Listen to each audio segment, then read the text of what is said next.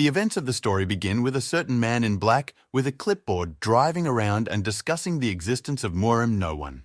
The driver of the car he's riding in asks if it's not better that his existence is not thought of seriously and considered a legend now. However, what this man is saying is that there are people with unusual powers lurking around us all, and that's a big fact. The man talks about the fact that they have to suffer because of this fact. The driver says that apparently he didn't like the promotion. The man says it's obvious. His predecessor died on the mission. He wants a normal future for himself, not this. Trailing off, he says he's past that topic and asks about a certain high school student who became a Murimian. The man immediately adds, saying it's weird, at that age you can already understand why he became a Murimian. The events of the story take us to the roof of one of the buildings. Some schoolboy is standing on the roof and shivering. His eyes are filled with hopelessness. He is sad. There are abrasions on his body, and he is thinking about jumping down. In the moment, his legs are jacked up, one leg up and tilted as if he's about to jump down right now. However, a voice is heard from behind the guy asking if he was going to jump. This voice caused the guy to shiver. The guy turns his head and sees a blonde-haired guy standing there just looking at the view from the roof. The guy who wanted to jump starts freaking out about it and thinking about how long this guy has been standing there watching him. However, he follows up by saying that there is no difference at all in general. He has already written a will even anyway. However, at one point this guy tells our guy who was about to jump that he better not do it now. The guy turns his head and sees that the blonde is already right beside him. Literally in an instant he was so close. Our guy who wants to jump sees on the blonde guy's shirt the symbolism of sophomore year training most likely. A blonde-haired man with an apathetic look follows, talking about what people usually see their whole life before they die. This guy is even more surprised because the guy starts telling him that people see many different moments of their lives in front of them. The guy who was about to jump starts yelling at the blonde guy, saying he doesn't understand anything about such things. The guy starts screaming about how he was fighting like a fish against the ice trying to survive, and didn't want this outcome of his life at all. Next he shows his wound, talking about being bullied all the time, and here it was again today. He also adds that he was brought to his knees today, stripped, spit on, and made to apologize for a lot of things that didn't happen.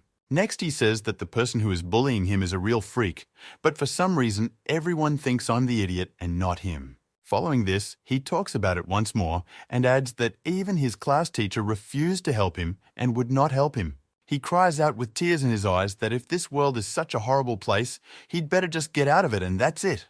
The blonde-haired guy says if that's how he wants it, he's welcome to it, and pushes our guy off the roof with his hand. This wildly scares the hell out of the guy who wanted to jump off. He didn't expect this reaction from someone who is now standing next to him listening. The guy who wanted to jump flew down the roof with a scary face, and the guy who pushed him just watched it, followed by a blonde-haired guy talking about how, since that's the case, it would be good for him to taste death one day. The guy flies down with a shocked face and tears in his eyes, talking about why he pushed him down. However, in the moment when the guy is flying down, he began to see memories from his life, birthdays and holidays, his mom. He flies downstairs with tears in his eyes, remembering his mom, dad, his childhood friends, and the pleasant memories of life. However, he trails off and remembers the people who have wronged him his whole life at school and brought him to this point. A guy named Kim Yoon-ho. The guy flying down says he doesn't want that kind of death and would like to beat this guy to a bloody pulp. However, a couple moments later, our hero, who had been pushed off the roof, woke up alive in some building. Apparently it's a medical station. The guy is in shock from what just happened to him and how he survived. Our hero, jumping off the roof, thinks about the fact that maybe it was all just a dream, or this guy was just a ghost. However, all the thoughts of our hero is interrupted by the appearance of a certain group of guys who came here for him. The guy is wildly freaking out from what he's just seeing. He says the guy's name. It's the same Yoon-ho who beat him up. Right after he sees him and calls his name, a huge punch flies into our hero and sends him into the wall. This guy starts hitting him, but our guy asks him to wait while the offender's friends stand around eating and discussing. Trailing off, Kim Yoon-ho's abuser throws some kind of journal-like journal in front of our hero's face, causing our hero to be shocked. Trailing off, Kim Yoon-ho's abuser adds that he saw our hero's will in which he stated what he was setting aside for whom. Afterward, Kim Yoon-ho's abuser says he almost cried reading about it, teasing our hero.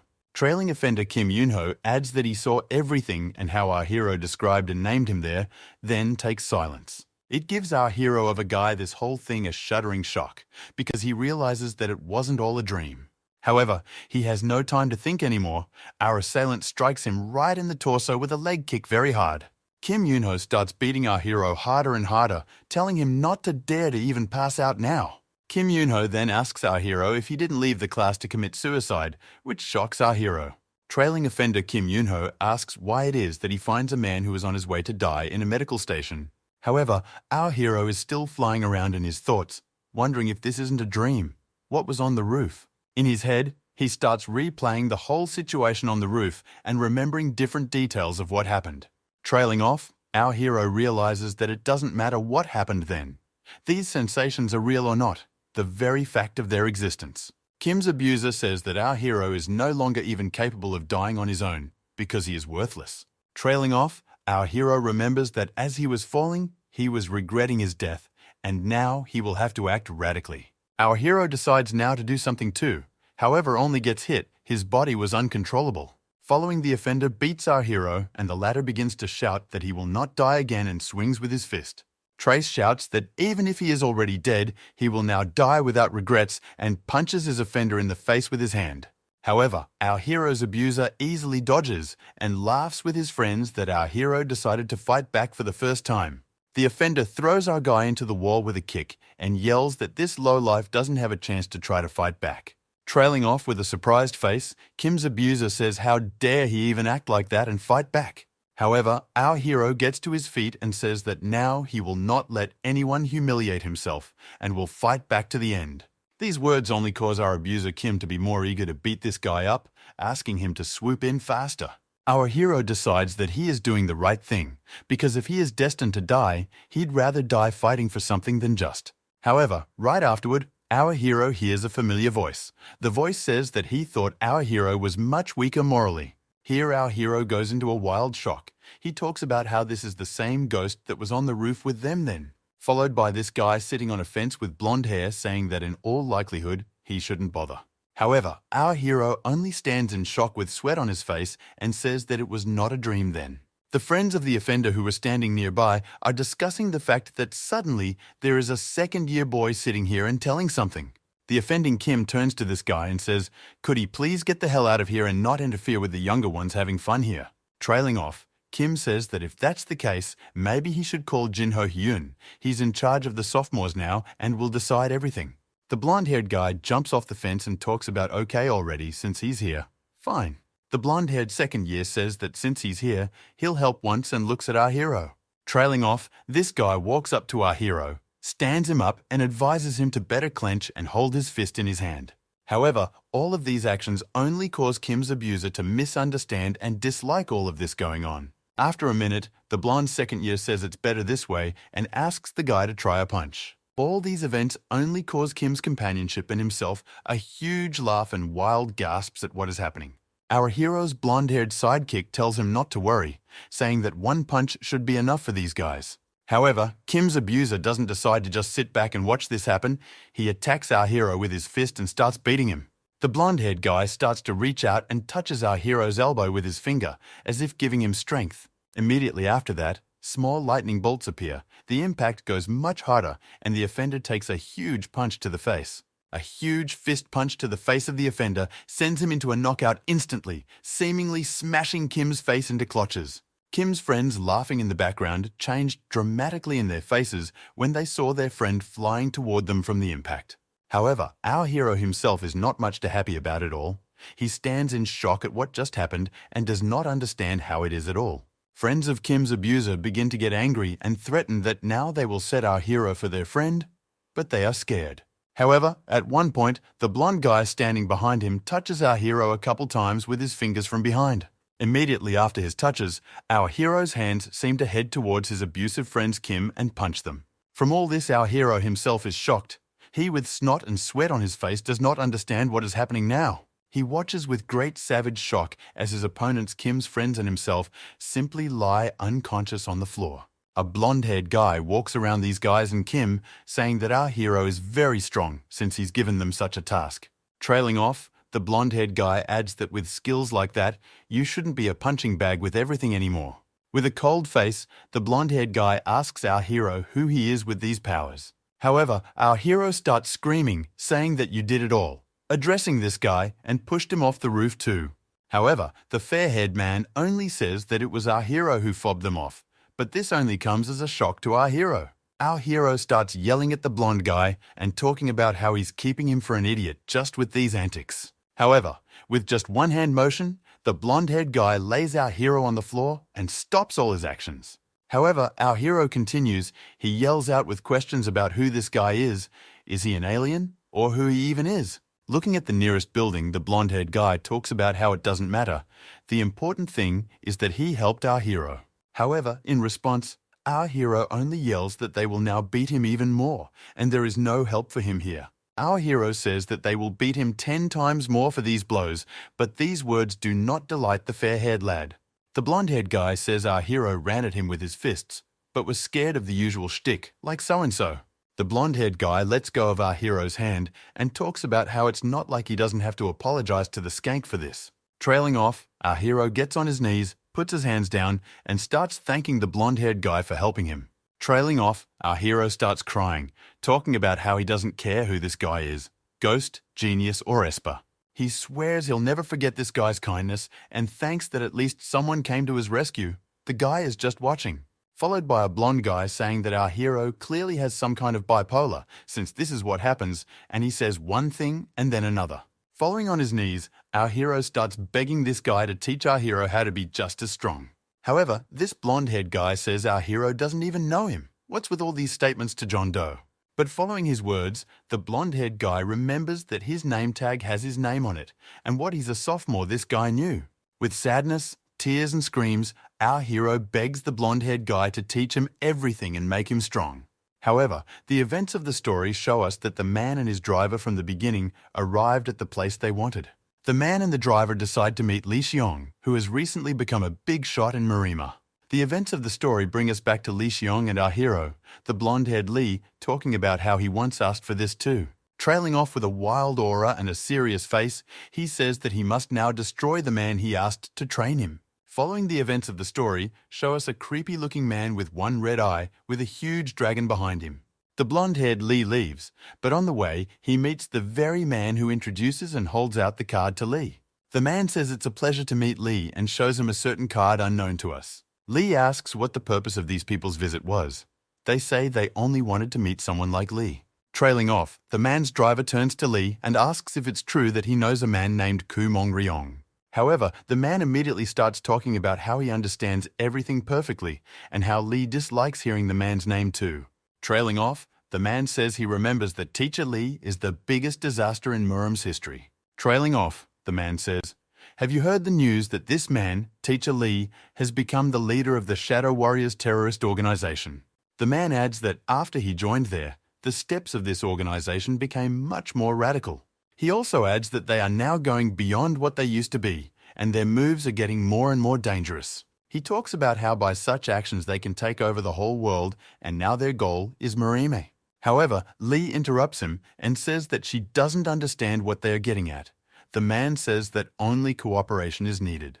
The man says that although they can't help the government, cooperation would clearly not be unreasonable and useful.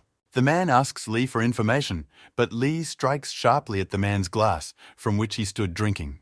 Li talks about wanting to see direct speech, because Ku Mong Ryong is his enemy, so you need to speak directly and precisely what you need from him. Li launches a business card into the man's bottle and asks him not to bother him anymore with questions on these topics. The man and the driver start discussing Li, saying that he turned out to be pretty good like that, not a miss. Trailing off, the man talks about how such drastic actions and character only makes you want to watch it all in spades. Meanwhile, the events of the story show us our protagonist's desk, all around painted and messed up as usual. Following, our protagonist perfectly realizes that everything around him is his reality and clearly not a dream, because everything happens as always. However, our protagonist also perfectly sees and notices that the gazes of his classmates have become much more intense. Our hero begins to wonder why this is so, since everyone in the class is on Kim's side and not his.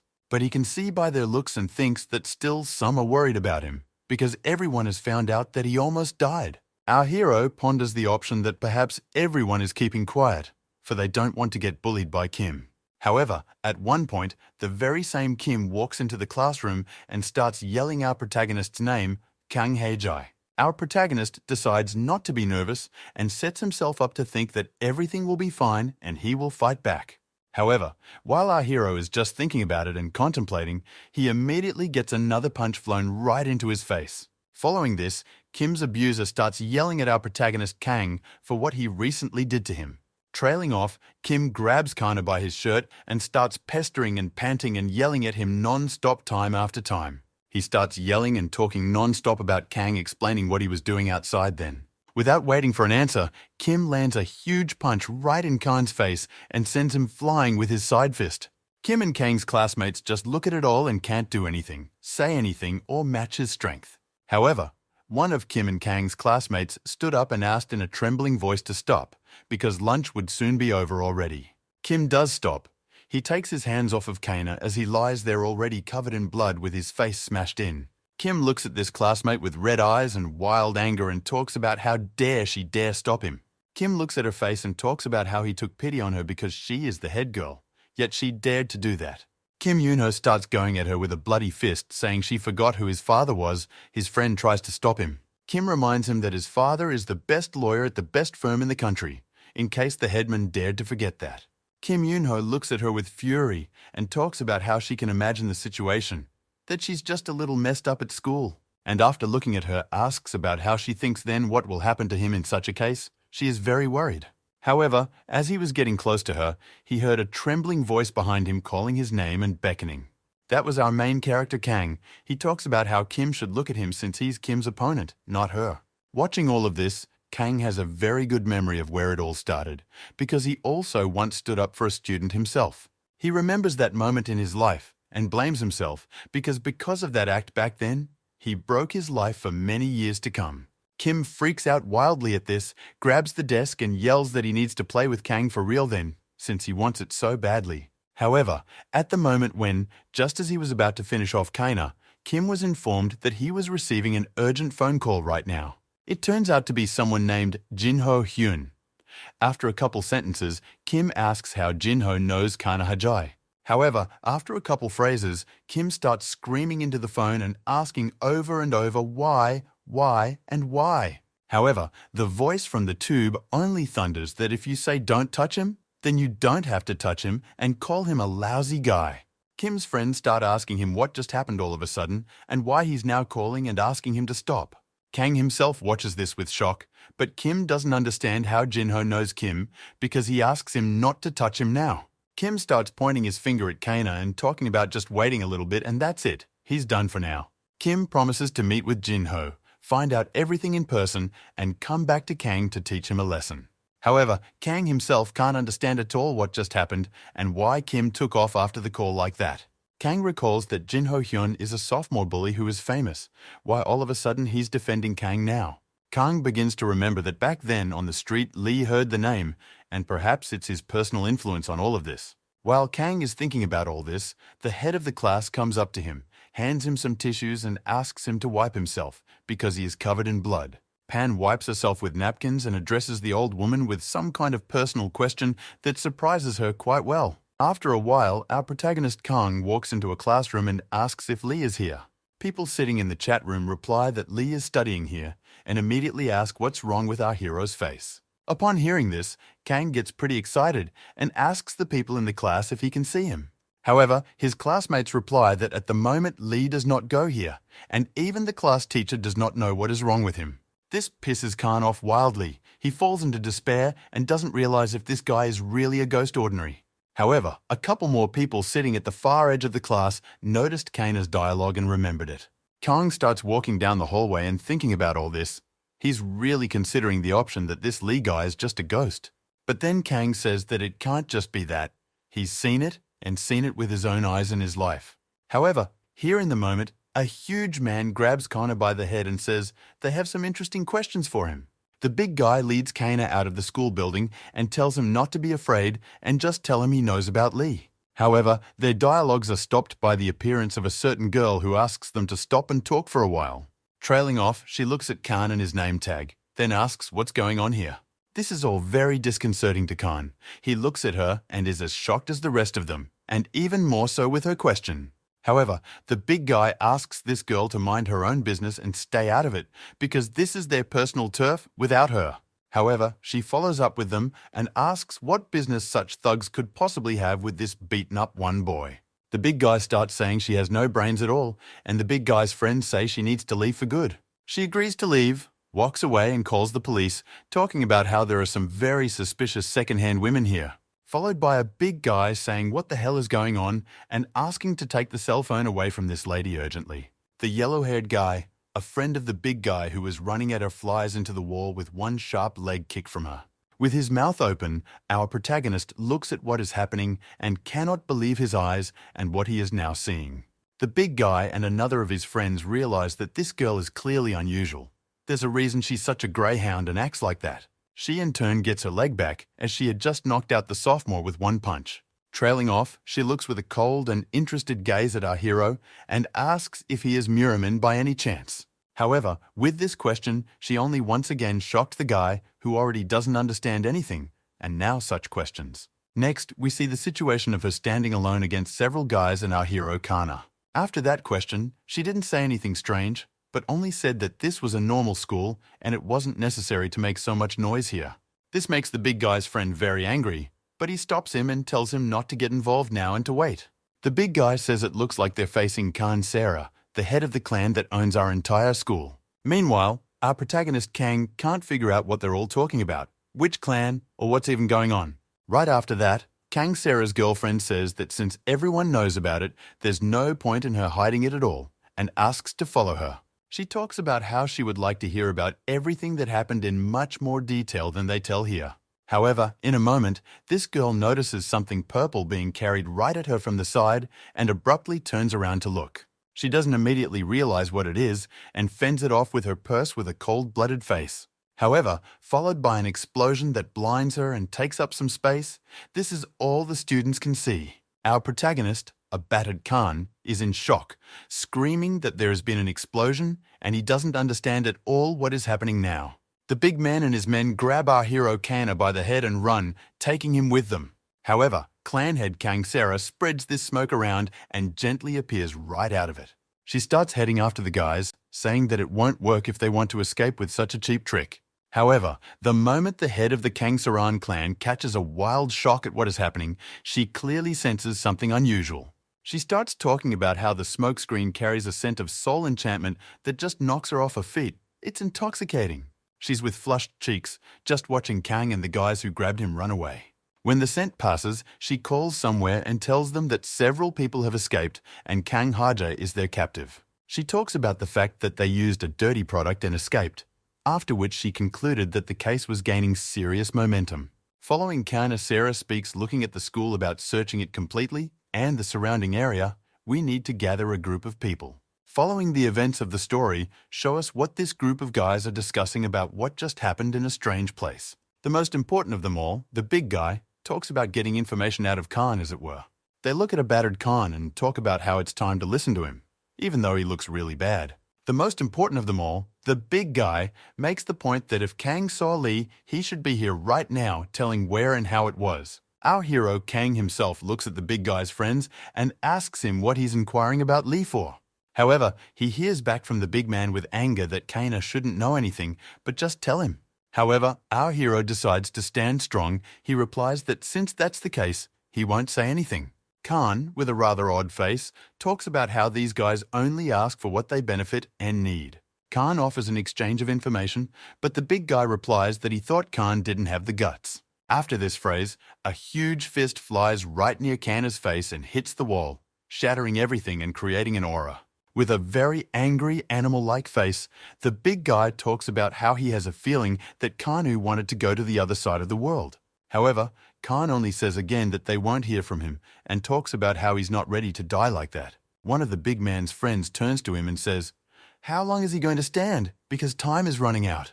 This guy approaches our hero and asks what he wishes to know about this Lee now. Watching the two of them, Kang talks about wondering why they're chasing Lee in the first place.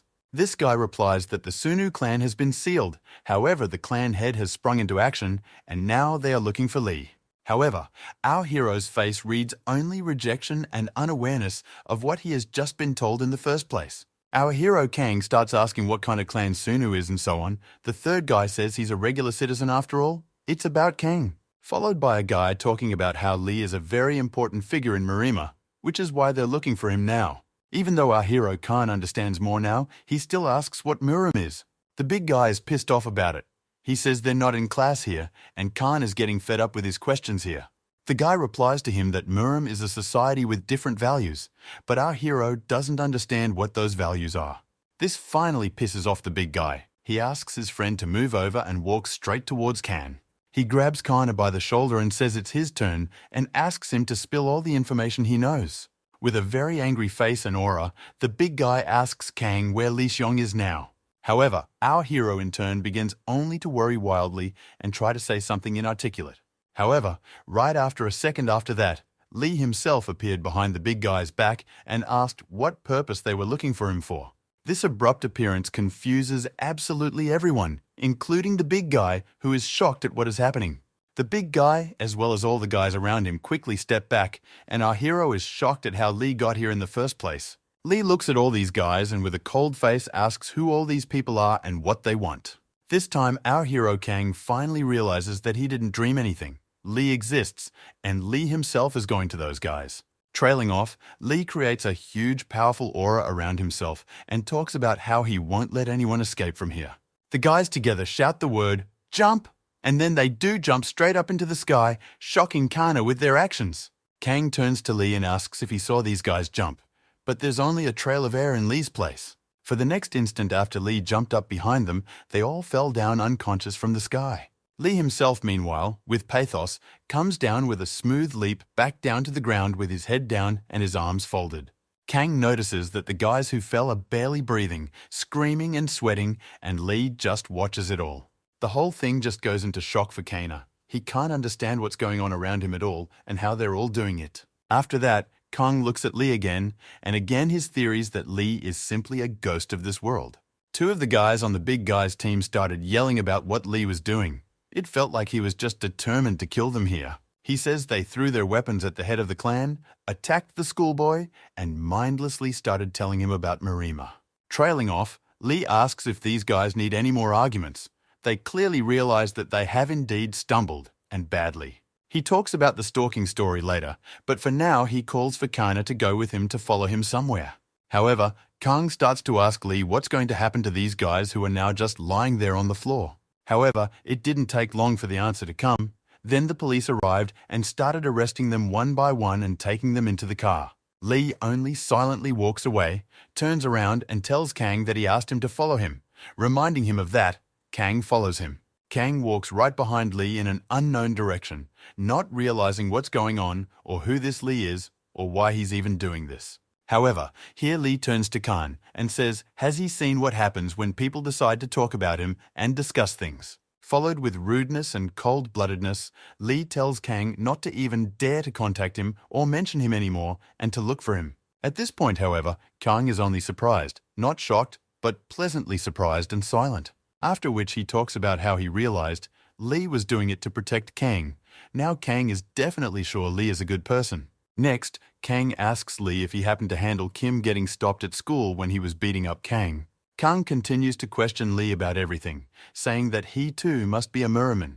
However, Li asks Kang to stop.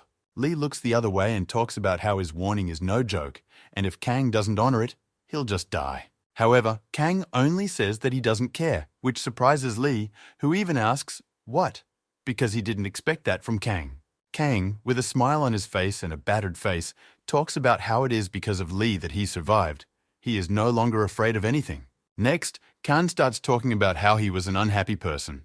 Everything around him didn't work out and was bad. Kang thought that everyone in this world, all people hated him. But when he woke up in the medical station, he realized everything. Khan realized that not the whole world is his enemy. Not everyone around him is horrible and indifferent. There are also kind, pleasant people. He even talks about how the class president went against Keen today and stood up for him.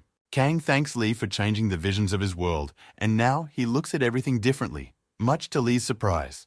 Khan's point is that if he had just died without learning the whole truth about the world, It simply wouldn't be fair. A surprised Lee listens to all of this and afterward talks about how it's probably already time for class to start and it's long past time for Khan to go to school. Following this, Khan begins to bow, thanking him for everything and saying with a smile that he then went since it was already like this. About 15 seconds pass, but Lee notices that Kang still isn't leaving and asks him why he's still here. However, Kang answers in a trembling voice with the phone in his hands. Could Lee dictate his phone number to him?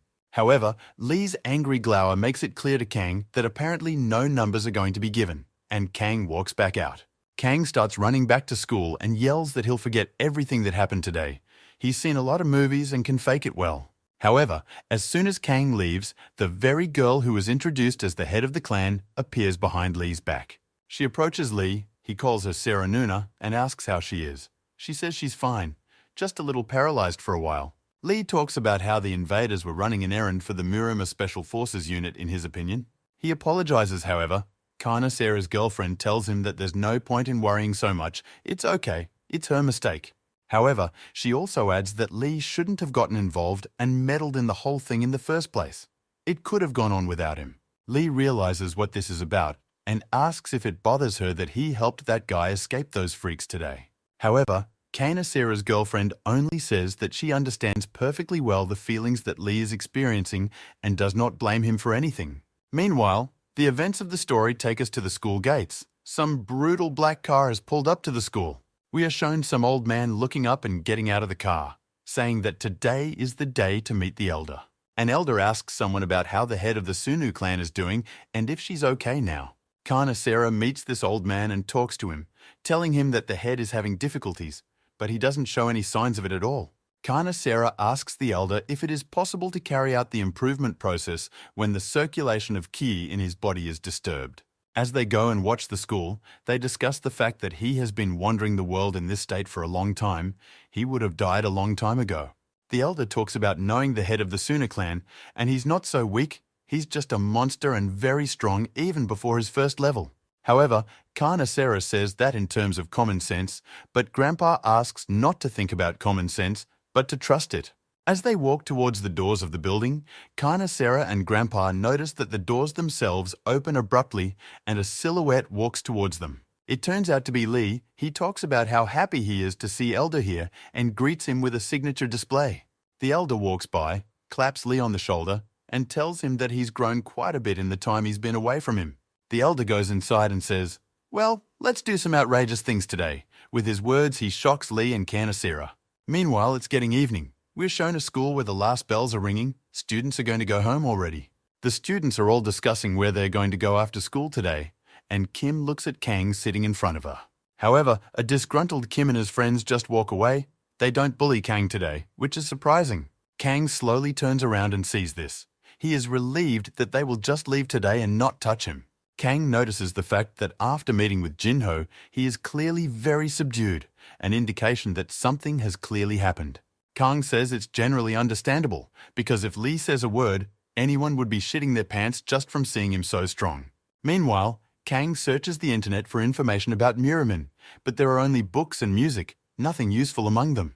This is also when Kang realizes that he may never be able to meet Lee again, and then what? However, while Kang was Googling information and thinking about everything, he saw the back of his phone with familiar sneakers next to it.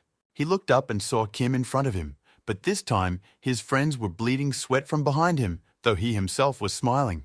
With a wild and angry look, he asks Khan if he thought he would just take off after everything.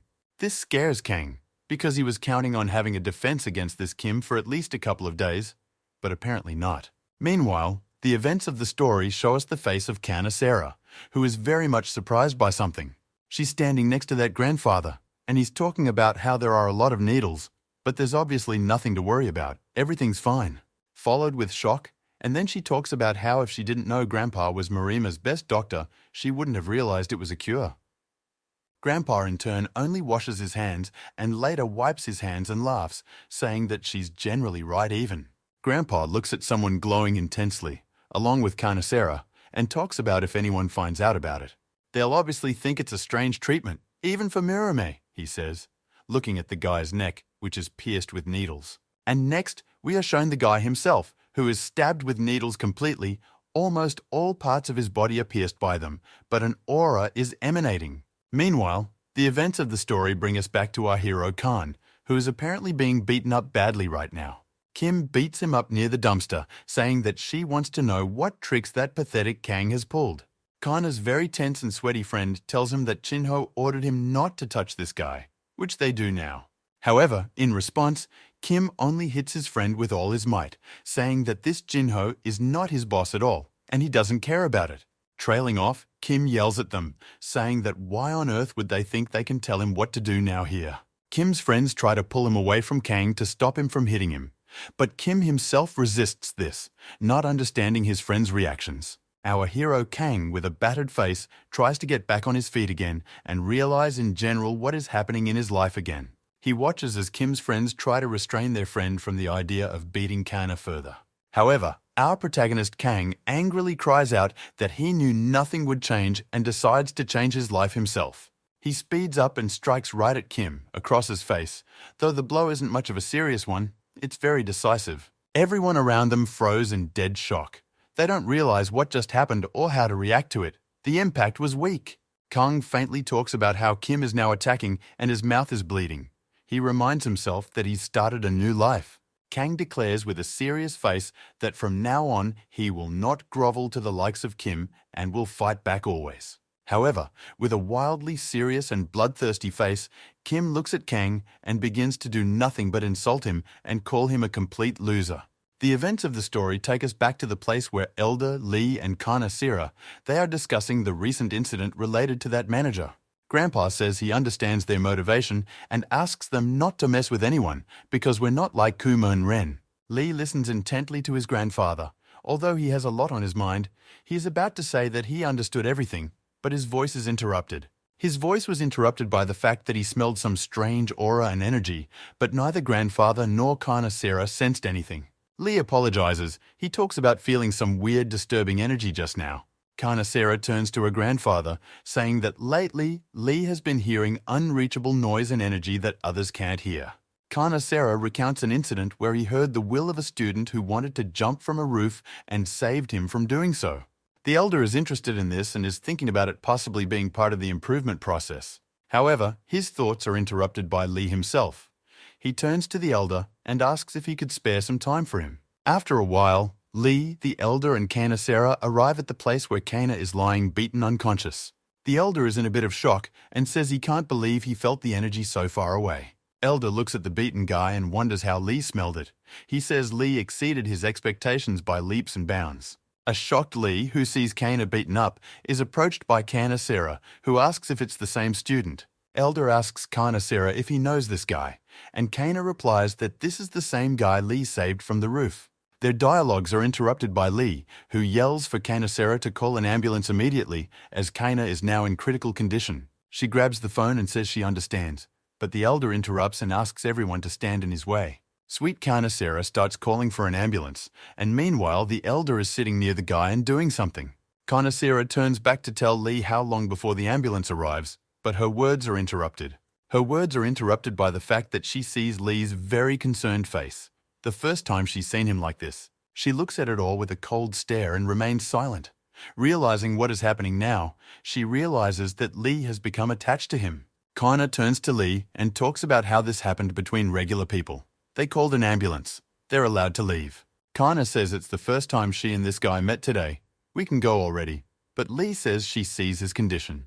Trailing off, Lee adds worriedly that if he's left here like this now, he'll definitely die in that case. Lee says he's not consciously going to pass, but Kana Sera talks about how it's none of their business. The Muramen shouldn't get involved. However, their dialogue is abruptly interrupted. It's the voice of an almost dead Kang. He calls Lee's name, trying to get it out.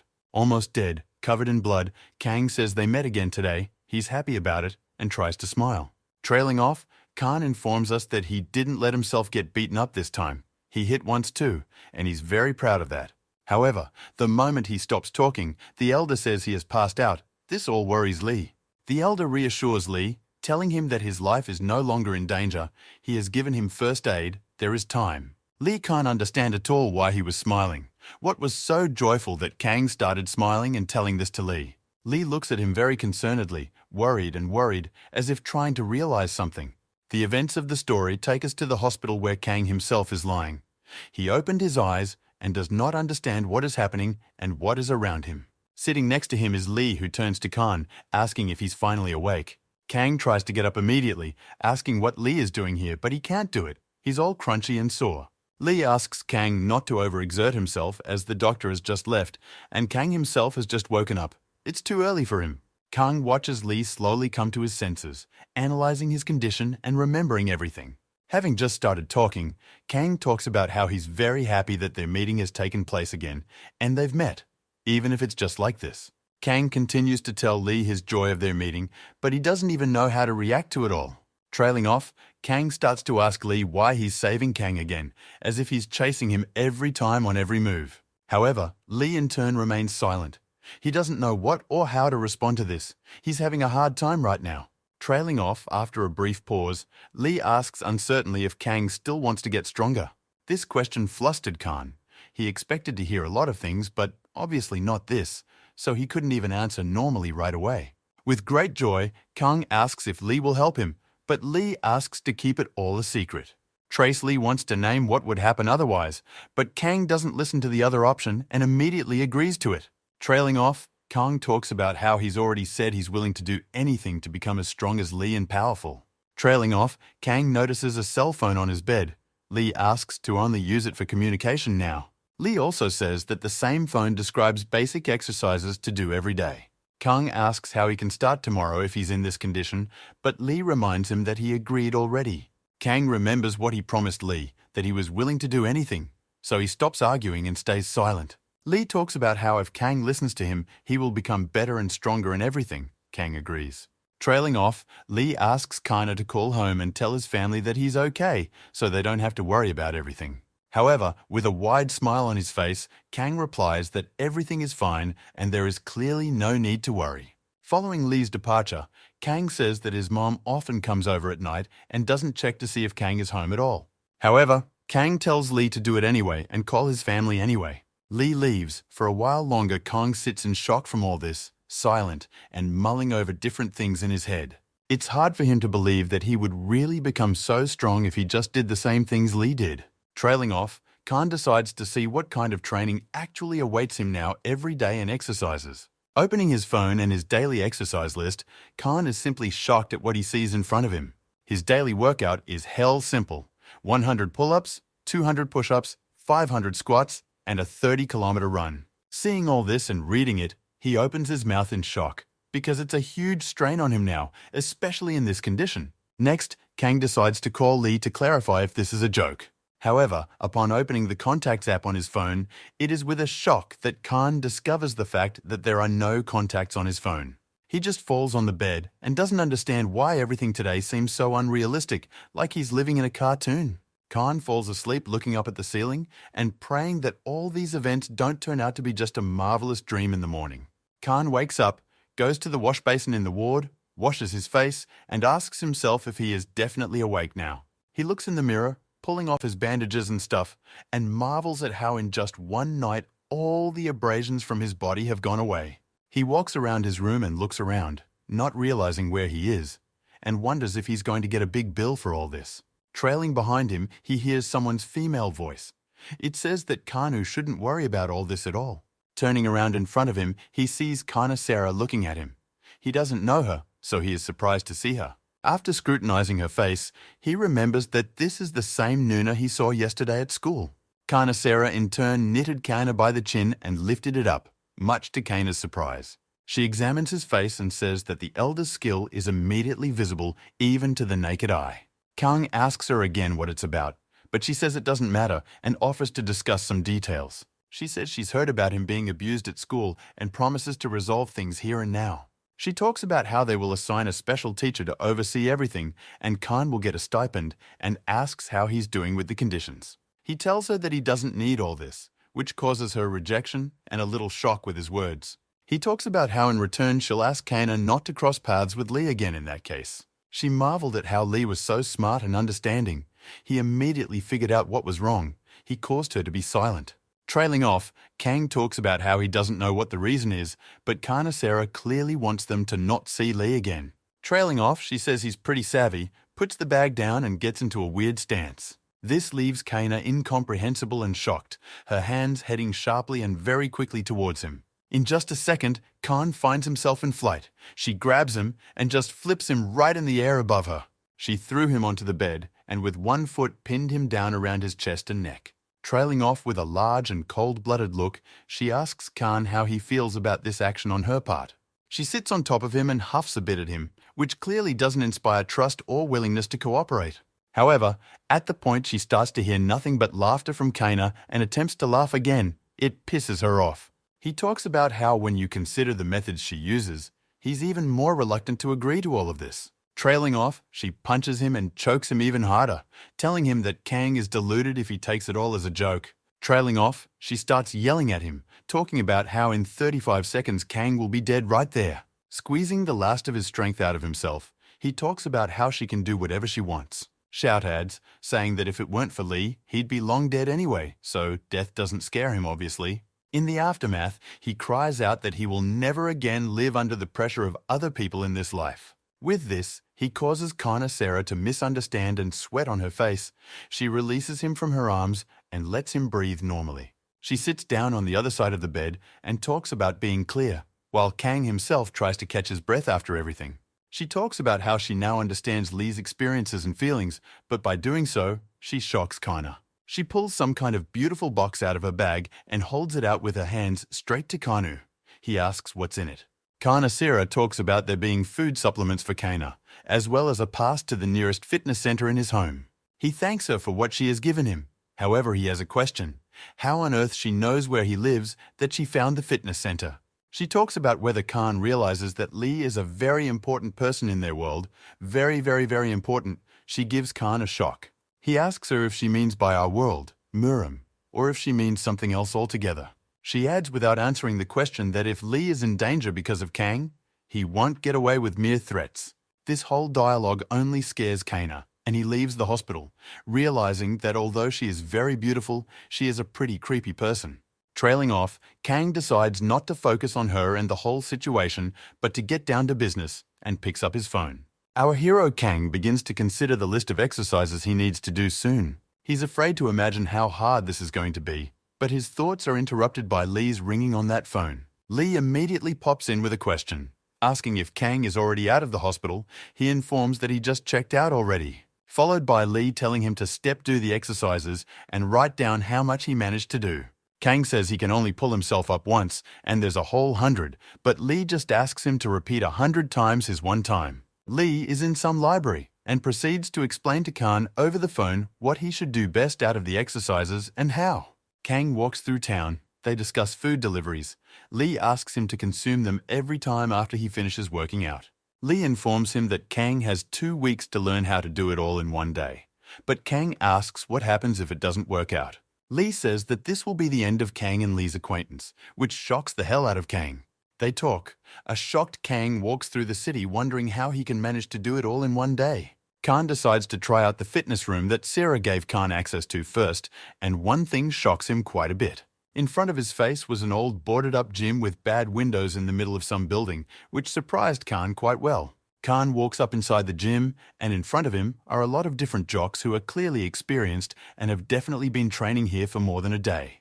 The atmosphere in the gym surprises Khan a lot, because he expected a modern gym, and here is a basement for experienced jocks. Kang is quite shy. He decides to find a secret, secluded place where he will train alone away from everyone so as not to disturb anyone. However, he doesn't succeed much, as he immediately gets the attention of all the local men who look up to him. Some time passes, our hero Kang is practicing and doing already 70 push-ups from the floor, and many people are watching him. After the 70th time, Khan falls to the floor and says he can't do it anymore, covered in sweat.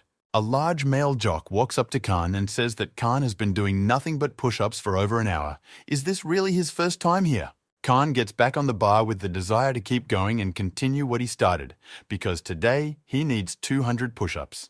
The male jock looks at him with surprise and tells Kang not to overdo it because his muscles will be sore tomorrow. Kang thanks him for his advice, but adds that his teacher has ordered him to do 200 times today. The jock is shocked at how weird Khan's trainer is. However, one other guy in the gym asks him to cease harassing the guy. Another guy in the audience says there's no point in pestering the little guy. Tomorrow he'll realize his mistake, and that's that. Some time passes. Kang comes home and, tired, just falls on his bed, dropping everything else. Khan looks at his phone and talks about how he tried really hard but didn't do even half of it. He's going to be disappointed. Khan keeps looking at his phone and his task list and realizes that as if it's better to give up, in half a month, it's unrealistic. However, right at the moment of these thoughts, Kang receives a message on his phone, most likely from Lee, which surprises Kang greatly. Lee asks how Kang has been practicing. Kang remembers that he promised Lee he'd write as soon as he was done and is about to answer. Kana explains everything to Lee, and he realizes that it's even pretty good for the first day. And afterwards he remembers about the supplements from Kana Sarah. He examines the things in the box Kana handed him. They look a bit impressive even. Kana hasn't seen these before.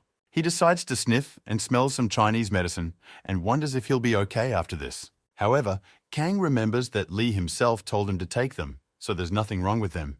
He decides to eat them. Khan swallows one of these pills, and he is immediately enamored with an unusual feeling and an aura of some new power. He immediately feels that as soon as he popped the pill, it immediately melted in his mouth, which is very unusual for pills.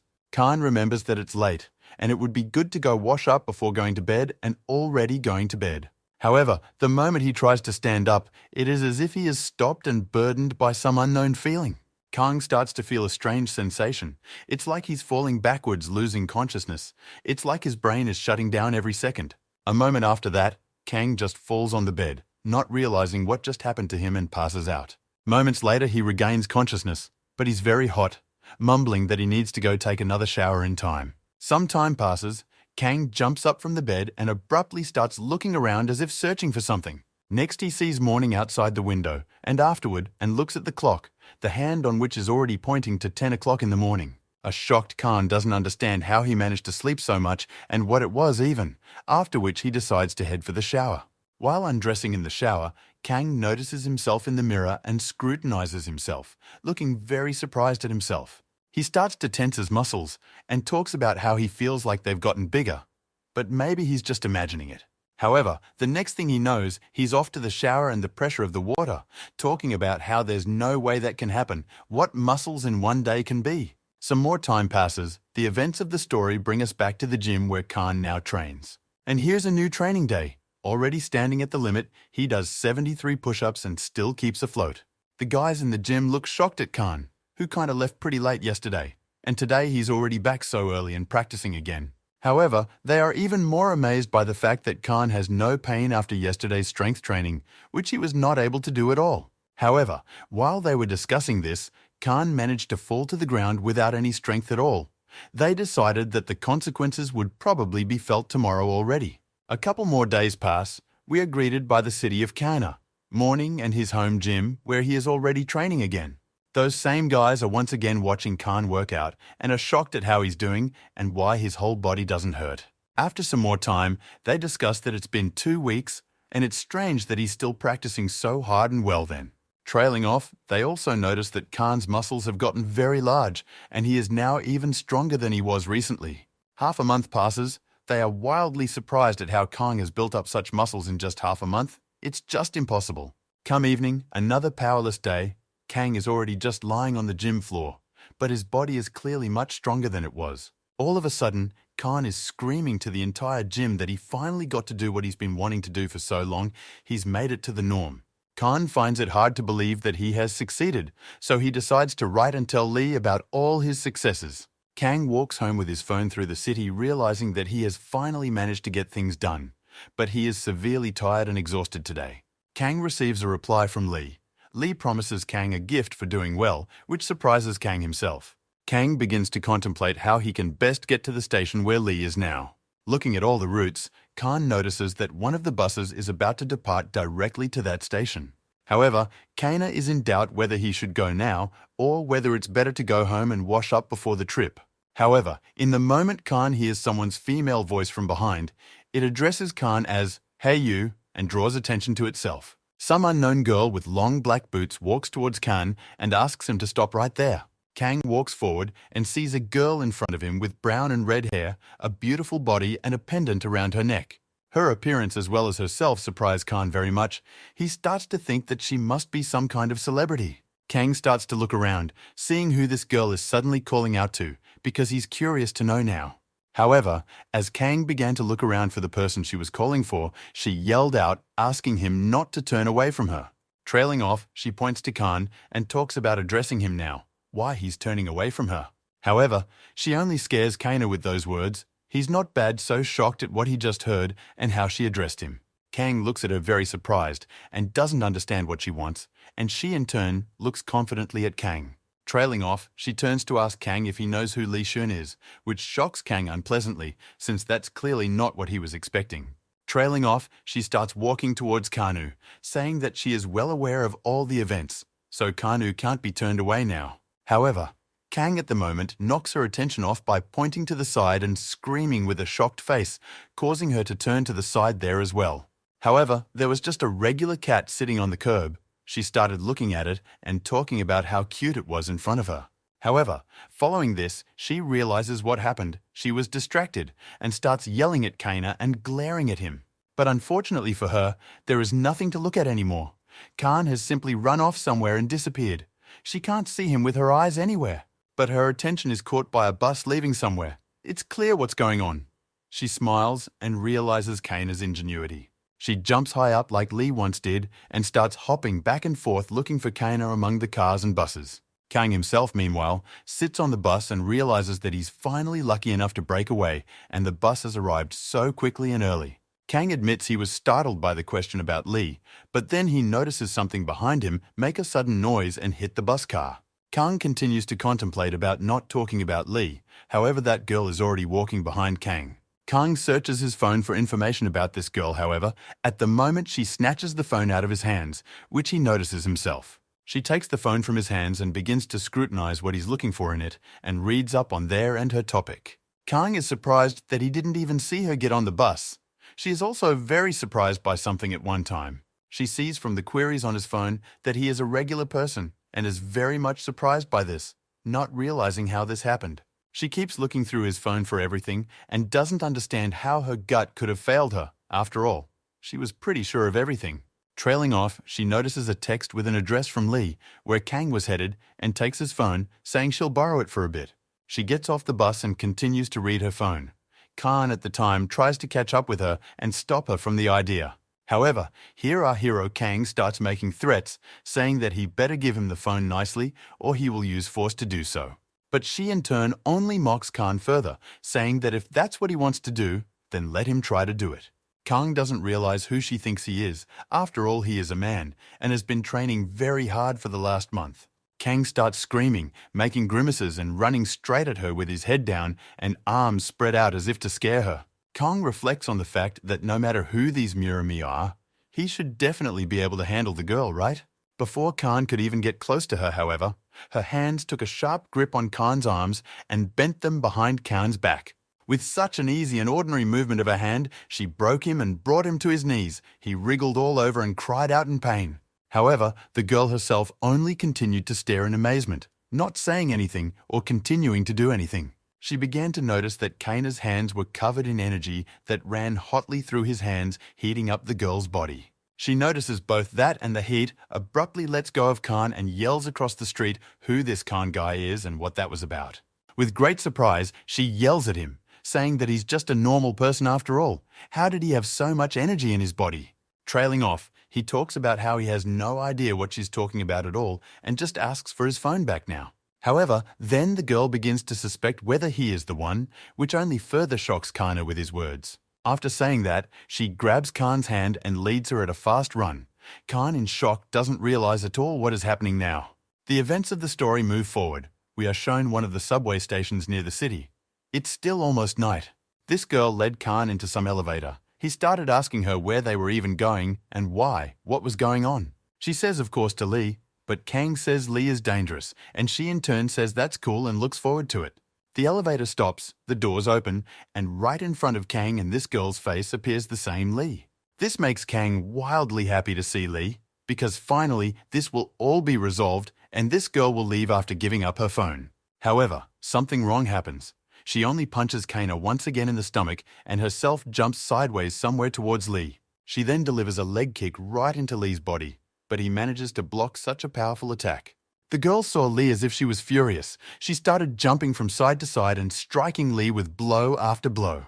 Kang doesn't even have time to see her movements. He doesn't understand how this girl can even be so fast. He first notices the picture when Lee can't do anything and only defends himself against her swift attacks. However, while Khan was watching the whole mess, he noticed that there was some sort of umbrella standing off to the side, which in theory could help now. Kang looks at the girl, trying to catch her eye, and decides that he has to help his friend Lee now. However, before Kang could do anything, his umbrella was smashed and shattered into tiny pieces before his eyes. It was thanks to this girl, with one leg kick right in the fight with Lee, she hit the umbrella and shattered it into small pieces. She violently and angrily yells at Kana, telling him that he shouldn't get involved in the fight or she'll just kill him.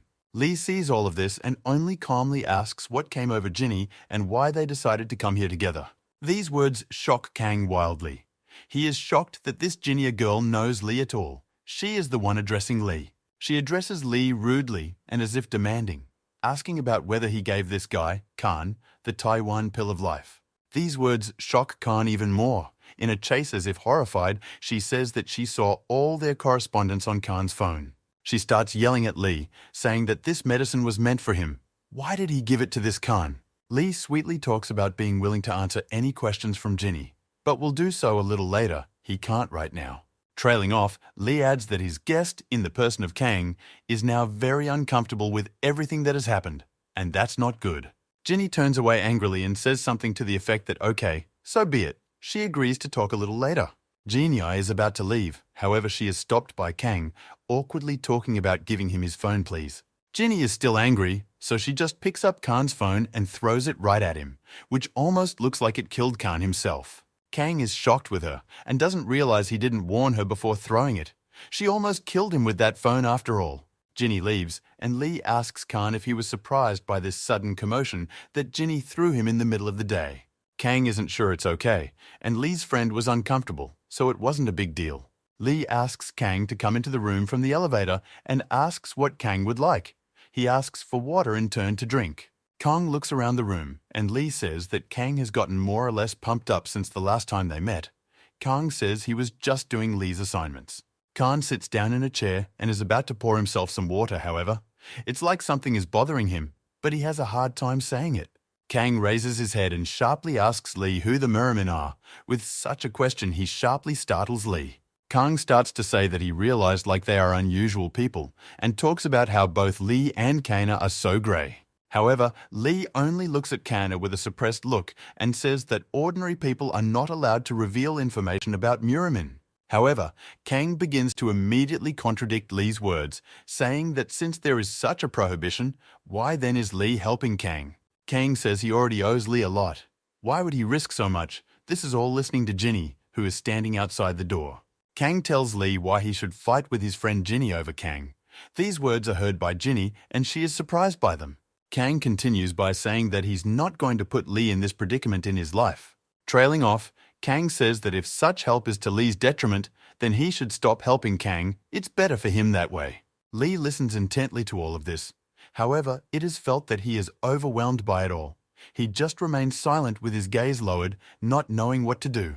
Following that, Lee clinks a glass and tells Kang that Murim is a world where people have different values. Lee tells them that in the world of Murim, everyone hides their face and is required to follow the rules flawlessly. Trailing off, Kang asks why they need to hide. Lee replies that regular people won't accept the Murim rules. Lee looks at the glass and talks about whether Khan can believe in a society where ways to justify murderers and violence against people. Lee clenches his fist and talks about what it is that the Murim represent. He's clearly uncomfortable and doesn't want to talk about it all. Lee says there is no condemnation of violence in this society, so ordinary people clearly shouldn't be interested in prying into Murim. Seeing and hearing it all, in the moment, Kang just flinched in shock and everything that had just happened and in general for this evening. However, what shocked him the most was not the truth about the Murim society, but the fact that Lee covered himself with an eerie aura when he talked about them.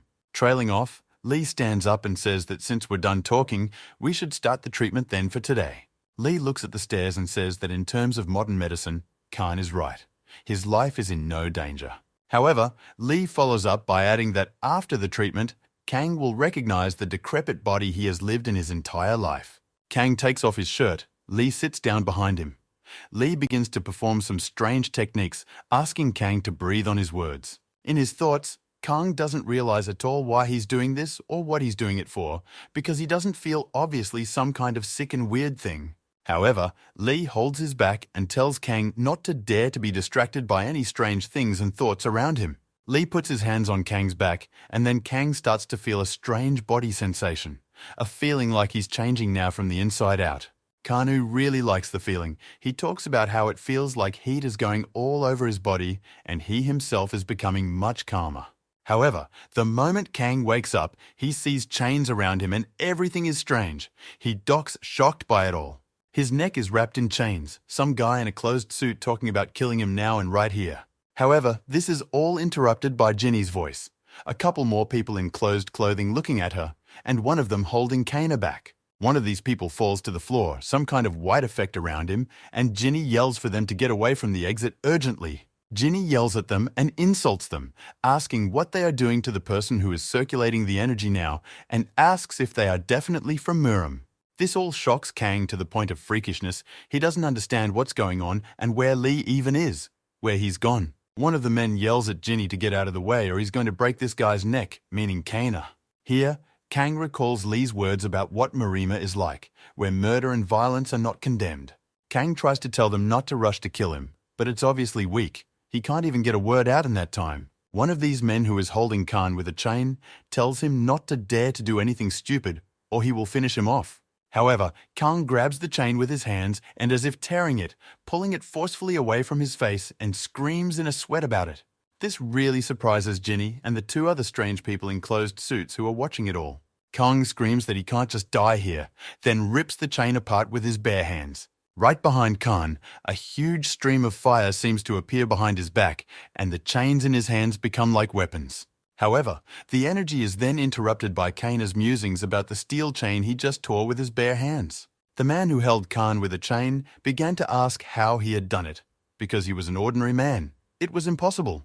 Khan tells himself in his thoughts that he doesn't understand anything and decides to bail since he's managed to break free. However, a man with chains yells for Kana to be captured, and these men start trying to stop Kana with guns. One of them delivers a huge blow with an iron bat, but as if by instinct, Khan dodges it and the blow doesn't go through. Kang himself is shocked at what just happened, but he is followed by another attack from the one who held him down. It was as if Khan could sense with his body what was about to happen, and jumped off the spot, running forward, thus overtaking their speed to their eventual strike. Khan doesn't realize what's happening or how he's predicting the strikes, but he can already see another leg kick right in front of him. This blow is very close to the Khan, and he realizes that he will probably not be able to dodge it like the previous ones. However, this is where Ginny flies into the fray, deftly using her legs to fend off an attack that was headed straight for Kana. Khan is in wild shock at what happened and the fact that Ginny saved him just now, which is very strange. Followed by blow after blow, she began pummeling these costumed men in different directions, preventing them from approaching and striking. She jumps on one of them, and with a knee strike just smashes his face to smithereens, shattering whatever was just there. A few more blows like that and the group of masked men were eliminated completely by one Ginny, Khan in shock at what he had just seen. He's talking about how before he can even blink an eye, Ginny has already taken out 3 guys at once. He looks at her and notices that she moved even faster this time than she did in the fight against Lee. She walks up to one of them, puts her foot up to his face, and asks if they know where they are and who they even are. However, her discussion with the man is interrupted by Khan. He asks her to wait, but clearly does so very tentatively. Khan starts to say that if she's done them all, shouldn't they call the police, who will take care of it from there? However, Ginny yells at Khan, saying that he doesn't even know the basics of the Murim world. They and regular people don't meddle in each other's affairs. One of them, who can still talk, turns to Ginny, saying that their clan is doing so badly that it's about the police. These words make Ginny realize that these people broke in for a reason and clearly have strange, evil intentions. They talk about how they just wanted to make sure the clan leader wasn't here, but they didn't think anyone else would be here. All this dialogue shocks Kang.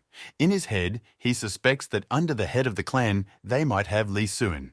Ginny asks one last time who they are, but the guy only replies that the head of the Sunu clan is about to die and it will inevitably happen. These words shocked both Ginny and Kana. They don't even know how to react to it in this situation now. She puts her foot down on it and talks about what he's carrying. Couldn't you have come up with something smarter already back then? However, Kana's thoughts were stunned. All he could think about were those words. He couldn't believe that Lee could die. It pissed him off. However, Kana's thoughts are interrupted by a sound in his head. He hears what looks like someone coming up the stairs of the building here very quickly. Shocked by this, Kang yells out to Ginny about it, saying that someone is coming from down here really fast. She begins to ask him what he even means, but he says he doesn't understand it himself and doesn't know who it is, only senses it. Ginny points out that Khan has a pretty good knack for recognizing what's going on, just like Lee. The guy in the group talks about that's right. Here comes reinforcements of a couple dozen people behind them. Trailing off, he also addresses Ginny and Khan, saying that if they don't want to get hurt, they'd better turn themselves in right now. However, Ginny doesn't dare to listen further to these ramblings and his stories. With a kick of her foot, she simply smashes his head and sends him into the wall. Trailing off, Ginny picks up her phone. She talks about how there's no point in staying here and decides to check something out. She notices that her phone has no connection at all. Khan checks his, and he has the same thing, also no connection. It scares the hell out of both of them. Ginny yells at Khan to urgently pack his things and get dressed. They need to get out of here as soon as possible. Ginny gives Khan a helmet and talks about going down, but Khan asks if it won't be by elevator. Ginny says there's definitely someone in there already, and meanwhile the door of one of the rooms is kicked open with a sharp kick of someone's foot. A whole bunch of different people come up to the floor, all of them immediately obvious freaks of rare occurrence, and all of them hiding in one way or another. The main man among them turns to his own to examine the bodies here in the room and find out what happened here. Trailing off, he gives orders to his men that if their opponent is the Sunu clan, they can't just let them get away with it. The men in this man's unit report finding an open emergency exit with a ladder down. Meanwhile, Ginny and Khan are running down those stairs, and she asks him if his phone is picking up a signal, but Khan informs her that it is not. Ginny realizes that all the repeaters were probably broken, and a shocked Khan asks her what's going on. After running down the stairs of the building, Kang asks Ginny what happened, but she says she was just waiting for Kang to wake up, on Lee's orders. Later, she holds out her phone to Kang, showing the number, saying that it's a clan member's number in case Kang gets a chance to call before she does. She talks about going to go gas up the bike, and Kanu needs to follow her down to the second floor of the parking lot as fast as possible. She jumps down, and Khan doesn't understand why that is and what's going on if they can just go downstairs together. Like a hare, she leapt wildly down the stairs floor by floor, shocking Kana. He thinks everyone in Marima is like that. Khan goes and realizes that something has changed since he woke up, because he was able to rip the chain with his hands for a reason. Trailing off, he looks down at the stairs and wonders if he can do as well himself as she can. However, he only hears a shout from downstairs from Ginny. She's asking what he's doing down there. They should be leaving already. Khan yells back at her that he's already running, and goes down further in the usual way as a human. Some time passes. Kang successfully makes it down the stairs, however. After going down even normally, he is very tired. Khan opens the door to the parking lot, steps out, and with a smile says that he apologizes for being late. But there's a problem. Opening the door, Khan observes a picture of Ginny beating everyone around her just with her strength. A crowd of guys trying to grab her. Khan sees that Ginny is surrounded. He is shocked by this and doesn't know what he should do now. Sweat is running down his face. However, he tries to assure himself that things are still more or less normal, since Ginny is managing to fight back. After a couple minutes, she whips off the first part of a group of these guys and just stands there like she just had coffee. Another group runs right at her, but she just looks at them and says that maybe she should stop. It's useless. She shouts to them, asking if they really want to die just now. They're afraid of Ginny. Ginny is about to launch a counterattack on them, however. Something stops her abruptly. She looks scared. A huge knife suddenly appears right near Ginny's neck. She is shocked, for she didn't notice it being set up. Some scary and ugly type with a chain up his nose appears in front of her and asks her to repeat what she just said. He's many times bigger than Ginny and stands right on top of her, putting a knife to her neck, then paralyzing her, mentally so to speak. This all scares the hell out of Khan. He doesn't know what he should do now, and all you see is a death flag at his enemies. Khan begins to consider what action he should take. He realizes that he has Murama against him, and it's going to be very hard. Kang thinks that he should probably try to escape from here, but he hears that there are already people running down the stairs as well. Khan is in dawn. He doesn't understand what he should even do in such a difficult situation, but he sees a hydrant near him. The same group of people who searched the room head downstairs to Khan, but in a moment, their attention is distracted by a sharp ringing. This group gets scared. They don't understand where the ringing is coming from, but the ringing itself sounds like a fire alarm. It scares them. The same man who holds Ginny down with a huge knife orders his men to go and find out what's going on. Ginny herself at this point is more or less calmly observing the whole situation around her and trying to figure out what's going on. However, the man who holds her back tells her to dare to do nothing, which distracts her thoughts. But right after that, he also adds that he's also acting against his will, so there's an option to have Ginny help him. Meanwhile, a squad of men in suits run all over the parking lot in an effort to find the source of the alarm. Meanwhile, our hero Kang is hiding behind cars, trying to break through and get to Ginny little by little. However, Kana wonders what he's helping and doing all this for if he could have just run away a long time ago. However, in his head, he also remembers that no matter what, Ginny is very strong right now. He remembers Ginny's power and realizes that if he can manage to distract the man with the knife in his hand, he might be okay. Kang abruptly runs out from behind the cars, screaming and about to throw his motorcycle helmet right at the man. However, this man himself notices it. He's even a little surprised because Kang is acting so insecure and can't make up his mind to throw. He sees Khan perfectly well and decides to ask who Khan is and what he's even doing here and why he's swinging. It's a question that scares Khan because he's been figured out before his grand plan against the man is even executed. The group of people in suits that had left earlier began to turn back after Khan was discovered. However, Khan decides to do something wild and says that he wasn't, but he'll take the risk because he changed his life. Khan, with all his might, throws a slam right into the face of this guy with a knife holding Ginny. He laughs, saying he can easily dodge something like that. However, it doesn't, and the helmet flies right into his face at breakneck speed, smashing his face and knocking the guy himself out. Everyone around them is in wild shock at what's happening. They couldn't have expected this outcome and that Khan would knock that guy out. Yeah, and Kang himself didn't even come close to expecting this, but now he's watching this guy go flying from one of his throws. Seeing all this, Kang is frightened. He can't understand what will happen now, because after this, nobody will forgive him. In the moment, the guy who got hit by the helmet does stop. He manages to stay on his feet before falling, but is crippled badly. This guy starts looking at Kana and insulting him, and later says something about his inner energy, though it's unclear what. Kang begins to realize and understand that he did the same thing back then in the apartment when he broke the steel chain with his bare hands. While everyone is standing around in shock, Ginny hops on her motorcycle and yells at Khan about jumping on her right away and riding off with her. Khan jumps on the bind, but can't figure out what he should hold on to so he doesn't fly backwards when they launch. Kang is embarrassed, and Ginny yells for him to grab her waist urgently. Kang hugs Ginny, and together they start to leave. One of the commanders among the men in suits points at them and yells that they must be stopped immediately. Meanwhile, Ginny and a confused-looking Kang rush the motorcycle right through them, overcoming one by one. After a couple dozen seconds, Kang and Ginny break free of their grip and fly out of the building on their motorcycle, rushing forward.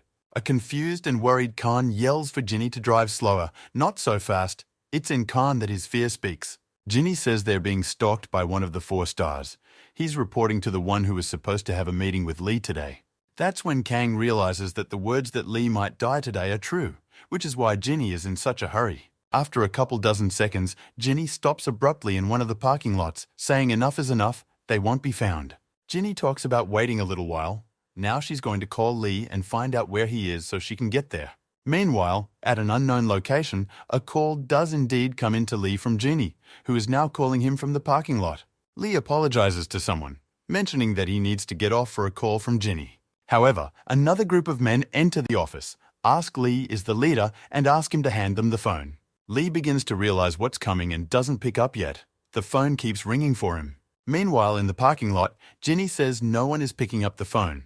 Kang suggests calling someone from the clan and asking where Lee is. However, his idea is immediately shot down with a bang as Ginny informs him that no one in the clan knows about it. Jeannie and Kang walk through the parking lot together. Jeannie says that apparently Lee has decided to go it alone. Ginny says that it's best for Khan to stay out of it all, and afterward advises him to take a cab and go home already. However, this venture doesn't make Khan very happy. He calls out to Ginny about how he's perfectly capable of helping her and Lee right now. However, Ginny tells Khan that this is a Muram showdown, and Lee told her not to involve Khan under any circumstances. Trailing off, Ginny gets on her bike and tells Khan that she's grateful to him for saving her in the parking lot. She adds that he looked cooler than a lot of the Muram back then, and with those words, she gives Kana a shock. However, she also adds afterwards that Kanu was certainly lucky today, but he should stay out of Muram's business anymore. Shocked at all these words, Kang tries to shout a request for Ginny to stop. He has a hard time even saying anything. However, Ginny doesn't wait for his answer and just silently rides away on her motorcycle to an unknown destination. A shocked Khan looks at all of this and talks about how, in his opinion, this is all wrong decision pretty much. However, he also adds that on the whole, on the other hand, he doesn't even know what he could do to help in such a situation. However, after a couple seconds, Kang stops in shock. He sees a group of all those people on bikes heading towards Ginny. However, in a moment they stop, turn around and head straight towards Khan, then shock him even more. And then Khan comes to the realization that it's probably because of him. He now realizes that he has a huge cloud of problems now, and he can't escape so easily, but he starts to run away. Their captain, the creepy guy, stops everyone and asks them to stand and wait for him here. He has business to attend to. Trailing off with a creepy face, he talks about how it's not certain, but he felt like he saw that freak with the corner of his eye. Kang is hiding right in that back alley where this guy is standing. He covers his mouth with his hands, trying to contain his fear. A very creepy guy with a chain in his nose starts walking back and forth in the back alley as if scoping out Kana here. Kang is holding back at this time and even barely breathing so as not to give even the slightest sign that he is here. It doesn't help though. Walking behind the trash cans, the creepy guy lowers his head and sees Kana in front of him. Kang tearfully looks at him and begins to realize that in all likelihood he is finished now. However, their captain began to walk away, saying that he apparently thought Khan was extremely shocked, but glad for this outcome. The captain goes back to his men and talks about how it generally doesn't matter. Apparently they missed them. Time to leave. Kang is still hiding behind the dumpster, and the creepy guy and his men are discussing Ginny and the Sunu clan in general. The creepy guy and all his men leave the place. Khan starts walking away from behind the tank and looks to see if they're definitely gone. Immediately afterward, Kang starts scrunching up his face in bewilderment at what just happened. How is that possible? Kang definitely saw that this guy was looking at him directly, but pretended as if he didn't see him, which was very strange. Trailing off, Kang heard that he had just loudly told his guys Lee's location, as if on purpose for Kang to hear. Kang decides to call the number Ginny gave him to inform everyone at the top of the Sunu clan. However, thoughts come to Kanu that this could all be a huge trap by these guys. It can't be that simple. Khan is walking down the street and thinking about how he should be, and realizes that the exact same place is right next door. This building here is not far away. Khan walks beside him and is well aware that he's likely to run into some kind of trouble again now, most likely. However, he is well aware that this case is about Lee himself, so it would be good to verify that creepy guy's words. Khan walks up to the building and starts pulling the handle and realizes that the building is closed. This shocks him pretty good as well. Following this, some man shines a flashlight on Kana and looking at him asks, "Who's there?" It turns out to be the local security guard. He looks at Khan and asks him what he's doing here and what he's doing with the door. Kang talks about looking for one person, but the guard asks who Kang might be looking for at this late hour. Kang doesn't say directly, but describes some of Lee's external features, which surprises the guard quite well. The guard immediately asks directly if Kang is looking for Lee Xiong. He shocks Kang, and Kang doesn't understand how the guard knows. The guard adds that since that's the case, Khan should go this way and starts to escort, which surprises Khan even more. Khan starts to go after the guard, however. After a second, the guard throws Khan to the ground and starts choking his neck. The guard starts asking Khan who he is and what he's even here for, how he knows about Lee. Khan starts to try to ask why he's being choked, but the guard says it's better for Khan to know why this is happening. The guard pushes Khan against the wall and asks time after time how Khan knew about this place. Khan can no longer breathe at all, for he is being strangled hard and decides to grab the guard's hand that he is strangling him with. It was only necessary for Kanu to clamp his hands on the guard's arm just a bit as the guard's arm snapped apart. The guard began to scream wildly in pain, for Kang had broken his bone in his arm several times, and Kang himself was wildly shocked by this. Khan starts to ask the guard if he's okay, but he's clearly not helping the guard with such questions. The guard starts yelling at Kang, insulting him and talking about how he's an asshole and not a normal person at all. This question surprises Kana a lot. He realizes that it comes out that this guard is also Miraman and not an ordinary person. Following this, Kang starts running away from the guard, which surprises him, and the guard is still sitting there with a broken arm. Now Kang is pretty sure Lee is here somewhere. With so many guards and that information, it's all starting to come together. Following that, Kang grabs his phone and decides that he needs to urgently report all of Clan Sunu. It's important. However, in the next instant, Kana's phone seems to explode. Something flies into it and the phone splits in two. Khan is shocked and holds the phone in his hands, not realizing what is happening now, but realizes that he has lost his means of communication. Khan turns around and sees some man with metal objects. The man says the next one might be to Khan's head. Shocked by all this, Kang doesn't know how to react and only asks the man who he is. However, the very next moment the man is behind Khan's back and asks who Khan is. After another moment, Khan's body seems to flip and he finds himself upside down in the air. Khan falls face first into the concrete, causing him to smash part of his face to the point of bleeding. He's in a lot of pain, and he also takes a kick to the legs. However, the man is surprised by this and asks Khan if the man doesn't know how to fall properly even. The two men discuss the fact that he's probably just an ordinary man, but recall how he broke a guard's arm. The man adds that a normal person would have passed out long ago after such a blow, but Khan did not. Khan, with his face all bloody, starts screaming, asking why they're doing this and who they even are here. However, in response, one of them only puts his foot on Kana's face and begins to press him down, creating a lot of pressure. He then begins to address Khan, telling him that if he wants to pretend to be a normal person, he should at least hide his energy. Khan, covered in blood, starts asking them what kind of energy they're even talking about and what they want from him. They start asking Kang again how he found this place, but does the latter ask if this is where Lee is? Following this with a pitiful face, Kang asks them if Lee is here. Is he okay and healthy? Expectedly, however, instead of answering, Lee began to receive only blows to his face time after time and harder. One of the men continued to beat him, saying that he had been asked to answer questions rather than ask them here, followed by them grabbing Kana by the face and start beating his face against the floor, smashing his face more and more. Khan no longer has the energy to put up with it all. He yells insults at them and is terribly angry at what is happening. However, from behind these men, someone quietly approaches and sharply asks them to cease and desist. This person turns out to be Lee himself. He approaches with a blank face as usual and informs Kang about Kang being with him. This turn of events surprises both Khan and the guards who beat his face against the pavement.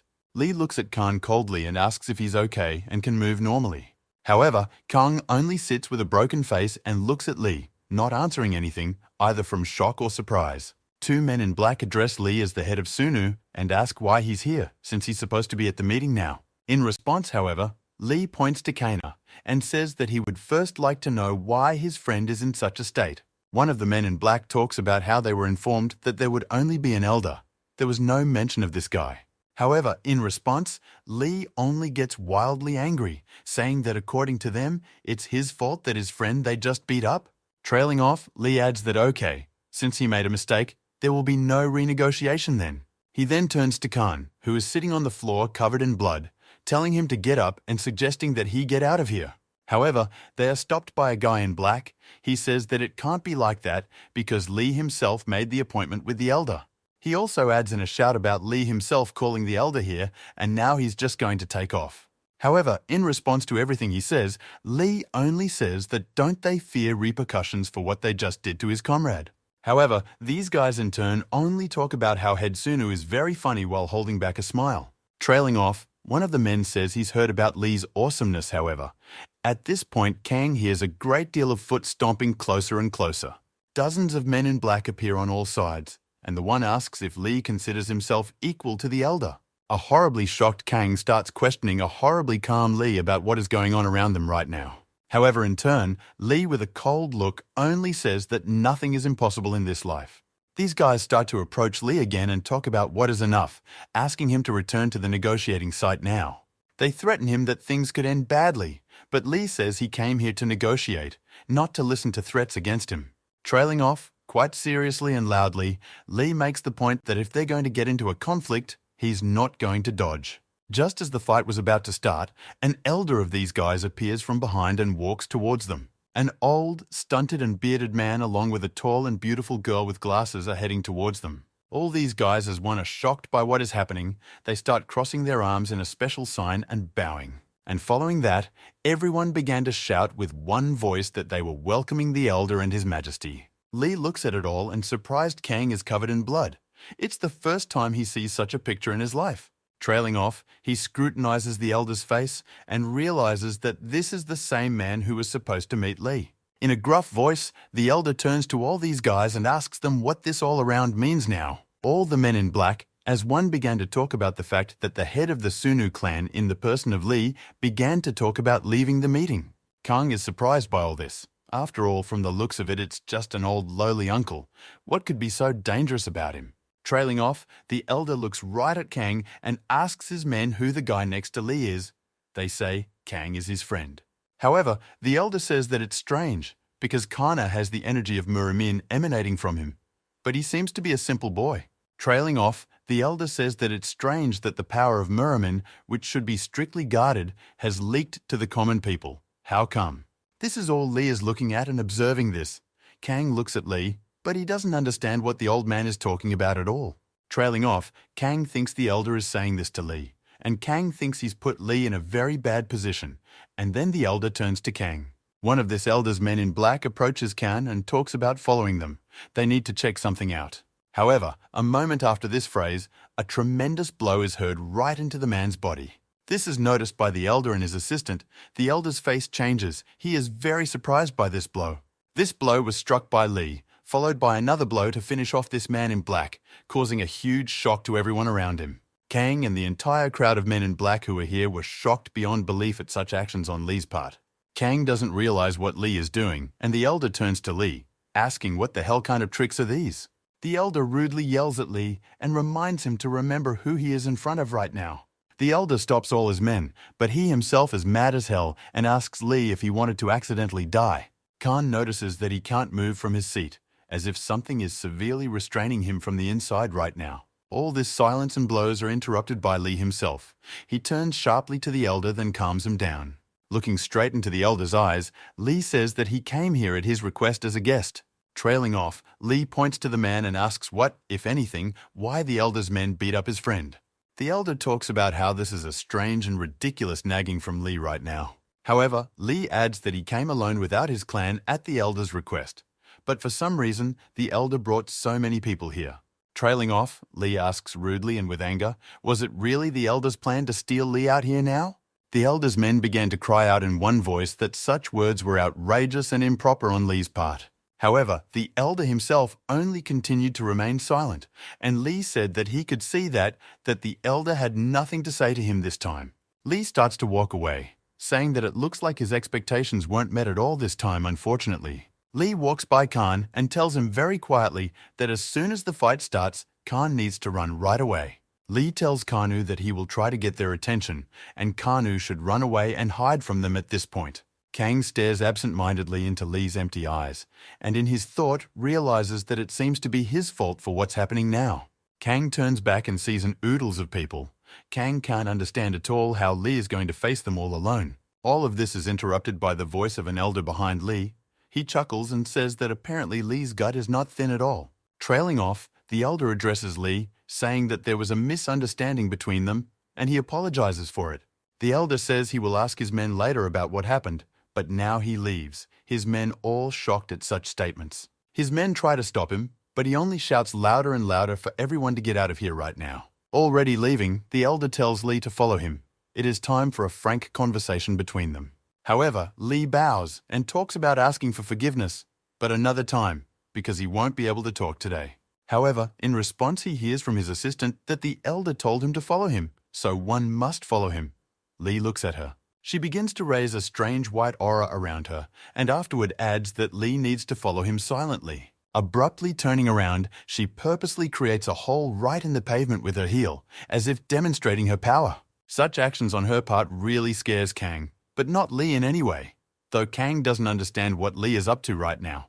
With a cold-blooded stare and an eerie aura, Lee says what would happen if he suddenly recanted her words now. However, she doesn't choose to continue the dialogue, and with a sharp jump she rushes up, saying that it's up to her to force Lee then. In the next instant, a huge attack of her leg flies into Lee, somehow, but Lee manages to stop this attack. Though Lee's attack was stopped, the blast wave took him with horror right into the building next to him. Kang is wildly frightened by all this. A mere assistant elder, and such a blow even to Lee. How powerful are these people? A battle in the air ensues between Kang and this assistant, the two hitting each other with blow after blow in flight. Kang watches all of this with great amazement. He is shocked that such a thing happens and is happening to him now in real life. Watching this fight, Kang noticed that in the moment, his heart felt as if it had been stirred up by it and began to spread energy through his body. Kang's thoughts are interrupted by the appearance of an elder who says that Lee is not bad at fighting a master-level person. Elder talks about some kind of injury to Lee, but here Kang remembers that he was asked to leave urgently in such a situation. However, just as Kang wanted to leave, he was stopped by an elder who began to force Kang to hold out his palm. The elder begins to ask Kang to hold out his palm to him, but Kang doesn't understand what this is for at all. Kang does so. The elder says something is bothering him and asks Kang what clan he's from. However, a surprised Kang replies that he doesn't have any clan. He doesn't understand what we're talking about now. The elder says with a smile on his face that he knew it. His predictions were right. He had seen everything earlier. He delivers a punch to Kana's stomach and talks about how he would then have to destroy that energy inside Kana. Striking harder and harder, Kana's body felt like it was burning with fire, all his veins swelling and his temperature rising. Lee, who is fighting with the assistant elder at this moment, pays attention to this and it creeps him out. Lee snaps out of his seat, stopping the fight with that girl, and heads towards the elder, which scares him. Lee throws a rare and very vicious punch right at Kang, then flips him away from the old man of this one. A very angry and agitated Lee looks at the elder and asks what he suddenly decided to do with Kang here.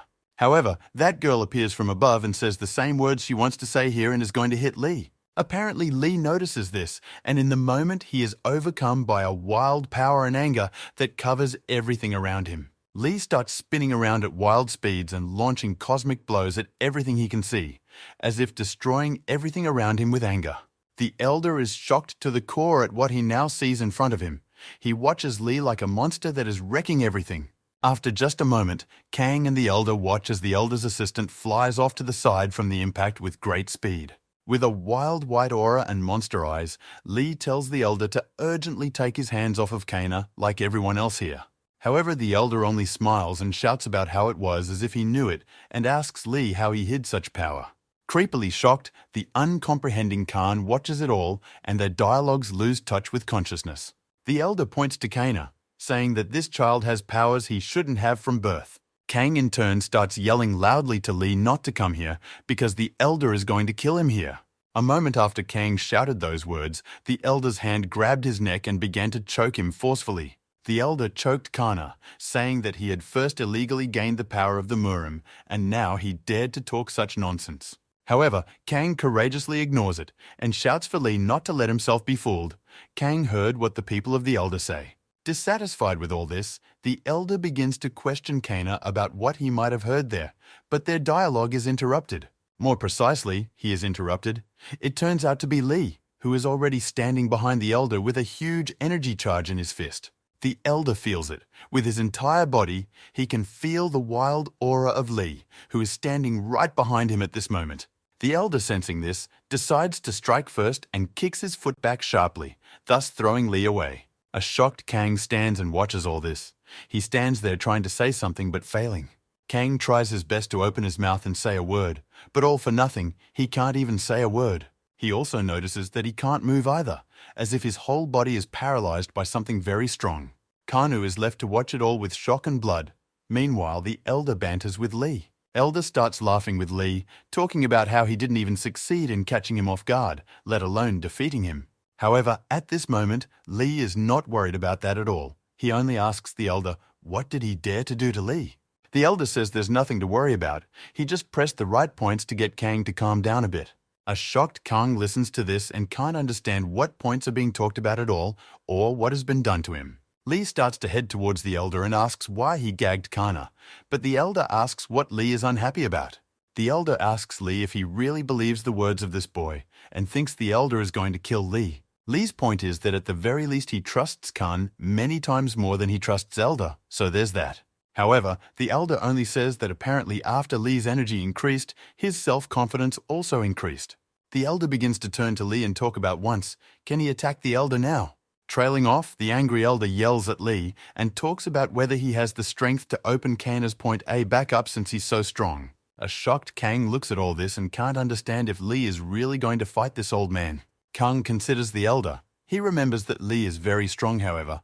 Could it be that the old man is stronger than Lee? Lee starts to walk towards the old man. However, some strange sense of unease in the moment stops him and keeps him from going. Following Lee, a strange feeling and some kind of speed is also experienced by even Kang, not just Lee.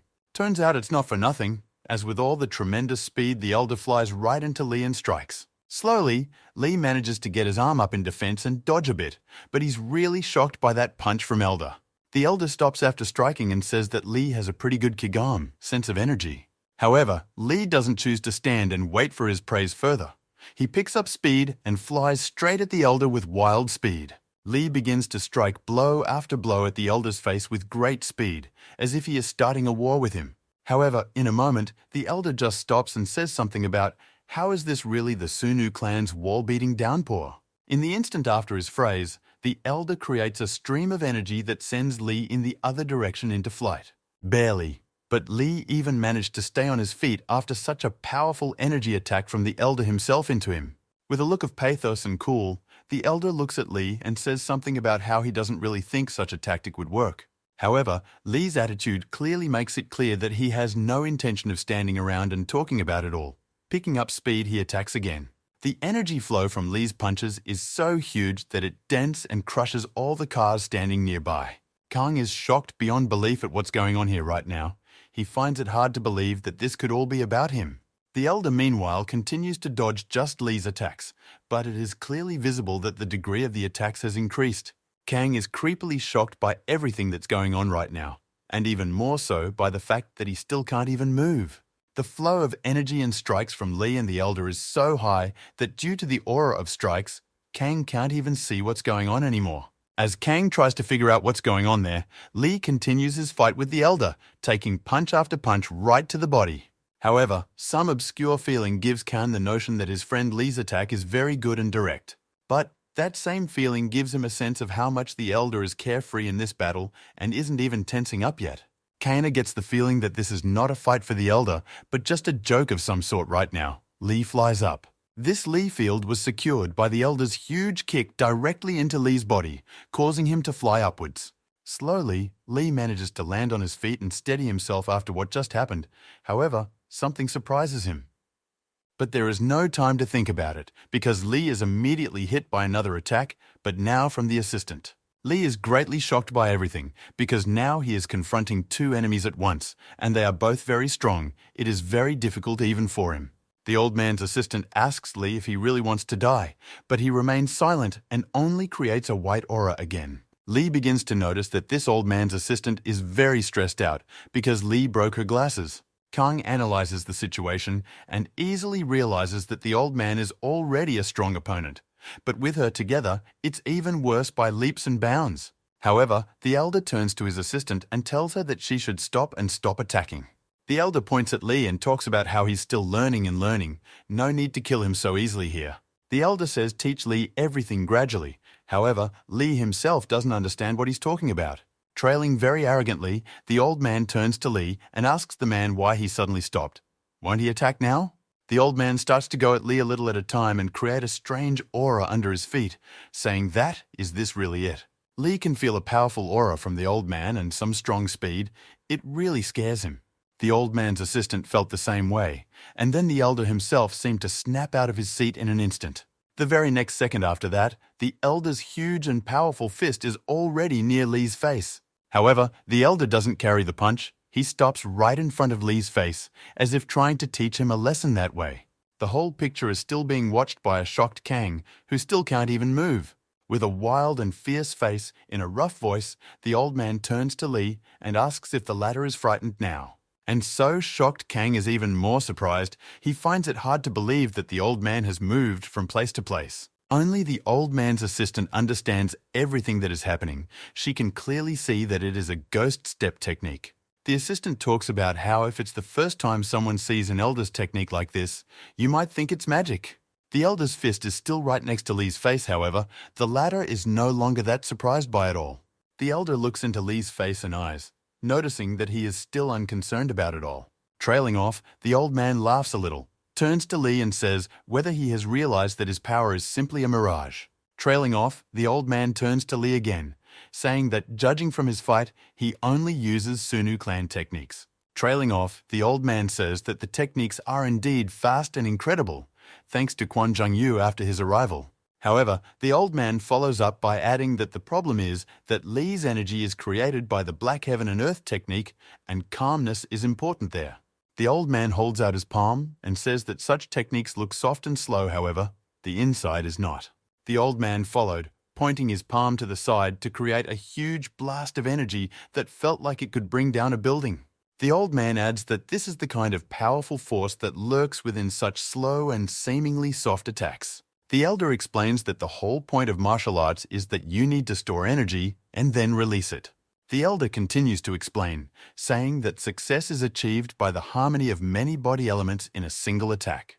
Looking at Lee, he explains that it is the synchronization of all elements, not just techniques, that most clans study. This is all seen and listened to by a paralyzed Khan, who is shocked at how strange, complicated, and incomprehensible it all is. Kang wonders, since the elder was going to kill Lee today, why is he training him? Trailing off, the elder turns to Lee, saying that if he is interested in all the techniques and true arts, he had better become the elder's disciple. This phrase pisses Khan off. He never thought it would be such a turn of events. A horribly shocked Kang looks at all of this and doesn't realize what other students. How can Lee learn from this old man? Looking at the beautiful city, Lee says he knows that his techniques don't match with the Sunu clan at all. With this statement, he surprises the elder. He asks if Lee knows everything. Why does he continue to study them further? And following that, Lee gives out some very shocking information to the old man, saying that he's the head of the Sunu clan, so that's why he does this. Looking coldly at Elder Lee, says that he can't betray his clan's techniques, after all he is the head. However, the old man only closes his eyes and says that Lee is still a fool who has no point in explaining anything. Lee abruptly begins to lift his leg and talk about having to thank the old man for his advice today. Such a sudden and tremendous speed of Lee scares and surprises the elder. He doesn't quite understand what Lee is up to. The assistant elder, as well as himself, noticed that in an instant, Lee simply disappeared from where he had just been standing. Following that, a huge and powerful blast of energy flew at Kana, straight into his torso with all his might. Kang thus screams in pain, but notices that his body has come back to him and he can now move and speak. Lee appears near Khan, who most likely gave him the ability to move. Lee thanks the old man for reminding him of the techniques. Shocked, both the old man and his assistant are shocked. In his thoughts, he doesn't realize if Lee really used the ghost step technique. The surprised elder only continues to stare at Lee in silence, as if trying to understand him from the inside. Kang tries to ask Lee how he did it, but Lee interrupts Kang, asking if he's okay. Lee tells Khan that if he's okay, then let him tell Lee what he wanted to tell him at the beginning then. Kang starts ranting about how while Lee was away, the subordinate elders broke into Lee's house and tried to kill Kang. Lee asks Khan how he knew those people were subordinate to that elder. Khan says that's what Ginny said. Trailing Kang says if Lee knows a man named Mamungi, he presented machetes to Ginny's throat. Lee listens carefully to everything Kang has told him and begins to demand an explanation from the elder for it all. Lee asks gruffly but confidently of the elder if his friend is telling him the truth now, but the old man only remains silent smartly. However, the elder only smiles, saying that it's ridiculous. First a child with Muram's strength, and now such accusations from him. However, Kang starts yelling that the old man is talking nonsense, and the fact that he's a regular person doesn't matter. The old man looks at Kana rudely and talks about how one of Muram's rules is to not reveal your identity. What then? The old man turns to Khan again, saying that he probably knows that you can lose your life for breaking such a rule. The elder talks about how strange it is that a regular kid is telling him off for all of this and interacting with the elder like that. Kang starts to look at Lee and realize that Lee went for something serious, but he didn't think it was that serious. As he continues to look at Lee, Kang wonders if he's even getting into this whole thing now for nothing. In front of a shocked Khan, the old man turns to Lee, saying that he must answer how Khan got the energy in the first place. Lee just keeps quiet with a cold-blooded stare, and it pisses off the old man. He asks why Lee is just keeping quiet now. The old man turns to Lee, saying that if it turns out to be his handiwork, not just him, but the entire Sunu clan will suffer. Kang realizes that Lee is facing a huge problem and something needs to be done. Kang decides to shout, asking the elder to wait. From behind Lee, Kang comes out from behind Lee and yells out that he has a question, which shocks both Lee, the assistant, and the old man.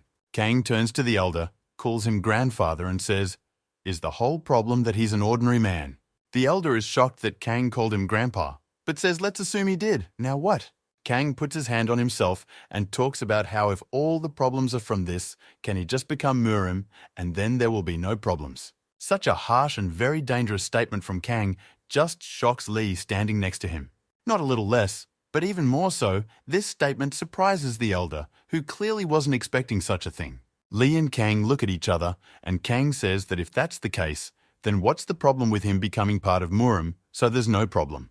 Kang keeps talking about it. He looks into Lee's eyes and talks about how isn't he right? But Lee is very surprised. However, his words are interrupted by an elder who shouts that enough is enough on this absurdity today. The elder starts yelling at Khan, saying that isn't it his opinion that anyone can take and become a Muriman. The elder shocks Kana now by saying that to become a Murin, one must either be born one or do so in early childhood. A very angry elder yells at Kana, saying that does he really think becoming a Murin at that age is possible? However, their dialogue is interrupted by Lee, who shouts that it's possible, since he himself became Murin at his age. Lee says that's why Khan can make it work too, but the old man just freaks out, saying it's some kind of complete nonsense. And then, Lee gives out a shock to everyone around him, saying that Kang is now joining the Sunu clan. Lee says that now they'll figure out for themselves what's bullshit and what's not. But this all just really pisses off the old man, who yells that enough is enough already. However, Lee doesn't pay attention to the old man's anger at all, and says that now it's his turn to answer. Lee asks his subordinates about whether they ordered their subordinates to attack Khan. However, all Lee hears in response is silence from the old man and his assistant. He continues to stare into their eyes. However, the old man only hesitantly lowers his head, saying that Lee himself knows that he would never give such orders. However, Lee stops the old man's words by saying that he himself personally saw his friend being beaten outside this building. Lee goes on to say that the elder's men attacked the man who came to meet them. Lee looks at the streets of the city, saying that he knows their hatred for the Sunu clan, but despite that, he still came alone. Trailing off, Lee compliments his words by saying that he feels sorry that expecting the old man and his men to have a normal conversation was a stupid decision. The elder-like child begins to stop Lee's words, trying to justify himself by saying there was a misunderstanding. However, Lee just clenches his fist, creates a strong charge of energy and says, "Does the old man still want to have a normal dialogue now?" Lee creates a wild aura of power around him and says that if they want to continue the dialogue, they will only continue with a corpse. The elder's attention is drawn to the assistant, who says she has tried to contact the Black Starlet, but she is not being answered. The old man is surprised, and the aides add that the Sunu clan's men are scouring the places where the Patoka clan was. The assistant talks about how the situation is not going well, and the old man is only really pissed off about the whole thing. Kang looks at the old man and sees a huge aura rising around him right now, following Khan as the others notice that the old man is very angry, and a wild aura of strength and power has risen around him. Kang tells himself in his thoughts that he's scared, and he hopes the old man doesn't start attacking him and Lee now. However, for the next many breaths, the old man simply exhales air and only says, "Oh." The aura around the old man subsides, things more or less calming down. He doesn't look so intimidating anymore. The elder orders his assistant to contact the Red Star and ask him to escort them, as the leader of the Sunu clan is here. The elder starts walking straight towards Khan and Lee, and the assistant reports that she has contacted the Red Star. The elder fixed his gaze on Khan and began to ask what his name was in general. Unsure and scared out of his wits, Kang replied that his name was Kang Haje. But the old man just stared at Kang. The old man started to leave and only said that he would be glad to see how long Kanu would be able to stay in Marima. Such words frighten Kana. He realizes that he's in trouble and now he's going to have a lot of problems. However, in a moment, already when the old man was leaving, he started saying something about some kind of eternal energy. He says that Kumong Ryong is chasing the eternal energy, and these words scare and surprise Lee to no end, and he loses his cool. Trailing off, standing with his back to Lee, the elder says that isn't what Lee came here to find out today. The old man immediately says that it's likely that after Lee saw the news that Kumong Ryong started acting out, he wondered why. Following this, Lee began to shout that did the elder have anything to do with being visited by the special purpose people. However, the old man only replies that all the major Murim clans have not moved for more than a few months. He also adds that he'd rip anyone here interestingly, but Lee just looks at the elder in surprise at this point. Elder ends by saying that what he wanted to say, he unfortunately didn't say, but at least Lee is intact. However, Lee began to question the elder with shouts, talking about what other eternal energy was like. The elder turns his head around and says something about whether it wasn't Lee who had only recently refused to talk to him. Lee is creeped out by what the elder has just told him. He starts trying to follow him. The elder ends up asking Lee to surrender, because with his current skills, it would be suicide to pursue Kumong Ryong. A moment after saying those words, the elder and his assistant simply vanished into thin air like the wind. Kana is surprised every time they disappear like this because this is the first time he sees this kind of technique and power at all. Kang ponders that they are some kind of demons, but then he notices his friend Lee's depressed state. Kang starts to ask Lee if he's okay. Little by little he walks over and is about to put his hand on Lee's shoulder. However, Lee abruptly turns around, grabs Kang by his shirt and asks him how he got here in the first place, which scares Kang. Kang tells half of the whole story, but Lee doesn't understand why Kang went here. Kang says that earlier Lee was worried about Kang, and following with a surprised face, Kang adds that since that's the case, why can't he worry about Lee then? Lee lets Kang go, and starts talking rudely about how he only helped him because of his fleeting compassion for Kang. Lee talks about how his physical features used to be similar to those of Khan, but Khan himself doesn't realize what he's talking about. Lee says that with these features, you are weak from birth and no modern medicine can help you here, except Murima's medicine. However, Lee says he was foolish because he didn't realize that there would be so much energy after the Kana treatment. However, Kang only asks about something he doesn't understand well, but wasn't Lee's original intention to help Kang like that, and that's a good thing, right? However, Listel yells at Kana saying that there's nothing good about it. He just yelled that he's going to be a Murim under Elder. Trailing off, Lee adds, saying that now Khan won't be able to escape. He only has the option of becoming a Murim now. Lee blames himself, saying that he only wanted to fix Khan's physical properties, but in no way that Khan would now be connected to the Murim world. However, Kang only simply looks at Lee in surprise and says that if that's the only problem, whatever, which surprises Lee. Kang tells Lee that even if something happens to him, he will be responsible for it himself. Lee doesn't need to worry. Lee begins to explain to Kang how terrible the world of Murim is, but Kang assures him that he doesn't care since he only survived because of Lee. Kang talks about staying alive because of Lee, and he doesn't care if it's the Murins or the Shmurins or whatever. He wants to be in the same world as Lee. Following this, Lee's eyes became very thoughtful. He himself began to have a strange feeling after Kang's words.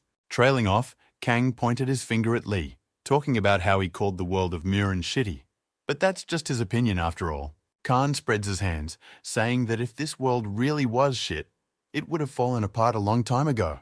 Looking at the city, Kang says that if Murin's world hasn't disintegrated but is only blooming, then that means a lot of people like it. These words and conclusions finally kill Lee. He is in shock, as if in a trance, after what he heard from Kang. Lee recalls a scene from his childhood, standing on the edge of a building. Some grown man tells him that he loves the world of Murin. He smiles, winks, and looks at little Lee, saying that he would like Lee to accept the world of Murin as his home someday. Lee's head lowers. He talks about how, if you think about it that way, those who like the world of Murin really were. Kang wonders what Lee is saying, because it's obvious, and why Lee is so depressed, Kang doesn't understand either. However, in a moment, Kang and Lee notice that there is some person sitting on the roof of a neighboring building watching them. This man with the tattoo on his face is bleeding a little sweat and says thank God Lee is still alive, looking down at him. Khan notices the man, looks and shouts at him with the phrase, "Ah, who's that here?" Lee talks about how he's kind of early and addresses the man, which scares Khan, who doesn't understand what's going on. Followed by this guy jumping off the roof down, he has several piercings, tattoos and a long braid. He surprises Kana. This guy immediately shows himself to be a very strong man, for with one of his jumps, he breaks the asphalt beneath him. Once down, he immediately looks into Lee's eyes as if trying to elicit something from him, but Lee himself stands there with a blank stare. The guy turns to Lee with a weird question about how it is. Unclear what it's about, but Lee replies that it's nothing. Shocked by all this, Kang decides to ask Lee if this guy is from the Sunu clan or where he's even from. The guy interrupts Kang by asking Lee who he is, pointing at Kang, and Kang himself replies that he wishes to be a part of Sunu. However, as they stood chatting, Khan's senses were heightened again, and he heard some cars heading towards them. Kang, Lee and this guy turn around and indeed see a mass of black cars in front of them, which stop right in front of them. Following this, a group of guys run out of the car and see Lee, Kana and that guy and head straight for them. However, neither Lee nor this guy is worried. They just watch, and the guy even talks about the fact that they are delayed. Trailing off, Lee addresses Kang, talking about how this will be the first factual greeting for him tonight. But Kang doesn't realize what's going on. All these people as one folded their hands in the proper position and bowed, and began to all salute the Sunu clan head together. Lee turns to Khan and tells him to meet the members of the Sunu clan and points them out, which shocks Khan. Immediately after that, all the clan members began to crowd and approach Khan. Two grandfathers approached him and began to look him over.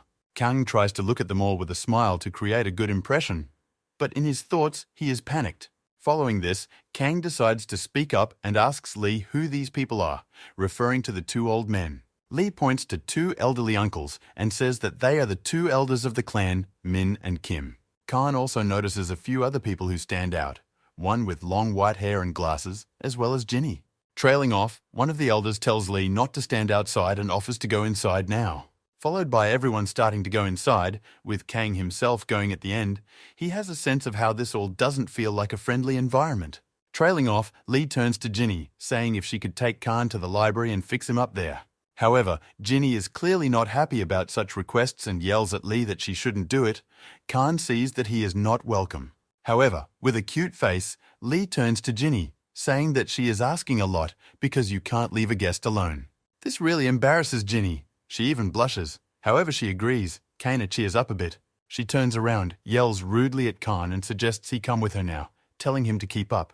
The events of the story take us to that very library. Ginny puts some kind of ointment on Khan's face. He is in pain. Ginny scolds Kana, saying that the wound has nothing to do with it.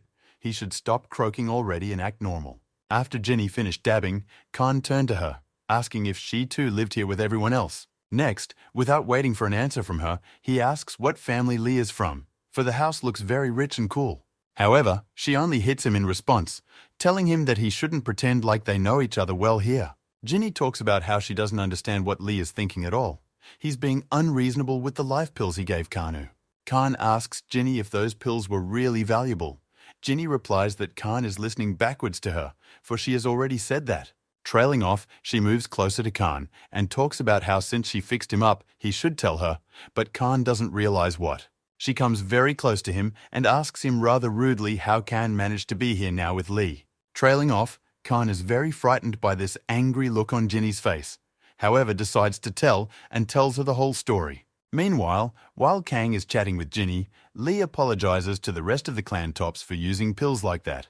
Trailing off, Kang also tells them the rest of the story, as well as about meeting the ghostly Dr. Elder today. Trailing off, he receives criticism in return that he acted very thoughtlessly, but in response, Lee only glares at them. One of the clan members stands up and starts talking about how Lee should have consulted with them before such a meeting. However, without finishing listening, Lee asks if they would have given good in such a case. With his words, he stops the flow of the man's speech. Lee talks about how when he was in his hospital bed, he asked more than once to arrange a meeting, but was ignored. Trailing off, he says that while this was going on, rumors began to spread around Murim that he was disabled, shocking the elders with his words. Trailing off with a rather powerful aura, he talks about how in their opinion he should have stayed back and just watched the whole thing. The guy with the tattoo also observes this dialogue and notices that Lee has changed and has become more serious. As they follow, they begin to discuss the fact that Ku Moon Ryong has reappeared among the Murame, which may lead to internal clan conflicts. Trailing off, Lee tells the elders, with a very creepy aura, about whether or not they're still hesitant about naming Kang to Ku Mong Ryong, or not anymore. However, Elder Ming began to fill Lee in that he didn't doubt in the slightest. He just decided to describe the current situation. However, here Lee's gust of hatred is interrupted by another elder, who speaks of Lee giving the precious medicine to a schoolboy. Trace asked this schoolboy to be accepted into the clan, and now he's talking about Ku Moon Ren, even though Yavo doesn't have the power to defeat him. Lee talks about how it was just his personal desire to help his friend. He is well aware of the responsibility for his Sunu clan. Trailing off, Lee says that's why he wants everyone's opinion. If they are vehemently against it, he'll destroy Kaina's energy and take the cure back. Such harsh and cruel words shocked everyone in the audience and that guy with the tattoo, because it was very strong. However, the tattoo guy is shocked by what Lee just said. He knows it's horrible after all. He's been through it himself. Everyone is silent. No one gives any reaction to such a harsh statement from the head, but the elder asks if Kang is waiting in the library. Meanwhile, events bring us back to Khan and Ginny, who is sitting in a chair and yawning as she listens to Khan's stories. She says she knew everything. Kang doesn't understand about what. She explains that the guy with the machetes helped them, for he knows Lee. Khan is a little shocked at what Ginny has just told him, but doesn't understand how he didn't dodge the slam back then. Ginny started to scold Khan, saying that he should have told the clan right away, but he said he was afraid, for what if it was a trap? Trailing off, Khan adds for Jimmy to think about what this whole circus is for if he was told everything so easily. Ginny tells him that the guy with the machetes is just that old man's servant, and she's afraid to cross him, but he's nice. Khan wanted to discuss the old man with Jimmy, but she reports that their meeting there is over and tells Khan to come with her. Khan, Ginny head towards this room. They open the door. Ginny lowers her head a little and walks in, and Khan is shocked.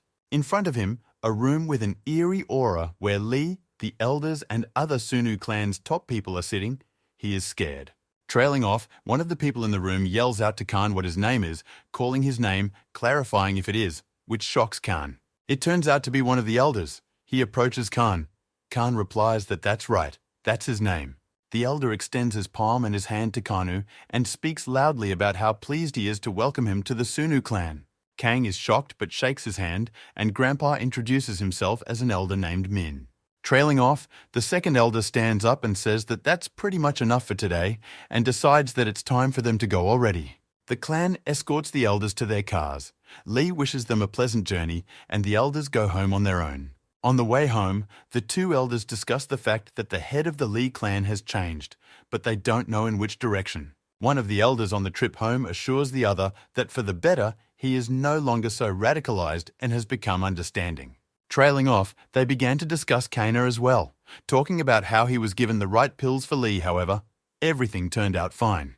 Trailing off, they discussed that they learned through a handshake that Kang has single yin, but Lee has triple yin. Min tells the second elder the details of these meanings, and the latter is amazed at what he is now hearing from Min. Looking at the road, Elder Min tells the second elder that fellow Kang is very much not an easy guy. He talks about how Khan is in fact a whole jackpot for the clan. If developed well, it will do very well. Meanwhile, we are brought back to the rest of the Sunu clan. Ginny asks Khan to speed up and decides to give him a ride home. Khan wants to refuse and is beginning to thank Ginny already for making such a generous offer for him.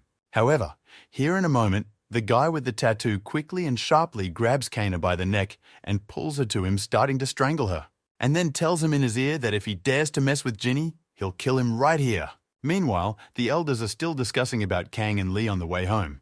Min talks about how Kang has Diokitaton's energy level. Min says that it takes 10 years to reach this level normally, but because of the pills and Lee's energy, this level appeared in Kang's body in 2 weeks. Trailing off, the second elder asks the first one, if Lee managed to make Kanu this level, what level is Lee himself then? Elder Ming recalled Lee and said that his energy level had now reached a result twice as high as before. Meanwhile, at the house of the Sunu clan's clan head, Lee, all of the clan members began to disperse to their respective businesses already. However, here, Lee called out the name Gyu Bom, which belongs to one of the members of the clan here, a blonde-haired guy with a short haircut. He turns to the head of the Lai clan, who in turn says that if Gyubom could have his attention for a moment. Gyubom, of course, agrees to this and tells the rest of the Sunu clan that they can already go to their places. The same guy with the tattoos also starts to walk away with another guy from the clan, however looks back looking at Lee. In his head, this guy recalls the dialogue between Lee and the others tonight about taking Khan, and the events of the story show us it. Looking back at the dialogue, he remembers Lee promising in his office that if his friend Kan didn't have a place in Marima, he would destroy his energy himself. The elder addresses Lee then, saying that it wouldn't be easy for an ordinary person to become a Merino, so also a member of the Sunu clan. The elder then turned to Lee, saying that they were fine with him, but if there was no room for him, Lee would personally handle his energy. Then, in the study, the elders had agreed that if Lee promised them that he would get rid of him himself if anything, they would be okay with his acceptance into the clan. At that time, it shocked Lee, because he was glad to take his friend Kana into the clan, but he was afraid to deprive him of energy with his own hands. Tonight in the study, Lee thanked them all for agreeing to accept his friend on such terms. The guy with the tattoo and the guy with the long white hair are discussing whether Lee seriously promised to take such action against Kang if anything happened. The guy with the long blonde hair talks about having to get stronger and tougher to survive in Murama. Lee has become like that. As they walk home, they discuss that it's not worth thinking about it anymore. They've had enough more thoughts when the other clans will heckle them for it. Meanwhile, Lee, along with Gyub, discuss various aspects of the clan, talking about some of the strange environments in the clan. Gyubom talks about how things are still very calm so far, however, there is one point that worries him. Next, he starts talking about one young Kilnam, who is the chairman at Songjai's company. In talking about him, Gyubom mentions that he is very eloquent and speaks at clan meetings, which makes everyone know and respect him. In the courtyard of the house, Gyubom tells Lee that there is information that this man is in contact with the heads of another clan. Gyubom told Lee that if Yong succeeds in getting everyone on his side, then everyone just might leave and the clan will disintegrate. In the meantime, the events of the story show us an unknown location, where just as this Ian is himself, his attention is diverted by someone. This person turns out to be Chairman Yong's assistant. He informs him that the head of the Lai clan has arrived. Trailing off, Ian says that apparently there will be a meeting soon since Lee has arrived, and thanks him for the information. Ian himself is sitting in the company of some men, and after being told, he draws their attention to himself. He informs all the men sitting with him in the hall that the head of the Sunu clan, Lee, has arrived and offers to congratulate him. However, these fat uncles are discussing among themselves that they didn't think they would see Lee alive anymore, and they are laughing.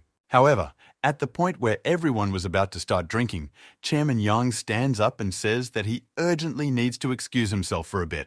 Ian picks up his cane and starts walking somewhere in an unknown direction, or rather to a man who is sitting in a chair. He walks over to the chair and tells whoever is sitting there that such a visit from him embarrasses John in front of everyone. That man in the chair turns out to be the same elder of the other clan that Lee fought.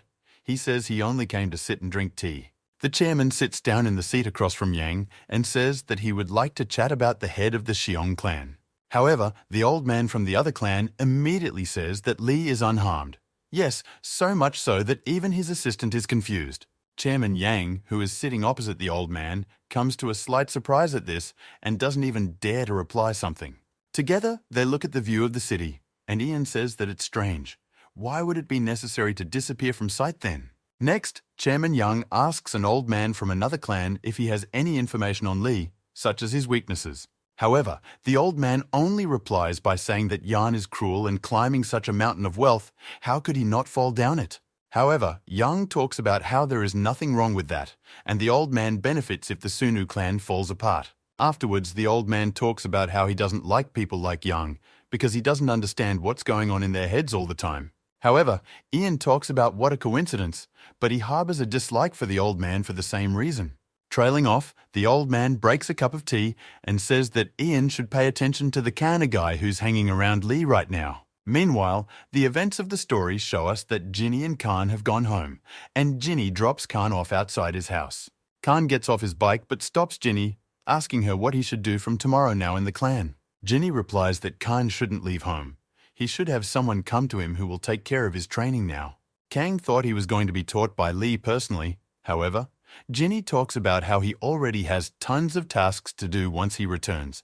He won't have time for Lee. Trailing off, Lee asks if the Sunu clan has some big problems right now, but Ginny only remained silent. But later added that Kanye doesn't need to know any of that right now and advised her to watch herself, which shocked Kanya.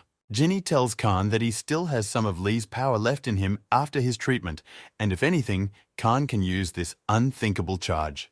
Trailing off, Lee asks what the downsides are to this, and Ginny talks about how, for example, from that kind of force, Kana's body might not be able to take it. With her eyes on the city she's about to leave, she asks Kana not to overuse this energy herself. Kang gets home and jumps on his bed. He's tired, and talks about how today was a killer day just. He starts remembering all the things that happened to him today, and talking about how he didn't know the other world existed even this morning, literally. There are also different moments that don't leave Kang's mind. He remembers how cool Lee's fight was, and it's like Kang could feel him in that moment. Kang practically falls asleep and contemplates whether he too could become so strong if he learned the techniques of the Sunu clan. The sun is shining from behind Kana's window. He wakes up and immediately says that he slept very well today. He warms up in the kitchen and immediately realizes that his body feels lighter and all the pain is gone. However, Kang is shocked and confused as he remembers that he doesn't have a phone now. It was blown up back then. Kang's bell rings. He opens it. In front of him are two people in black suits. They are people from the Sunu clan. Kang realizes what's going on. Khan runs back to the apartment and asks these guys to wait a few minutes because he's about to change and go with them. Riding in the car, Khan looks out the window and smiles, and the men who picked him up can't understand at all why he's so happy. Following, they arrive at the place. It is a certain Angra. Khan asks them if they will really study here now. One of the men turns to Kang and rudely asks what Kang has decided to study. But Kang says he doesn't know what he's studying yet. Khan looks around the hangar thinking about future training, but one of the men talks about being here for questioning. No training. Kang is wildly surprised by their words and asks the men if they really just kidnapped him. However, another new voice is heard from the street that says not kidnapped, but invited. With a caustic smile, the same man, Chairman Young, who spoke to the old man from the other clan yesterday, walks into the hangar. He holds up his eagle cane and talks about whether Khan would mind having a little chat with him now. Kang is startled by his appearance and offhandedly asks who he is and what he wants to talk to Kang about. He in turn only lowers his head and says with a smile that he is the one who invited Kana here now. His assistants give him a chair. He sits down and asks Khan if he will give him his hand now. However, Kang instantly hides his hand, saying that he knows all of this man's intentions. Kang is not that stupid. Chairman Yang says that there's really no point in just wasting time. He holds out a lot of money to Kang, which surprises Kang. Kang immediately begins to ask him what it is and why he is giving it to Kang, but he only replies that it is just pocket money. Chairman Yang strokes his cane and talks about how this is a very impressive amount of money as a student. Trailing off, Chairman Yang says that as a thank you, Kang will tell Yang everything he knows about the chapter. Yang adds that he wants to know everything about Kang and how he got into the Sunu clan, and Kang asks if Yang is in the clan. However, Ian talks about how it doesn't matter at all. What matters is that there are such great opportunities for Ian now. However, in his thoughts, Yang realizes that everything he has is because of Lee, not that dirty money from Yang. Not waiting for a response from Kang, Yang begins to moralize, saying that Lee is only temporarily acting head. This scares the crap out of Kang, and he asks, only to be told by Jan that Kang doesn't know what's going on in Murima at all. Looking up at the hangar, Chairman Yang talks about how Lee was only chosen to temporarily perform tasks. Yang begins to describe the vast wealth of different clans, but there are very few key clans like Suin, and here, the head of such a clan was 18-year-old Lee. Ian continues to moralize, saying that such people will not be able to die a normal death. Trailing behind with a creepy aura, this Yang is pressing morally on Kana, talking about whether it's right to go after the fake clan head. Then Kang lowered his head, put his hand on his neck, and started scratching, saying that he now understood why Lee was so anxious. However, Kang turns around next and says with a cute smile that he's not very smart and doesn't really know what they're talking about. Trace holds out the money back to John and tells them to take it and just let Kana go back. However, at this moment, Chairman Yang only begins to smile and says that since it's like this, it's fine. He snaps his fingers and talks about how since he already has, he'll put the question in a completely different way from what it is now. Chairman Yong's man opens a huge briefcase with a lot of money behind him. There are millions lying there. Kang looks at that money and is embarrassed, and John presses on morally, talking about how Kang's mom would probably be happy to have it. John talks about how he knows that Khan's mother works very hard. She drives a truck and is trying to raise him alone. He continues to press John, saying that this way his mother can get a better job instead of driving an old truck. However, in the moment, Kang apologizes and talks about whether Yang was once on the cusp of life and death, which surprises Yang. Kang continues by saying that it was because of Lee that he was able to stay on the threshold of this life, not death. He tosses the money back into Ian's suitcase and says he can't pay back a debt like that with any money. Trailing off, Khan starts to walk away and rudely suggests that they should drop the idea of winning him over to their side. However, some dangerous feeling abruptly stops Kana, and Yang says that then once again the method of conversation needs to be changed. Literally a second after this phrase, a huge aura sweeps through, knocking Kana off his feet. He flies upwards. With that, Kang falls to the ground, and Yang presents the cane to his neck and begins to threaten and laugh. However, Kang grabs and holds up the cane Ian was crushing his neck with and asks if it's customary to talk like that in Maremma. Odanko. Ian only looks at Ian with an arrogant look and says that he is surprisingly very brave. Trailing off, Ian starts pushing on the cane and saying that they need to check to see how brave Kang still is. However, how very surprised Ian is when Khan has the strength to swing the cane away from his neck. Khan falls red-faced on his side and begins to gasp for air, trying to begin to take in air normally again. Ian looks up at that horrified expression on Khan's face and remarks that Khan has pretty good internal energy, followed by Ian saying that since that's the case, he'll use his as well, and the cane is covered in a yellow aura. This scares Kana. Kang notices that Ian has abruptly become somehow different, very strong, tense, and eerily angry. Kang notices that Yang hasn't even set his cane up for him yet Kang is already having a hard time breathing. It's like he's choking. Trailing off with a plaintive face, Ian says one last time, asking if Ian will accept his offer or not. However, Ian stands his ground. He starts yelling and saying that no, and he will stand his ground until the end. Chairman Yong calmly closes his eyes and speaks about well, letting Kang go as he asks for it himself. Khan doesn't even close to believing it. He remains just as tense and lies on the floor in shock, preparing to strike. Immediately after that, Kang lifts up and looks his head back and forth in shock, for Yanu's servants had agreed. Kang starts to get up and immediately yells for Ian to wait.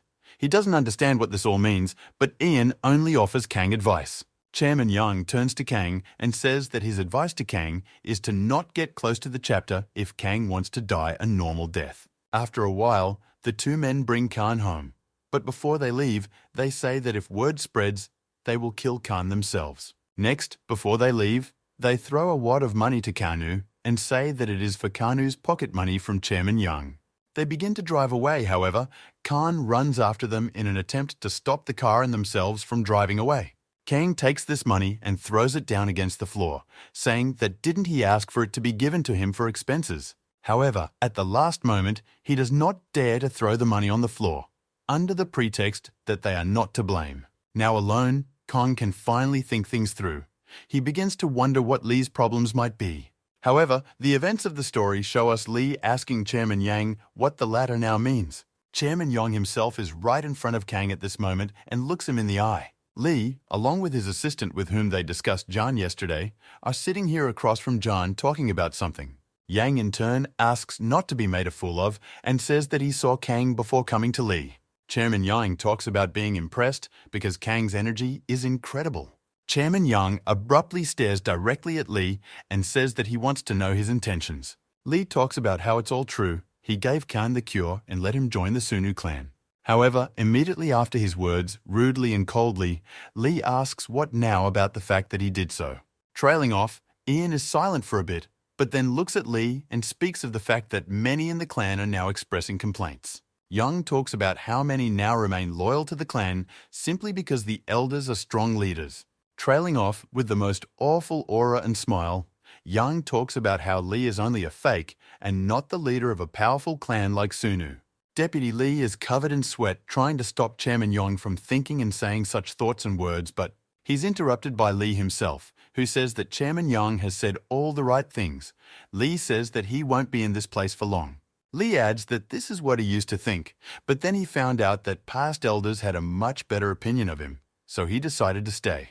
He recalls their faces in his head and talks about how for their sake he stayed in this position and will continue to be in this position. Trailing off, rather rudely, clearly and coldly, he makes the point that no matter what Ian says, Lee's will is unshakable. Either rudely suggests that he will not abdicate his responsibility for anything, even if he dies fighting for it. Chairman Lee creates his own creepy and wild aura around him and asks Lee if he has powers to his words. However, Lee in turn also raises his powerful aura and says that they can check it out. However, the events of the story moves us to Khan, who is walking some streets, but walking as if he is looking for something. However, walking around even the regular streets, Kang complains that he feels somehow uneasy here. Around one of the street corners, he notices a car he knows and realizes that it's not really the same car. As he follows, he also notices people coming out of it. Kang knew it was Chairman Yang's men and their car. Khan doesn't have time to hide, but manages to see Ginny, who is racing by on a motorcycle nearby. Kang starts yelling her name, calling for help. However, she doesn't hear him, and Ian's men grab Kang's hands. One of them starts to gag Khan with his hand, showing his strength, but Yang bites him on that hand. And following that, she doesn't just bite, but grabs his hand with her own, gives a little pressure, and thus breaks the man's arm. Kanu starts to run away and the man stands by the car with his now broken hand. Kanu starts running after Ginny's motorcycle, screaming her name over and over again, hoping she will hear it. Kanu is overly lucky. Ginny heard him and stopped, and even turned her attention to him running towards her. She starts to scold him, saying he was asked not to loiter anywhere, but Khan starts pointing his hand back and asking Ginny to look over there. She looks over there and yells at Khan that there is nothing there. Khan turns around in bewilderment to see that there really is nothing there. Khan starts to ask Ginny where they went, but she doesn't understand Khan and only asks him who he's even talking about. Kang starts to say that he was kidnapped and asks if Lee is okay, but Ginny only asks why Kang is so nervous. However, their dialogue is interrupted by the huge sound of some sort of aura, followed by the sound of a window breaking. Lee's body flies out of the window of a large house, smashing through the window and the decorations in the garden. Lee flies out of something of a blow. However, he manages to stay on his feet after being charged so hard. Before Lee can even stop all the way, he hears Ian's voice from behind him saying, "Isn't it too slow?" And later, Yang himself appears, grabbing Lee's leg and flipping him head down. Lee is shocked to the core at what's happening now. It's been a long time since he's been played with like a toy. However, he doesn't decide to give up and cry. He manages to grab the ground beneath his head with his hands and stop his body. In the next instant, Lee is already behind Ian's back, and some white aura gathers in Lee's hands. However, Chairman Yang in turn also snaps out of his seat and reiterates that it's still slow for Lee. In the next instant, Yang strikes, as does Lee. From such a blow, Lee is thrown upwards into the air and Yang remains down on the ground. Ian grabs his cane with a bloodthirsty grin and yells about coming out to what is the end for Lee. Following that, a powerful blast of blue energy flew straight out of Chairman Lee's cane and straight into Lee's body. However, Lee manages to resist such an attack and even managed to hold back her surge of power and not fall down. This is noticed by the shocked Chairman Lee, who didn't expect Lee to have the strength to resist such an attack. Chairman Yang starts to look at Lee's hand movements, and in his head, he asks himself if he really has the double dragon chain dance technique. However, the fight is interrupted by the appearance of Ginny and Kaina, who have come in from the backyard to observe everything. A startled Kang immediately sees Chairman Yang and starts pointing his fingers at him, talking about him. Ginny bursts through Lee and Kaina and with a questioning face asks, "How does Uncle Yang understand all this?" However, Ian only answers with a question, asking what Ginny is even doing here. She says she heard about Ian's arrival. Lee doesn't let Ginny pass. He puts up his hand and talks about how he himself asked Ian to come here tonight. This is also where Lee's assistant appears, saying that everything is correct, and Yang himself has agreed to compete with Lee's head. Ginny screamingly starts to ask about why it has to be done at home, but Ian interrupts and walks away, saying that the rest of the answer is in the meeting. With a limp, Ian walks towards Khan and walks beside him, much to Khan's consternation. He walks beside Kang and tells the man quietly again about keeping Chairman Yang's advice in mind. Meanwhile, Lee looks at his hands and talks about how the arts of the Sunu clan are incredible. Ginny also stands with him. Ginny turns around and sharply asks Lee if he's okay. He says he is and tells her not to worry about him. Kang starts walking towards Lee and Ginny, and on the way asks Lee who the man was, meaning Ian. Lee asks if Kang hasn't seen Young before, but Kang replies that this morning is the first time only. Ginny is surprised and asks Khan if he really saw Ian. Khan replies that he did, but didn't realize who he was. Ginny tells Kang that Chairman Yang is in charge of a very important job in the clan, which surprises Kang. Tracy adds that it's strange that such a secret for Kana was revealed in just one day. Kang realizes that Yang is a big shot, and Ginny asks Lee why he even came, but Lee replies that it was nothing. However, at the end, Lee adds that he just asked for the head position in the Sunu clan to be given to him, which shocked Ginny and Kana. Meanwhile, somewhere in the car, Chairman Yang himself is chatting with someone and saying the same thing. Men who video chat with him say that this move is very abrupt and quick for Ian. However, Chairman Yang only says with a smile that he would have met with the head if he wasn't sure. Riding in his car, he continues to talk on the video link, adding that Lee is still a teenager who doesn't know how to control his emotions. Chairman Yang smirkingly continues to talk about it, adding that only to butt Yang's pride as he immediately attacks. After all, Ginny tries to call Uncle Ian, however, he in turn only ignores the calls. Kang is surprised at Ginny's persistent attempts to contact him. Kang asks if they know each other. Ginny says he was raised by his grandfather too. However, the dialogue is interrupted by Lee, who says he has to go to practice and asks Ginny to take care of Kang, which she's not too happy about. However, Lee once again makes a very handsome and cute face, asking Ginny to please do this for him. Ginny blushes hard at this and is silent. Khan looks at it all. He's not comfortable with it either. But everyone is silent. Ginny snaps, talking about so be it. However, this is the last time Lee thanks her. Kang asks Ginny if she's in real earnest about not being able to say no to Lee, but Ginny is only angry at Kang. Kang says no, it's nothing like that, while Lee himself watches the whole thing with a sweet face as he stands nearby. Lee's assistant intervenes in the dialogue. He asks if he should report everything to the elders. He embarrasses Lee. Lee talks about how he thinks he shouldn't, and with that answer, he surprises his assistant. Looking at the chandelier, Lee talks about how Yang is only interested in him, not everyone else. It doesn't make sense. Already leaving, Lee asks not to worry and says he will think about his decision some more. Lee walks away and his assistant stands in a sweat, contemplating whether things are definitely going to be as good as Lee seems to think they are. Lee goes to a solitary, dark and empty room, sits in lotus pose and crosses his arms. Lee begins to meditate, closes his eyes and lowers his head as if thinking about something very important. After a couple dozen seconds of such practice, a white aura began to emerge from Lee, straight from his back.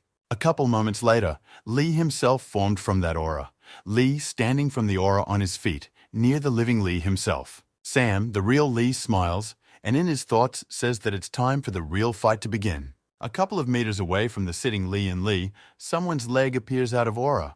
It is also composed of white aura. Near Lee turns out to be Chairman Yang, who is also composed all of white aura just like Lee. Meanwhile, the events of the story take us to Ginny. She talks about Lee locking himself away for a few days now. Behind her, Kang is actively practicing, and she talks about how Uncle Yang hasn't answered her for a few days as well. She walks up to Khan and starts yelling that it's time for him to go to school, and he's had enough of coming here every day. Khan says it's okay, but Ginny is jealous of him, for she is nervous now and worried about Lee.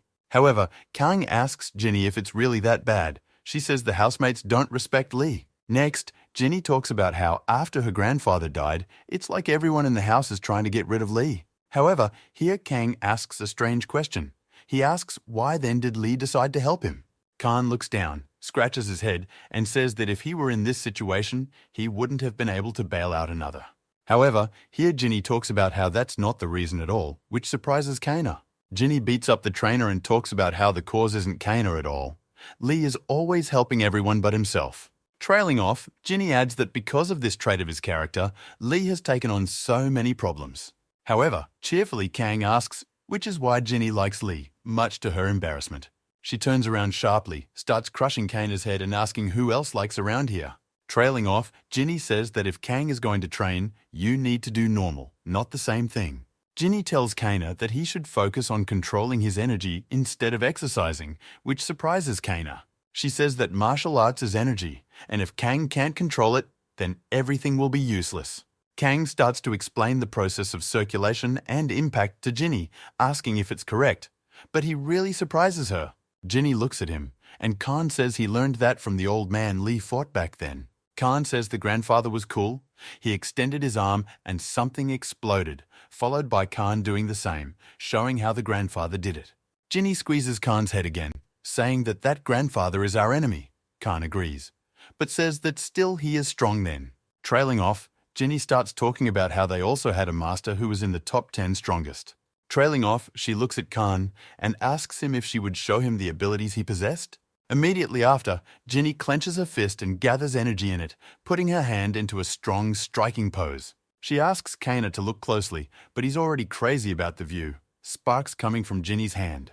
Ginny then takes a leap and hits the practice wood directly, shattering it into pieces. Khan is in wild shock. He's crazy about what Ginny just did. He has a hard time believing in that kind of power. Ginny didn't just blow the booth apart with one punch, she also left a mark and created a powerful charge of energy around her. A shocked Kang starts to ask how she managed to do it, but she says it's a complete failure. Ginny talks about how it was a pathetic parody that was no match for Grandpa's punch, his thunderous punching technique. Khan says how so if the booth is blown away, but Ginny says that from real machinery, there wouldn't have been any chips left of the booth. However, Kang runs up to the strong Jinna and starts asking if he can learn how to do this and do like her now. However, Ginny stops Kana, telling him to get busy circulating energy and learn basic techniques and concepts. Meanwhile, the events of the story show us Lee talking to someone and saying he'll be waiting at the meeting. A helper approaches Yang and asks if it was the elders. Lee replies that yes, they learned everything from Yang. The aide asks Lee if he's sure everything will be okay, since he rejected even the help of the elders. Lee says that he can't be sure until the end, because Yang is very strong as it turns out, the outcome is unknown. Meanwhile, the events of the story show us Chairman Ian himself being informed of something. He sits at a table with some men and informs them that the head of the Lee clan has just refused the help of the elders. Everyone in the room began to discuss the head of the Suna clan at the table, laughing at how stupid he had become. With a smile on his face, Chairman Yang sets his glass on the table and says that everything is going perfectly according to plan. Chairman Yang looks into his glass and talks about how, at this rate, Lee's point could be made as early as the next meeting. Meanwhile, the events of the story bring us back to Khan, who is lying on the floor near the dumbbell tired. Barely, but Kanu manages to get up and sit up. Ginny hands him some water to rest. She's also been working out, also drinking, and says she's finally getting into the groove of training at Khan's. Ginny looks up at the sky and tells Khan that it's getting late. He should go home. They say their goodbyes. However, right before he leaves, Khan starts asking Ginny to teach him the Thunder Punch technique, much to her shock. Ginny shocks, laughs, punches Khan, and tells him he's crazy, looking at the building next to her with a smile. A little time passes. Our hero Kang goes home, very tired, and says he's going to die. However, a car drives by, the window of which starts to open, and from there a question is heard whether Khan is going home. This question turns out to be asked by Chairman Yang, which wildly shocks Kang again today. He talks about hearing that Khan is practicing with Ginny, and it looks like they are done for the day. Khan is shocked by this. Yang and Kang discuss training a bit, and then Yang asks if Kang has thought about his proposal. However, Kang only calls Yang very pushy, and talks about how he has already responded to him several times. Yang asks Kang if he knows that the Sunu clan is having a meeting today. Kang says he's heard out of the corner of his ear.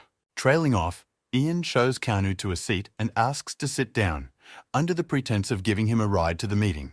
Meanwhile, the events of the story show us some apartments where a lot of people are drinking. They are informed that the head has arrived. Lee and several members of the Sunu clan emerge from the elevator. Everyone as one began to bow and talk about welcoming the head of the Suna clan here. Lee also bows thanks and says it's nice to meet you, and the clan members consider everyone here. The guy with the tattoo near Lee turns his attention to a group of fat men who are smiling achidically from it all. The guy with the tattoo notices that they are standing far away from everyone, and the atmosphere there is kind of weird. It's not good. Lee's assistant asks him to come to the table, but Lee's attention is distracted by something. He turns around. Lee observes Yang walking to the meeting, and Yang himself says that he apologizes. He's a little late for the meeting. Trailing off with a strange and caustic look, Ian looks directly into Lee's eyes, who in turn also looks at Ian. However, Ginny's attentiveness allows her to see a familiar face in the crowd among Ian's men. It turns out to be Kang, who clearly stands out with his clothes. Ginny is shocked to see him amongst Ian's men. Ginny points her finger at him, curious about what he even dared to do here, also with Ian. Kang talks about finding out about the meeting, but Ginny replies that only important members of the Sunu clan should be at the meeting. Kang tries to ask Yang what that means, but Yang grabs Kang by the shoulder and says loudly that Kang is the new member of the Sunu clan. In front of the entire audience, Yang talks about how not long ago, Kang was just a simple schoolboy, but now he's part of Sunu. Ian looks into Lee's eyes and, in full view of everyone, talks about whether or not the head can answer how the schoolboy became part of Sunu.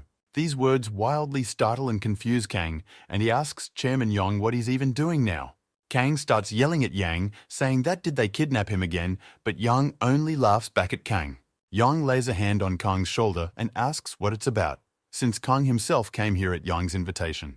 However, Kang is wildly angry. He abruptly removes Yang's hand with vigor and yells at him not to do that again. Kang gathers all his strength into a fist and starts asking Yang who he suddenly thinks he is here. However, Chairman Yang's men simply grabbed Kang by the neck and held him down with their hands. One of Ian's men asks Khan to shut up before he breaks his neck for his broken wrist. Ginny starts yelling at Ian's men, talking about what they dare do to Khan now. Yang loudly starts talking about how Lee is a terrible leader.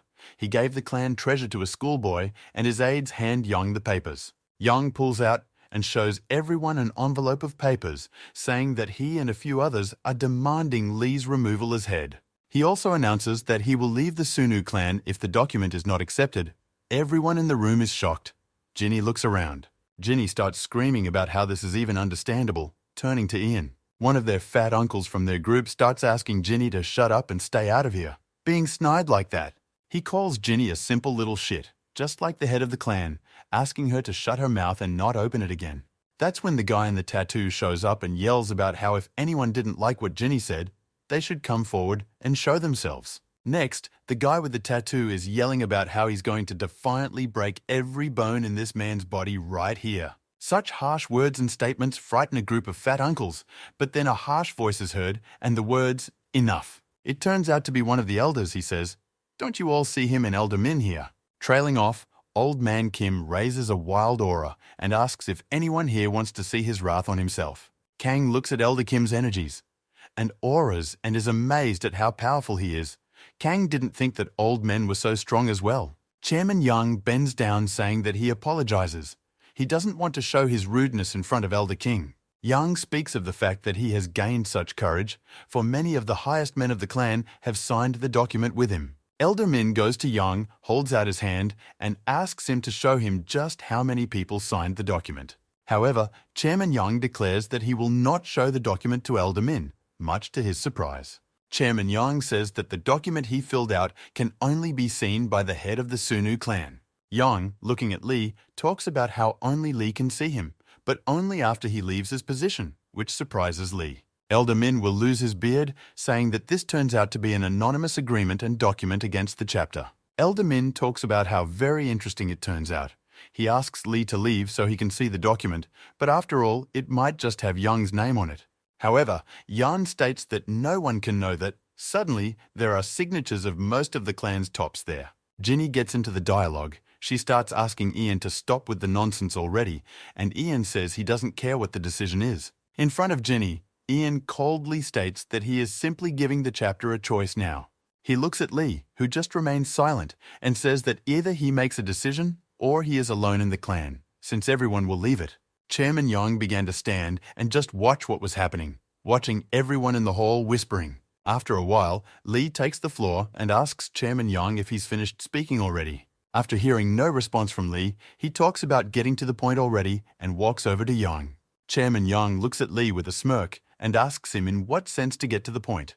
Lee keeps coming at him, creates a huge aura behind him, and only with it turns the table next to her upside down.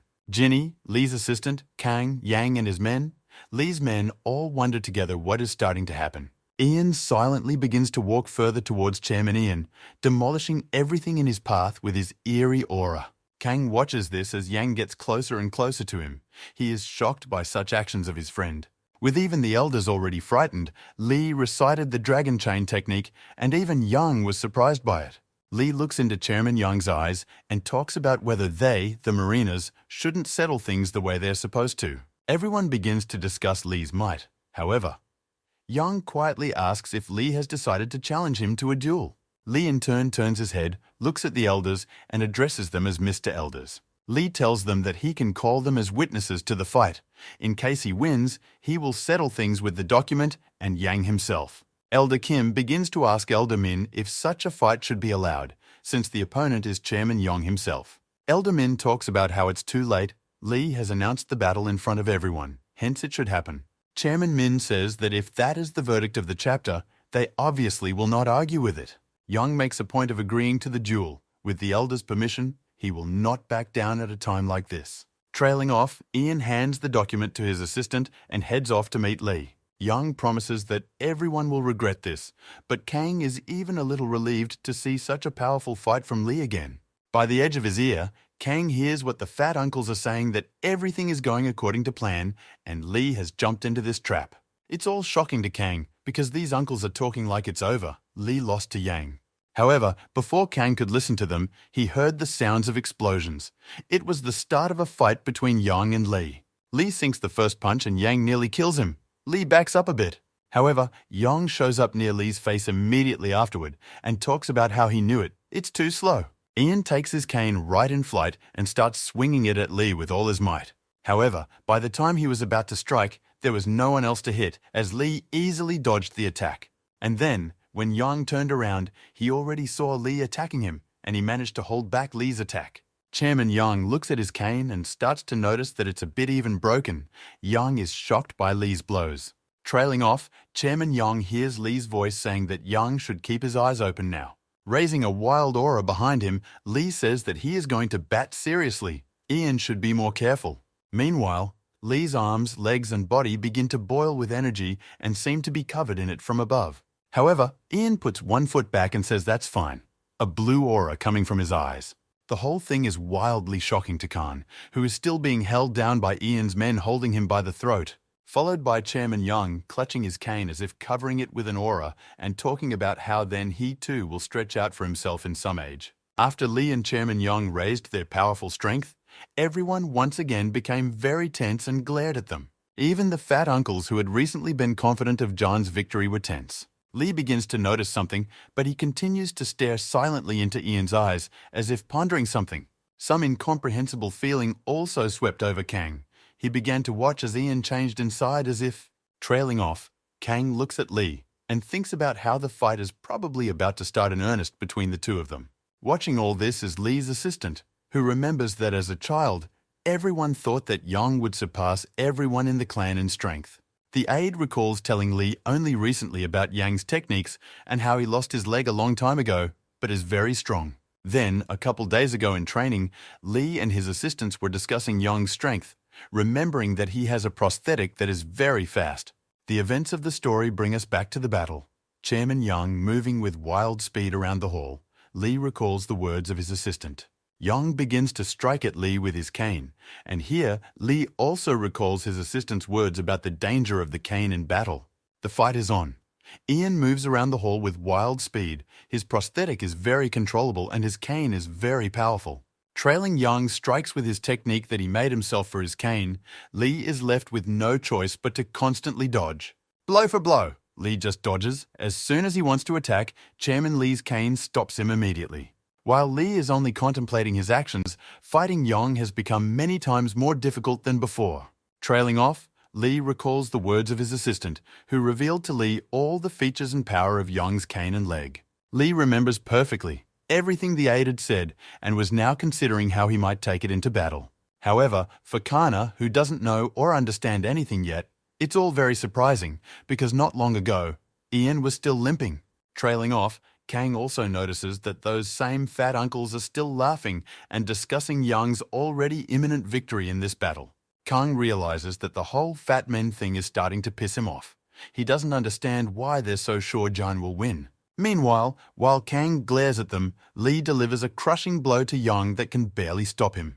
This pleases Kang greatly. He watches as Li flies up and heads straight for Yang.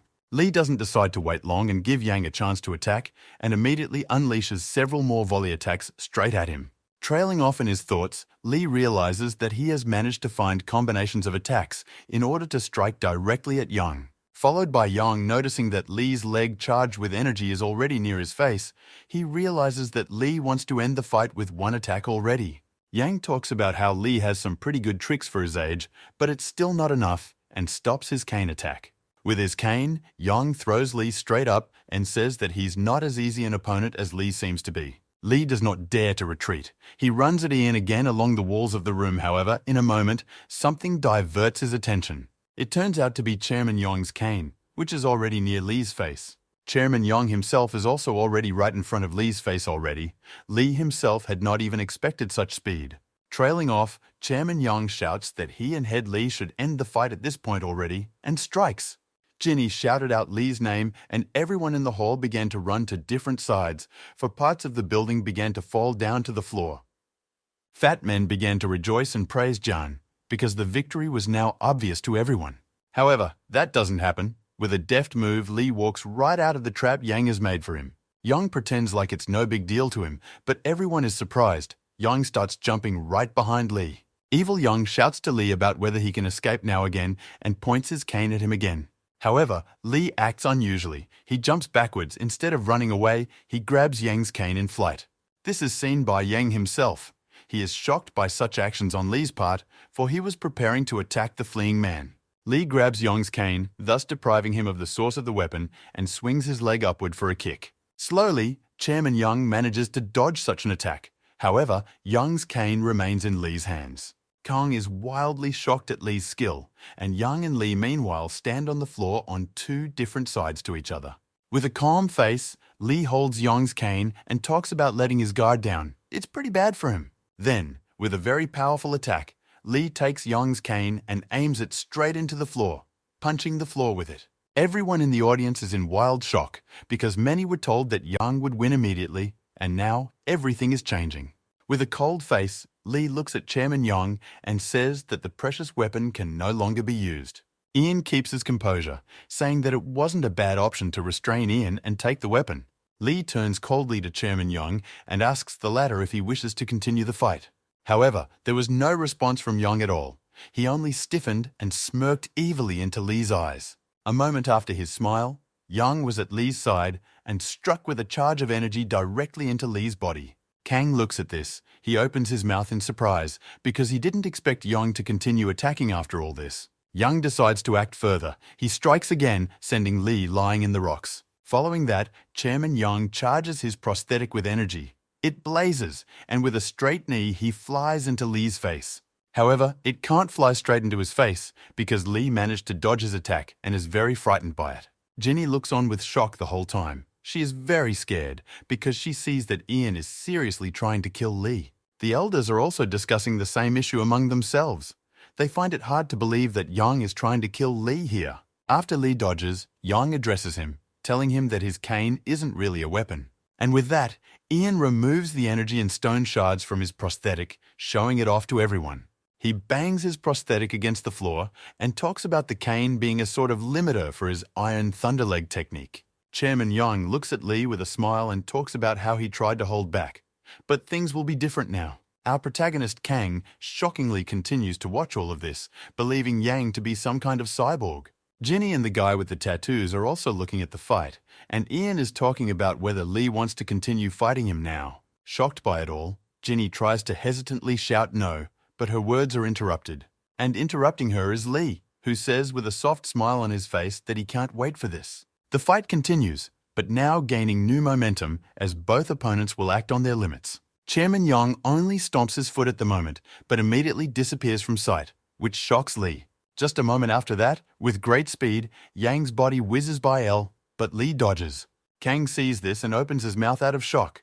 However, he doesn't understand why Yang didn't strike Lee then. However, Lee realizes what the blow was. It is one of the Sunu clan's most powerful techniques.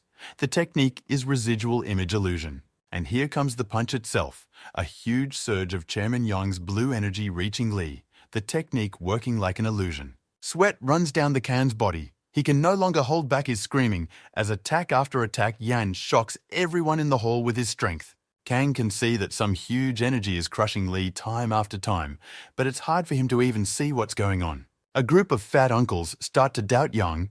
They discuss the fact that Yang had to use such a technique against Lee. They talk about how this way Yang will reveal all his cards, and meanwhile, Lee further evades the attacks. They look at a rather tired Ian and discuss possible defeat. One of them says it's all nonsense, and Yang's skills aren't inferior to some kid, though others say Lee too still fights. They start to argue about Lee being able to stand his ground when the chairman had revealed all his cards already. Next, they discuss the fact that if Chairman Yang is defeated, the document that his assistant has will fall into Lee's hands. However, one of these uncles talks about how it will never happen, which shocks everyone else in the group. He tells of putting the chairman the same envelope, but with blank paper inside.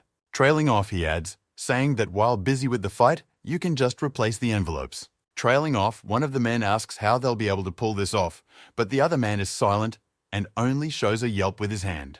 The very helper notices such a signal from the man and shows him a self-liked signal as well. This delights all the men in the group. They are in awe of how thoughtful and savvy their sidekick is. However, things are not as simple and easy as they initially seem. Khan notices that something fishy is going on in a group of these men.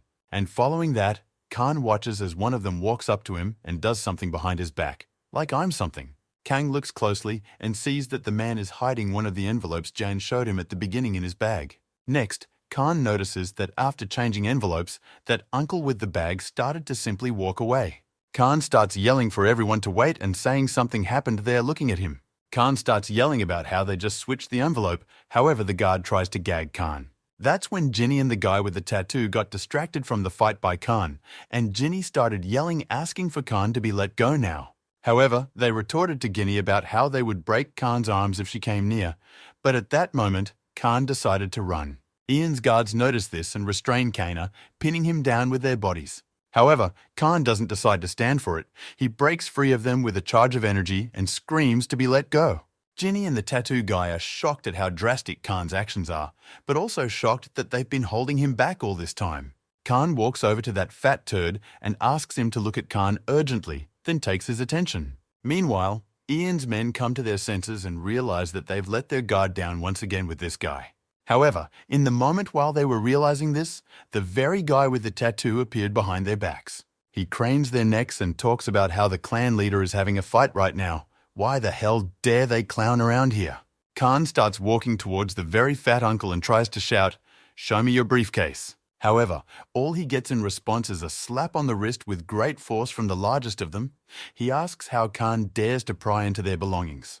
However, Kang doesn't give up. He loudly shouts to everyone that he and Yang are for one. He was watching them.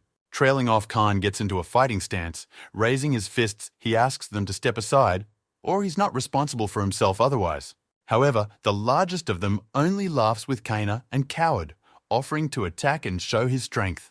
Kang starts to clench all the power in his fist and talk about not making them regret it later. Kang strikes, shouting the lightning sky technique, then shocked everyone. But the big guy, though, scared, but stopped the strike. However, after the hit, he starts yelling at Kana in shame, saying that there wasn't even another technique here. What a cheat. However, Khan himself only turns away and starts screaming Ginny's name, begging her to help him. And literally the next instant, after Khan called out to Ginny to help, she appeared with that very technique. She applied this technique directly on the body of a huge burly man's body, much to everyone's delight, and tossed him aside. Everyone around them opened their mouths in shock.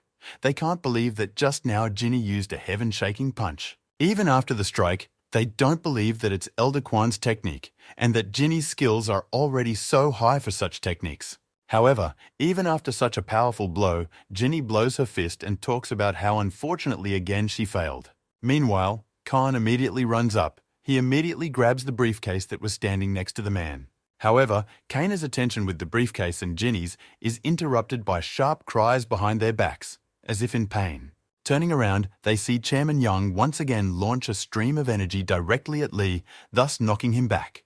The chairman is screaming that it's about time to end what's going on here. Lee is shocked by it all. Right after that, another attack comes at Lee, which makes a bunch of wounds on his body. Lee sees that Yang's attacks have intensified several times. Immediately after this attack, Lee notices that Chairman Yang is about to attack again and gains speed under his foot. The next instant after that, the chairman's foot is right in front of Lee's face, who looks at it in shock. This is the first time Lee is in such a wild shock. He realizes that it is simply almost unrealistic to hold back the chairman's attacks anymore. After this attack, the chairman returns to his seat and Lee's body is thrown far upwards by a huge wave. Everyone is wildly shocked by this, both the people from the clan and Kang and Ginny, who are very worried about Lee specifically. The elders are also watching and realize that this might be the end already, for the attack was very strong. Chairman Yang turns his head around and looks up with a caustic smile, saying that he warned that it would be very dangerous. However, here comes Lee. He's standing on the wall of a building. It's like there's fire under his feet, and there are traces of blood in many places on his body. Surprised and even frightened at this whole affair, Chairman Yang looks on, who could not have imagined that such a thing would happen. Behind the monster's eyes, as if in berserk mode, Lee looks at Chairman Yang in wild rage and prepares to attack. Lee shouts that he will now inspire fear, and with great speed, he takes off from his seat, heading for Chairman Yang's place. Chairman Yang stands alone like a cornered dog and sees Lee flying at him from above with wild energy. At this point, it's not even close to known how this may end, as Lee continues to fight for his clan in a wild rage. Ian starts to shake just from the aura. He realizes that it's too late for him to dodge and can't be given the back of his hand. Trailing off, the chairman also begins to cover his body with aura, realizing that there is only time left to take the hit. With wild speed, in mid-air, Lee and Yan's fists collided in a punch. Two strong energies against each other, the outcome would be powerful. Everyone around them was shocked at the wild aura they had spread around, for this aura had created an entire powerful dome. Everyone around them began to be struck by the effects of their collision. Yes, so much so that the Luli could see nothing but their hands nearby. Everyone is shocked by this. They look around trying to figure out what happened, but the strike is over. Both sides are moving out of position. A satisfied Ian yells out that this is a mistake for the head. He puts his hand behind him in a punching stance. And afterward, with great speed, he leaps out of his seat, carrying himself and his blow towards the head of Lee. A surprised Lee looks at Ian, however. He is surprised, not scared. He has noticed something strange. And that strange thing is in John's prosthetic, because it's sparkling, like it's about to explode. John himself is startled by this, followed by everyone in the room, including our hero Khan. Lee decides not to act just yet and steps back with a sharp leg kick to give Ian time. Chairman Yang just walks along, but his prosthetic begins to creak and squeak, and later began to smoke. Already even a group of men are taking notice. Shocked, they realize it's most likely broken. And then, Lee turns to Yang, saying that the information that the Leg of Thunder can't be used for a long time has turned out to be true. Then rudely and insistently, Lee turns to Chairman Yang, asking if he is ready to continue the fight. Lee says he is personally ready. Everyone in the audience began to discuss this flaw in Yang and his technique. They say that they also don't recall Yang having very long fights. However, Chairman Yang himself is only silent. He looks at Lee with empty eyes, his face covered in blood. The male accomplices also look fearfully at their counterfeiter Jan, as if afraid to hear the cherished words from him. Ian lowers his head, stares down with empty eyes, and talks about how that's enough for this fight already. Yang talks about Lee using the true Thunder Fist of the last chapter, and no leg is going to hold up here.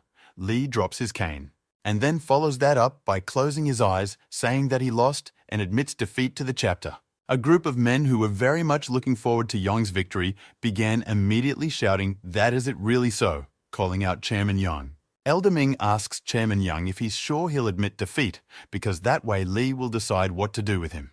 However, only by lowering his head and smiling a little, Ian says that he understands everything perfectly well himself. Trailing off, the elder announces that the document must now be placed in Lee's hands, and this gets Kana's attention. Kang yells across the room, getting attention. He raises the envelope in his hands and tells Lee to look at this one too. Khan puts it down and states that he took it away from that group of men along with Ginny when they tried to switch it up. Ginny talks about not knowing which one is the real one, but if you compare them, I think it will become clear. There are two documents in the hands of the battered Lee at once. He holds them looking as if into the future that will decide everything. Lee turns to Chairman Yang, asking if he will accept any of Lee's decisions. Yang says yes. Despite the documents, Lee turns to Yang, suggesting that he become an elder and help Lee in the future with everything. Everyone in the hall began to discuss Lee's words and check to see if they had just heard what the Lai clan head had said. Chairman Young looks at Lee shockedly and interjects whether he heard Lee's words accurately. However, Lee doesn't answer anything. He just silently starts tearing the paper envelopes in half. Such a decision is shocking to Kan Chairman Yang, and indeed everyone in the room right now. Kang tries to ask Lee what he is doing, but Lee only calls his assistant to him in response. Trailing off, a bloodied Lee hands the papers to an aide and asks them to go and burn them now, just to burn them. Lee addresses everyone and talks about how he promised that he would handle the paperwork and everything as he decides it needs to be handled if he wins. Trailing off, Lee asks if anyone has any questions about his decision. Everyone starts to interject, and a shocked Kang and Yang just stare at Lee. Ginny starts yelling at Lee, talking about what he's doing, because he's burning a list of Sunu clan traitors. However, Lee replies to Ginny that there are no traitors in the Sunu clan, which amazes her to the point that she just shuts up. Loudly and to the whole room, Lee talks about how conflict happens everywhere, but everyone here is a family. Lee continues to talk and says that Ian is right. Lee is only temporarily the head of the clan, which shocks Ginny even more. Next, Lee talks about how he knows that there are many who are unhappy with him and his decisions, and this is just his blunder. He says he lacks experience. His age is still young. Ian is shocked and looks at Lee. He says that however he is still in office, it is because members of the Sunu clan believe in him. He then goes on to say that he may well disappoint the members of the Sunu clan many more times, however. In the moment, Lee bows and asks Elder Yang to mentor him and help him so this doesn't happen, to which he surprises Yang. And it's not just Jana. Virtually everyone in the room is amazed by Lee's wise and powerful words. Only Ginny re-enters the dialogue. She tries to say that he wants a little from the traitor Ian. However, her words are interrupted by the loud clapping of the Sunu clan members who stand and cheer for a leader like Lee. Elders Min and Kim are also surprised by Lee's words, but rejoice, for Lee is already quite good at running the clan alone and without them. However, in spite of all this, the elder says that nevertheless, this is only the beginning of the journey. However, the events of the story show us some strange man in the crowd. He pulls a strange device out of his jacket.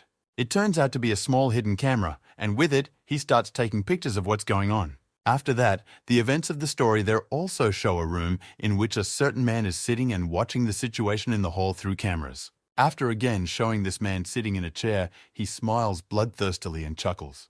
He looks at Lee through the camera, raises his glass, and talks about how happy he is to see the returned Dragon Slayer. Afterward, sipping whiskey, he talks about how news of the Sunu clan leader's return will soon spread throughout Muram. The events of the story take us back, showing one of the group of men who supported Ian. He says it's a fiasco, adding that not only did Ian's plan fail at the last moment, but they were burned when they were about to leave. They discuss amongst themselves all that has happened, trying to find the extreme amongst each other. One of them says that no matter how it is, he doesn't understand Master Young's loss since he is so strong. They discuss the possibility that Ian lost on purpose, as his fortune is higher than theirs together by a factor of 3. They discuss what Chairman Young can do to them now, one of them asking for silence because he's already all worked up. One of them began to suggest meeting with the head of the clan in a quiet setting to find a way to save them. A little time passes. Lee heads somewhere and later says, "Did Elder Yang really want to see him?" As it happens, Elder Yang stands in front of him, saying that he was wondering what was on Lee's mind right now. Ian asks what the sudden decision to make him an elder is, but Lee says it's not sudden. He's been choosing for months. Lee shocks Young by saying that Elders Min and Kim recommended him. Young wants to say something against it. However, Lee interrupts him and asks about whether his leg of Iron Thunder is all right.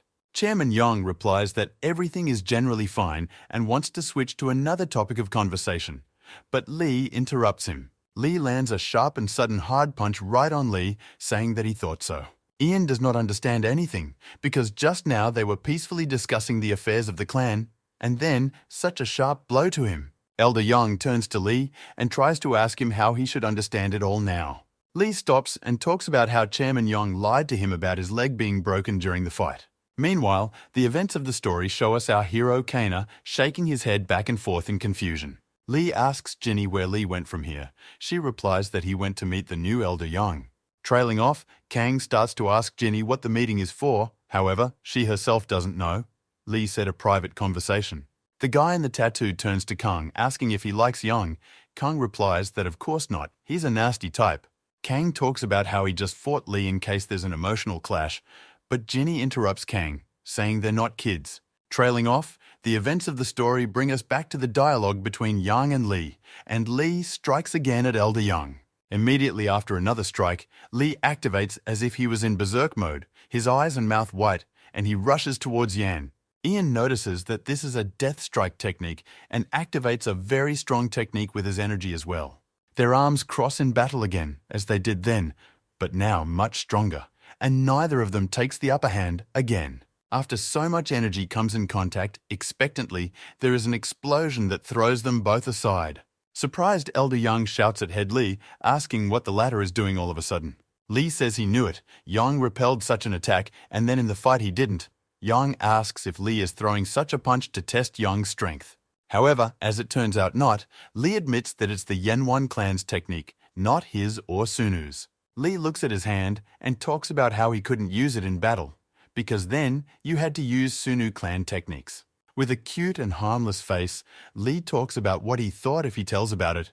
Yang will realize that Lee is not hiding anything. Yang asks how Lee managed to find out what he was hiding techniques. Lee tells about seeing it with spiritual abilities. Lee says that his spiritual abilities allowed him to create all of Yang's attacks in his head and thus learn them. Trailing off, Lee studied it all and came to the conclusion that Ian's abilities were almost at Elder Quan's level. It was then that Lee in battle realized that a person like Yang, with such techniques, could not lose to Lee in battle. However, Yang only guffaws, saying that Lee overestimates him and he has nothing to be so proud of. Trailing off, Lee tells Ian that he had nothing to be proud of in that duel, where he could have lost everything at once. Trailing off, Lee goes to Yang, saying that in his opinion, Yang was just trying to figure out the traitors of the Sunu clan with all this. Lee also adds that Ian's ultimate idea was to publicly broadcast their names at the meeting. However, Yang only smiles, saying that the world is not as romantic as Lee sees it for herself. Yang talks about how the Sunu clan house has plenty of money, and why wouldn't he reach for it like so many others? However, Lee only replies to Yang, saying that from the other two elders, he has learned something valuable about Yang. Lee talks about how he knows that Yang grew up in Old Man Quan's house, and the latter was like a birth father to Yang. Trailing off, Lee adds, saying that it's impossible that such a person would betray the Sunu clan because of some money. Elder Yang stops making excuses and asks Lee what he tore up and burned the papers for back then. Lee says that it is not wise to publicize such things. A simple replacement of people in such a large clan cannot be done. Lee says it's also worth considering the time and effort it takes to do all of this, and that's worth a lot. Lee says making quick decisions will show Suna as a weak clan. Yang says there is logic in the words, but there is one point. Ian says you can't turn a blind eye to it that easily, Lee agrees, and says that's what Ian is for, since he's gotten close to them during this time. With a sweet face and sincere hope, Lee says that he trusts these people to Yang and asks them to help solve the clan's problems. Such words, speculations, and decisions even managed to make Elder Yan teary, for he had not expected it to turn like this at all. After all of this, Yang asks Lee if he came up with all of this on his own, or if someone is helping him with it. Lee is honest when he talks about having a counselor, but here Ian tenses up and says it's clear. Yang says it's obvious that the counselor is Kana Sarah from the Milyon clan that Lee is communicating with. Ian starts yelling at Lee, saying that what's already there can't be changed, but to communicate about such a thing to another clan is wrong. However, Lee sweetly replies to Elder Yang in the wind that Yang should not forget that Lee is a stranger in the clan himself. Elder Yang grabs Lee and starts yelling at him about not talking like that anymore. The Lord trusted him with his life. Next, very tensely, Elder Yang talks about how a person like Lee, no one would consider someone like Lee a stranger. Lee is surprised at first, but follows it up by crossing a cute smile and thanking Ian for it all. Trailing off, Lee adds, complimenting Ian, he says he has very nimble hands, which surprises Ian. Lee says that if Yang had attacked, Lee wouldn't have been able to dodge, but Yang apologizes. Immediately afterward, Yang crosses his arms and asks to introduce himself to Lee as Elder Yang. Lee also bows and says that he relies on Elder Yang with all his soul. However, their dialogue is interrupted by the appearance of Ginny and Kana, who ask if they were really fighting here again. The clan head, Lee, as well as Elder Yang are surprised by their appearance. Lee asks what they are doing here. Ginny starts yelling at Lee and Ian, asking what's wrong with both of them. Did they really decide to play kindergarten here? Lee responds by saying that they were just having a conversation here. Ian adds that Ginny is worrying about it for nothing. The events of the story move us to Elder Ian's car, his men asking if he's okay. However, Elder Jan replies that he's fine, although, he's really having fun even now. He adds that he wanted to test the man and ended up testing him, which surprises his men. Looking out the window, Elder Young says that he now realized for sure what the head considered in Lee. The driver turns to Elder Young and asks what he means. The latter replies that you just have to wait. Elder Young says that as long as they are alive, the Sunu clan may suffer the strongest change in its history. However, their dialogue is interrupted by the opening of a door. Khan gets into their car and closes the door behind him. He starts talking about how since they already kidnapped him this morning, they should take him home now. One of Chairman Young's men turns around and rudely asks Kanu to leave, but Elder Young asks him to stop. Ian stops them, saying that they, like Kang, can consider it just a night out on the town. As it happens, Elder Young's car has started to drive off right through the city now. Meanwhile, a tense Kang sits in the car and looks eternally at Elder Young. Young notices the fact that Kang is very tense and wonders from him if he has something to say to Yang. Young hears those words and loudly asks Elder Young what they talked about with Lee today. Trailing off, Yang turns to Kan and asks if he really wants to know what Head Lee's interest is. Such an abrupt and direct question surprises Kang. He asks what it is. Ian replies that everyone knows it. The events of the story show us an unknown location with explosions and lots of dead military personnel. In the midst of all these military men walks a man in a black jacket, covered in blood and carrying a sword, who most likely killed them. This man turns out to be the same Ku Mong Ryong that Lee has been chasing for a long time. The events of the story show us an elder of another clan, the ghost of his grandfather. He is shown footage of Ku Moon Ren. Next, this old man's assistant talks about how Ku Mun Ren has a bunch of clients all over the world, moving non-stop. Trailing off, the old man asks his men if Ku Moon Ren left any clues. The aides say there are none. However, they say that the Shadow Warriors faction he is in already has an impressive international force. The old man's aides say that he already has international arrangements in place. It's hard to investigate something like this. The old man looks up and doesn't even know how to react, because it's very hard to fight against something like this. Aides say the Murim must intervene or the barrier between them and the ordinary world will be broken. However, the old man sets down his tea and says there is no need to worry, for there is an alliance for that. Now the old man is talking to that very manager. He asks if by any chance the old man is related to the Sunu clan. The manager says that Sunu clan has been very aggressive lately. He may not go for an alliance with everyone. However, the old man suggests that there is no need to worry. He knows Head Lai well, and Elder Young so much so. Meanwhile, the events of the story bring us back to Elder Young, who speaks of the clan's arrival in the year. Lee, in front of all the elders, asks why Haejong's profit is too small, even compared to last year. Elder Young talks about Lee missing the point about overseas investment, which is also very important. Lee and Elder Young continue to discuss the economy, but then they are interrupted by a voice. He apologizes. They pay attention. It's Elder Min. He's talking about how it's been 2 hours. Lee says that's right. It's time to call it a day. Lee thanks everyone and talks about seeing them again in 2 days, as there is much to discuss. Together with his assistant, the Lee clan head began to leave, and the elders looked on in his wake. Yang tells the other elders that he is surprised at how familiar Lee is with everything and even the numerical figures. However, Elder Min says that the head is simply in a desperate situation, which surprises Yang. Elder Min talks about how previously all the business was on them and the head was trying to get back to normal life. Trace Min adds that however already now, the head has taken on everything and now things are much more complicated. He studies until the night. That explained a lot to Ian. It was a surprise to him that such a young lad had such a strong grasp on everything.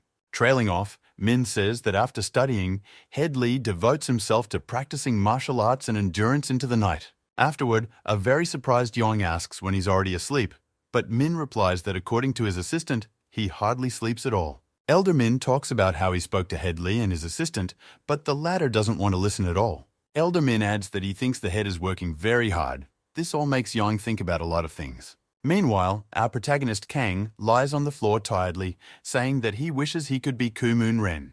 Ginny talks about how Khan is completely brain dead. Too bad she took pity on him at practice today. She shouldn't have done that.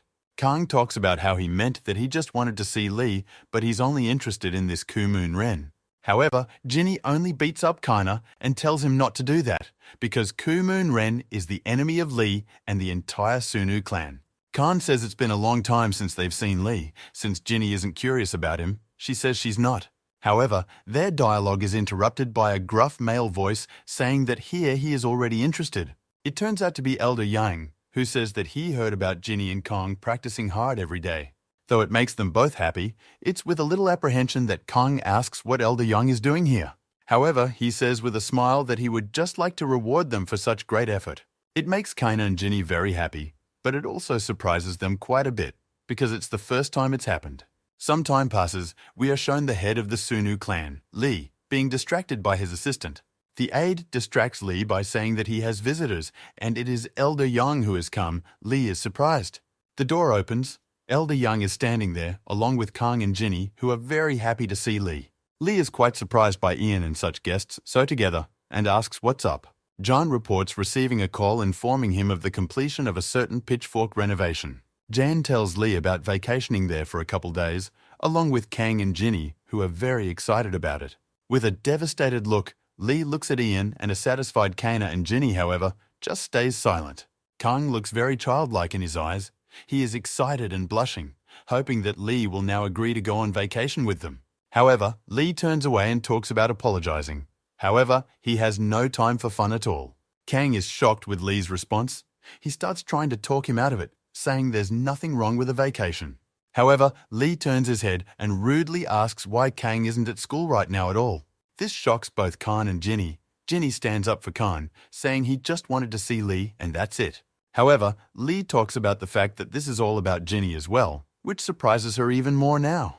He rudely addresses Ginny, talking about when she's going to graduate from her grandfather's training already. Lee starts to walk away and talks about how if they have time to pester him, maybe they'll spend it practicing better. This all shocks Ginny and Kaina wildly, but only Ian, who expected this outcome, is not shocked. The events of the story take us back to some sunny location, clearly seeing Ginny and Kang discussing Lee. Ginny talks about what the hell is even going on, they just wanted to visit him and there are remarks like this. Trailing off, Ginny adds that she doesn't understand why the hell Grandpa's tech is even touching Lee at all. Khan sees that Ginny is not at all at ease. He asks her if she's okay, but she stands as she was. However, following that, she grabs Kaina, saying that today will be a level-held training session and Ian only ponders about something. Ian stands and ponders about what needs to be done, for he realizes that Lee is clearly overdoing it in his training.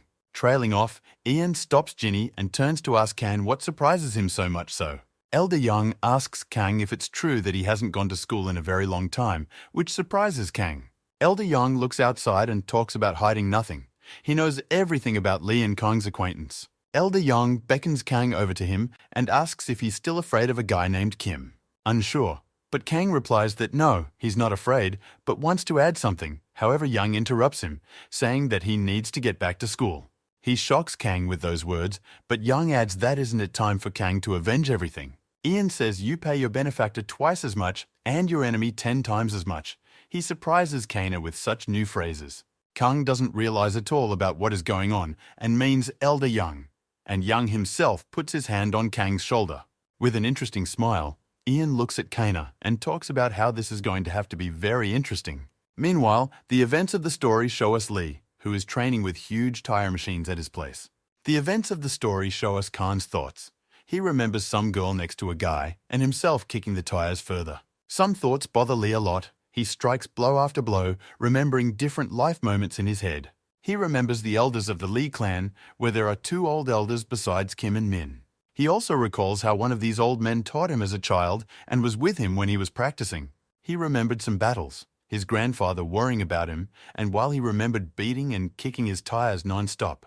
He also recalls some man with an aura from behind his mouth, his silhouette very reminiscent of Ku Mun Ren. He also remembers his grandfather protecting him from someone while covered in blood. He hugged Lee. This brings Lee to the end in reality, his pupils narrowing as he delivers blow after blow himself. He remembers this grandfather, who had his arm around him, fighting someone, covered in blood, but standing his ground to the end. He recalls some man with a cigarette turning to him and asking him to keep his shirt on. This person was addressing Lee, saying that he should be worried because Lee is his disciple. This person resembles Ku Mun Ren. However, thinking back on it, in reality, Lee is hitting the stands with his strongest attacks, screaming about how it's all lies, lies, and lies. He practiced to the point of exhaustion and blood, never stopping to scream that it's all lies and falsehoods. It can't be. Some time passes. We are shown Kana, who now has a short haircut. He is standing with a backpack on his back. Lee looks at his school and talks about how it doesn't say much yet about wanting to go there and see all of them. He walks into the school and sees his classmates walking around like nothing happened and getting ready for class. He walks into the classroom and is immediately noticed by the head of the class, who takes notice. Pasta, everyone else is also starting to look at Kana and his new appearance, which isn't ordinary like before. They begin to discuss the fact that this is apparently a newcomer, Kang himself saying to himself that he is terribly uncomfortable here. The classmates begin to suspect it's Kang, and he in turn greets the headman, but tentatively, very tentatively. Kim and his friends show up, who are also surprised to see Kang's progress, saying that he's clearly gotten bigger and stronger. After a couple seconds of this, Kim came close to Khan and stood face to face with him. A second after that, Kim takes and delivers a fist punch right into Kana's face with all her might. The classmates nearby are shocked. They thought Kang had changed and gotten stronger, but he missed the punch again. With a sinister and bloodthirsty face, Kim looks at Kang and talks about how he's just as much of a ballbuster as he used to be. However, just a second after Kim said that, his face turned sharply surprised, shocked. Kana's cheek was only reddened from his blow, not even a wound, blood or bruise on Kana's face like before. Trailing off, Kim swings in for another punch, for he thinks he's hit Khan weakly. He starts hitting Kana, yelling that he really missed him during this time. All of his classmates look on shocked. Kim throws dozens of punches, and then he sees that Kang is still on his feet, no significant wounds either. Kim is shocked. Kim says it's no big deal. Now Kim will only have more fun beating up Kang and his friends, but Kang only laughs in his face. Khan smiles, feels the impact site, and talks about how day-to-day he dreaded going to school over such trivial things. Kim turns around, looks at Kang in surprise, and interjects what he just told him. Trailing off, Kang picks up his energy, charges in for a punch and says, was he really afraid of a lowlife like Kim? Kim sees this, yells at Khan that he didn't want to die, and grabs a chair, swinging it at Khan. However, before Kim can even make a punch, Kang, with a powerful charge of his punch, throws Kim back at his friends with a chair together. The impact was so hard that with his fall, Kim turns the chairs and desk just into splinters from how strong he is. Kim's friends are shocked at what's happening. It's the first time they've seen their friend being treated like this, and by Kang. Everyone around them is shocked to see this, but Kang only yells at Kim, calling her scum and asking her to get up right now. Kang is charging more energy and yelling about how Kim will get 10 times more now than Kang did then. Some time passes. We're shown some girl. She's screaming about how Khan is just a monster.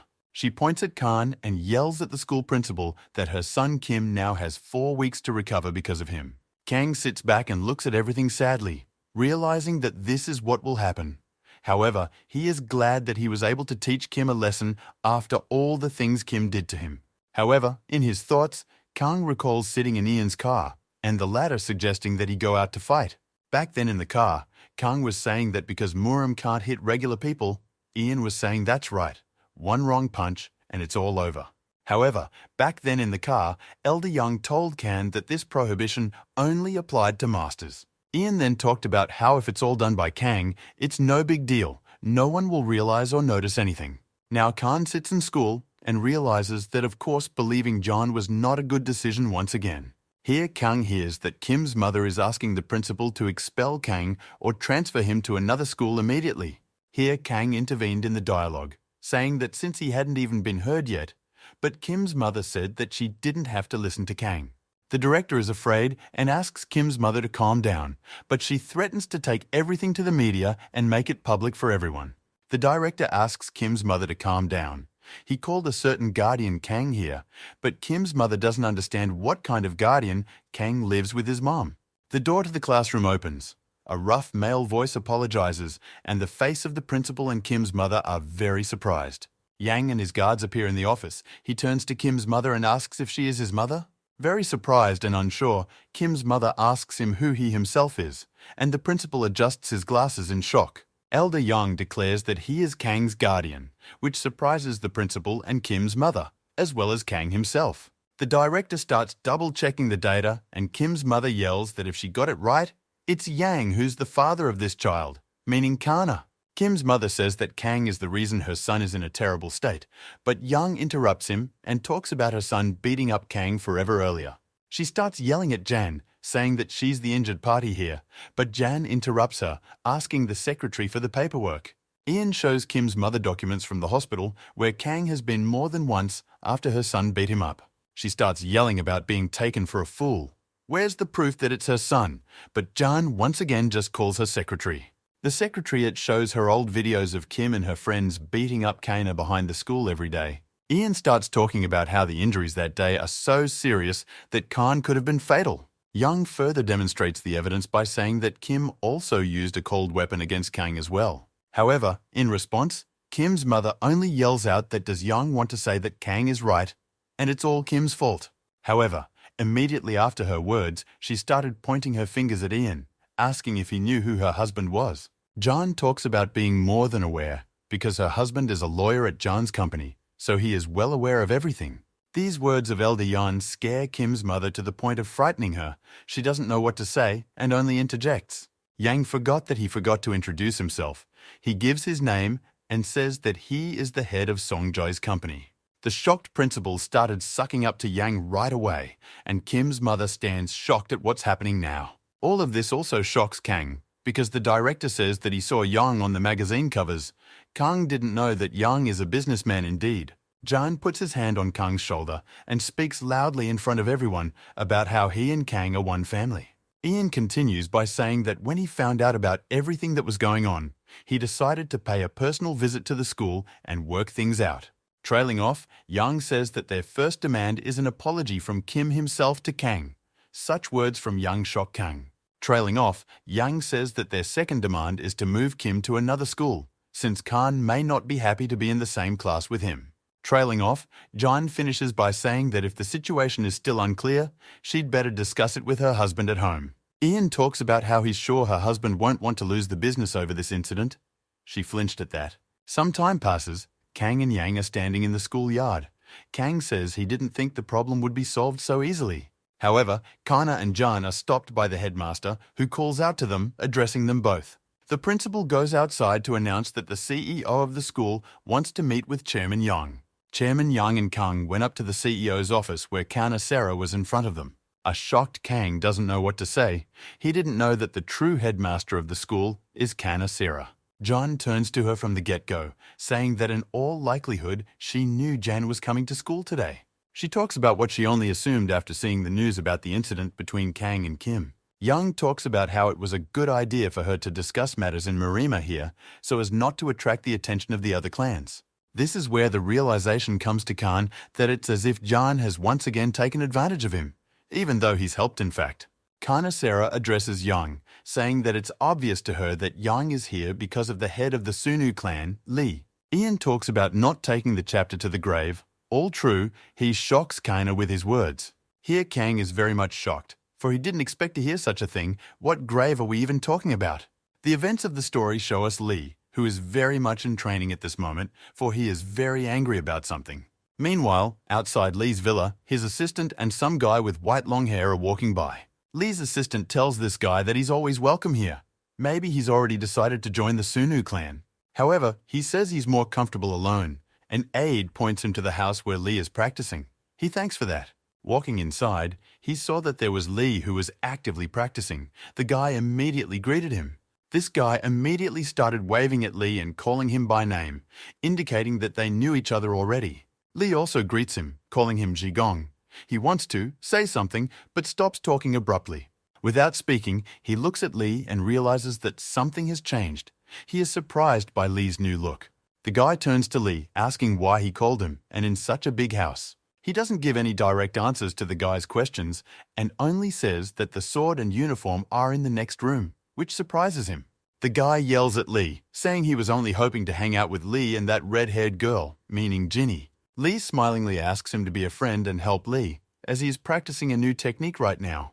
This really surprises this guy. He didn't expect Lee's requests to be exactly like this to him. He turns to Lee, saying that so-and-so will help, but will not be spared, immediately warning Lee of this.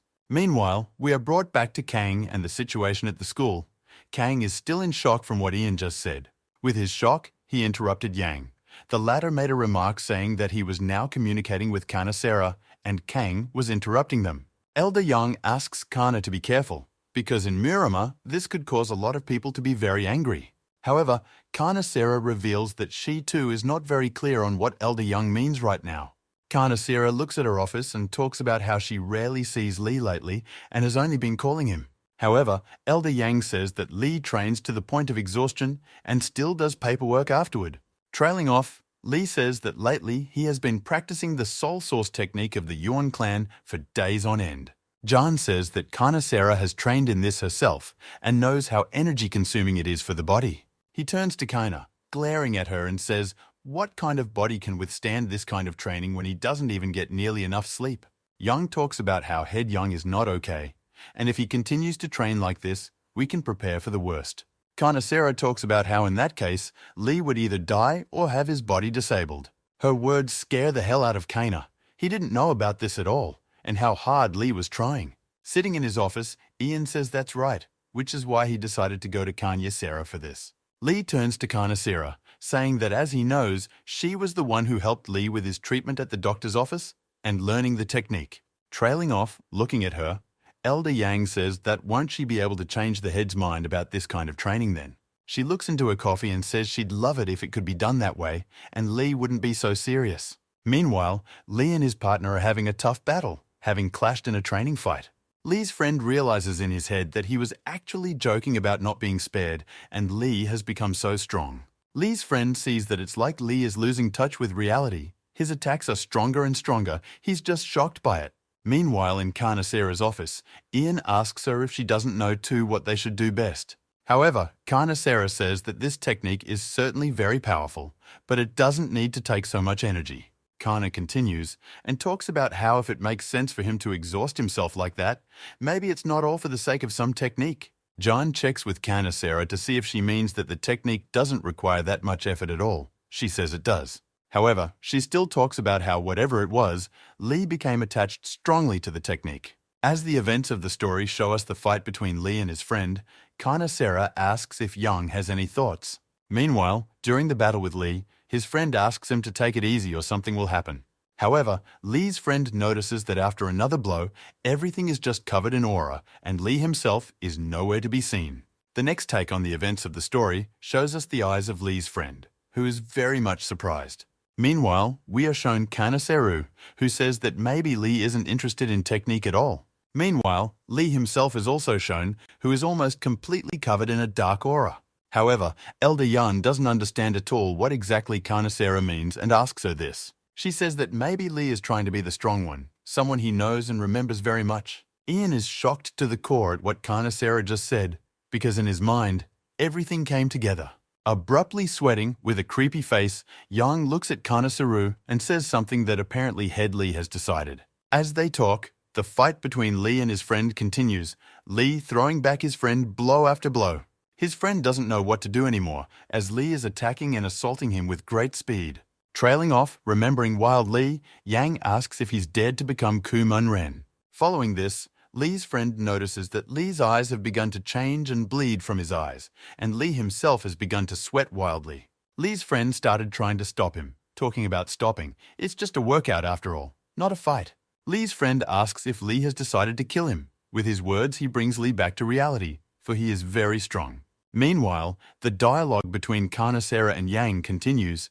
She says that Lee is still trying to pull everything by himself. Kana suggests that he's torturing himself over his sense of responsibility, which Khan points out. Elder Yan talks about how things are much more critical than he thought. You can't leave things like this. However, their dialogue is interrupted by Khan. He apologizes and says that he has one question. Kang asks Kanasera and Yang that if the problems are so serious, why not tell Lee's parents?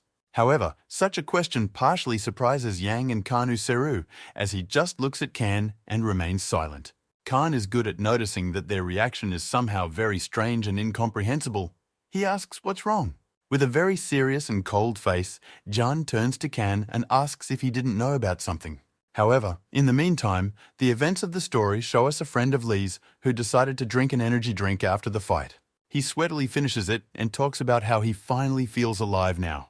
Trailing off, he offers an energy drink to Lee as well, and starts asking him what that creepy technique Lee had during the fight was. However, Lee talks about how it's no big deal. He just got into the swing of things during such a powerful workout.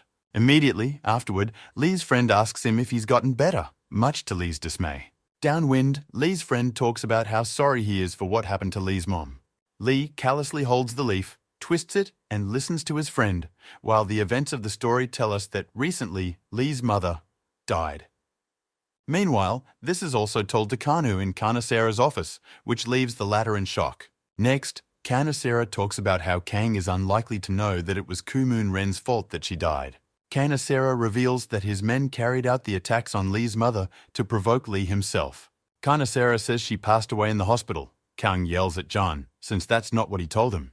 Kang started yelling at Young, saying that he had lied to him because he had said that Kumun Ren was Lee's teacher. Chairman Young talks about how he did not lie to Khan at the time, however, he omitted one point.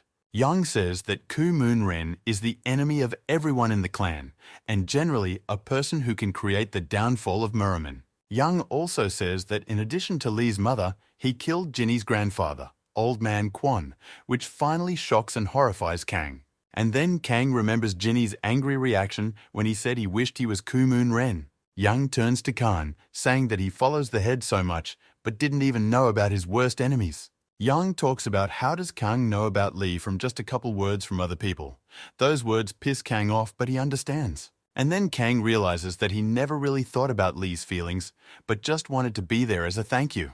Trailing off, Jan says that by standing like this, Kang is interfering with Kanasera and Jan's conversation and can mull things over in the hallway. This of course pisses Khan off a lot, and he tries to respond, however, he hesitates to do so. He is approached again by Young, asking if Kang has anything more to say to them. However, Kang only stated that no, he understood everything and would not say anything. Kang leaves and Ian looks on, but is distracted by Kanasera, who says that you can see that Ian is very worried about the chapter. Elder Young talks about how he has very high hopes for Headley, which is why he is so worried. Trailing off, Young explains that Kang was the first person Lee drew into the clan, hence Young cares about him as well. Khan walks down the hallway and realizes that now that he knows everything, he feels very ashamed in front of Ginny for his words. Looking out the window, he thinks that of course it's not that important, it's more important how Lee is doing now. Meanwhile, Lee and his friend discuss a certain job overseas on a bench where Lee's close childhood friend is now. Lee's friend notices that Lee himself is depressed and asks him if he's worried that something will happen to her there. Lee's friend asks him how she's doing now, but Lee says he doesn't know. She has other contacts he doesn't know. He asks Lee if he has any plans to meet her, but Lee says he does at some point. Trailing off, Lee declares that he will meet her when he destroys Kumun Ren, only then. Trailing off, Lee declares that he's past that topic and asks his friend if he recognized what Lee asked. Meanwhile, we are shown Jan and Kanasera's dialogue. Jan says he realized what state the head is in now while sipping tea. However, he was left with the final question as to why Kanasera started helping them all, including Lee. He turns to Kanasera, looking her in the eye, asking what her motivation is. Has she fallen in love with Lee? Ian looks at her and realizes she's smart and calculating. She meanwhile just looks at Ian. Looking at Ian, she says his jokes are weird and then declares that she and Lee have the same aspirations. Young asks if she means revenge on Kumun Ren, but she says their common goal is to protect this world, shocking Young. She looks silently at Ian, who is in great bewilderment at what he has just heard, and looks silently at her. Ian starts to smile, looking at Kana and talking about how he is very surprised to get such a response from her. Kanasera replies that after Kumun Ren's last attack, his number of allies has of course increased by leaps and bounds. She says that unions are also about finances, influences and connections. Jan asks her how much of this information is true. It tells of a certain group of Murin masters who chat forever among themselves about various news topics. Trailing off, Ian says that if the information is accurate, shouldn't it be reported to the Federation? Kanasera says it's already been reported.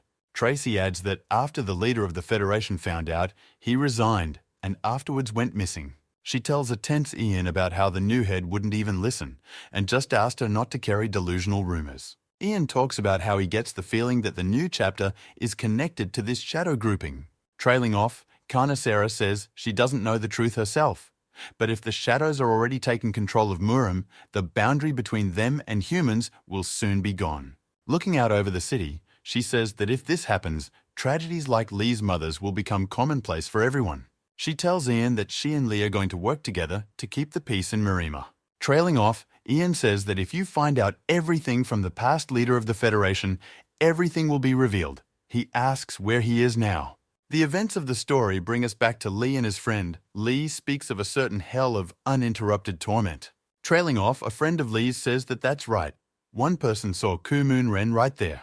Lee asks his friend where this hell is then, but Lee's friend says he would like to know that himself. His friend talks about how the place was built long ago by the Sunu clan, at the request of the Federation, which surprises Lee. Meanwhile, Yang leaves school and thanks Kanasera for her time and says they'll see each other again. Along with the headmaster, she bows to Yan on his way and sweetly escorts him out, wishing him a pleasant journey. After the car drives away, Kanasera exhales sharply in relief, which surprises the principal.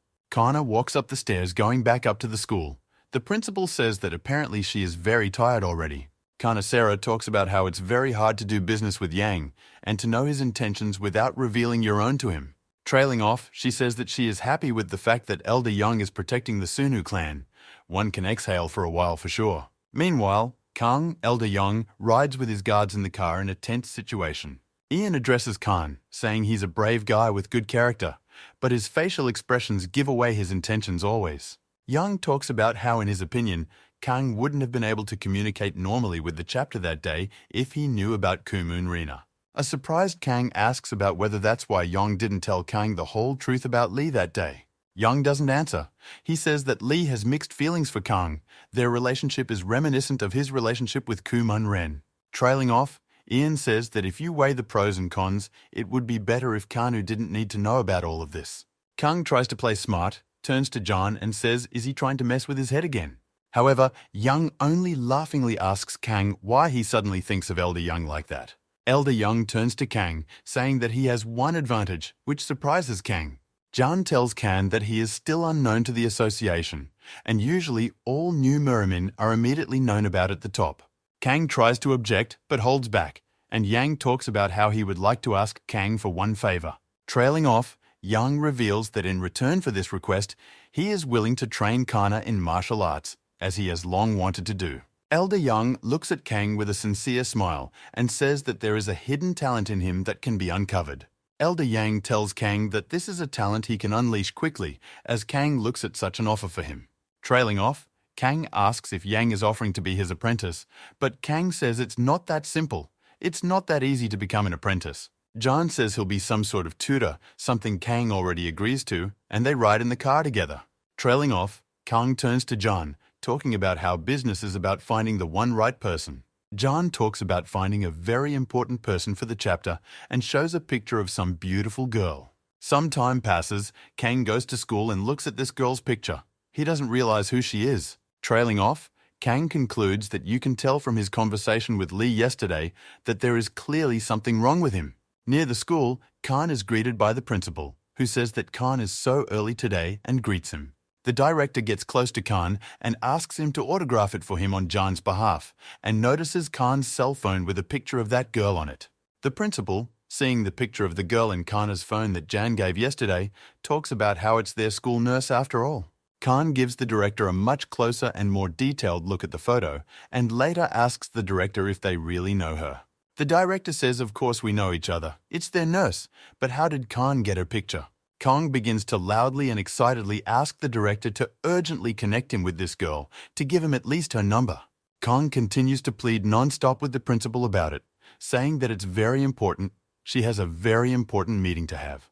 Meanwhile, the head of the Sunu clan, Lee, is sitting in the training room and practicing the very same soul energy technique once again. While Lee is practicing, he remembers a conversation he had yesterday with a friend who asked him for something, even though he knows it's not great. Lee further recalls their dialogue yesterday. Lee clarified with his friend several times if that person was definitely in that place.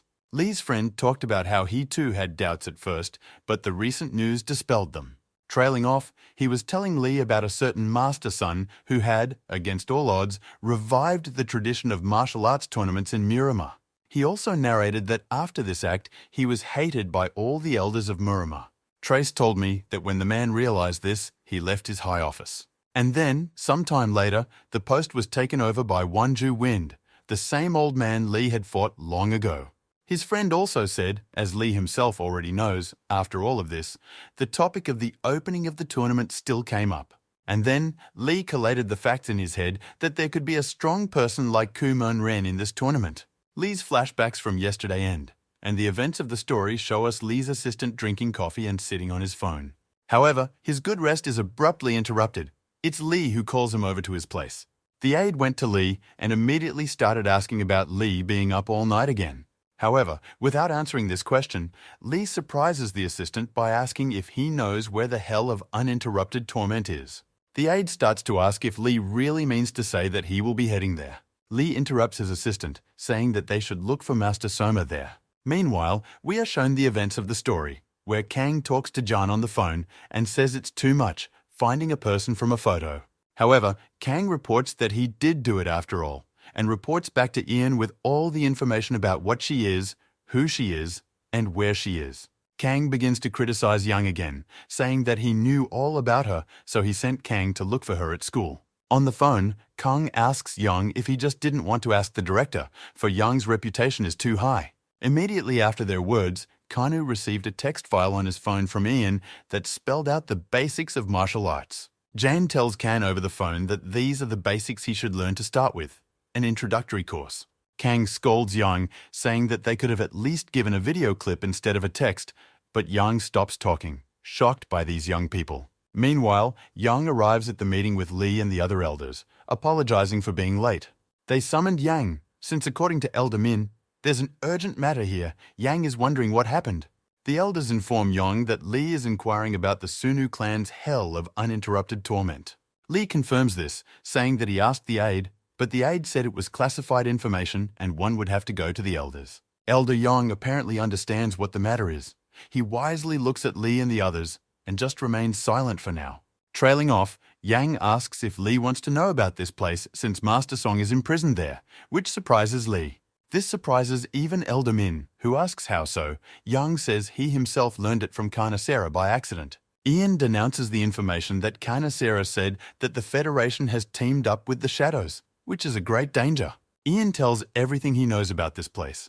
Lee reacts strangely. He asks if there is Shinhyop clan involvement here. Ian talks about maybe other clans or shadows trying to find out information about the hell of uninterrupted torment. We need to stop that.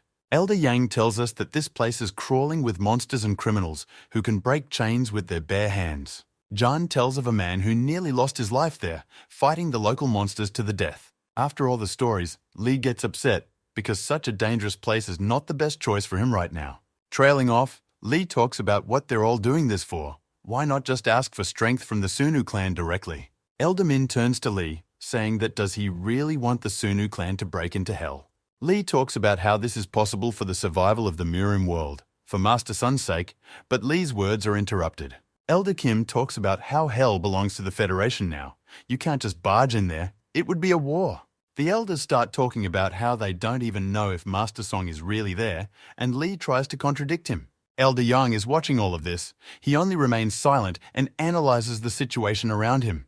However, following that, shocking everyone, Yan says that it's not that the Sunu clan has no chance at all. He sits down in a chair and talks about how, should the chapter decide to go there, he is willing to help. The two elders, especially Kim, didn't understand why Yan made such a decision. After all, it's very dangerous and risky. However, Yang ignores them and only adds that Lee must resign his position as clan head and all responsibilities. Yang turns to Lee, who looks at him, and says that this should only be his personal ambition, not that of the entire clan. Ian presents a scheme where Lee is replaced and Lee himself is reported missing. Ian asks Lee what he thinks of such a thing. Ian makes the point that if Lee makes that decision, Ian will agree to help and find a way to go to hell. The elders go home, the meeting is over, they discuss what the head has decided and John's idea. Elder Kim points out the fact that this way, Lee will at least step away from the pressures of being clan head and rest. However, their sweet conversations are interrupted by Ian himself, who makes a point of not taking it so lightly. He looks out the window and talks about how Lee's soul and body seem kind of weird to him lately. Elder Yang talks about how Lee will continue to train, and at this rate, he will drive himself to his grave. Elders Min and Kim ask Yang what he came up with, and Yang says it's their shared promise. Elder Min asks if Yang really decided to send him there. Yang says he's always serious. Ian talks about the chapter being on top and euphoric right now. To talk to him soberly, we need to bring him back to full reality. Yang suggests bringing back one personality that will help, and then Min says that he likes Yang's idea now. Meanwhile, the events of the story show us a friend of Ian's talking to him on the phone and asking if Lee is in his right mind. Lee offers his friend to go to that hell with him, but the friend says that Lee is out of his mind already. Lee looks up at the ceiling and talks about how he doesn't have much information yet, but can he think of his friend? Lee finished his dialogue with his friend still in shock. He found it hard to believe what Lee had suggested to him. Meanwhile, Lee himself is lying on the couch and contemplating whether he did the right thing by doing this. Lee continues to lie there, his doubts cracking him and the feeling of unease in no way leaving his body. Lee rests, pondering and looking up at the ceiling and the setting sky, and then a strange feeling visits him. As Lee drifts off to sleep, he talks about how when there are no errands or tasks to do, he gets a strange feeling he hasn't had in a long time. He's at peace. However, just as he tries to fall asleep, a sinister image appears in his mind, blowing a white aura with his mouth. A moment after Lee saw him, his eyes snapped open and a shiver ran throughout his body. A shocked Lee wakes up in a sweat and doesn't realize what just happened to him in the first place. Lee immediately starts gnawing at himself, saying that time is running out and he's just resting. He should be doing something. Lee immediately runs to train, however. He is distracted by someone's voice calling out to him. It turned out to be Lee's assistant. He came up behind him and informed Lee that he had visitors. The deputy introduced the man as Mr. Unshakable Wall. He had long grey hair and wore black glasses. He sat down in the hall across from Lee and began to talk about how he would be in charge of preparing Lee to go to hell starting today. This shocks Lee. He didn't expect that to be sent to a place like this. He has to undergo some training still. They're silent for a while. Then the gentleman apologizes, saying he has no talent for delivering beautiful speeches. He starts to walk away and talks about how their conversation would obviously go better on the case. Already at sunset, this gentleman along with Lee come to the training hall. He asks Lee to try to attack him. He gets in front of Lee and says that only after he sees the punch and Lee's abilities can he decide what they should do. What Lee is saying is that he didn't think at all that this gentleman would offer him a duel first thing in the morning. Before all this starts, the master asks Lee if he's going to go from there because of Kumon Ren. Trailing off, he tells all the same things as John, as if he himself had been present at the meeting then. Trailing off, the gentleman adds that does it seem to Lee that in this way, he will get information about Kumon Ren. Lee wants to start talking, however. The gentleman interrupts him, saying that he doesn't care about Lee's purpose. He talks about how he received orders to keep obscure individuals out of hell, and that's what the test is based on. As he looks at the gym, he talks about how if Lee can beat him here and now, he'll go through hell no problem, and then adds that otherwise, a boring educational experience awaits Lee. Lee is silent at first, and then says something about, well, he understood this gentleman's words. A second after that, Lee blows an aura and dashes off. He attacks the Lord, but the Lord overtakes him. What Lee sees is that he managed to repel all of Lee's attacks at once, and yet he didn't even dodge them once. He stares at his back and thinks about whether this man is as impenetrable as he looks. Lee talks about how since he already is, then he just needs to be stronger and decides to throw punches. However, Lee's tactics aren't sustained for long. Already within a couple of moments, this gentleman has thrown Lee back in the air with a straight punch. Lee is horribly shocked by what just happened. He didn't expect this outcome of events at all. Lee does a flip in the air and lands a leg kick. At least he's managing to do so without any problems. Lee looks at him and realizes he was deluded that because of his large build, he would be slow, but no. Lee is beginning to realize full well that if he keeps fighting like he is now, nothing will come of it. The master turns to Lee, saying that with such attacks, he wouldn't even defeat the most ordinary prisoner, let alone Kumon Ren. Their gazes converge on each other again, and then Lee realizes that he needs to get serious. Lee raises a huge and strong aura behind him and says that since that's the case, he'll be more serious in battle. Meanwhile, someone tells Elder Yang about everything that's going on and the fight between Master and Lee. It turns out to be Lee's assistant. He tells Yang that there's nothing funny here. Yang says it's a shame he won't get to see this fight with his own eyes. The deputy stands outside and reports to John on his phone that the sounds of the blows have gotten more and more powerful. Elder Yang is on his way to some meeting, concurrently communicating with the assistant, recognizing the situation. Yang turns to Lee's assistant and tells him not to worry, Lee won't lose, and neither will Mr. Steele. Meanwhile, they are still fighting. Mr. Steele says that the stronger the attack, the sharper the desperation from it. Lee is shocked. In the entire fight, not one of his attacks has yet to go through the Steel Master. It's just a shock. Lee looks at him and talks about how he really is a real wall of steel that beats back everything in its path. Trailing off, Lee looks at his feet, realizing that in the entire time they've been fighting, he hasn't even moved a foot.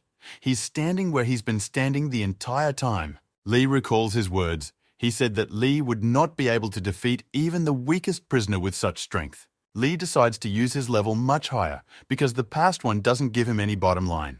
This is noticed by Mr. Steele himself. He sees that Lee is starting to do something unusual. In the moment, Lee begins to draw air into himself, pulling it in and out into himself. It's like he's getting stronger. Immediately afterward, he gets into a stance of his own and begins to prepare to attack. Lee begins to move like a shadow or even a spirit, and Mr. Steele uses his techniques again. However, Lee finds himself in the meantime behind the back of the Lord of Steel, and in his thoughts he talks about ending the fight with the strongest technique. This is where Mr. Steele tenses up for the first time.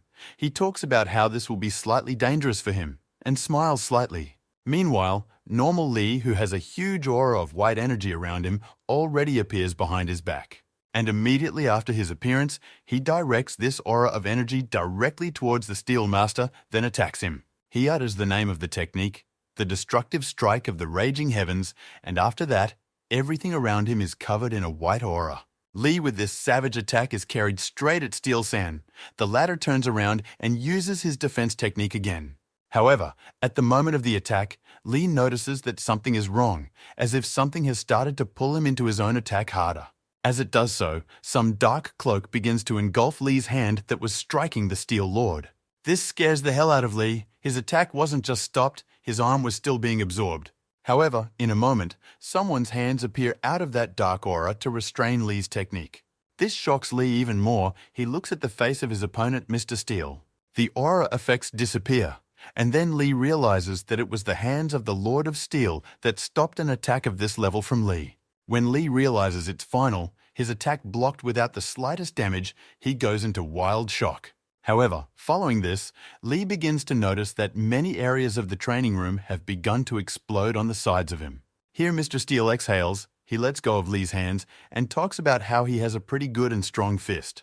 However, Mr. Steele follows up by adding that still, this fist is still nowhere near up to his standards. He turns sideways away from Lee, and says that the latter had better forget about the hell of continuous torment for a while. Mr. Steele starts to walk away, but Lee stops him with a question about the technique he just used. Steel San is talking about how this is just a modified Sunu clan technique and nothing more. Lee is shocked. He doesn't believe it.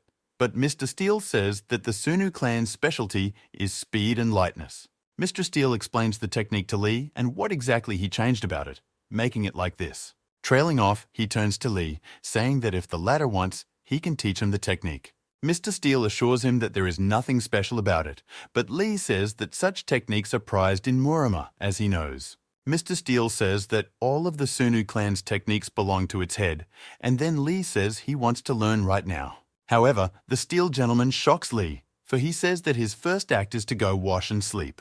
Looking at the dumbbells in the workout room, Lee talks about how he can go to bed since they have a workout now. However, Mr. Steele says whether tired and anxious, you can't do training in such a state. Trailing off, the Steel Gentleman talks about how the first step for Lee would be a regular shower and sleep. Meanwhile, we are shown our main character Kana reading about the body's energy points on a bench. Suddenly, however, Kana Sarah appears here and walks through and asks what Kana is doing at such a late hour. Kana Sarah tells Kang to just head home. It's getting late, we can talk tomorrow. However, Kang turns to her and talks about looking at someone who is close to Lee. Kang tells Kana Sarah that he himself doesn't know much about her and shows a picture of that girl, which shocks Kana Sarah. She is silent at first, then tells Kana that apparently he was given information about her by Ian, which surprised Kana. She turns to Kanu and speaks of congratulating him on his position as puppet elder of the Sunu clan. Trailing off, Kang turns to her and talks about how they have an exchange with Yang and will train him in return. Here Kang is yelling about how he just really wants to help Lee, he needs to get stronger to do that, and Yang can help here.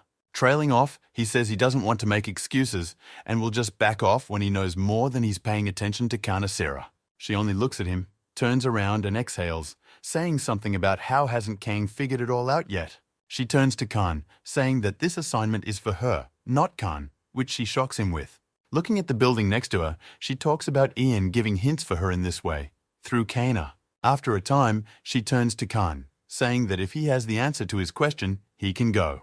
However, he runs to her and talks about how there is one more moment and question for her. She rudely addresses Khan, saying that they are not close enough to exchange information. He shows her the text of the technique and talks about how he doesn't understand anything here, and Kana froze with shock when she saw it. A shocked Kanasera turns to Kanu, saying that this is a book of the Sunu clan.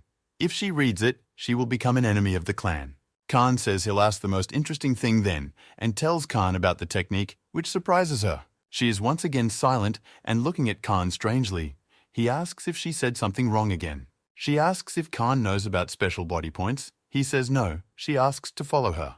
They come to the building, and Kanasera gives Kana a bunch of books about Murim and a basic base about energy. Next, she talks about giving Kanu a week to study. And after that, you need to come to her. She will test the knowledge. Kang says he wanted to know a couple things, but she says it's the basis for everything. He needs to know it. However, here she asks Kang if he wants to help Lee, much to his surprise. Trailing off, she looks into Kana's eyes and talks about how if he wants to help Lee, he has to prove it sincerely. Kang stops arguing but still asks if there is no audio format, but he pisses off Kanasera with this.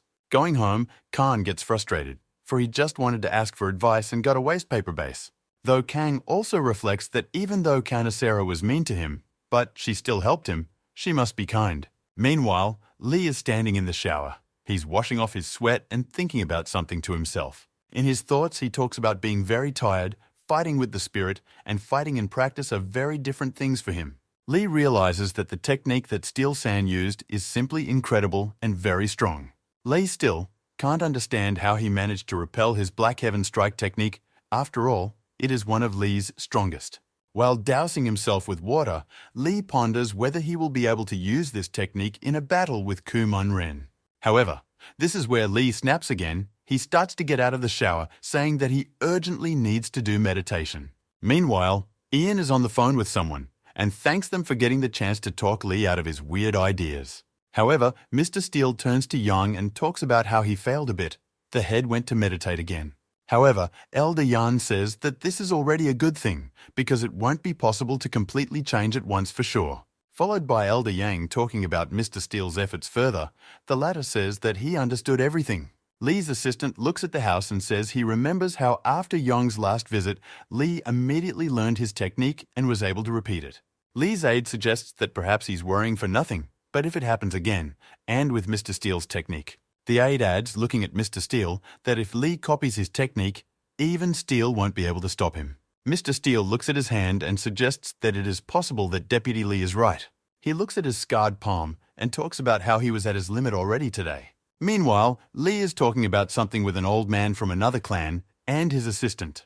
Between themselves, Elder Yang and that old ghost man discuss the rumors of Master Song's imprisonment in hell. The old man talks about how it wouldn't have even occurred to him to go to Master Song's rescue as everyone talks about it. Yang just keeps quiet. Ian also chats with the old man about grouping news from the new Murim, but the old man only says it's a group of numbskulls. Setting down his tea, the old man says that there are many problems in the alliance. The shadows have also become active. Murima is unstable to the point of being creepy. Elder Yang tells the old man that no rumors can be ignored now, as these teenagers are the future of Murima. Glaring at the old man, Ian offers to send some young Murim to this hell, which shocks the old man to no end. Yang says that in this way, they will realize for themselves that their theories about Sona's location there may be false. The old man slaps his hand on the chair loudly, saying that hell is like some kind of museum to Ian. They can destroy his power after all. However, Ian replies to the old man that their clan knows the importance of this place like no other. After all, they built it. Looking at the old man, Yan says that the current hell is built on the Sunu clan sacrifices, as if alluding the old man to their power. However, the old man only looks at Ian, saying that he must have had a falling out since he is raking up the past so much. Ian gets up and starts to leave, saying that he generally understood the position of the old man and his clan. Leaning on his cane, Ian walks away, thanking the old man for giving him so much time. As soon as John leaves, the old man's assistant asks him if John was able to guess something. The old man does not answer, but only stands up, wondering if there has been any more news from the hell of continuous torment. The old man's assistant assures him that there has been no news or strange movements from hell at all lately. The old man stands at the window, looking out over the city, scratching his beard as if pondering something very important to the clan.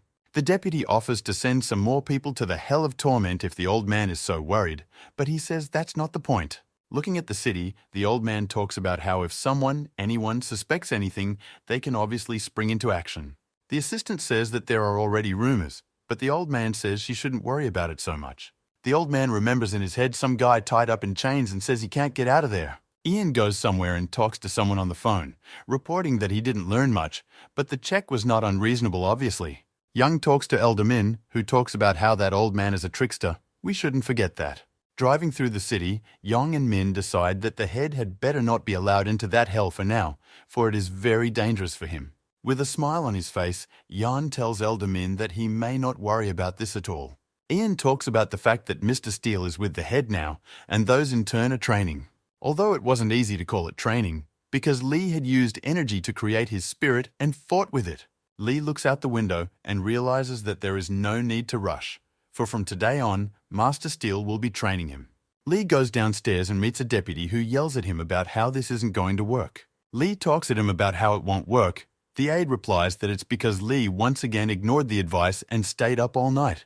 The aide reports that Mr. Steele said to rest for a few more days, but Lee yells that he's perfectly fine.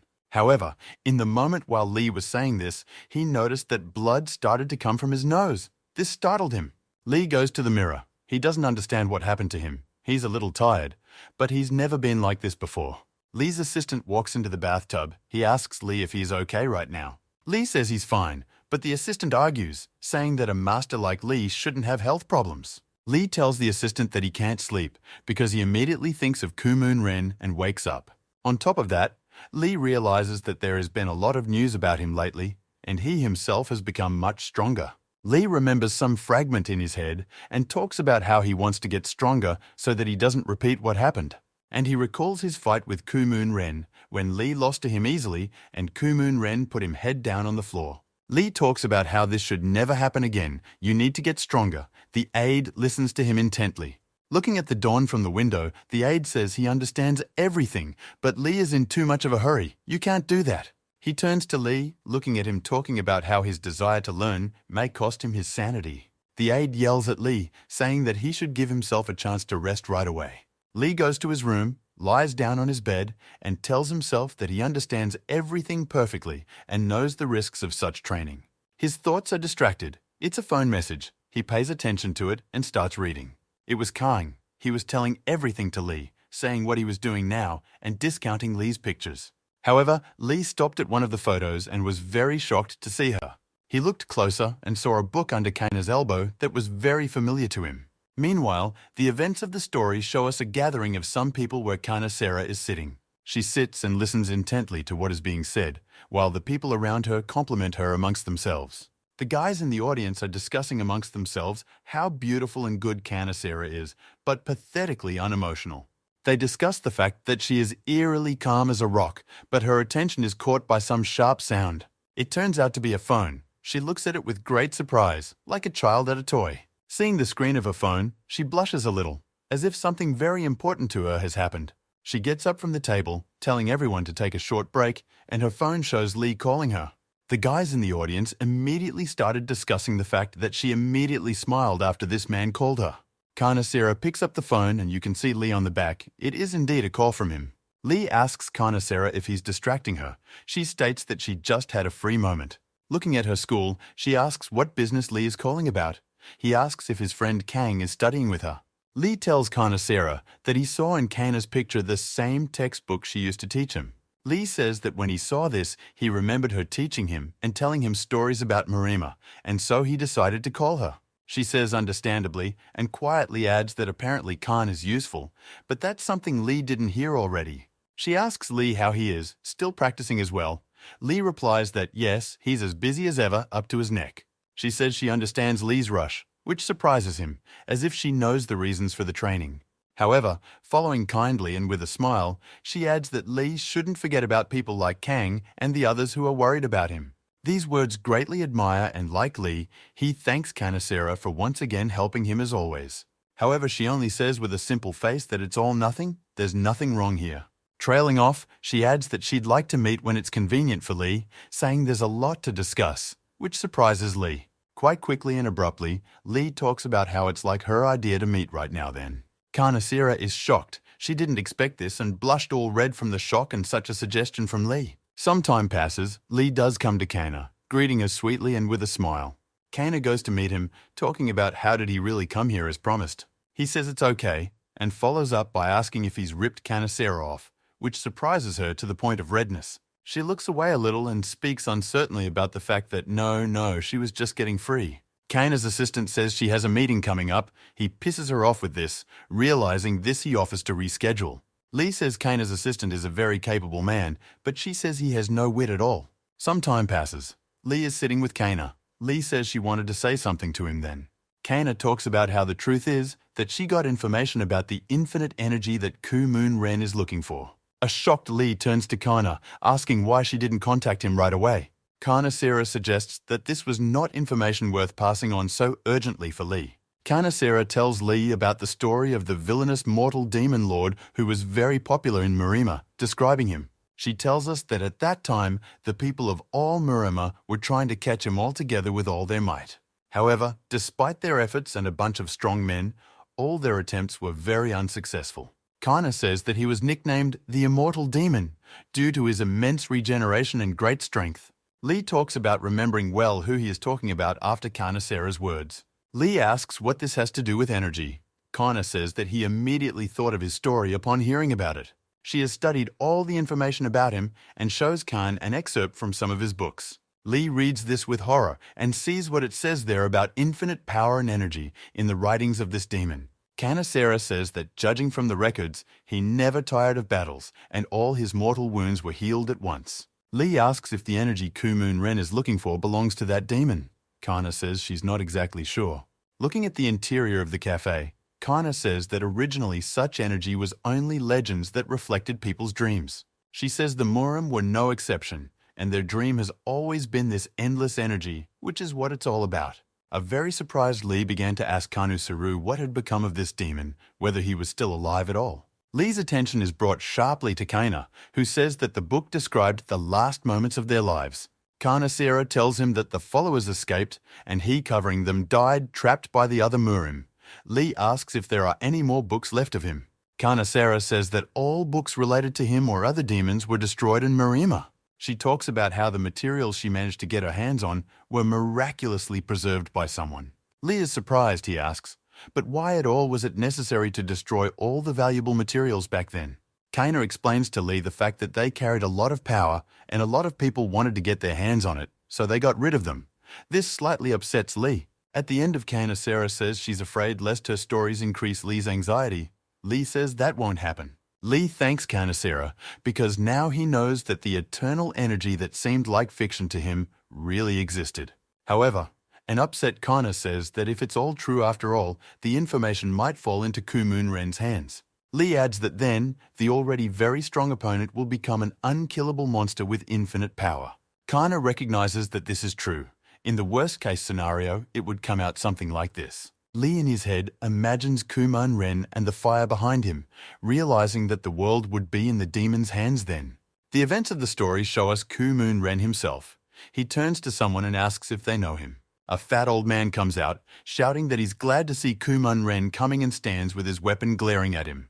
Ku Moon Ren turns to the old man and asks that everything is right, but why did that fat cook bring him here? This fat old man started smiling and talking about killing here, of course.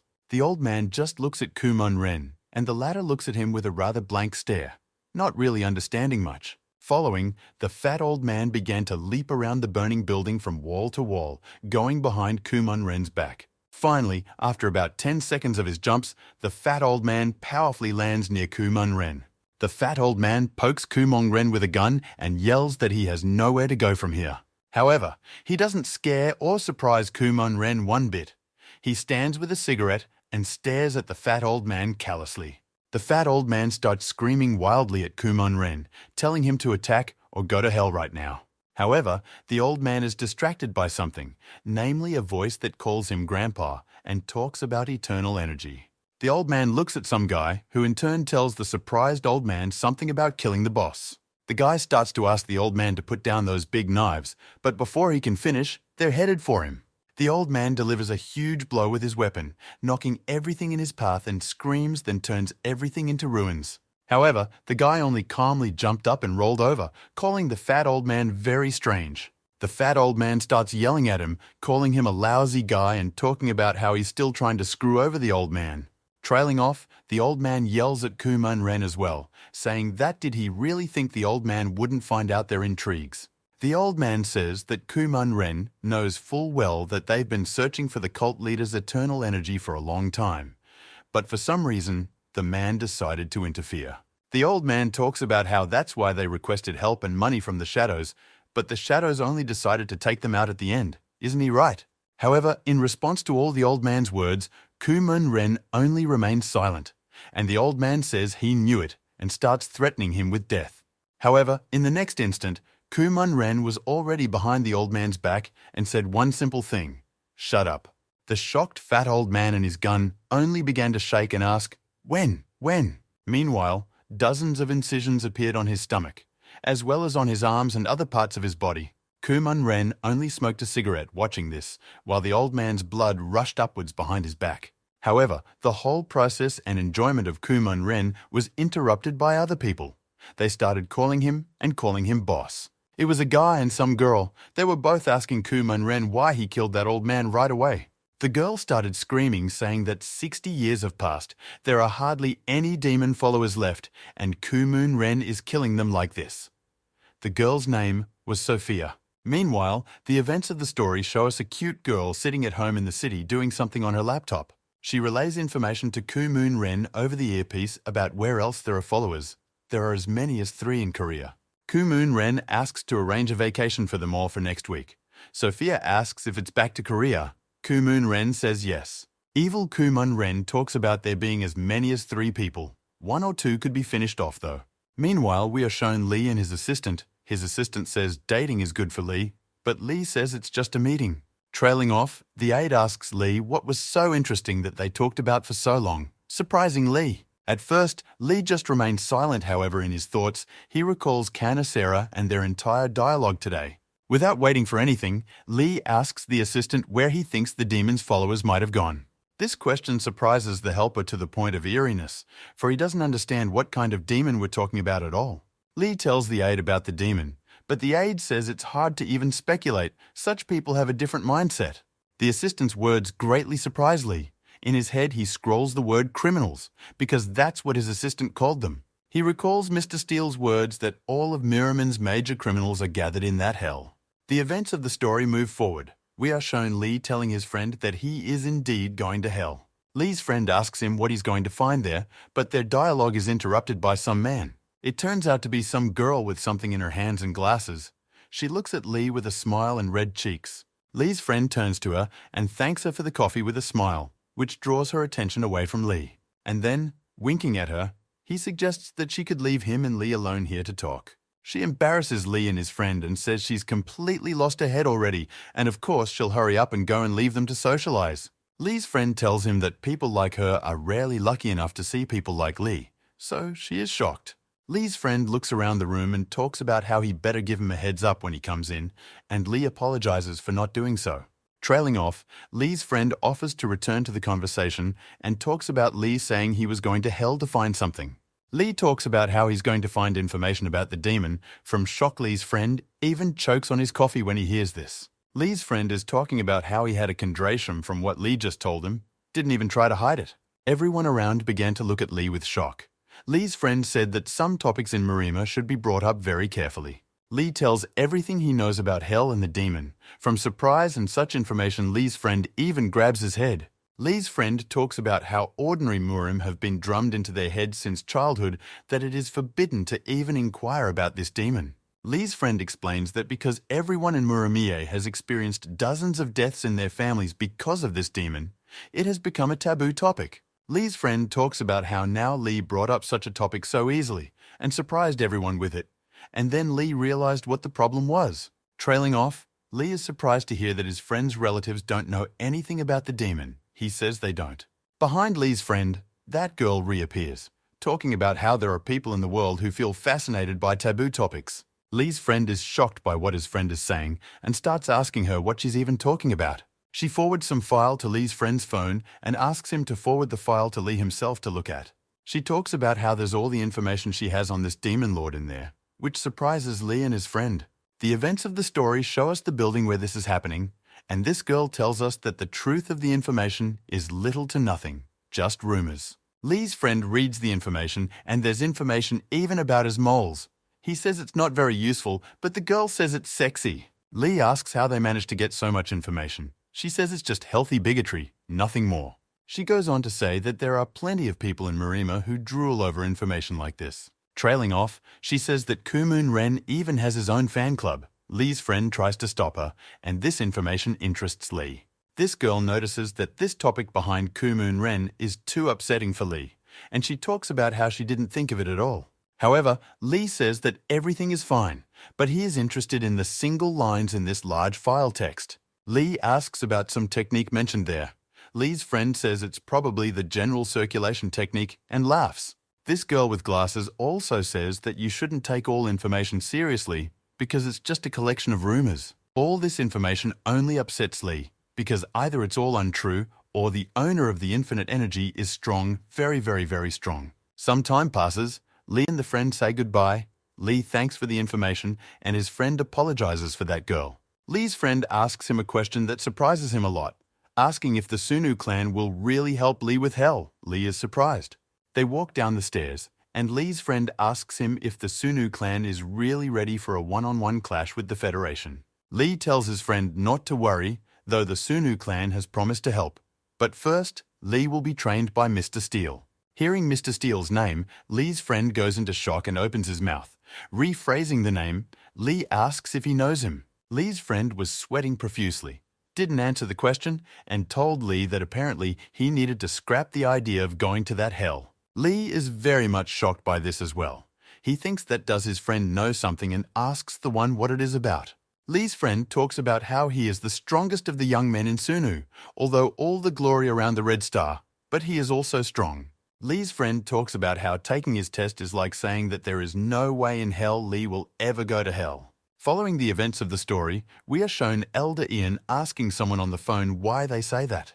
It's Lee reprimanding the Elder for the fact that because of his Steel Lord and test, now Lee can't go to hell. However, Elder Yang doesn't give a clear answer, saying that it's better for Lee to talk to Steel himself, but Lee doesn't finish listening and drops the call. One of Ian's men in the car turns to him and asks him what's wrong. Ian says with a smile that there is nothing bad. Apparently Mr. Steele is doing a good job. Meanwhile, the events of the story show us Lee coming home and immediately jumping on his bed. Lee lies on the bed and realizes that his friend is right. Lee was all lying when he spoke in riddles about all of this. Lee closes his eyes, lies down, and thinks about the fact that once again he has been deceived by everyone, and everywhere is a simple, solid deception. Lee recalls that Mr. Steele was supposed to teach him the techniques, but they turned out to be defensive. His test is to break down his defenses. However, Lee now realizes that this is simply not possible. Lee is frustrated. He doesn't understand how this is happening. His attacks and training are useless now, as if. Lee lies down and on his side and picks up his phone. Starting to look at something, he wonders what techniques the demon used that made him so strong. In the moment, looking at his phone, it's as if it dawns on Lee. He stares at something with shock. And right after watching it, he flew off the bed, sat up, and stared at his phone in shock. Excitedly, with sweat on his face, he started reading something on his phone and talking about how maybe he should try this. Meanwhile, Mr. Steele is walking through the courtyard and asks someone about the fact that the head continues to stay up at night. It turns out to be Lee's assistant. He talks about how even after the Steele came in, he hasn't slept in days. Meanwhile, Lee himself sits in lotus pose, concentrating energy in the training room at home. However, in a moment, concentration is interrupted and Lee hears the sound of the door to the hall opening. It turns out to be Mr. Steele, who along with an assistant came in. Lee asks what brought them. They say restlessness. Mr. Steele immediately started scolding the surprised Lee, saying that he had not slept for days. Would his body thank him for this? Lee's assistant starts to say the same thing. He wants to ask Lee to rest, but Lee himself interrupts him. Lee starts going to them and talking about how he's fine and he's fine. No need to worry about him. He knows himself better than that. However, their dialogue is interrupted by Mr. Steele, who tells Lee that he tricked him, much to Lee's surprise. Mr. Steele talks about the head, informing him that he was ready. But when he arrived here, he found out that the head was awake again. He is disappointed about that. Lee gets angry. Steele starts to go away and talks about letting him know when Lee stops cheating and will definitely be ready to fulfill everything. However, here Lee talks about whether or not he said he would always be willing to learn techniques, which surprises Mr. Steele. Lee declares that he has no time left to wait. He's going to go to hell right now. Deputy Lee is shocked to the point of shock. He starts to ask what the head is talking about. Has he really made up his mind? Trailing off, Lee declares that he is ready. He is ready to take Mr. Steele's test and go to hell. Deputy Lee starts telling him what's wrong with him. He's seen Mr. Steele's skills in practice before, after all. Lee reiterates that he knows better and states that they are stopping him on purpose by claiming he is weak. Lee's aide started talking about how isn't Head Lee joking right now and talking seriously about everything right now. However, Mr. Steele makes the point that if Lee says so, he's ready to make the fight now, which shocks the assistant. Lee starts yelling about how his abilities are enough to step his foot into hell's territory. Time begins to draw near to the fight. The aide in his head can't understand how it won't get to Lee that it's not worth it. Here the assistant recalls his theory that Lee could have mastered the Steele technique like Yang's technique once did. This is frightening. Looking at Lee, the aide realizes that even if this is all true, there is one important however. His musings are interrupted by Mr. Steele, who says that since that's the case, it can't be helped, and starts walking towards Lee. The aide tells Steele that the head is not in the best shape right now, but Steele states that he knows this and sees it. With straight and powerful steps, Mr. Steele headed towards Lee, their gazes converging, about to start the fight. Lee acts drastically. He raises a huge aura behind him. His eye also lights up with aura, and Lee charges a punch from behind him. Deputy Lee begins to look into the eyes of the head of the lie and sees that he is going to fight at full strength from the start. Mr. Steele can also clearly see the state Lee is in right now. He understands that something needs to be done. By this time, Lee strikes his first punch with tremendous power straight into the Steele, which again utilizes his technique. Mr. Steele was sweating profusely. He felt something familiar. He began to suspect Lee of the same technique. It turns out to be the split soul fist technique. Steele is surprised, but knows that Lee is aware that such a technique wouldn't work on him. Lee doesn't stop there. He decides to throw more punches, but you can already tell by the look on his face that he's in bad shape. Meanwhile, Mr. Steele is also acting very powerful. He covers his palms with a strong aura, preparing for the damage from Lee. Meanwhile, the evil Lee in his head realizes that with the Ghost Mind technique, he has already managed to check every move of the Lord of Steel. Lee recalls the fact that he had previously thought that the Steel Master was just taking on such powerful attacks of his.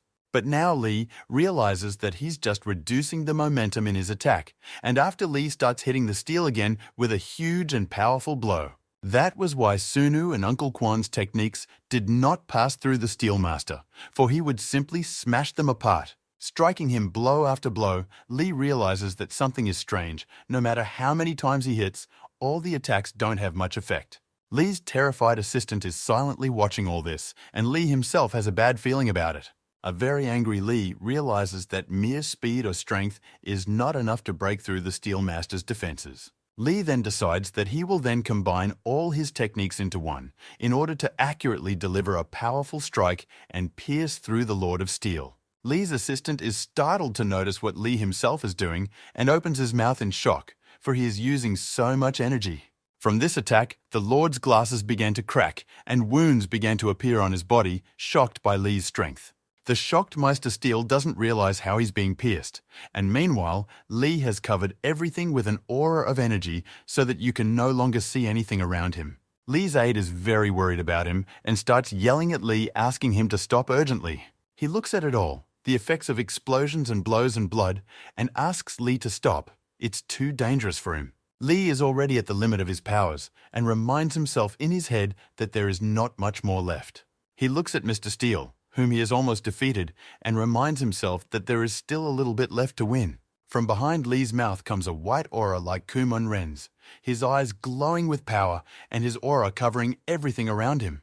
The gentleman's glasses have become shattered, and he watches with shock at what is happening, looking at Lee like a monster.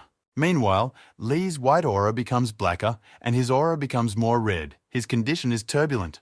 These changes are intensifying. Lee is already unconscious, but he's still going to attack. On the brink of life and death, he looks ahead and reminds himself time after time that he can win yet. However, in the moment, all of this disappears, and Lee is hit by a strong attack from Mr. Steele that deals massive damage. Lee is bleeding sweat. He has wounds. He doesn't realize what just happened and looks at it all with shock. Lee is shocked that Mr. Steele attacked him. After all this time he was defending himself, and now such an attack. However, Lee shouts that he doesn't care about any of this anymore. He's caught the rhythm he needs and decides to attack further. There's another blow that goes through Kanu that cuts part of his neck, and a stream of blood goes upwards. It turns out to be a backhanded attack by Lee's assistant, who apologizes for himself and looks at Lee, and Lee looks at him. Lee begins to faint.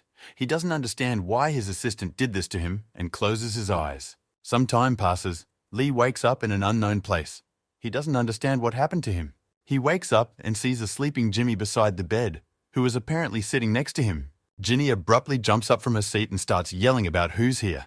Did the enemies come already? However, next thing she knows, she only notices Lee beside her, who is looking directly at her in surprise. She immediately lunges at Lee, yelling that she has finally come to her senses. She grabs his face and asks if he's okay. Lee is creeped out by what's going on. He says it's okay and asks Ginny what's up and how it is in general. Ginny doesn't answer anything. She just yells about Lee coming to his senses, everyone rushing over here and calling everyone. However, Lee turns to her and talks about why he should yell like that. It's not like he rose from the dead, he just woke up. Trailing off, Ginny pokes her finger right at Lee, telling him that he's spent 24 hours blacked out, to which he himself is shocked. Trailing off, Ginny tells Lee that in his weak, exhausted state, he had a violent duel in which he almost died. Trailing off, Ginny talks about also learning about Lee's decision to go to hell, and talks about how she hopes Lee is joking. However, Lee talks about what he still wants, because there might be clues to find Kumon Ren. This shocks Ginny. Ginny starts yelling at Lee, saying that why would he look for Kumon Ren? Lee tells Ginny that he is already fine, she can go. She grabs Lee by his sweater and starts yelling at him that he doesn't have to go anywhere, and he doesn't have to fight anyone, he can die. Ginny yells that if Lee meets with Kumon Ren now, he'll just kill Lee, but Lee declares that he knows much better and shocks Ginny. Lee turns away from Ginny and talks about how he imagines fighting him several times a day. And every time, this fight, in Lee's mind, ends with him losing, which pisses him off even more than the fight itself. Angry Lee says that he understands perfectly well the whole point of what he did, and even more understands how weak he is now. Hearing this, Ginny yells at him even more, saying that if he knows everything so well, why does he keep building a stubborn ram? However, there was no response to Ginny's words. Lee only lowered his gaze and stared down. He had nothing to say. Ginny is saddened. With sadness and redness on her cheeks, she looks at Lee, realizing that things are very bad for him. However, Ginny follows by covering her face and eyes with Lee's t-shirt and starts talking about how she's scared that Lee is going to die like her grandfather. Ginny is simply crying. She talks about what is the rush for. You can't just wait and get stronger. She is very sad. Lee sees all this. He is also very sad, but he holds back and keeps quiet, just watching this all happening. Lee explains to Ginny that Kumon Ren will be back soon, and he doesn't have much chance of winning anymore. Lee looks at Ginny frustratedly, saying that if Kumon Ren starts acting up, even the Sunu clan won't stand up against it. Ginny stops crying. She looks puzzled at Lee as if she has realized something, but on the matter at hand, she just keeps quiet. Trailing off, Ginny pulls back and, much to her surprise, she asks if Lee is referring to a certain Sosal. Lee lowers her head and looks down, and says her and means it. Now she's being helped by Kumon Ren with the treatment. Lee says that Kumon Ren wouldn't just help her, and the events of the story show us a little girl with steel hair. Lee says that if Kumon Ren's plan succeeds, there's nothing for the Sunu clan to match, but Ginny starts to make an example of her grandfather. However, Lee responds to Ginny by saying that reality is unfortunately not what everyone wants it to be. Lee talks about how Ku Mun Ren's sidekick has already started to appear in the clan, referring to the very fat men who were in cahoots. Lee talks about how they're all here and watching Lee, waiting for him to make a wrong move, which is a very good thing for Ku Mun Ren. Lee and Ginny start discussing what recently happened to Lee. Lee stands by the fact that everyone around him is purposely keeping him from going to hell. A moment, however, the door opens and Mr. Steele himself enters, apologizing and enters the room. This is immediately seen by Lee. He is not very happy to see Steele, for he considers him an opponent of his idea. Steele asks if Lee is okay. Tilting his head down, Lee tells him that he's okay, but Ginny just stands there silent. Ginny wants to ask something, but Mr. Steele interrupts, saying that he overheard their dialogue completely by accident while standing outside the door. Mr. Steele tells Lee that he's got it all wrong and begins to explain why his assistant got involved in their fight. Steele starts to explain to Lee the fact that he mixed Sunu and Quan Clan techniques in battle, and that's impossible. Steele's words startled Ginny. Ginny started yelling at Lee, asking if it was true and saying that it was wrong and just impossible. Lee starts to talk about how it's okay, and he did it, but Steele says it was in meditation, which surprises Lee. Steele's point is that reality and meditation are quite different, and it may work out in meditation, but not in combat. Trailing off, Steele tells Lee that fusing the two techniques is impossible, which is why Lee's assistant stopped him during the fight. Lee began to understand why the Steelmaster had been standing in defense the entire fight, and after this fusion, he attacked Lee sharply. Ginny started to point at Lee and talk about not knowing about everything, but here Mr. Steele is completely right in his words. However, Lee talks about what he heard about the one demon with infinite energy doing that. Ginny ran up to Lee and started yelling at him and poking him, saying that she was going to write the truth to him too. It was all fiction. Then Mr. Steele says that since they're all okay, he's going to get out of here.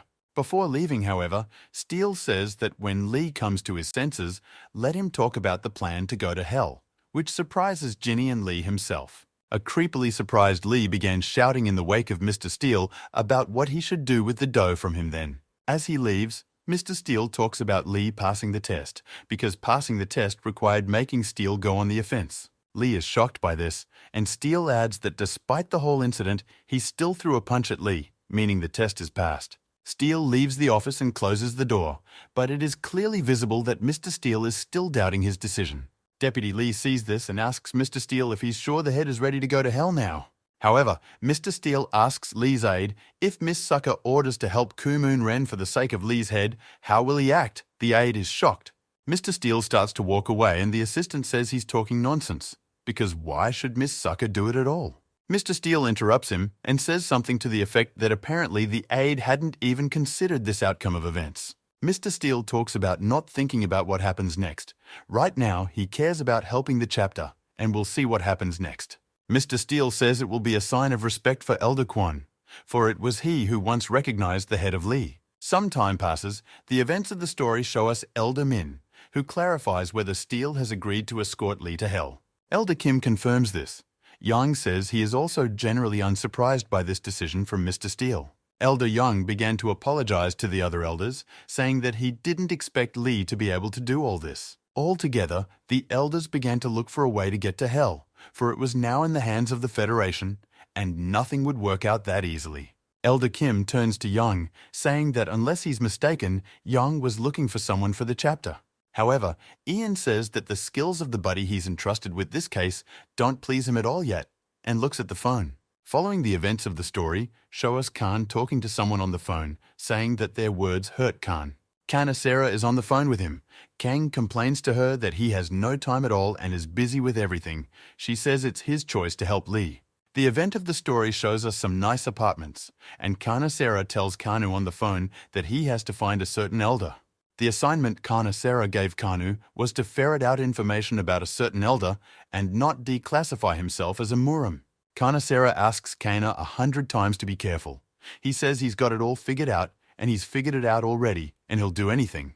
Kanasera finishes talking to Kang. She's just shocked at how annoying Kang is. If it wasn't for Lee, she wouldn't be working with him.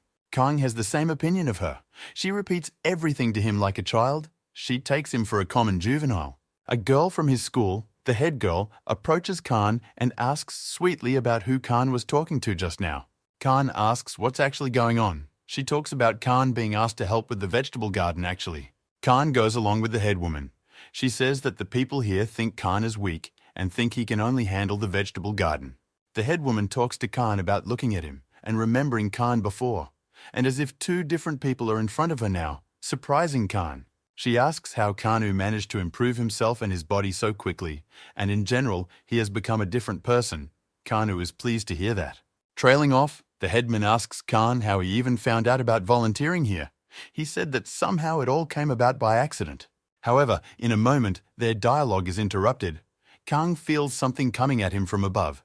It is a vase with a flower falling. Seeing this, Kang abruptly grabs the head woman and starts pulling on her, which scares her very much. The next moment, the flower falls and shatters, and the headman and Kang himself are shocked by the whole thing. Khan starts asking her if she's in one piece, and if she's okay, she tells Khan that she's fine even though she's scared. Khan looks up, saying it's a real no-show, and trying to figure out where it fell from in the first place. Kang abruptly stops watching. He notices a strange man ahead with a wild aura of power around him. This renders Kumun Ren, who walks by smoking his cigarette, the malevolent aura of power around him immediately visible. Lee is in wild shock when he sees him, though he doesn't know who it is, but a wild aura of power covers everything around him. However, Kumun Ren in turn apparently immediately realizes that Kang is from Marima, for he pays attention to him. The headman doesn't realize what's going on at all, but Kang can't even move from his seat from surprise and strength. A calm Kumun Ren with a cigarette in his mouth walks by and goes on with his life, mulling something over in his head, and Kang says he can't breathe. In the moment, Kumun Ren stops beside Kang and looks right at him, which scares the hell out of Kang. The shocked Kang doesn't know what to do or how to react at all. It's hard for him to even breathe. He's covered in sweat. Kumun Ren's gaze settles on Kang's clothes. He notices a school name tag that reads, Kuren. Kumun Ren starts to speak, which makes Kang flinch in shock. He asks Kang, Kuren school? However, without waiting for any reaction or response from Kana and Stroster, Kumun Ren simply walks further down his road. Kang stares after him, a feeling of shock and fear lingering in his gaze, and it's hard for him to realize who it was in the first place. Kang continues to stare after him and ponder what that strange feeling was, for it wasn't just fear that had visited Kang. The headman began to question Kang if he knew the man. However, Kang stated that no, it was fine. On the way, Kang discusses with the headman about the vegetable garden. Kang remembers not to reveal the fact that he is related to Murin. Time passes. The events of the story show us a tired Khan digging a vegetable garden in some old man's yard. Khan asks Grandpa what they're even digging that hole for. Grandpa replies that it's simple, for fertilizer. While Kang was digging, he discovered something inside the hole. Grandpa asked him to get it out and check what was lying there. While Kang was reaching, his grandfather asked him where he was even from himself. Kang replied that he was from Kuren High School. Trailing off, Grandpa asks if this is the school that the clan runs. Without thinking, Kang replies that it seems to be as he was told. Immediately, Kang notices some hand flying at him. It's this grandfather's hand. It approached at a fast speed. Grandfather became many times stronger and bigger, and with a huge hard kick, sent Kana headfirst into the ground, pinning him to the ground. Kang began to scream about what was even going on and tried to cough up after such a hard blow to the body. However, when he opened his eyes, he saw that Grandfather's large cane already approaching his face with great speed. Grandfather began to tell Khan that he was already convinced that he was a Muraman and asks what Khan was doing here in such a wilderness. Kang asks his grandfather if that pot was also dropped on his head by him when he was standing with the headman. Grandpa smiles and talks about how Kang is very clueful. This pisses Kang off to no end. He is very angry about the whole thing. Kang starts yelling about how it's very dangerous because the pot could fall right on their heads then and kill them. However, Kana's dialogue is interrupted by seeing an old broken skull in the ground at his side. This really freaks him out. Khan tearfully screams about, oh no, there are human remains here, and starts twitching back and forth non-stop. In response, however, the grandfather only hits Khan on the head with his cane and asks him to shut up now and calls him a lousy man. Grandpa presses Kana with a shovel and talks about stopping building a non-figurine and asks him to urgently tell him who he is.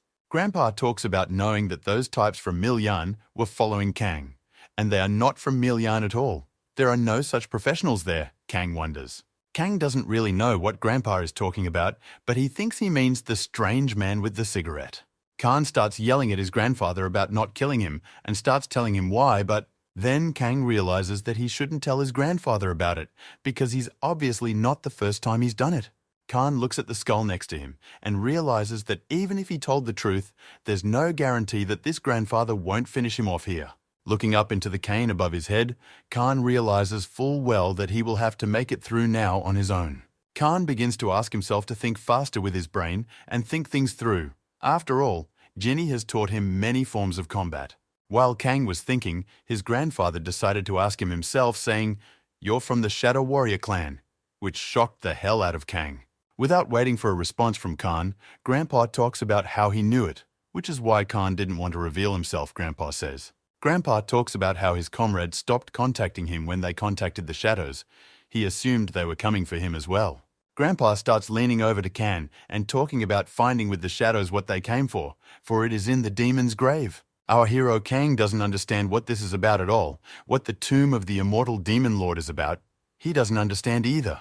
Grandpa points the shovel at Kana, saying that since he has learned such valuable information, the payment for it will be Kana's life. Khan notices that the shovel is heading straight for Khan's neck at high speed, and it's worth doing something immediately or he'll die. However, some sharp sound interrupts all this process on the field, and the old man stops upon hearing it. He turns around and sees a girl in front of him. It's Sophia, one of Kumun Ren's men. He looks at her, and she looks at him. Sophia examines the old man and compares him to the photo on her phone, saying that all Asian old men look the same. However, the old man does not dare to wait. He immediately strikes Sophia with the shovel, but she easily dodges it. She keeps comparing him to the picture on her phone, and the old man doesn't give up trying to attack her time after time by jumping. Once again an attack, this time with the cane, and once again this attack gets past Sophia. She easily dodges it and kicks it away. She picks up her phone, calls someone, and in English talks about how she caught him, finally, with a smile on her face. However, in a moment, the grandfather turns his cane into a sword by removing the second part of it, and his eye is covered with an aura. He throws a sharp and serious punch at Sophia, much to her surprise, but she dodges it again. Following this blow, they have a battle, while Sophia is only fending off the old man and his blows. Meanwhile, our hero Khan climbs out of his potential grave and watches what's going on outside. Sophia realizes that the old man is not as simple as she thought, and will have to sweat a little to defeat him. The old man powerfully lifts himself off the ground and leaps into the air, gathering a charge of tremendous energy. Sophia meanwhile begins to run, gaining speed and momentum to also counterattack the old man herself. In a moment, Sophia notices that the old man's attack is becoming very powerful. It might just kill her. The old man's aura blows away everything around him. Sophia realizes that there is almost no chance to fight her off. She's too close. She trails off and notices several people pouncing on her grandfather and blocking all of his attacks and even launching new ones. Grandfather is shocked. He realizes that the attack didn't just fail. He was attacked. He recoils to the side. The guy who, along with Kumun Ren, fought the fat old man back then shows up here. He tells Sophia that it looks like she's in trouble. Sophia is pretty pissed at this guy, but grateful. She starts to make excuses and talks about just being distracted. Sophia, this guy, and a few other days surrounded the old man in a circle and started saying that they didn't feel like killing either. The old man's attention is interrupted by Khan, who at this point began to climb out of the pit and walk away. A shocked Khan starts to run, as he realized he'd glared at the fight again and hears trouble be damned. However, the grandfather sees everything. He jumps to Khan, grabs him, and puts his sword up to his face, saying that he will kill Khan. He starts making death threats against Sophia and the guys next to her, but they don't realize what the threats are actually about. Meanwhile, Kang is very worried about the old man and he's surrounded by other Murim now. It's just a shock. In his thoughts, Khan remembers Jenny teaching him different techniques for different situations and opportunities to save himself. Meanwhile, Grandpa yells at everyone to see if they've gone deaf, and Kang prepares to make a surprise attack on Grandpa. And not in vain he prepares, for in the next instant, the grandfather gets in his face, followed by Khan throwing him over his shoulder. This is noticed by the shadow fighters around Sophia. They are surprised, for it was done by Khan, who looks like a schoolboy. Khan starts yelling about how do they really think he's going to let himself get beaten up. You can see the energy in his eyes. The guy with the glasses is a little surprised by this. He asks Sophia where this guy came out of in the first place. She's screaming about how she doesn't even know that, and for starters, you need to grab the old man already, never mind the schoolboy. Sophia heads towards her grandfather with the others, and he says something about some hiding, that he's had enough of hiding. An old man with blood on his face and strange eyes talks about whether they saw what they are about to find here. However, Sophia and the others do not understand what he says at all, for they communicate in English and the grandfather in Korean, followed by Grandpa yelling about now and showing everything so they will see it before they go on their last journey. A powerful energy began to flow from the grandfather. It was of different colors and strangely spread everywhere. The grandfather began to glow and spoke of the demon lord's power being eternal and he himself being immortal. Grandfather began to grow muscles and strange wounds all over his body, and his eyes turned purple. Sophia's group of guys like Kang stand in shock watching all this. They can't understand what's going on with Grandpa. One of them yells about how watching standing is clearly not an option and jumps on the old man saying he urgently needs to be tied up. By this point, it's like the old man has turned into a powerful zombie. With one swing of his bare hand, he throws the guy off. The old man looks at everyone else with a bloodthirsty smile and says that the first one has already gone. One of the guys runs at the old man too and delivers a hand punch to his head. However, the old man dodges it. After the guy realizes he missed, he gets into a defensive posture, and even being such a big guy scares the crap out of the old man. The old man talks about the second one going as well, and Sophia and the others realize it's already dangerous and jump back immediately. The guy with the glasses springs into action. He unleashes a chain attack straight at the old man, hoping to hit him. Here the old man just grabs all the chains the guy let loose at him with his hands and just breaks those chains at once with his hands. Sophia immediately realizes that things are very bad, for this guy is the strongest among them here, and his attacks didn't work at all. The old man follows up with an arm punch that takes down a tree, and a few other guys right behind him in one fell swoop. Sophia immediately realizes she needs to act. She ducks and starts running forward away from the old man. However, the old man renders faster. He grabs Sophia's leg and holds it in his hand. Sophia realizes that things are very bad. She is in shock and doesn't understand what she should do now. Grandpa says there's finally a bitch amongst everyone. But meanwhile, Khan is watching it all and doesn't know what to do better. Kang looks at it and doesn't understand how with just words the old man created so much power. Is it really a spell? And he's a mage of some sort. Here Khan notices some person talking about some kerfuffle here. Khan is immediately surprised by this. That's when Kang notices that this is the man, and we know it's our Kumun Ren who's coming right over here. This is noticed by the old man, who turns his head around and sees what Kumun Ren is standing behind him and looking at him. Kumun Ren talks about sending his group to catch an old man. Can't they do that already too? The guy with glasses smiles and cheers, talking about how the boss has finally arrived while looking at Kumun Ren. The old man along with Kang see Kumun Ren and look at him, just silently, and he doesn't try hard to speak either. The old man turns to Kumun Ren, saying he's finally here. The old man throws Sophia right at him. She doesn't fly far, however, as Kumun Ren easily grabs Sophia and stops her possible punch. Trailing off, Kang notices that the old man flies straight at Kumun Ren with a huge punch. Kang yells about it. Kumun Ren is strong. He immediately jumps up and stops the old man from hitting him directly and takes Sophia with him. During his leap, he also managed to land a leg kick right on the old man, then sent him to rest upside down. The old man, though, took a hard hit right on himself and began to fall backward. But it's a wonder he got to his feet at all.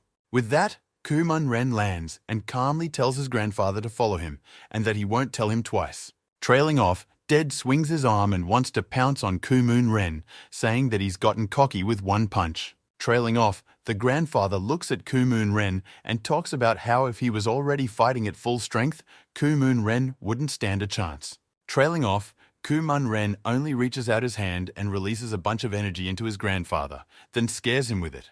Kumun Ren doesn't wait for anything. He takes one step and just happens to be on the other side, behind his grandfather's back, and strikes at his head. Kang looks at this with shock. He doesn't understand how this is even possible and looks at Kumun Ren and his grandfather. Meanwhile, the old man snaps out of his seat and runs across the floor directly at Kumun Ren, saying that he had already anticipated all of his actions. The old man puts his hand forward and says that it's finally time to show his full power, and then smiles. However, without waiting for what the old man is about to do, Kumun Ren jumps on his head with his foot and crushes his head. In the next moment, Kumun Ren pounded into that old man's head, right into the asphalt of it by lowering it with his foot. Kumun Ren only stares at him with a blank stare, saying that even here, the old men don't close their mouths in any way. The old man lies unconscious, he doesn't move, and Kumun Ren orders his assistants to take him away urgently. They carry out the order. Kang looks at all of this with wild shock. He can't understand how Kumun Ren took him to the ground with such force with one punch. Kang watches Kumun Ren and his men take his grandfather away and try to move away from such blows as they've been dealt. Kang still can't come back from the shock. He thought that seeing Lee's fights had seen all of Mirima's maximum, but this Kumun Ren surprised him. Kang watches this with shock, replaying everything in his head, the mere aura of Kumun Ren already making him feel sick. Meanwhile, Kumun Ren's men turn to him, saying that it looks like Grandpa has started to regain consciousness. Grandfather began to talk about how he remembered a time when he fought alongside a demon and the whole world was under his feet. However, all of the things that Grandfather is saying right now doesn't surprise Kumun Ren, but it hurts his attention for sure. Grandpa goes on to talk about remembering his old times, recalling them in his head further. However, in a moment, Kumun Ren starts to feel something that surprises him wildly. He looks at the old man. Meanwhile, the old man himself began to rise from his feet, screaming, and everything around him began to be immersed in his powerful aura. Kumun Ren shouts to his guys to immediately quickly move away from his grandfather in an urgent manner. The old man raises a huge aura around him. His body seems to be on fire, taking everything around him with it. He screams wildly. Kana is scared to tears by this. He scurries away and screams about how is it really fire, and the old man screams wildly alive. Kumun Ren's people started running to him and asking him what was going on and asking why the fire was burning around him. Sophia asks Kumun Rek about whether it's the influence of the eternal energy being displayed, since even his reincarnation was strange. Together with Kumun Ren, they talk about being the last of the 3 survivors in Koreatown, and he is also dying now. Trailing off, Sophia looks at Kang, remembering that he's been here all this time as well. Kang, meanwhile, also looks at her, realizing that he has once again blundered and now doesn't know what to do. Sophia, looking at Kumun Ren, points at Kana with a look, saying that he was here along with that old man. Kumun Ren starts to look at Kana. It's not clear what's on Kumun Ren's mind right now, but his gaze is clearly not kind. Kang sees this, and Kumun Ren's huge aura, he is wildly frightened and doesn't know what he's supposed to do now. Meanwhile, the events of the story move us to Lee, who is training with Mr. Steele. It's very hard for Lee to train with him, as his punches are overpowering for him, but Mr. Steele praises Lee for his efforts. Lee thanks Mr. Steele for the praise and follows up by asking him how he would have to deal with his opponent's defense techniques. However, Mr. Steele replies that he is showing a technique not for overpowering the enemy, but for surviving, which surprises Lee. Mr. Steele explains to Lee that in hell he will be just fodder for many, so the first priority is to defend himself. Lee is upset. Mr. Steele makes the point that if Lee has fights there, his main goal is not to win but to survive. This is important to remember. Lee says he understands that, but their dialogue is interrupted by Lee's assistant, who informs him that it's time to go to the meeting. Upon arriving at the meeting room, Lee communicates via video link with 3 elders who say they have great news. They proudly inform Lee that it will not be long before he can enter a hell of uninterrupted torment. They shock Lee and say that they have visited over 20 Federation clans and have managed to change their positions. Lee says that they don't like the Sunu clan after all, but Yang replies that that's why they used Lee's name and the Shinhyop clan. Yang says that through the Federation's good treatment of the Shinhyop clan, they've managed to change their minds. Lee says if they don't recognize it. Riding in a car somewhere in the woods, Jan talks about trying to clear up any such misunderstandings on their part. Yang says that although the head of the Federation is being stubborn, one of the advisors says that the matter can be considered settled already. Yang's dialogue with Lee and the other elders is interrupted by his assistant, who tells him that Yang has a phone call. Ian informs Lee that they have just been contacted by the Murim Special Forces Unit and offered to hold a meeting anonymously. Even though Lee is very surprised by this, Yang suggests that Lee shouldn't worry, because it's unlikely that anything serious will happen there. After a while, the events of the story show us Yang and the men of the squad who criticize Lee's decision to go to hell, for it is not peaceful as it is. Ian replies to them that he had not thought to hear the teachings of Murama from people who came out of the government, which surprises one of them. Ian addresses him, saying that have they forgotten about Murim and the government not touching each other. The second member of this squad says that this is obviously true, but the hell of uninterrupted torment is another matter. Looking at the interior of the bar they met in, he talks about how if all the criminals get out of there will be wild chaos in the world. Stirring his cocktail, he adds that the Sunu clan is now reaching for a huge bomb and they very much disapprove. However, at one point, someone interrupts him, saying that it's just them in this situation that should stop, which surprises them both. It turns out to be Lee who came here. He says they only listened to the Federation side, that's why they accepted it.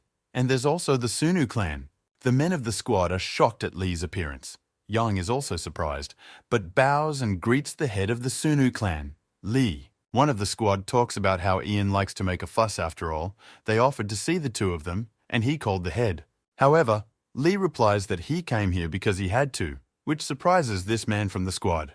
Lee pushes back his chair, starts to sit down, and says that all of Ian's activities lately have to do with his orders. Lee is pretty aggressive in stating that if they have anything to say for a hell of a lot of agony, let them say it to Lee. However, such a scene doesn't surprise the second of the squad at all. He just remains silent and looks at Lee frustratedly.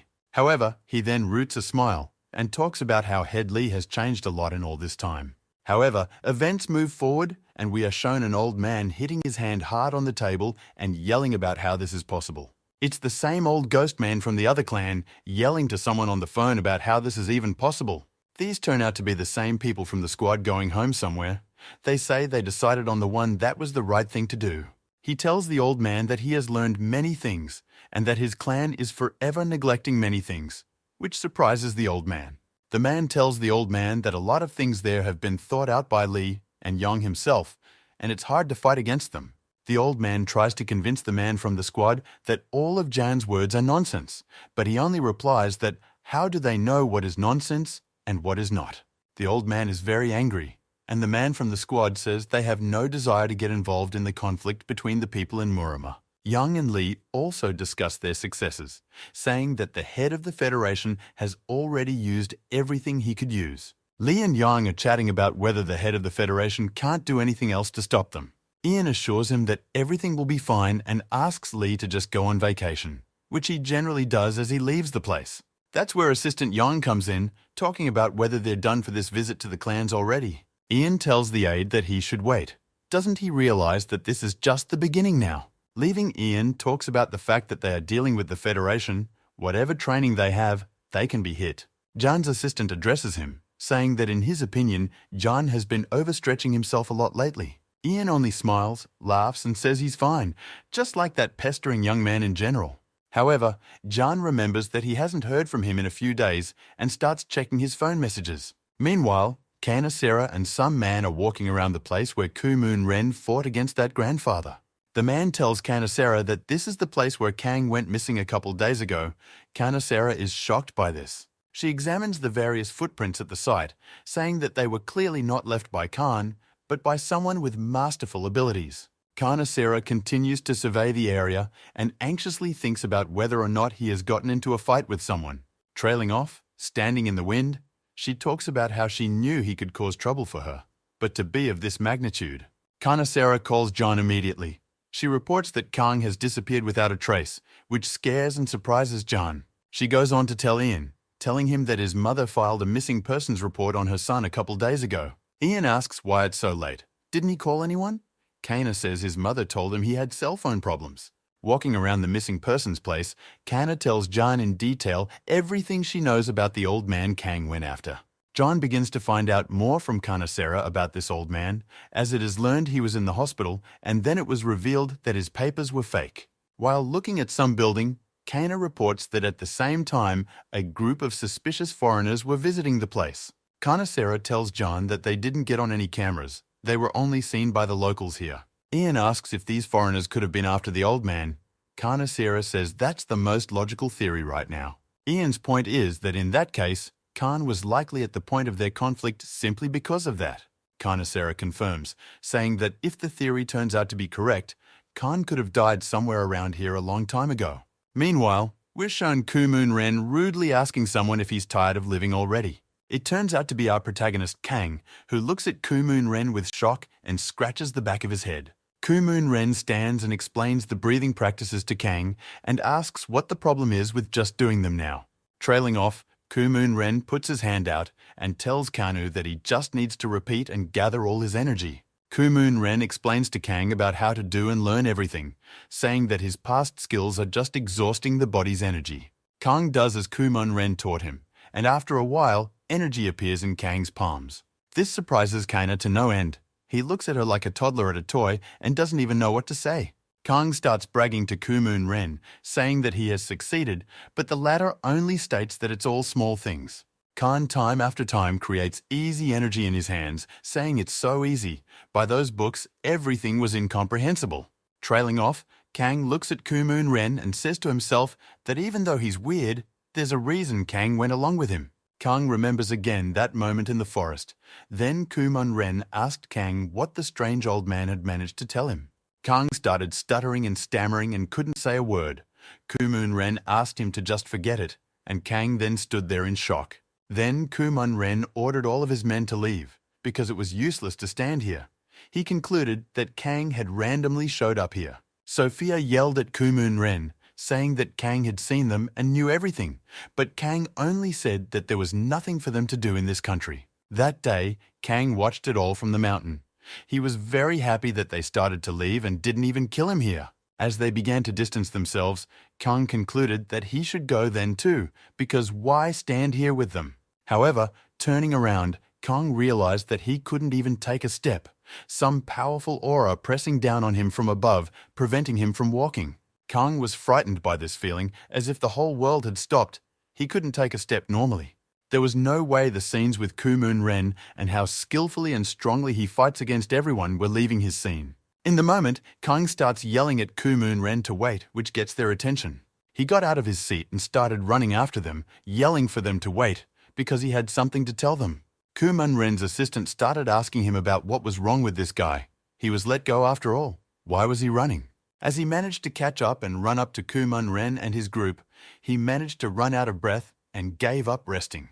Trailing off, Khan raises his head sharply and yells out that he knows the whereabouts of what they are looking for. Kumun Ren says, does Kang know what he's looking for? But Kang says that hell, he learned everything from that grandfather, and Kumun Ren asks Kang to come forward. However, Kang talks about doing all of this on only one condition. Much to Kumun Ren's surprise, he hasn't heard that in a long time.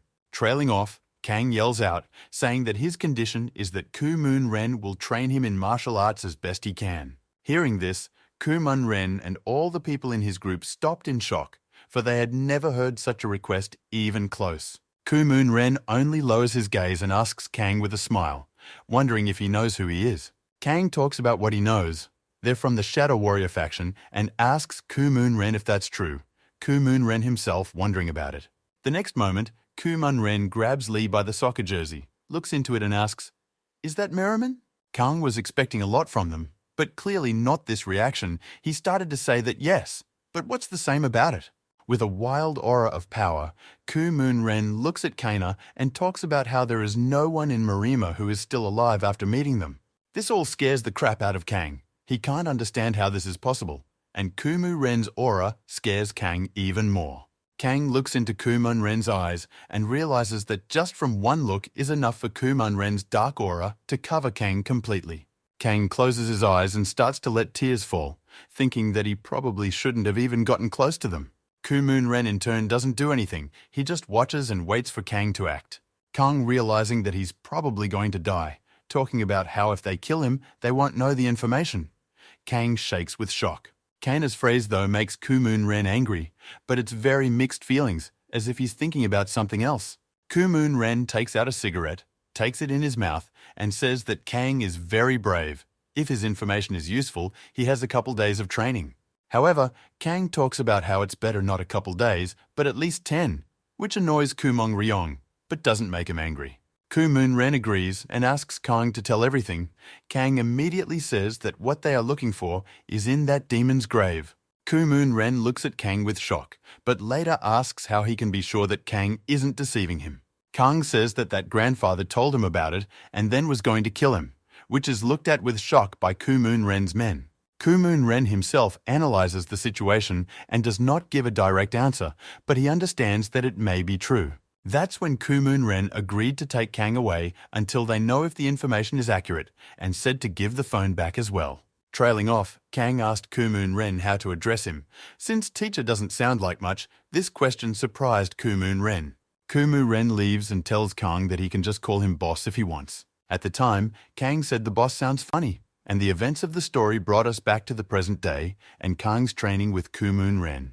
The two female aides are watching Kang and Koo-moon Ren, discussing the fact that they've been practicing like this for a few days now. Sophia tells the other girl that the boss is strange now. She doesn't understand his actions. Sophia watches him train Khan and talks about how it wasn't easier to just nail Khan a long time ago. However, the other girl looks at Koo-moon Ren and says that she's happy for him because she hasn't seen the boss so energetic in a long time. This girl came out to Koo-moon Ren and said that she had made inquiries about what he had reported to her and handed over the tablet. Koo-moon Ren looks at the tablet and the girl talks about how apparently Kang didn't lie to them about what he said. She talks about how it all turned out really funny, but Koo-moon Ren points at something and asks what it is. She says that in all likelihood, there are those who have the same goal as them to find infinite energy. Meanwhile, we are shown Lee and Yang discussing the fact that the Union has given them little power and only a couple days. Trailing off, Lee reveals that he has also requested 10 more men from the other clan, which they agree to give him. However, a woman's voice interrupts Yang and Lee's dialogue, and surprising the assistant, the woman's voice says 8. It turns out to be Ginny, who talks about where it is that they dared to go unaccompanied. Ginny starts yelling about how she's definitely going to accompany Lee. Lee asks Ian if he's okay with that. Ginny looks at Ian, and Elder Ian talks about how it's clearly not him who should be the first to be persuaded, but someone else. The events of the story show us a guy with a tattoo from the Sunu clan. He yells at Ginny that she is completely crazy already. This guy likes Ginny, doesn't want to let her go to such a dangerous place, and asks Ian to support him. Ian shocks him by telling him that he tried, but Ginny is stubborn. And yes, the Alliance promised to help. It's not that dangerous anymore. Trailing off, the guy is silent for a bit, then relaxes and sits down and says that since they wanted him to go too, fine. However, Lee's assistant says that only people under 30 can get in there. He starts screaming in shock. Ginny asks him to calm down already. Ginny shocks Lee and the guy by saying that if they want her not to go, they need to talk Lee out of it, not her. Trailing off, she yells at them about how she's not a wimp, she doesn't need tutelage, she's the granddaughter of a prominent person. With that, she shocks the guy. He just stares at her silently and a little frustrated without saying anything. Some time passes. Lee and Ginny get in the car. Lee bows and announces that they are leaving. The elder, this guy and assistant Lee, bow to him, asking him to be careful and safe. Lee and Ginny get on the bus. It starts to drive away, and Ian and the others just stare after them. Ian puts his hand on the guy's shoulder, talking about not worrying. He says he wasn't afraid at all. This guy goes and looks up at the sky and talks about how sad it is to see the one you've raised for so long already grown up. Meanwhile, on the bus, they collect everyone's phones and tell them they're moving out, and then they'll have to walk another 10 km. The man who said this began to walk back out, and Ginny, instead of Lee, heard a familiar voice from behind. It turned out to be Lee's friend, and that girl with the glasses. Lee's friend walked up to Ginny and started offering her chips. This girl immediately started pestering Ginny, asking about whether she was the same Ginny Kwan from the Talent 4. Ginny talks about the fact that yes, it is her, and this shocked the girl. She started pestering Ginny even more. Lee is surprised at how a girl named Choa is just pestering Ginny, and doesn't care where they're going now. Lee turns to his friend, saying that by all appearances he is also at full relaxation. He talks about how he has nothing to fear. However, he turns to Lee next, saying that not everyone here is as relaxed as he and Choa. The events of the story show us a guy in a latex suit who is also traveling. His name is Seo Gonu from the Jeonha clan. Next, we are also shown Lee Junin from the Yongnam clan meditating a bit. A girl with blonde hair is also shown sitting sewing. Her name is Kim Byunji from Jonghwa Garden.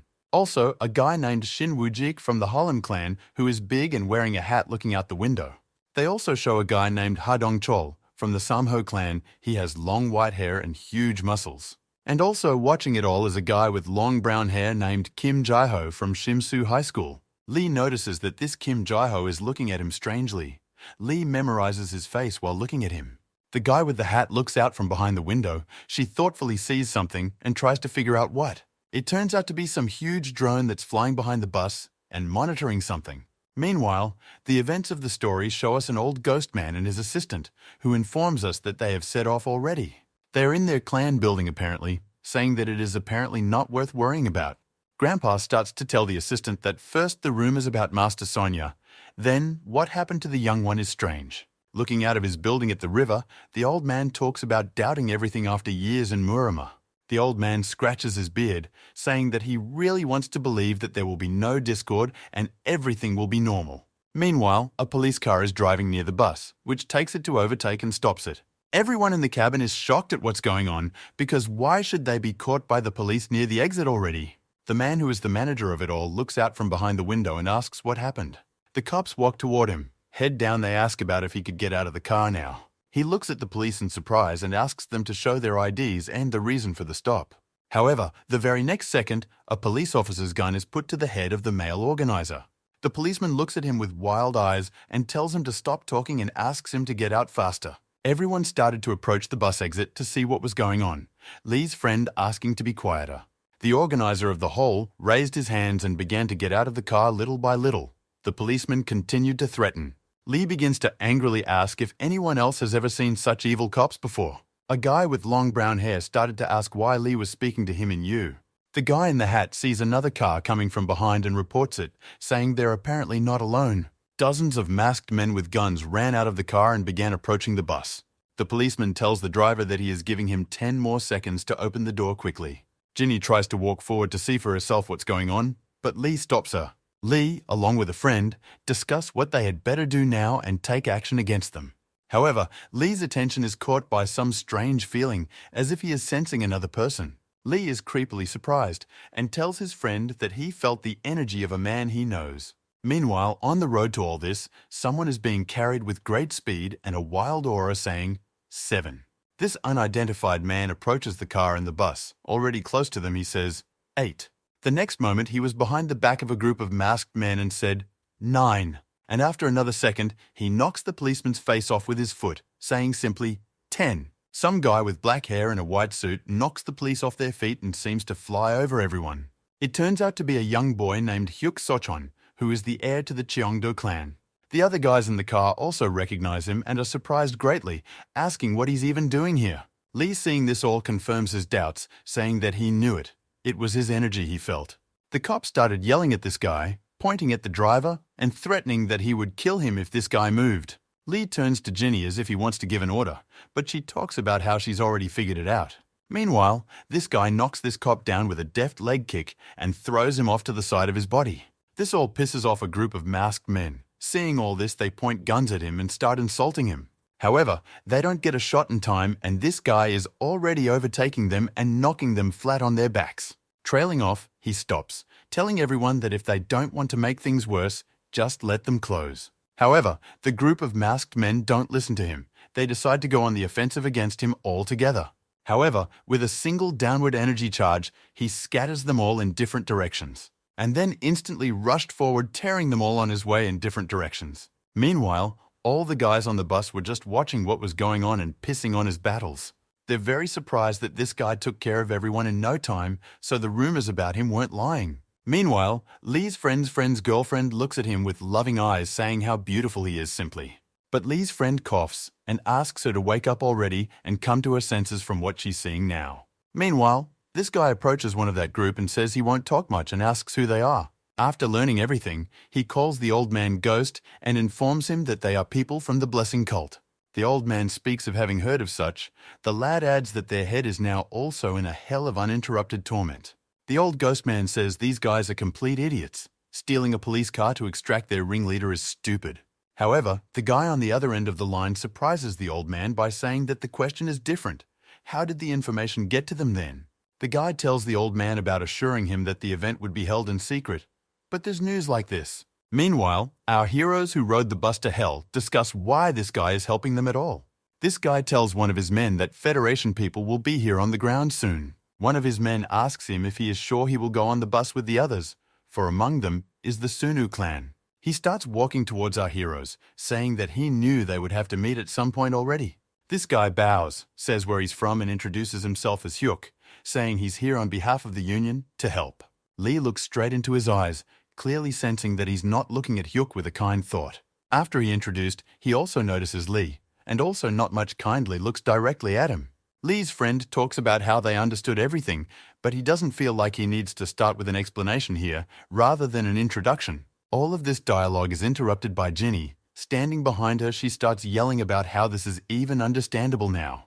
Looking at him, she talks about how his clan should have been shut down after one incident, why he showed up here.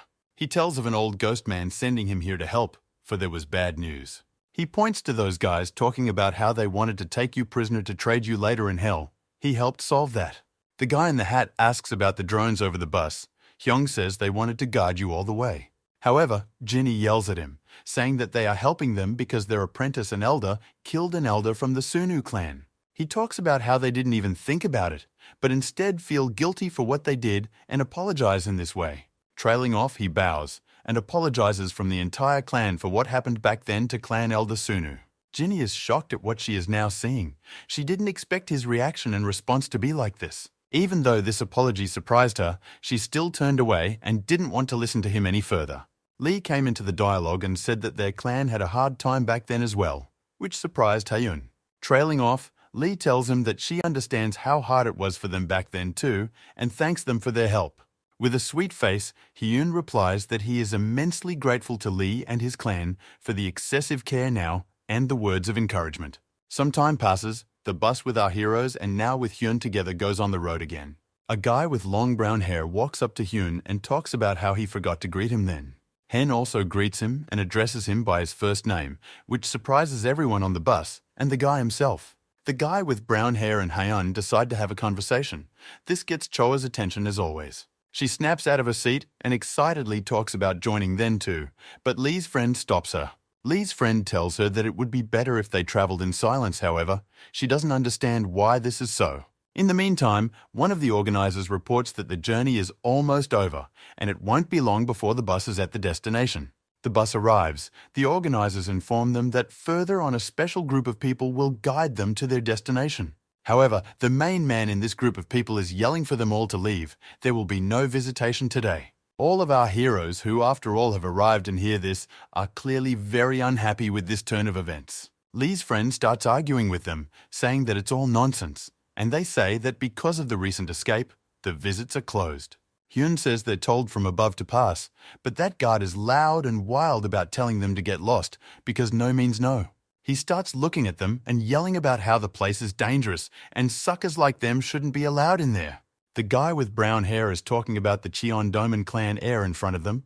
What kind of rudeness is in front of him? Those words change the guard's facial expressions a lot. He's not so confident anymore and doesn't shout anything, saying he didn't recognize it right away. Trailing off with anger, he says that so be it. Since they want it that way, he'll let them in there now. However, he follows up with a fierce warning that they are then responsible for their own lives and actions. Hen turns away from him, turns to the group and asks them what they have to say, if they agree to go.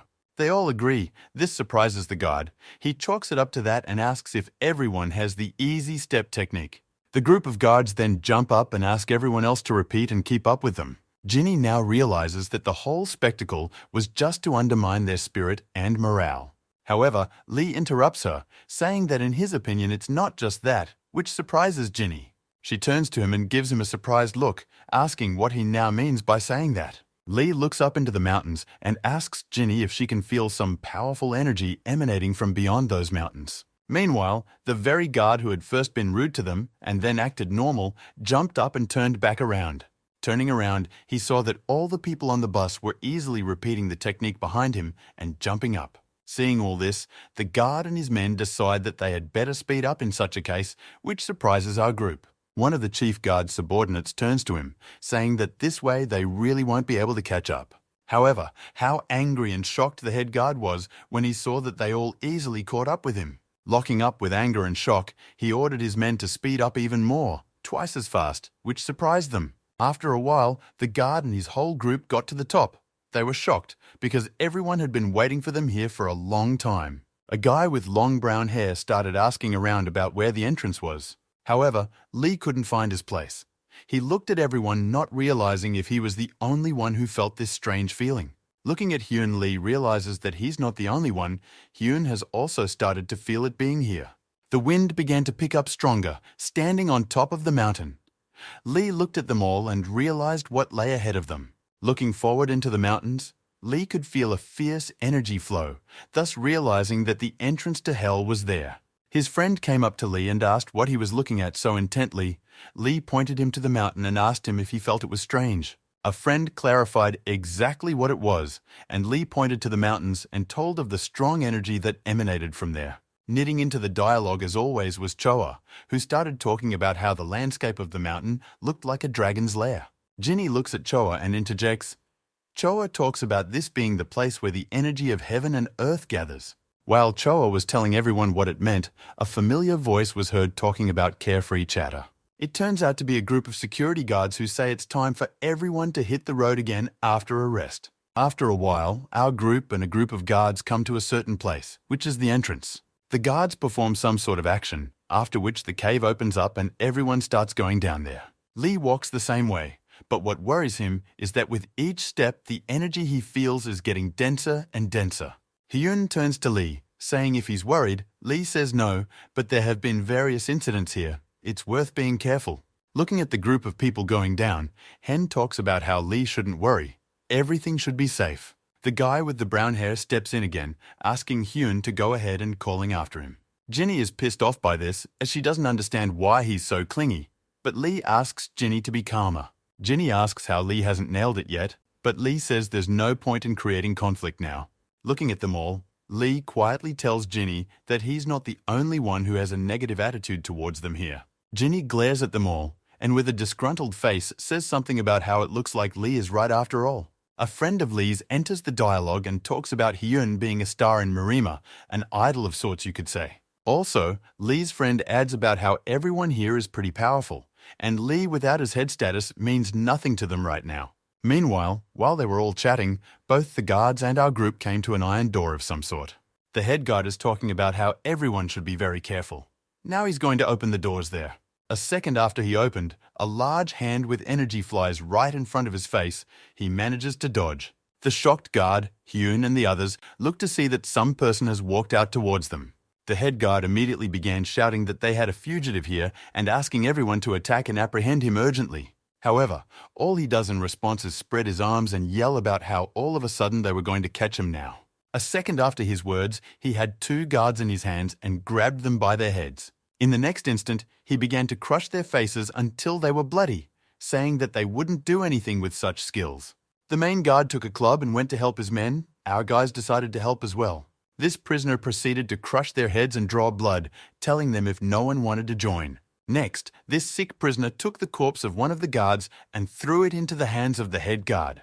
The culprit jumps on the main guard, but then Hyun steps in and strikes him from above. This whole situation is being watched by our group from the bus, shocked at how abruptly it all started. The sick prisoner begins to praise Hyun for having such powerful energy, saying that if he had gotten in, he would have killed him already. Trailing off, this sicko launches the body of the head guard at Hyun, screaming that it's his reward. With that, the sickly criminal began to raise his hand and start creating a charge of energy, declaring Hyun as his target. However, Lee steps in. A second later, he's beside him and starts throwing a punch right into his arm. His arm scrapes through. He starts screaming in pain and blames Lee for it all, which is generally true. This sick criminal looks right at Lee and talks about who the hell is this other guy. Lee follows up with another punch and turns him upside down, sending him straight to the floor with an attack. Trailing off, the body of this sick criminal bounces off the floor and flies off in the other direction. Hyun and the head guard looks at it all. The head guard comes to shock at what he sees. The whole group is shocked by this, especially the guy with the long brown hair. Meanwhile, this sick criminal unconsciously lies near the gate of the entrance and does not move. Lee looks at him and the gate, as if wondering if it's all worth it and his efforts in the future. Lee, with shock, senses something and begins to stare at the gate. He is surprised by this to the point of shock. Everyone hears the stomping of someone's feet and sees the silhouette of some man in a suit coming out of the straight darkness. An elderly, grey-haired man in a suit comes out and says that they'll probably give him a lot of trouble today. Everyone shouts, "Mr. Canson!" The whole group looks on in shock and says, "Is this really Mr. Canson?" The head guard immediately folds his hands into the proper pose and bows, greeting Mr. Canson. Everyone else in our group began to do the same, bowing and greeting this man. Immediately after, Mr. Canson began to greet them as well and spoke of how happy he was to see everyone and thanked them for the journey. He talks about how he learned of his arrival from a letter from Tanju. These words are not bad, so surprise Lee's friend. Lee's friend interjects into the dialogue, saying that they were told that Canson was in custody, but he says that's not true at all. Mr. Canson talks about how this is all a very long story, but the dialogue is interrupted by the sounds of some system that everyone can hear. Mr. Canson says that unfortunately they are a little late. Lee asks him what that strange sound is. The guard grabs his cap and says that the last circle of the protective prison has been activated. The guard talks about how it's all a warning system and puts his cap on his head saying this. The girl in our group interrupts him saying, how can this be if the perpetrator was just killed? The guard says he is not alone. The head guard talks about the number of escapees being unknown, and Mr. Canson sits down and tries to bring the criminal to his senses. Mr. Canson takes the sick criminal on his back, saying that fortunately everyone is alive now. The head guard asks everyone to leave as the protection has been triggered, but Lee meanwhile watches Mr. Canson's actions. Trailing off, Lee hears the words of Hyun, who talks about how grateful he is for Lee's help. Hyun turns to Lee and talks about how his skills have grown a lot, but Lee only gives him a strange look and remains silent. Trailing off, Lee addresses him, telling him not to talk like that as it came out extremely awkward. However, Hyun only responds by saying that whatever the case may be, the situation is taking a strange turn right now. With a calm and cool face, Lee talks about how he and Hyun are very much in agreement on this, as if it has to do with their arrival. Following a closed and small path, they all set off along with the guard, but something caught their attention. The endless siren is a distraction. They head down the stairs. Our group considers the place. Looking down, they see a seemingly endless hole that aims downward without stopping. People in the group discuss the fact that this place and the inmate list delves into everyone's fears non-stop. Here the guard addresses our group, asking them to try very hard not to touch anything here along the way. He rudely addresses everyone, saying that they might accidentally activate traps in this place. There are many of them. One of the guys with long hair asks the head guard where the prisoners are. The head guard starts pointing down and pointing to holes in the cave, saying that there are prisoners in there. He talks about how there is a road to every place. Ginny and Lee go and watch intently, listening to his stories. Ginny goes and complains about the fact that they've incomprehensibly made so much noise. It's infuriating. Lee considers everything here, but then he hears some unknown voice call out to Canson and looks over there. It turns out to be another guard of some sort who calls out to Canson, saying that he's already been waited on. Mr. Canson raises his head, looks at them, and talks about what they've already had happen here. He reports that the prisoner has opened Block 14, which surprises Lee and Choa's friend now. The guard points to the move and speaks of the urgency to hurry before it's too late. The guy in the hat asks the guy with brown hair what it means. He says he doesn't know, but it's obviously bad. Kang Sun replies to the guard that he understood everything, but asks the guard who he is, which surprises him greatly. Mr. Canson talks with a wild aura about wanting to know who the guard is, since this is the first time he's seen him. Here this guard starts yelling that unfortunately their surprise attack has failed and asks for someone to come out. Immediately after his words, dozens of footsteps were heard coming from the dark corridor, coming closer and closer. From below where the guard was standing, some people started walking straight towards Canson and the group of people. The same thing happens on the other side, where Lee and Ginny are standing at the end. They too have people coming at them down the stairs with rebar in their hands. Our group of people are creeped out by what's going on. They clearly didn't expect this outcome today. The very same guard began to take off his uniform and talk about how happy he was to see Kuman Kangson and his skill. Trailing off with a look on his face, the guard talks about how he has become very curious about how he would behave in such a situation. Next, this guard holds out his hand and shouts to all of them to attack, and then they all burst out of their seats at our group. Lee's friend is the first one about to take the hit. He raises his hand up as if preparing to strike. Before he can do so, Canson scatters several enemies with a single blow.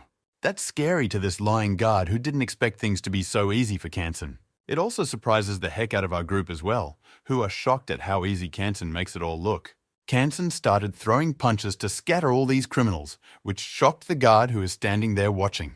Canson glares furiously at him, raises a huge aura, and talks about being able to console his interest in Canson's power. The fake guard started smiling and talking about how no matter how well Canson fights, he can't beat them all. Hyun also intervened in the fight, attacking the second group of people on the other side and began to help Kansan with them. Meanwhile, Ginny and Lee have yet to decide to do something too, or think it's just unnecessary and stand there watching. The escaped prisoners who followed the fake guard began to marvel that it turned out like this. Hyung blocks their path, telling them that they shouldn't go any farther and all those who disobey him may lose their lives. However, a few of them still dare to attack Hyun, saying that the threats of some brat aren't scary to them. They call him a girl-faced juvenile. He in turn just watches and waits for the moment to spring into action. One of the guys in our group decides to intervene in the fight, telling the runaways that how dare they attack the heir to the clan. Meanwhile, the fake security guard is standing there sweating because his men can't even handle the veneer anymore. Meanwhile, Kansan turns to the fake guard and asks him to act more seriously if he wants to fight him. The fake guard abruptly pulls out some weird weapon and talks about how he wasn't actually going to participate. Next, he rushes in with an attack on Kansan, saying that since this is the case, he's going to try a little harder tonight. Meanwhile, a few more of our group began to attack the escaped prisoners and attacked them furiously. One of the guys in our group is talking about how those guys are going nuts already, and the guy in the hat says they're realizing their dreams. Ginny and Lee are still standing there just watching this. Ginny talks about how she doesn't understand why they are so excited about everything. Lee focuses his gaze purposefully on something, and Ginny adds that they're acting like they're on the playground. Lee's facial expressions change drastically. He is very surprised. He feels some energy familiar in his mind. Hyun feels the same way while one of the runaways complains that they've been thrown into too much trouble with these suckers. The same guy turns to see a group of his men in the tunnel, however sees them there all covered in blood and a huge man walking towards them. The man, or monster, has huge red eyes and speaks rudely from the cave about arriving at the address, mentioning Kansan. One of the runaways starts to ask what he wants, but he just grabs him by the head and crushes him with force. The guy with long steel hair also began to feel the energy of someone, just like Lee and Hyun. A loud voice began to be heard from the tunnel, shouting about, "Where are you, Kansan?" It was clearly the voice of this monster. A beast came out of the cave. It was a huge gorilla that was both human and animal at the same time. The fake guard clearly had nothing to do with her, for at the sight of her he began to scream in panic, Kansan only staring in surprise. Followed by this monster seeing through Kansan's eyes, talking about finally finding him, and the fake guard yelling about who let her out at all. The real head guard started looking at him and talking about how he had single-handedly killed the entire Union Guard once upon a time and never once lost. Kansan began to stare at the behemoth, and the head guard added that it was Kansan's help that had once caught it. However, as Kansan glared at him, the fake guard decided to strike, but expectedly missed. The fake guard started talking about how Kansan had lost his guard already and added that his weapon was poisonous. Meanwhile, a huge monster gorilla began to descend down towards Kansan, thus he was pinned on both sides. However, in the way of this gorilla were our guys, who began to block its way to Kansan. But to their great surprise, the monster did not begin to stop so easily, which surprised them, for they had expected it to stop. They got more serious with him. Pulling out their weapons, our guys started blocking his move even more. However, the monster is not intimidated by this in any way. He simply delivers a sharp blow with his large hand right at them.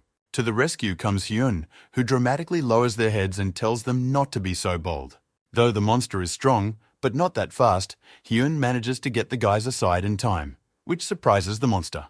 Trailing off, Hyun jumps up and delivers a huge blast of energy right into the face of this monster, knocking it back. Our boys began to cheer and marvel at how well Hyun had done, which was expected of the heir to the clan. However, Lee isn't happy. He tells Ginny that Hyun's attack didn't work. The monster hasn't been defeated yet. Lee turns out to be right, for in just a moment, the monster's charged arm began to head straight for Hyun. He is surprised to notice this and barely manages to jump up in time to dodge his attack. Hyun yells for everyone to stay behind him and starts running at high speed to meet the monster. However, this doesn't scare the monster one bit. With a look of pathos, he stands there and tells Hyun that he's only a puppy yet. Trailing off, the monster began to attack strangely and very quickly, screaming about how this brat dared to attack to take it.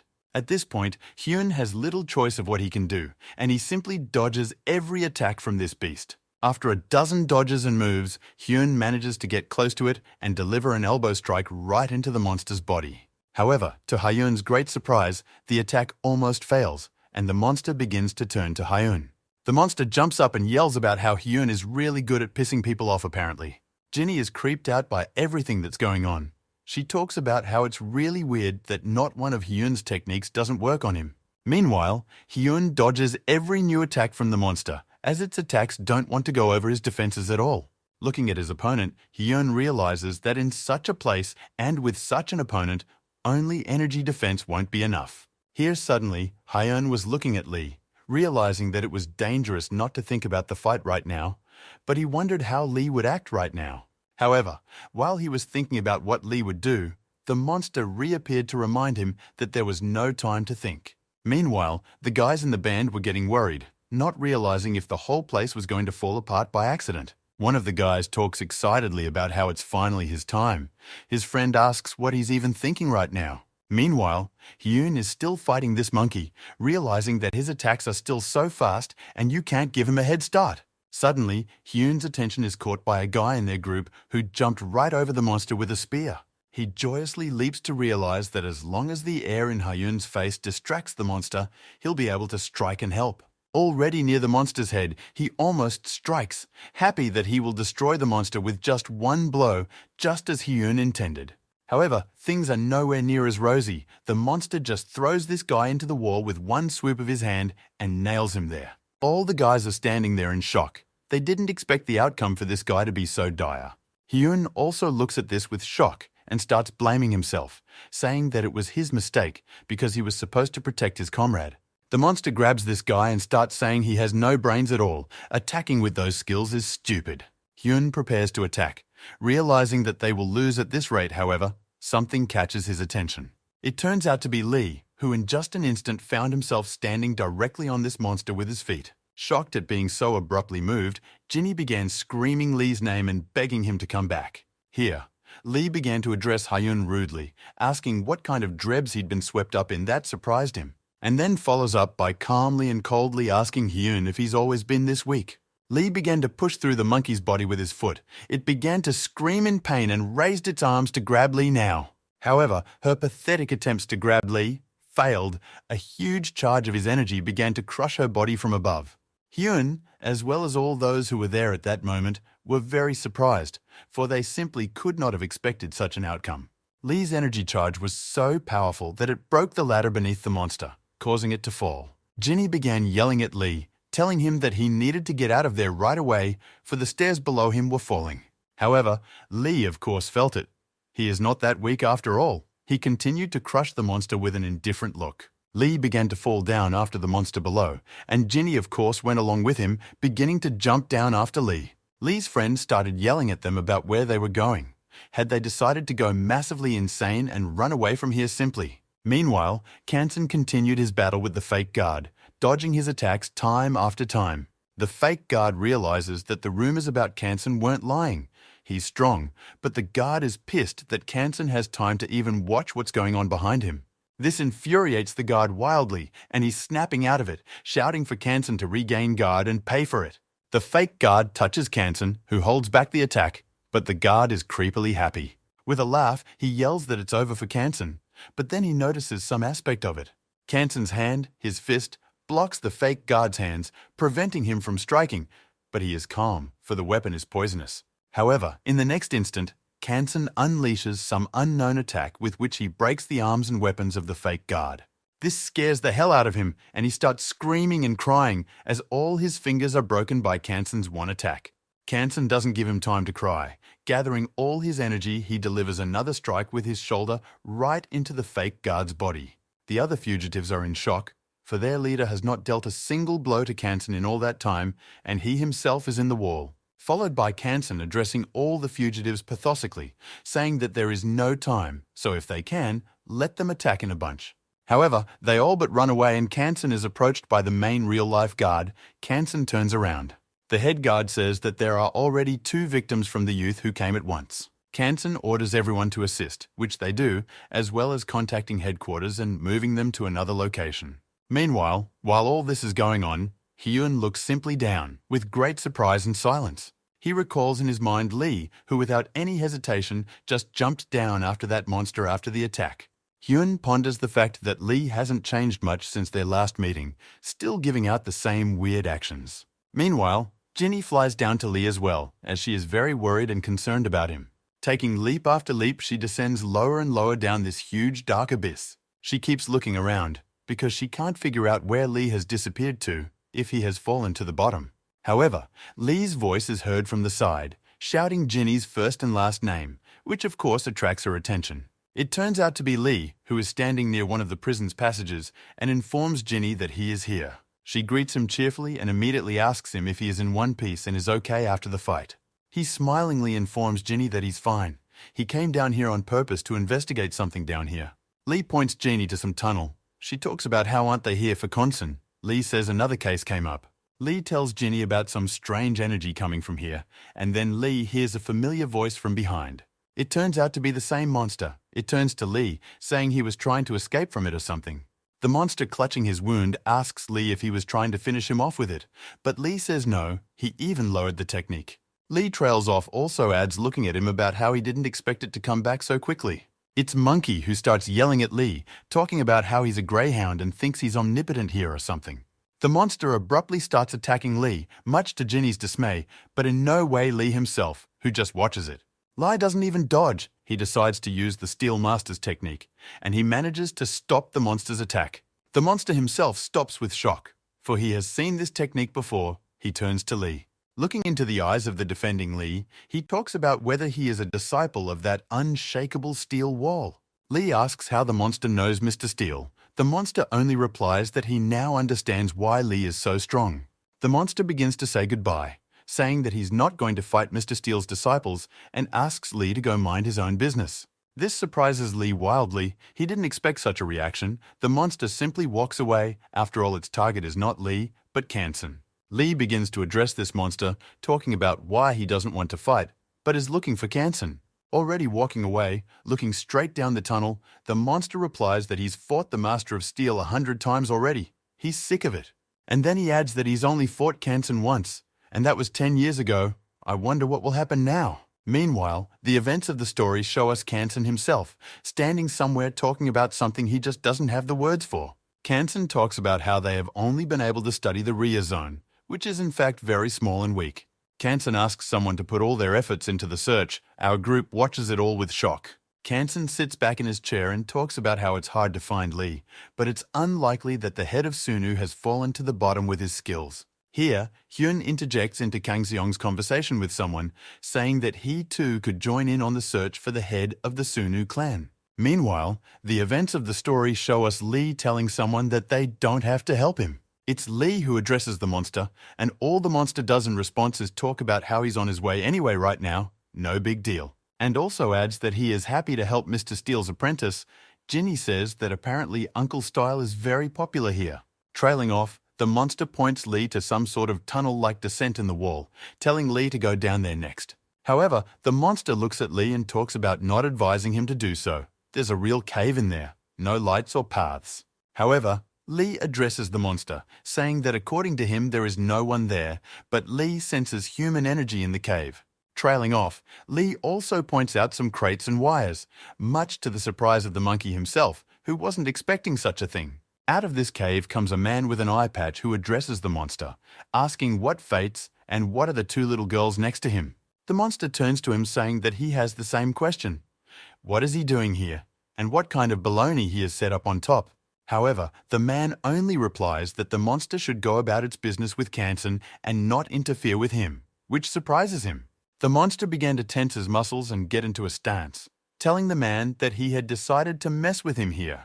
The monster looks into the man's face, asking him nicely to answer what he's up to here, but the man only laughs back. Trailing off, he puts his hand to his eye and lowers the other one, saying it's as if he's communicating with a wall. At this moment, Lee is abruptly and greatly surprised, for she begins to feel a strange feeling after his words. In the next instant after that, the light in the cave disappears, and the monster, Lee, and Ginny don't realize what's happening.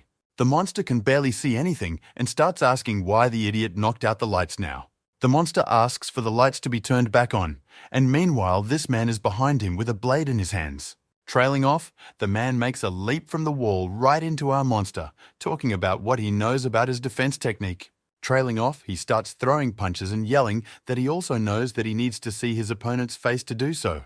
However, nothing happens. There is no impact. The light appears and stands Lee with some kind of device in his hands. And right at Lee's feet is the same man who hit his head on the floor lying unconscious. Lee tells Ginny and the monster that he noticed the man moving the blindfold to attack us. Lee adds that he has been in this situation once before, so he knows exactly how to act. The beast grabbed the man and began to crush his head, asking who he had thought to spend and what his plan was. This man is screaming about how he is not guilty of anything. His job was only to serve Baek Seong-ho's instructions. The monster interrogates this guy if he's talking about Baek Seong-ho, who is the leader of the blessing cult. Ginny turns to Lee, talking about how these are the same guys who attacked the bus. Lee says that there is definitely something fishy going on here. Lee begins to examine the boxes and talks about how all of these boxes contain nothing but bombs. The monster lowers this man's head to the floor and tells him to deactivate the bombs, but he says he can't, because Baek Seong-ho put them there. Lee asks the monster to lift the man's head and asks him where this Baek Seong-ho is. However, this person talks about why he would turn in someone he's in the same boat with and says they can do whatever they want. Followed by the monster grabbing the man, lifting him up and shouting that since that's the case, let him die. But the man started shouting stop. He started yelling that so-and-so would tell everything, just don't kill him. However, in the moment this person reaches for something with his hand, uses something, a bright light appears. Immediately afterward, he broke free and started running away, the monster telling everyone that it was clearly a light grenade. Lee yells to Ginny that she should go and report everything to Mr. Kansen, and Lee himself runs after the man. Meanwhile, our group, along with the guards, go around mopping up prison escapees. A guy with brown hair addresses Hyun, talking about how there are so many people not giving them a pass. He says there are too many of them. Does it seem like it to him? The guard says no. It doesn't seem like it to him. The guard looks at Hyun and talks about how the prisoners shouldn't be here at all, and he has no idea why there are so many of them today. Hyun walks up to one of the prisoners they've dressed and asks him if he can explain what's going on here. Hyun asks what the prisoners created such a ruckus for, but the man only replies that how would he know about it? The prisoner continues, saying that he is simply subordinate to the head of the cult. He doesn't know all this. Hearing this, Hyun tells the head guard that he needs to step away for a couple minutes. The guard says okay. Hyun heads to the phone, he calls Kansen, and talks about how he has a pressing issue here. Hyun coolly asks Kansong on the phone if there is a man named Baek Seong-ho among the escapees. Meanwhile, the events of the story show us someplace in a cave. There sits an old man with long grey hair. Some person approaches him, comes up and calls him as a head, then catches his attention. Several people in isolation suits come to him and talk about how they have successfully collected everything in the area. The man stands up, picks up a book, and says that since that's the case, it's time to move out. Here, a man appears from a tunnel in the cave and runs to meet the head and shouts that the monster has seen the bombs. This cult leader looks into the eyes of the man with the blindfold and asks who it is. He calls out the name of the gorilla monster. But the chapter says it's not about that. It's about the boy he dragged behind him here. Right behind this man with a blindfold, our Lee, who had followed the whole way here, emerges from the darkness. The man with the bandage looks at him shocked by this. He talks about how he didn't feel the fact that someone was running after him. Lee looks straight into the face of this old man and talks about whether he's the cult leader named Baek Seong-ho. One of the men intervenes and yells about how dare Lee talk to the gentleman like that, but Baek asks him to be quiet. Baek Seong-ho turns to Lee, saying that if he knows him, he can introduce himself then. Lee says that he is Lee Seon of the Sunu clan. The chief in the club looks into Lee's eyes and says, "Is this really the chief in the clan?" That's how the meeting is. The head asks what brought him here. Lee says a disturbing flow of energy directed him here. Lee rudely addresses him, asking if he framed the escape as a distraction and energy not felt by others. Lee asks him to explain what's going on, but the man in turn only turns to his man, saying that all the blame is on him now. The cult leader turns to Lee, and when asked what he's doing here, shows him a flask with some kind of stone inside. Lee is greatly surprised when he sees this flask, and only wants to ask him about whether it is really this, but is interrupted. The head of the cult holds his subordinate's head and says that they had better omit the tedious explanations. Immediately after his words, he opens the flask and pops this blue stone right into his subordinate's mouth. Lee looks at everything going on with shock. It's like he felt something strange. Immediately afterward, that subordinate fell to his knees and started coughing loudly, and the cult leader laughed and said, "Feel on your own." This subordinate's face seemed to start to swell. He shockingly started trying to spit it out. His face was covered in veins. Right after it began to happen, the cult leader loudly shouted, "This is it, the power of eternal energy," which shocked Lee to the point of being creepy. Here Lee calms himself down a bit and clearly asks the cult leader if this is the energy associated with the demon. The cult leader, as well as the cultist behind him, is very surprised by Lee's question, and meanwhile the subordinate is still coughing. The cult leader looks at Lee strangely and speaks of being very surprised that anyone else knows about eternal energy and the demon. Lee asks what she is, however. The cult leader doesn't give a clear answer and only looks at his subordinate. The one in turn stops coughing in a moment, exhales and yells about feeling pretty awesome. The cult leader says that the circulation process is apparently complete. He'd just subordinate to kill Lee and head after him. The cult leader starts laughing, turns to Lee and says that if he's interested in eternal energy, he can fight his subordinate. The cult leader adds that it's time for him to go and starts to walk away. Lee shouts after him, asking him to stop. However, his requests are abruptly interrupted by the appearance of the very subordinate who began attacking Lee. He starts smashing things around, attacking Lee, and talking about how the power is coming out of him like a bucket. At the moment, Lee is only dodging his attacks. He can't understand what strange feeling is not leaving his body. He looks at this cultist and thinks about the fact that is this power really the boundless energy that Kuman Ren needs? Trailing off, Lee sharply attacks a subordinate and says that if that's all it is, he doesn't see much power here. However, in the next instant, Lee's attack was repelled. It was done by this subordinate. Lee is surprised by this. Lee looks directly at him and can't understand how this is possible, since just now he directly attacked him. Meanwhile, the nosebleed cultist looks at Lee and asks if this is a blow in his opinion. Trailing off, he starts launching dozens of attacks at Lee, saying that this is how a punch should be, not like Lee's. Lee doesn't decide to stand and wait. Charging his leg with energy, he once again powerfully attacks this cultist directly into the body. Shocked by all this, the cultist is wildly angry with Lee. He yells about how he's a rat who only dodges all the time. This cultist snaps out of his seat and begins a volley of non-stop attacks on Lee, shouting that they are about to find out just how strong Lee is. Meanwhile, the events of the story show us the monster and Ginny. Together, she searches for a working phone in the cave. However, unfortunately for her, not any of these phones don't work. She complains about it all. Ginny suggests that the monster go find Kansen and report to him about the bombs, and she in turn goes looking for Lee. The monster points his hand at himself, talking about whether Ginny thinks what he's talking about, why the wardens would believe him. The monster suggests doing this. He goes to find Lee and Ginny runs upstairs to find Kansen. Ginny is surprised. Meanwhile, Lee is fighting that cultist. He smashes everything around and asks Lee why he isn't having fun too. He looks at Lee and yells about how he won't be able to fight him that easily anymore. He can beat anyone now.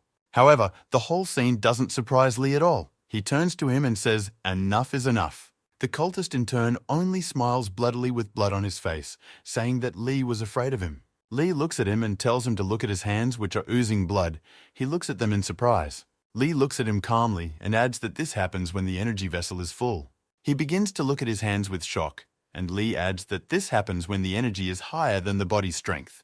The cultist looks at his hand and talks about how this is the only unfortunate consequence in return for such power. Lee begins to advise him on what to do, however. He doesn't listen and only leaps at Lee with his fist to attack. Lee is disappointed. He didn't think about this cultist being so stupid. Lee just stares at him. After that, Lee with his arm easily repels his attack and launches it to the floor just. Coldly, Lee looks him in the eye and says enough on that, or he'll just drive himself into the grave like that. The cultist is starting to realize a little bit of what's going on. He looks pitifully at Lee and just stands there. Meanwhile, this cult leader and his men are coming. The cult leader says, "Don't give a damn about that man. He was a puppet." Already at the exit of the tunnel, the cult leader stops. He is visited by the feeling that there is someone else here. As it happens, a guy with black hair and a black latex suit appears right in front of him. The cult leader looks at him and says that's amazing. He is, after all, ordering everyone to block the paths down. This guy starts saying there are questions for Pac and asks for a blessing cult attack. The head of the cult looks at him thoughtfully, saying that things are bad, for he didn't much want to face this man. This person talks about how he knows Baxiano is crazy, but is he really crazy enough to steal the Shadow Warrior's item? Baxiano replies to him that it just so happens that he found a bigger client. This really surprises this guy. Guy says there's no one who offers better terms than them, but Peck replies that there is, and a very powerful one. Meanwhile, the events of the story show us an unknown location, some strange red helicopter flying over the mountains. Ku-moon Ren appears from the helicopter with Sophia. He asks if this place is his demon grave too.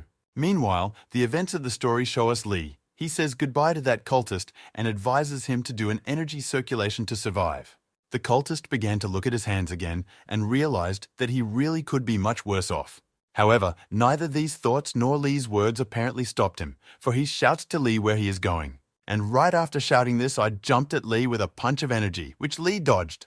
Lee began to dodge again time after time and yell at him about how he wasn't lying to him, and he really could die soon. However, in response, Lee heard that he didn't care. He felt strong for the first time. He was ready to die. These words surprised Lee. He once again bears down on Lee, repeating that having such gigantic strength, he has no intention of stopping. He adds that he would rather die fighting Murame than give up such gigantic power. These words surprise Lee, but he remains silent. Lee is quietly talking about what a complicated concept Murame is. Hearing this, he abruptly stopped and did not attack Lee. This is when Lee decided to attack him, saying since it's already like this, have it your way, and swooped in with a charge of energy. Lee's energy charge was very strong. It blew away everything around it and seemed to burn through this cultist's body. The cultist, covered in blood, began squirming in pain and screaming, and Lee's energy seemed to illuminate the entire dark cave. After the attack, Lee only stood there looking at him, pondering what this cultivator had said recently. Levant une aura sauvage derrière lui, Lee dit qu'il va frapper sérieusement. Ian devrait... Trailing off, he looks at the guy in the black suit and says he'll have to shut that one up, because he knows a lot now. He looks at him and says he won't let go so easily, and his men pull out some canes. This guy ignores everything the cult leader says, and only says he's waiting for the right item first. However, the words said by this guy surprised the cult head. He didn't understand what kind of goods he was talking about. In the next instant, one of the cultists began killing Peck's men, who in turn managed to dodge. The killer was one of Peck's men, who was also standing behind Peck the entire time in the suit. The man next pointed to the boxes of cane and said that all the goods had already been received by them. The head of the cult began to yell at him, talking about the point at which he had managed to contact the Shadow Warriors. However, the guy in the black suit standing behind stated that he was originally in their row.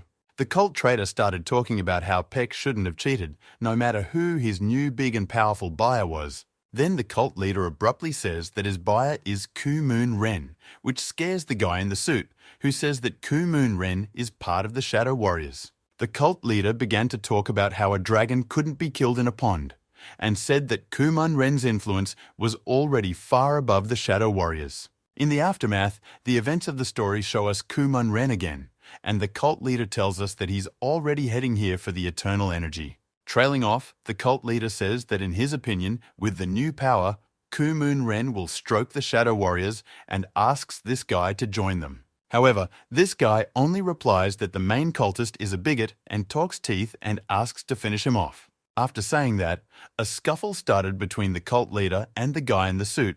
The cult leader started talking about how they were very difficult to deal with, followed by the cult leader pulling out some kind of balloon and talking about how if they don't want to do it the good way, they'll do it the bad way. Immediately after saying those words, everything around began to be covered in a strange smoke, including the hand of the head cultist. In the next instant, with that hand, he grabbed the very man who had gone against him. Immediately after he touched, that person's hand began to be covered in blue energy and seemed to dissolve. The cult leader talks about being forced to use force and continues to squeeze the man's hand. Immediately afterward, the guy in the suit began to launch attacks time after time, the cult leader dodging several. The cult leader deals damage with this energy on him as well, however. He retaliates by getting hit in the face with his weapon. The cult leader starts trying to examine that guy's face, realizing whether or not he made the attack. However, in a moment, the cult leader realizes that his opponent is not so simple and decides that the best solution now would be to simply run away from the place. He runs away and his energy started to drain on them. They ask each other if they're okay. They're both okay. Then the guy in the suit says that since this is the case, there's no point in hiding. He talks about taking off that bad disguise, immediately after which his female breasts are revealed. With many details removed, this guy turns into a girl, or rather he was, and she was just covering herself as a guy. The guy in the suit addresses her, saying that if he told the truth, Kumon Ren might open a chase on them in that case. She says that the situation might get more complicated then, because Kumon Ren can't hide from Kumon Ren so easily anymore. The guy in the suit puts up the goods and says that these caves are where Lee Suin, Kumon Ren's enemy, is. This guy in a suit continues, saying that if there's a fight between them, there will be extra time, and then he freezes in shock. He looks at the girl next to him and is shocked to realize that not so long ago, there was a guy in front of him. However, the events of the story move forward. We are moved to Ginny, who is running through one of the caves. However, in a moment she stops, for her attention has been diverted by something and she looks right there. She sees in front of her a group of some men who look like prisoners. They are standing sadly near the telephone. Ginny stands quietly behind them, trying to figure out who they are and what they're doing here. They're standing by the phone, meaning they're waiting for a call, and then Ginny notices what they're saying. Meet the founder. She's all ears. Immediately after these words, she sees the grey-haired grandfather in front of them, the very head of the cult. They all bow to him. One of the prisoners asks the head of the cult where everyone else is. He talks about how they betrayed us and went into hiding. Trailing off, the cult leader asks if the call from Kumon Ren has come in yet. They say no, much to Ginny's wild surprise. Ginny hides behind the wall with shock and doesn't know what to do. The cult leader tells the two of them to stay here, the rest of them upstairs. The cult leader also says that there are only Jin Zhao's minions from below, so if anything, they can be attacked and captured. One of the prisoners assigns two to keep watch here and tells them to wait carefully for a call from Kumon Ren. Everyone leaves little by little. The two guys who are left are discussing the fact that that cult traitor has lost his mind. As soon as the cult leader and most of the people left, Ginny appeared from behind and jumped up and punched one of them. She practically took out the first one's head with one leg kick, and the second one is standing there looking at it all with shock. Ginny then jumps up again and throws another punch, which is already for the other guy, but he delays her punch. Though he manages to hold back the blow, he looks on with shock and can't figure out who Ginny is. However, Ginny in turn doesn't dare to just stand there. She grabs his neck with her thighs and squeezes it with her legs. She squeezes his neck harder and harder, telling him that he will have to answer questions now. Ginny squeezes him and asks what's going on, who the old man is, and why he's waiting for Kumon Ren. The guy in turn remains silent and starts pulling a knife out of his pocket to attack Ginny. He abruptly pulls out a knife, practically stabs it into Ginny's neck and asks her who she is. Ginny manages to dodge the attack. Right after that, silently, she just takes his body and jumps with him doing a somersault in the air. She makes his head land right into the pavement and crashes, holding him up. Although it's a shame that the guy didn't give an answer, Ginny goes to the phone and wants to dial Kanson's number to let him know everything. However, the moment she wants to pick up the phone, it starts ringing heavily. The moment she picks up the phone, the person on the opposite side starts yelling with questions as to why it's taking so long to pick up. She is told over the phone that Kumon Ren has already arrived. She is shocked and quickly hangs up in a panic. Her hands are shaking wildly. She doesn't know what to do, for Lee's strongest enemy is now already here. She tries to come to her senses and think things through, but the thought that it was Kumon Ren who killed her grandfather never leaves her head. Ginny thinks about how this place is perfect for a battle with him, and there's a lot of explosives here right now, but she remembers something. Namely, that if Lee found out about it now, he would immediately go into battle with him, and most likely lose and die. She decides that the information about Kumon Ren's arrival shouldn't reach Lee, so she'll ask Kanson to work things out. Meanwhile, Kumon Ren is watching with a confused look on his face as they are supposed to get an answer on the phone. The man at the door shakes in fear and says that there seems to be a problem and the door will be opened soon. However, one of Kumon Ren's men leaps in a moment and just silently breaks down the huge door, followed by Kumon Ren turning to the guy at the phone and asking him to escort them. He of course agrees. Sophia asks Kumon Ren, saying that things are going very strange. It could be a trap after all.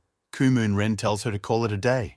Kumon Ren talks about how he is more concerned about the interesting energy in this place.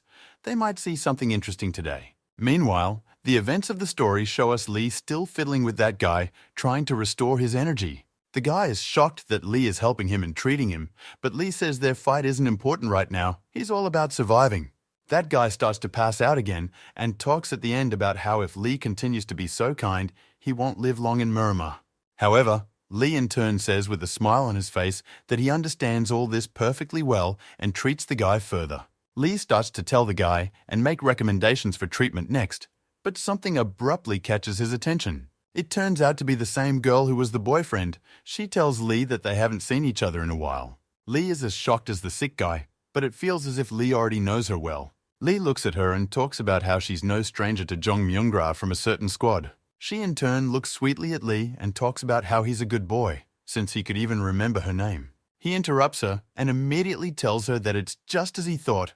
What happened in this place has to do with Koo Mun-ren. She laughingly replies to Lee that he has a wonderful wit, and Lee in turn angrily asks her where Koo Mun-ren is now. She starts to smile evilly after the question and asks Lee if he really decided to meet him here. She looks away, but turning her head adds about him dropping the idea. His attitude is weak to Koo Mun-ren. She starts to leave and in parting remarks that she wants to see a stronger version of Lee next time.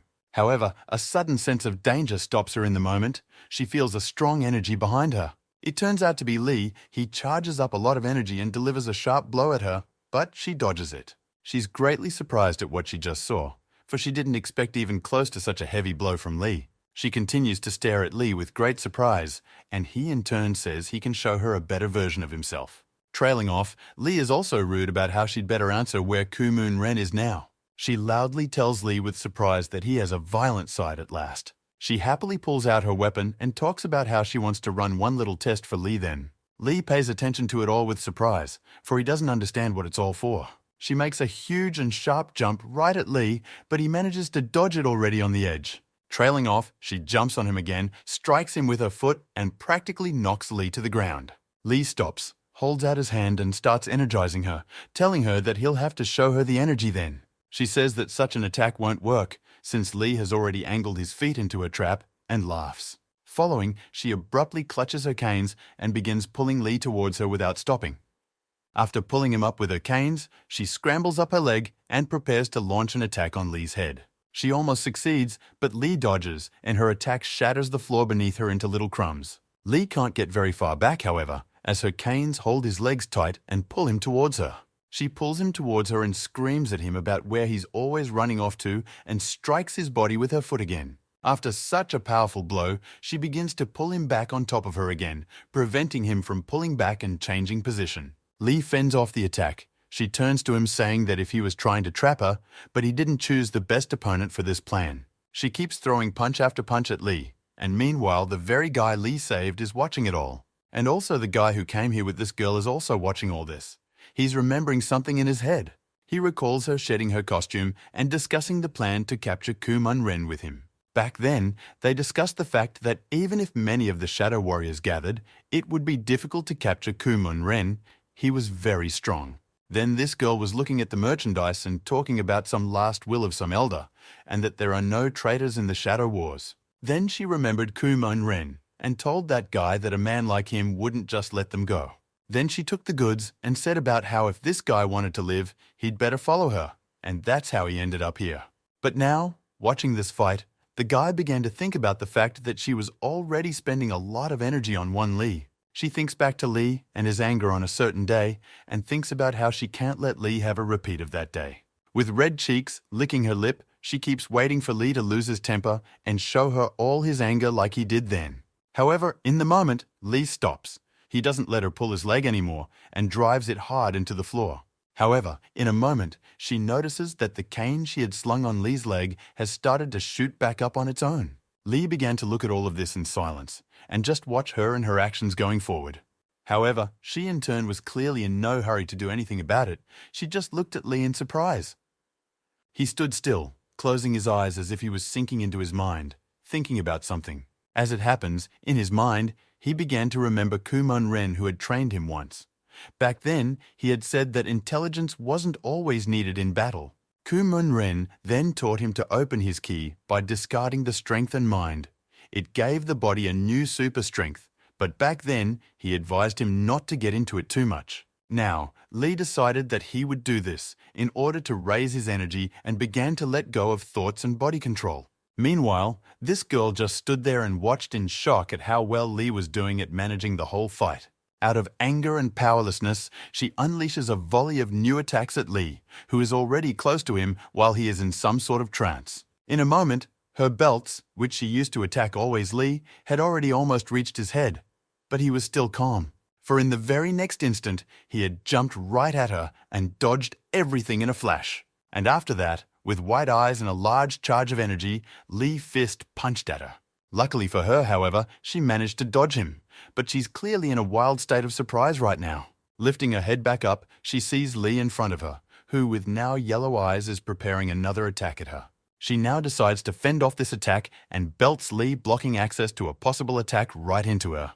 However, Lee himself in turn is not deterred by this. He strikes but at her belts, creating an explosion and throwing her off. She in turn manages to stop herself from flying headfirst right into the wall and talks about how she's already leaning into that feeling. Lee returns to her base state, noticing with shock that she blocked this attack of his with hers as well. She herself in turn just giggles, and Lee starts to think about the fact that she's much stronger than he thinks she is. Lee looks at her and wonders if he should continue to raise his Kai level, or if he doesn't need to right now. She laughs in turn, rests her hand on her chest and asks why Lee is standing. He needs to know where Ku-Moon Ren is after all, and smiles sweetly. In his head, Lee begins to remember the sinister images of Ku-Moon Ren. Immediately afterward, he gets wildly angry at everything. The huge flow of energy around Lee and in his body begin to be felt by everyone around him, even the guy Lee had healed back then after the fight. The same girl in turn is very excited but happy to see everything going on, because Lee is angry. Lee's eyes and body become increasingly covered in energy, and he convinces himself in his head that it's all because of Ku-Moon Ren. Lee begins to malign this girl and promises himself that he will do anything to overthrow Ku-Moon Ren.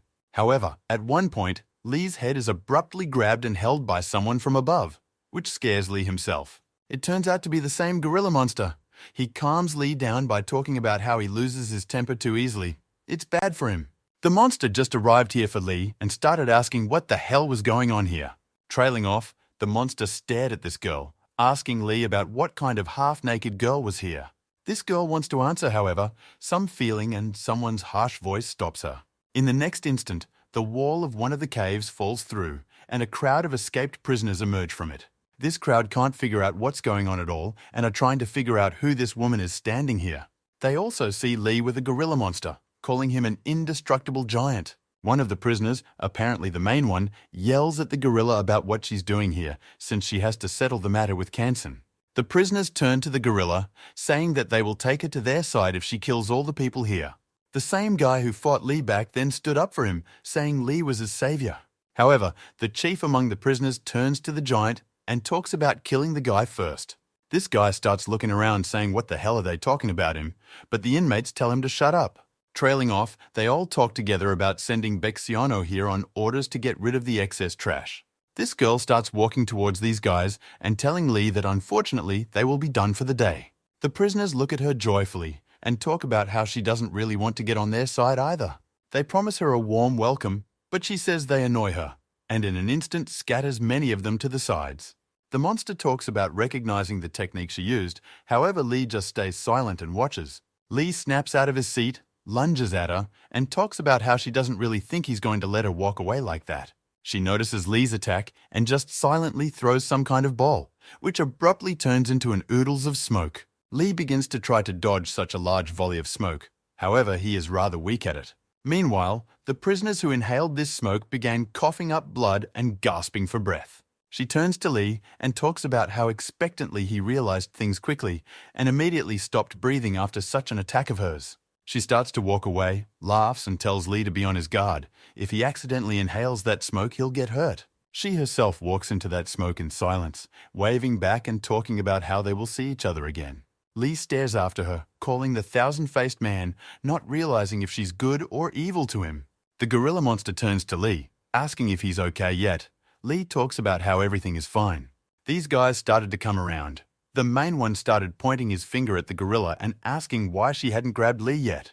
They say they need to find out what kind of relationship Lee has with Ku-Moon Ren and ask the gorilla why she's standing there, but she only remains silent in response. The chief among them began to shout louder and say that this gorilla wanted to go to the light. Meanwhile, the events of the story show us Hyun asking someone on the phone if it's for sure. On the phone with him is Kansan, who talks about how yes it is, because Jeannie confirmed it to him. Tracy Kansan says the extent of the problem is unknown right now, so everyone should come back. Immediately after the bell rings, Mr. Kansan gets up from his chair and starts walking towards the exit of the room. When he opens the door, he is very surprised, for he sees in front of him practically all his prison guards and the head guard too. The head guard excitedly asks Kansan if he's going to go to the main auditorium, where it's kind of like Kumun Ren right now. However, Kansan calmly replies that there is no need to worry and asks everyone to take their seats, which surprises the guards. Kansan is about to go alone to Kumun Ren's place and asks all the guards to take their seats and not go there, thanking them for their trouble. He also adds, talking about whatever happens to him, now he has to go, because he is responsible for this place. He steps forward and says that he is not going to shirk his duties. The guard is only watching with shock. He also adds that nothing will change his choice, not even the fact that he might die here now. Meanwhile, we are returned to the cave where Lee, the gorilla, has dealt with all the prisoners. The gorilla asks them about who was there so brave and threatened to send him to the other world. Humans are funny, he adds. The gorilla monster turns to Lee and asks him about why he fought that girl at all. Lee answers honestly about how he lacked restraint when it came to Kumun Renee. Gorilla is surprised by the fact that Kumun Ren is still alive. He once wanted to fight him, for other people bored him with his strength. One of the surviving inmates talks about what it means that their director went to meet such a person. Trailing off, this prisoner begins to threaten that if the director meets this man, but before he can finish speaking, he is interrupted by Lee. Lee grabs this prisoner with wild speed and asks with anger simply, "Where?" A very angry, wild-eyed Lee raises his aura and asks the prisoner where the meeting with Kumun Ren is. Meanwhile, the events of the story show us the head of the cult, who tells us that he is happy to see the legendary Kumun Ren. Kumun Ren and his group turn around, and the cult leader with the bag starts walking towards them. Kumun Ren takes out his cigarette as usual. He looks into the eyes of the cult leader, clearly not with good intentions, and simply remains silent. The cult leader turns to Kumun Ren, asking him about what made him come here. Kumun Ren looks at the cult leader and talks about how didn't he call him here to hand over the item he needed. Here, the cult leader addresses Kumun Ren, saying that it won't be easy to get rid of his past client. Trailing off, the cult leader says that while he was getting here, he lost a significant amount of eternal energy. Trailing off, Kumun Ren stares silently at the cult leader before asking if he really called him here to deal with them. The cult head was abruptly startled by Kumun Ren's aura and looks at him trembling, saying that this was not the case at all. Following, the cult leader says that he has already sent out his men, so there is no need to worry. Kumun Ren's men are surprisingly silent. The cult leader goes to Kumun Ren and talks about calling him here to build a trusting relationship with him. The cult leader points Kumun Ren down the prison and tells him that the demon's grave is at the site of the Alliance prison. Kumun Ren looks at him a little surprised, smokes a cigarette, and just remains silent, looking into his eyes. Meanwhile, the guy Lee fought, Lee himself, and the gorilla run upstairs discussing the demon's grave. The guy Lee was fighting with started talking about how the best Murim of the time was sent here to kill a demon. Trace tells him that in this way, they have hidden the demon here and destroyed all information about him in Murim. The guy is then approached by a gorilla who tells him that Baek Sionho is here to look for the remnants of this demon for something. This guy speaks to the fact that Baek Sionho was approached to find this eternal energy. That's why they pursued it. Lee interrupts this guy and talks about telling him more about this energy. The guy talks about that very flask. Peng Sionho turned the energy here into the remains of this demon, thus making energy. Meanwhile, Baek Sionho shows Kumun Ren this very flask and talks about it and the possibilities of the energy. The head of the cult is worried about it all. He asks about Kumun Ren if it will all upset the balance of the world. Kumun Ren turns to the cult leader, hands back the flask, and says that it's just nothing. He should have called him for nothing. The cult leader is silent and looks into Kumun Ren's eyes and just thinks about what could be now.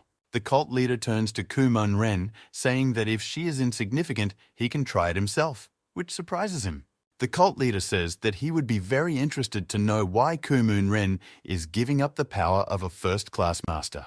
Kumun Ren only looks at him and can't understand why the cult leader is asking him to use energy so much. However, in a moment, something catches Kumun Ren's attention. He gets distracted and looks at the door to the room. Sophia looks over to see that Ku-moon Ren is distracted by something and asks him what's going on. Ku-moon Ren's other men also notice the fact that some sudden footsteps are heard outside the door. Following that, the door opens, a blue aura coming out of it, as if a powerful charge of some kind of energy was coming through. Ku-moon Ren's men realize that someone very powerful might appear now. They all grab their weapons. The cult leader and Ku-moon Ren look toward the door, and from there a voice is heard saying that they have met again in this place. Following that, Ku-moon Ren starts smiling, talking about how is he still not dead and came out here again. Kang Sun appears here and comes out from behind the door and stands looking directly into Ku-moon Ren's eyes. Ku-moon Ren's people are very surprised to see Kansun, and even scared in a way seeing him. Kansong goes to Ku-moon Ren, saying that their relationship is so strong, however, it will have to be broken soon already. Ku-moon Ren looks straight into Kansun's eyes and just remains silent, his gaze now more angry than it was at the beginning after Kansun's words. Kansun looks right into Ku-moon Ren's face and starts to raise his aura, and feels Ku-moon Ren's aura is very powerful.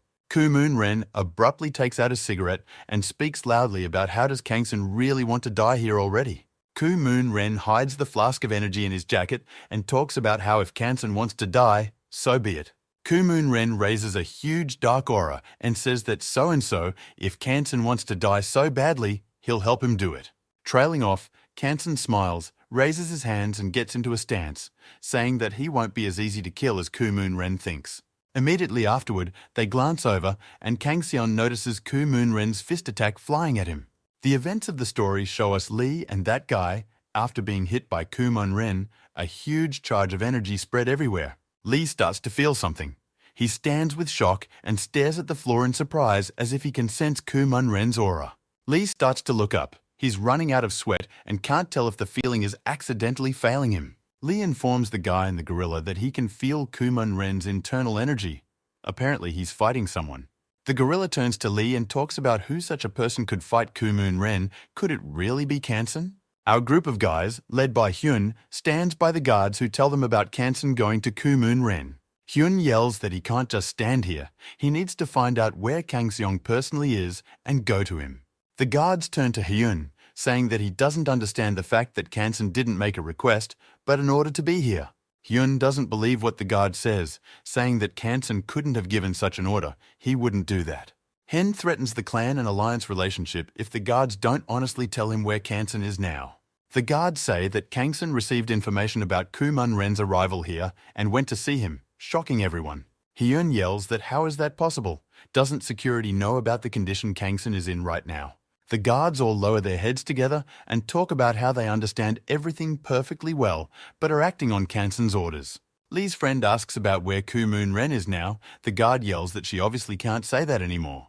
However, Lee's friend's friend intervenes, saying that it's likely that Ku-moon Ren and Kansun are in the audience right now. Choa describes the hall and talks about how Ku-moon Ren clearly came here by invitation, and the best place here is the hall. Meanwhile, the events of the story show us Ku-moon Ren himself, still fighting his opponent in the form of Kansun.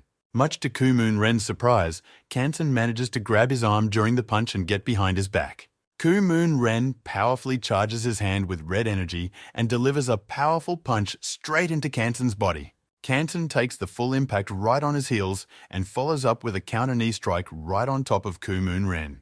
Ku-moon Ren flies to the side and is held to the ground, stopping with his foot on the floor. Ku-moon Ren is a bit surprised by Kansun's strength. He stops and wants to say something, however, he is interrupted. More specifically, he is interrupted by a very powerful energy charge from Kansun and a punch that already has his face all bloody. However, Ku-moon Ren manages to dodge the attack. He is very surprised that Kansun has such a successful attack. Immediately after this happens, Ku-moon Ren flips in mid-air and attacks Kansun with a leg very powerfully to the head. Kansun manages to dodge a bit, but some of the attack still grazes him, creating more and more wounds on his face. The fight is watched by Ku-moon Ren's men, who are shocked to say that Kansun is acting strangely. He only attacks but not hiding from attacks in any way. Sophia talks about how this battle is very strange, and it's not going to just end like this at all in her opinion.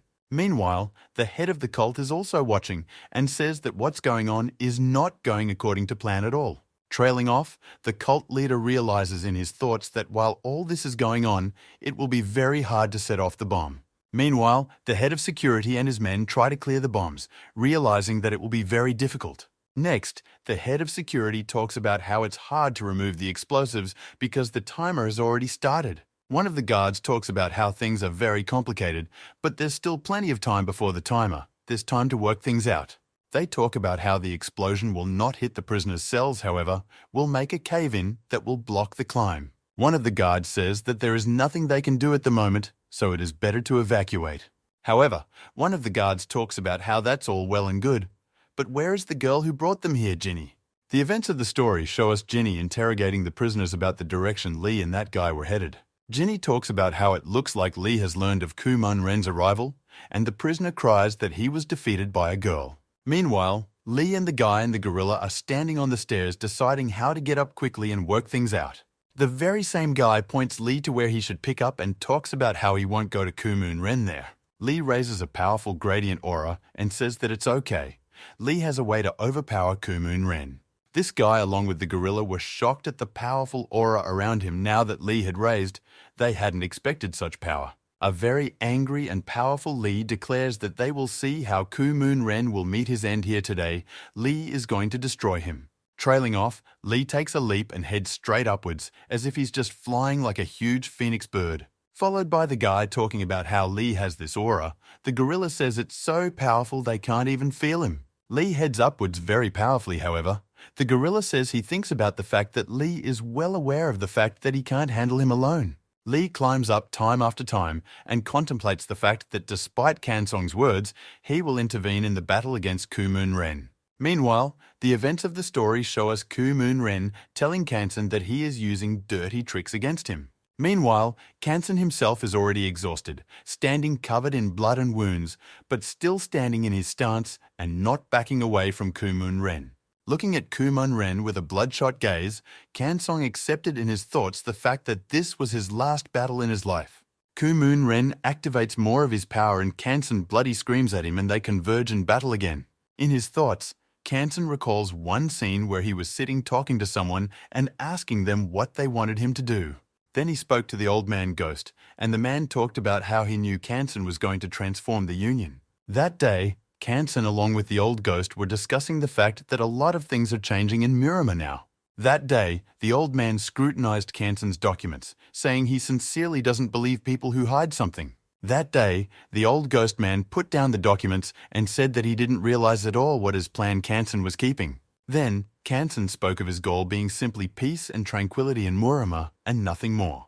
Then the old man ghost sitting at the table said, "Is that really all?" And Kanson replied that yes, it is. Then, Elder Ghost denied Kanson any of his ideas, saying he wasn't referring to Union business now. Then Kanson started to say something to the old man, but the man interrupted him, saying something about Kanson not having fully heard everything yet. Then the old man spoke of how, in his opinion, Kanson, after the death of his teacher, began to take on a lot of things that were not always in his power. Then the old man talked about how Kanson's teacher was involved in an incident after which he was sacrificed, and now Kanson is trying to launder his honor. Then the old ghost man began to talk about what he understood about Kanson being in a critical position for himself. Then the old man said, looking out the window, about how if Kanson wanted to accomplish his goals, he should act. The events of the story brought us back to the fight between Ku-mun Ren and Kanson. He recalls the words of this old man during the fight. Kanson once again failed to dodge Ku-mun Ren's attack and was thrown back to the other side, and thinks about how strong Ku-mun Ren is. Watching Ku-mun Ren, Kanson is shocked at how much anger and aggression Ku-mun Ren has towards everyone. A surprised Ku-mun Ren asks Kanson why he's trying so hard this time, since there's no point in his condition. Ku-mun Ren looks at Kanson and talks about how he's already bleeding out. His Kai is at its limit. Why does he continue? Looking into Ku-mun Ren's eyes, Kanson states that he knows he won't get another opportunity explicitly. Kanson talks about this being his last opportunity to get revenge, because he couldn't do it before because of his status as head of the Union. Putting his bloody hands down, Kanson says that Ku-mun Ren hurt his teacher and even killed the priest. Kanson raises his blue aura, stands again, and says that they must continue, for he is a great student of his teacher. Looking at him, Ku-mun Ren states that he didn't expect to hear such honest words from Kanson's mouth. Ku-mun Ren makes the jump, attacking Kanson again, saying that then he too will fight fair in his strength. Their fight is being watched by Kumun Ren's men, who say that Kangson is holding up very well as an opponent in the form of Kumun Ren. However, Sophia asks no one around her to worry, because Kumun Ren always defeats his opponents no matter what. However, in the moment, Kumun Ren's people are attracted to the fact that Hyun and his men appeared from the side. Hyun yells out Kanson's name, and they all pathos toward them, with a surprised but confidently satisfied look. Kumun Ren's people look at these guys and start trying to figure out what's going on and who they are in general. However, there is a commonality that Kumun Ren's people that our group is attracted to Kumun Ren's fight with Kanson. Hyun, along with everyone who came with him, look at Kumun Ren and try to figure out if this is really the same Kumun Ren. By this point, Hyun also notices Kang Seong, who is fighting with blood all over his face. Hyun is wildly surprised to see his face. Meanwhile, the fight doesn't stop, with Kumun Ren unleashing attack after attack on Kanson, preventing him from attacking as well. Hyun yells for everyone to stand still, while he himself jumps straight towards Kumun Ren and his men. One of the men yells out about where the little guy is climbing, meaning Hyun, and delivers a strong blast of energy at him. However, to the surprise of the man Kumun Ren, Hyun dodges this attack with great ease and moves to the side. Immediately afterward, Hyun makes another jump, overcoming several more of Kumun Ren's men by flying above them. However, in a moment, Sophia appears behind Hyun and shoots what looks like a beam of energy directly at Hyun. She laughs and talks about how Hyun won't be able to get through them that easily, calling him a boy yet. Also, Hyun energetically notices that there are several more of Kumun Ren's men behind him, and they all attack Hyun directly. Meanwhile, Kanson is bleeding even more. He stands in shock at what's happening. Kumun Ren is launching attacks. Kumun Ren realizes that Hyun's appearance makes things difficult and decides to make the final blow and kill Kanson right there. Kumun Ren covers everything with his aura, energizes his hand, and yells that it's time for Kanson to be sent to his teacher. Immediately afterward, Kumun Ren strikes and shouts the Thunderstrike technique from the Sunu clan. However, just at the last second, Kumun Ren notices something that Kangson's hand becomes in front of his. Kanson uses a technique similar to the steel technique and reflects Kumun Ren's attack to the side. Trailing off, Kanson yells out that he was expecting this and he was waiting for the moment when Kumun Ren would be confident of victory and make this attack. Kangson throws aside Kumun Ren with a leg kick that has everyone, both Hyun and Kumun Ren's men, taking notice. Kumun Ren is shocked by everything that's going on. He didn't expect Kangson to act so smartly against him. Kanson covers his shoulder with energy and attacks directly at Kumun Ren.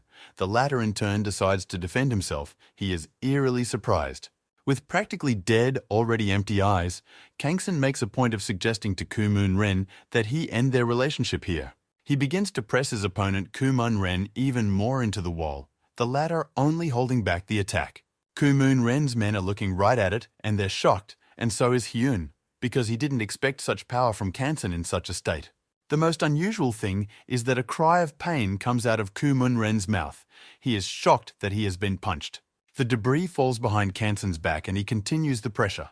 He's clearly not at his limit anymore. Pushing his strength up, he manages to punch the wall with Kumun Ren's back and throws him into the space behind the wall. Kanson along with Kumun Ren fly into the abyss. This is all noticed by Lee, who is already on his way up. Kumun Ren is bleeding a little from behind his mouth because his body had just punched through the wall. Kanson and Kumun Ren are already flying down. Kanson holds out his hand with energy and says, Kumun Ren will go down with him. Kumun Ren sees Kanson's hand heading in front of him. Kanson uses the metal hand technique. Kansona directs charges of energy directly into the body of the flying downward Kumun Ren to precisely bring him straight down. Kanson's strongest energy is pushing Kumun Ren down more and more. He is shocked to the point of being shocked at what Kanson manages to do. The falling down Kumun Ren screams in pain because such a strong energy charge and injuries have weight even on Kumun Ren's strength. Kumun Ren looks straight into Kanson's face and can't understand what he's doing and why he's doing it at all, because he's going to die too. Kumun Ren and Kanson fly down at high speed, and Kanson holds Kumun Ren by his clothes without letting him get away. Falling down, Kumun Ren puts his hand on Kanson's arm and realizes that Kanson's strength is draining away. What is he even doing? Kumun Ren watches Kanson's body falling down in front of him, which has almost nothing in common with a living person anymore. The falling down Kumun Ren is bursting with anger, as Kansen's technique allows him to hold Kumun Ren even after death. Kumun Ren tries to break free, and ponders the fact that Kansen dislikes this world so much that he's willing to take such actions. Kumun Ren lashes out. He pushes Kansen down with his foot, saying that then he'll go down himself if he doesn't like this world. This is all being watched by Lee, who can already sense what's going on, as it's a huge aura. Kumun Ren stops at one of the protruding rocks, talking about the boon he was able to escape from that crazy Kansen. He looks down at the falling Kansen, realizing it was very dangerous, but good thing he was running out of strength at the end already. However, in a moment, the feeling of some very familiar aura begins to catch Kansen's attention. It turns out to be Lee, who is rushing straight down the wall toward Kansen at breakneck speed.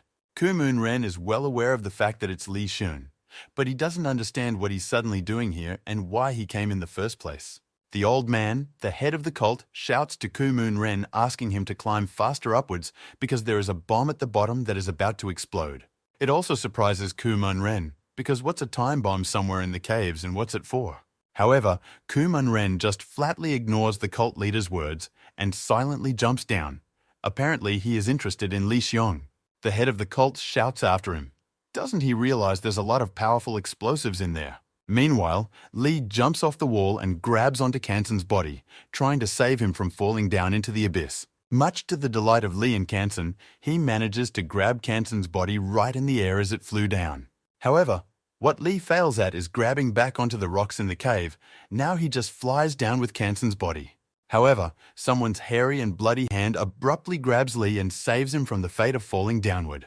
It turns out to be our good old friend, the gorilla monster, who stood on the stairs and grabbed Li with Kansen in his arms. He holds Li back and asks the man if he's okay, and if he can hold on further here and not fall down. Li replies that he's super, but more importantly, he's with Kansen now. But something Li wonders about nonetheless. More specifically, he is surprised by what he sees behind the gorilla, namely Kumun Ren standing on a rock. Kumun Ren doesn't do anything. He just stands there and just stares at Li, Kansen, and the monster. Li looks up at Kumun Ren, and the monster asks Li if this is the man he was talking about. Kumun Ren is still standing there looking at it silently, the feeling that he's just trying to figure out someone in Li. However, Li in turn, just standing there, clearly does not intend to just stand there. He raises a huge aura of fire and power around him. Kumun Ren smiles at this, saying that he is not mistaken and that it is indeed Li. However, Li doesn't give Kumun Ren time to stand still to think, and immediately jumps on him and strikes. Kumun Ren dodges. Kumun Ren looks at Li's face and says that he must have recovered from his injuries, but Li just looks at him and gets angry. Kumun Ren continues to look at Li and talks about how if Li wants to live a long life, he shouldn't be stuck in places like this. Kumun Ren starts to walk away, jumping up, telling Li to try to stay out of his sight more if he wants to live any longer. He says Li annoys him. If he sees him again, he might kill him, but then Kumun Ren senses something drastically. It turns out to be Li, who was literally able to get above Kumun Ren in an instant and power up his punch. With great anger but excitement, Li yells out that does Kumun Ren think he'll be able to escape after everything? Li strikes right at him with a very powerful energy charge that knocks him back down. However, Kumun Ren is also strong, although he was thrown down, but he managed to block the blow so he survived. Kumun Ren doesn't just manage to survive, he also gets on a rock, from which he is able to take a pause and catch his breath. However, this pause is interrupted by Li, who flies straight at Kumun Ren with a huge attack and delivers another attack from above. However, such an attack doesn't scare Kumun Ren. He puts his hand forward and utters some technique. This is seen by a surprised Li, whose attack apparently failed on Kumun Ren since he attacks him. The huge stream of energy that Kumun Ren launched directly at Li knocks him off his feet and sends him flying downwards. Thanks to the energy, Li is trying to stop himself from falling even lower down. Standing at the top, Kumun Ren turns to Li, shouting that he has managed to improve his skills. Li is wildly infuriated by his phrasing. However, a bloodied Kumun Ren follows up by saying that with those skills, Li won't even be able to reach his ankle. Li in turn only shouts Kumun Ren's name and jumps up again in order to re-attack him. Kumun Ren scoffs. He tells Li that he's already here, as if he's just playing a game of some sort of catch-up with Li. Kumun Ren yells for the guy to try and catch up to him and jumps up, running away from Li. Meanwhile, our gorilla friend is standing there and doesn't understand what's going on. He says why this Kumun Ren is simply playing with Lee. Trailing off, the gorilla also turns his attention to Kansen, who is just lying unconscious, not sure what to do with him now. Gorilla pokes him, asking if he's still unconscious and trying to find out how to bring him to his senses. Gorilla takes Kansen's hand and realizes that there is no energy in his body at all anymore. Hence, it's not just fainting already. Gorilla notices the elixir with the very same energy stone. Kansen snatched it with part of Kumun Ren's clothes in battle. Gorilla pulls it out and begins to examine it, not understanding why Kansen is carrying it around. Maybe it's helping him. Gorilla tries to ask Kansen if this can be used on him, but of course Kansen himself can't answer. Gorilla talks about how there's no choice anyway, or Kansen will die, so he opens this vial of rock. Meanwhile, our group is standing upstairs in the hall. They're discussing just whether or not Kansen is okay up there. They conclude that Kang Xiong is still fighting, and meanwhile, Kumun Ren's men surround Hyun. Hyung can't decide what he should do, whether he should rush into the cave after Kansong or protect the guys here from Kumun Ren's men. Meanwhile, Kumun Ren's men talk over the fact that their boss still hasn't gotten up, thinking that something might have happened. Sophia yells at the guy with the glasses, telling him that instead of the boss, he'd better think of Hyun in front of him. Sophia is approached by the same old man, the head of the cult. He says it's better to go down and check on Kumun Ren anyway. The cult leader adds that there is a time bomb at the bottom of the cave. With these words, he shocks Sophia badly. The cult leader talks about being minutes away from the explosion, and Sophia declares that the stupid explosion is clearly not a hindrance to Kumun Ren. However, she also says it's not worth the risk, asking them all to stay here, while she herself goes to help Kumun Ren. Immediately after saying that, she gains acceleration and makes a jump down to find her boss, Kumun Ren. Even though she is confident in Kumun Ren's strength, flying down, she realizes that he hasn't spent so much time fighting someone before. As she flies down, she sees Kumun Ren in front of her down below, who lifts up. However, right below Kumun Ren, she also notices Lee rushing right behind Kumun Ren, which shocks her. Looking at Lee, she recalls his energy image and remembers that he fought Kumun Ren earlier at Namsan Tower. Flying upwards, Kumun Ren feels a sudden rise in aura power behind him, which of course he pays attention to. This is Lee's effect. The power of his aura is like burning his body both inside and out. He is like a phoenix covered in flames. In a moment, Kumun Ren stops abruptly and puts his foot on one of the rocks to stand. This is noticed by Sophia. She is very surprised by this because she doesn't understand what Kumun Ren is doing this for. Kumun Ren in turn stops and looks at Lee, who is all covered in flames of energy flying straight at him. Already in the next instant, Lee accelerates strongly and launches an attack. However, Kumun Ren also quickly dodges away from this attack as well. While on the side, Kumun Ren just watches Lee like a child, and Lee with his strength breaks through the walls even. Lee in the moment also turns his gaze right back to him. You can immediately see that Lee is very angry with him.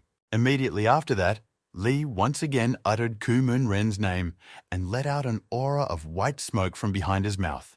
With that white aura from behind his mouth and fiery eyes, Lee leaps sideways right at Kumun Ren to attack. However, this attack also fails to gain any meaningful success, with Kumun Ren simply tossing Lee aside in the moment. Lee flew straight into the stone wall of the cave with great force, which clearly hurt. His fire aura cushioned the blow precisely. That doesn't stop Lee. Putting himself in a jump stance, he is once again going for a sharp lunge and strike. Lee looks at Kumun Ren and he yells at Lee about how he's just a little idiot, which surprises and titillates Lee. Kumun Ren talks about how Hen 1 is not a martial art that a kid like Lee can touch, he can die. Lee listened to everything Kumun Ren said and only replied that he knew it well enough as it was, without Kumun Ren, which surprised him. Lee stares wildly with anger into Kumun Ren's eyes and only says the phrase, "What will be the outcome? I know well." In his mind, Lee began to remember the old elder doctor who had been on the rooftop chatting with him about Kumun Ren a long time ago. That day, Lee stand with Karnasira on the rooftop. Lee said that his old man said that the day will come when he can defeat Kumun Ren. That day, sitting in a wheelchair and with fractures, Lee stated that he wanted to ask the elder the same thing now. The elder only stared silently. However, the elder stated, looking at the broken Lee, that he wanted to ask first himself before giving an answer. Then on the rooftop, an elder asked why Lee's condition had gotten worse.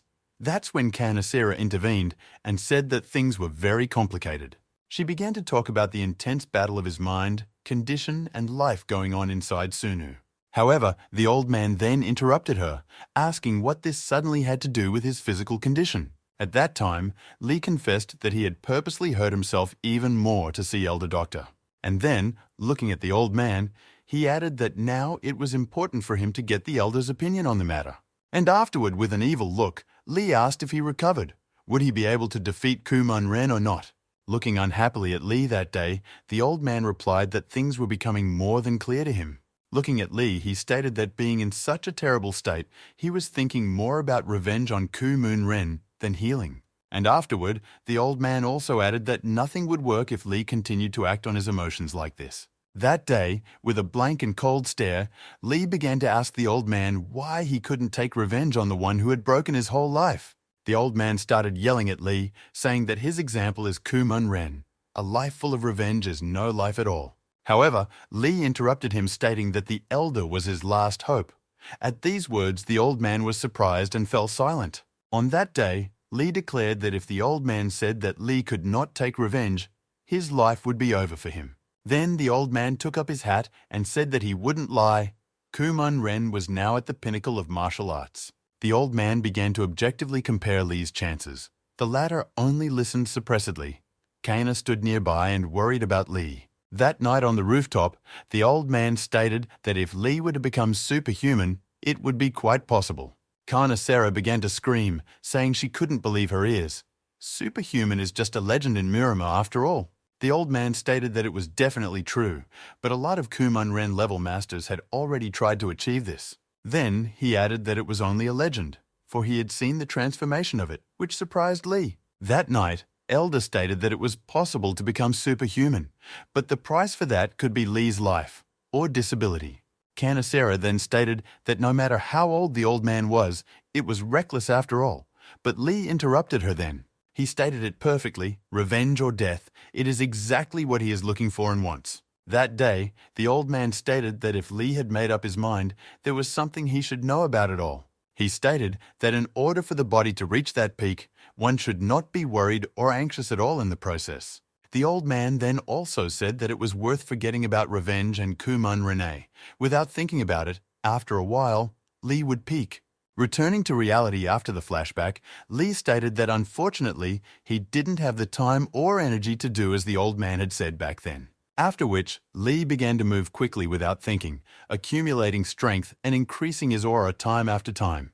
Kumun Ren noticed this, and he was surprised, because how could it be possible for Lee to gain so much power? Kumun Ren sees Lee gaining even more strength, and Lee thinks about the fact that he only wishes for Kumun Ren's death. After that, it was as if everything was covered in darkness as Lee used the Black Heaven Strike attack against Kumun Ren. This is all Sophia sees. She starts shouting in the direction of their fight, calling out for Kumun Ren to come over.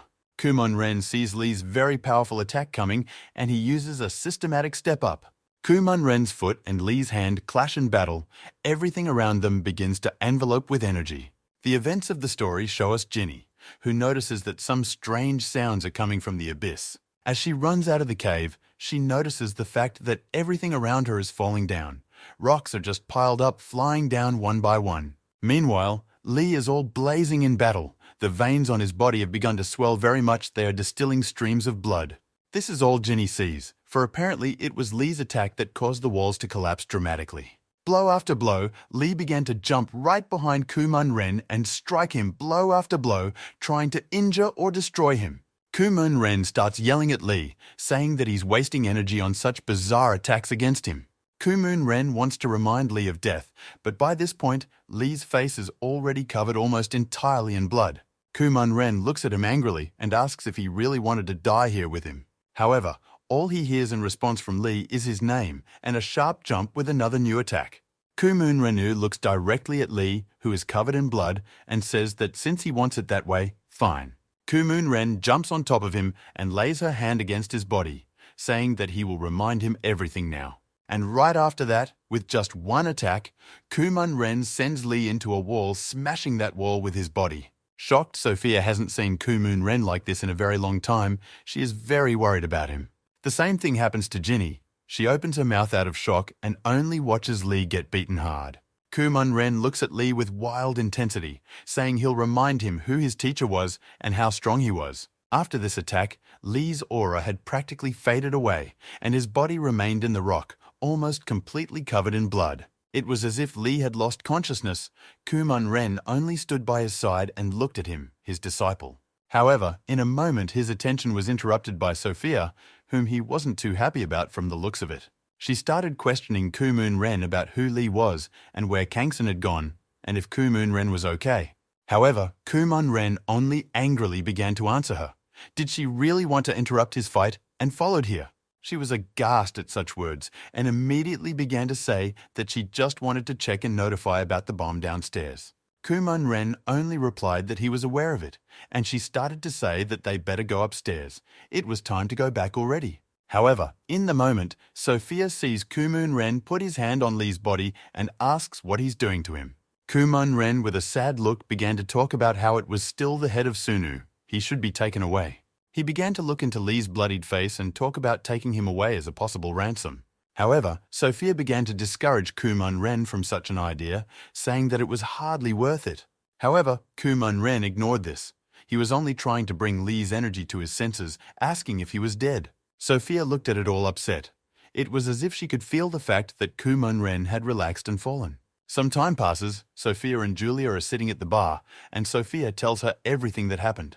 Julia talks about the boss, meaning Kumon Ryong, taking special machines to forget things. Trailing off, she added that after he met Lee, he stopped accepting them and embraced his past. Julia talks about Lee being very important to the boss, and that's not a good thing. Emotions can play a cruel trick in a fight. Sophia just watches it all, and in her head, she begins to remember everything in detail. That day in the cave. Then, in the cave, at the moment when Kumon Ren was powering up Lee, he woke up abruptly, surprising him and Sophia. And of course, right after he woke up, he unleashed a huge attack on Kumon Ren, which he dodged.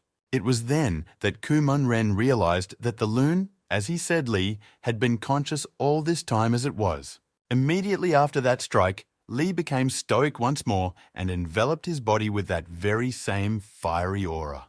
At that moment, Kumon Ren grabbed Sophia and stepped back with her, realizing that she might not be able to hold back the attack. And so it was, for at that moment, Lee attacked again and very strongly began to make a volley of blows. Kumon Ren, along with Sophia, made a volley of leaping to dodge each of his new attacks. At that moment, Ginny felt better, for she saw Lee attack again, which meant he was alive and fine. It was then that Ginny ran up the cave, deciding that she had better be closer to Lee in that case. Watching and analyzing his attacks, Kumon Ren began to notice that Lee was using both defense and attack techniques at the same time. At that time, Sophia began to question Kumon Ren about what kind of strange power this guy had. But there was no answer. At that time, Kumon Ren only pushed Sophia and attacked Lee with a beam of energy at the spot where she was standing. Immediately after his attack, Lee, who was already covered in blood and powerless, also began to climb up towards Kumon Ren. One of his attacks went straight through Kumon Ren. It made a wound on his body and spurted out blood. Kumon Ren clearly didn't expect Lee to succeed. He clutched at his wound. Sophia was very worried about him. Watching Lee's attacks, Kumon Ren began to say that he had been combining attacks and defenses from different properties for so long, it was terrible. Sophia started to tell Kumon Ren that the wound was deep. They should leave, but he only stated that Lee was no longer moving. Looking at Lee on fire, Kumon Ren began to explain that he was unable to keep his sanity in good condition. Along with Sophia, Kumon Ren stood below and looked at Lee, holding back the flow of blood from his wound with his hand. Kumon Ren realized that he was already instinctively attacking. He wasn't conscious. His aggression and anger had taken over. Kumon Ren doesn't understand why Lee hasn't fallen yet, and then he started smiling and remembering what kind of soul Lee has. Immediately afterward, Kumon Ren started yelling at Sophia, saying that she urgently needed to get out of here. Lee also became, and all blood and energy only spoke Kumon Ren's name time after time and nothing more. Afterward, he said a single phrase, "I'll kill you," and rushed towards Kumon Ren with great speed. Kumon Ren began to realize why it was like this. Whether the soul always goes forward and never backs down, he always didn't give up. Kumon Ren began to remember Lee as a child, saying that was why he chose him as his student. Lee once again attacked Kumon Ren, and once again the latter also made an attack and dodged it. Lee fell into the rocks and Ku-moon Ren stood beside him, Sophia watching it all from the side. Sophia looked at Ku-moon Ren in surprise, realizing that he had done very hard for someone with an injury on his chest. However, in a moment, Ku-moon Ren started coughing up blood, which gave the realization that he wasn't omnipotent here. Sophia wasn't happy about it. Though she realized that this could be the case, she understood that Ku-moon Ren was overdoing it. However, her attention and Ku-moon Ren's attention moves up. One of his men, the guy with glasses, flies down. Ku-moon Ren decides to help. He sprawls out and jumps up towards him in a horrified state. Immediately afterward, Ku-moon Ren grabs one of his guys and lands back on the stairs. Sophia also jumps over there to Ku-moon Ren and asks him if he's okay now. Lee replies that he's fine. He's just passed out for a bit right now. It'll pass and he'll be fine. Sophia replies that it's not him she's worried about, but rather Ku-moon Ren, who in turn looks up. At the top is Hyun, the one who is the heir to the clan. Apparently the guy with the glasses from Ku-moon Ren's men fought him. Ku-moon Ren looks at him and smiles, saying is he really here too, calling his clan a name. Ku-moon Ren turns to Sophia and asks her to bring this guy with glasses to her senses and bring the head of the Sunu clan Lee. Sophia asks Ku-moon Ren if he's suddenly decided to fight Hyung, since his condition is clearly not the best right now. However, Ku-moon Ren only smiles, saying that if it wasn't for his condition, this guy wouldn't have even gotten on top of him. However, the Hyun standing above only looks down and tries to find the Kansong he's worried about among them all. However, the moment Hyun yells for everyone to urgently pull back, some sharp burst of energy from below. Immediately afterward, all the people in the group turned around to see what had happened. A bloodied Ku-moon Ren reappears in the audience, talking about how good it is to have everyone in the room.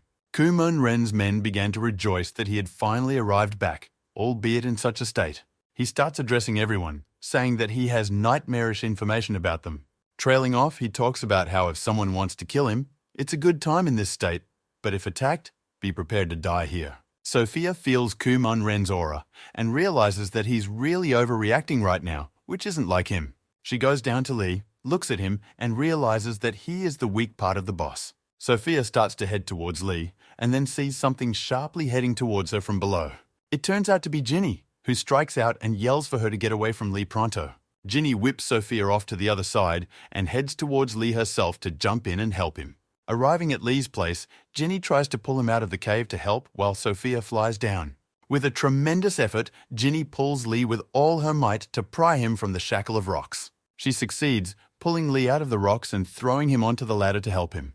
However, in a moment, she notices that someone's sword stabs right into Lee's body and creates a hole in it. Ginny is wildly shocked to see this. She has a hard time keeping her emotions in check. She screams Lee's name and thinks of how to help.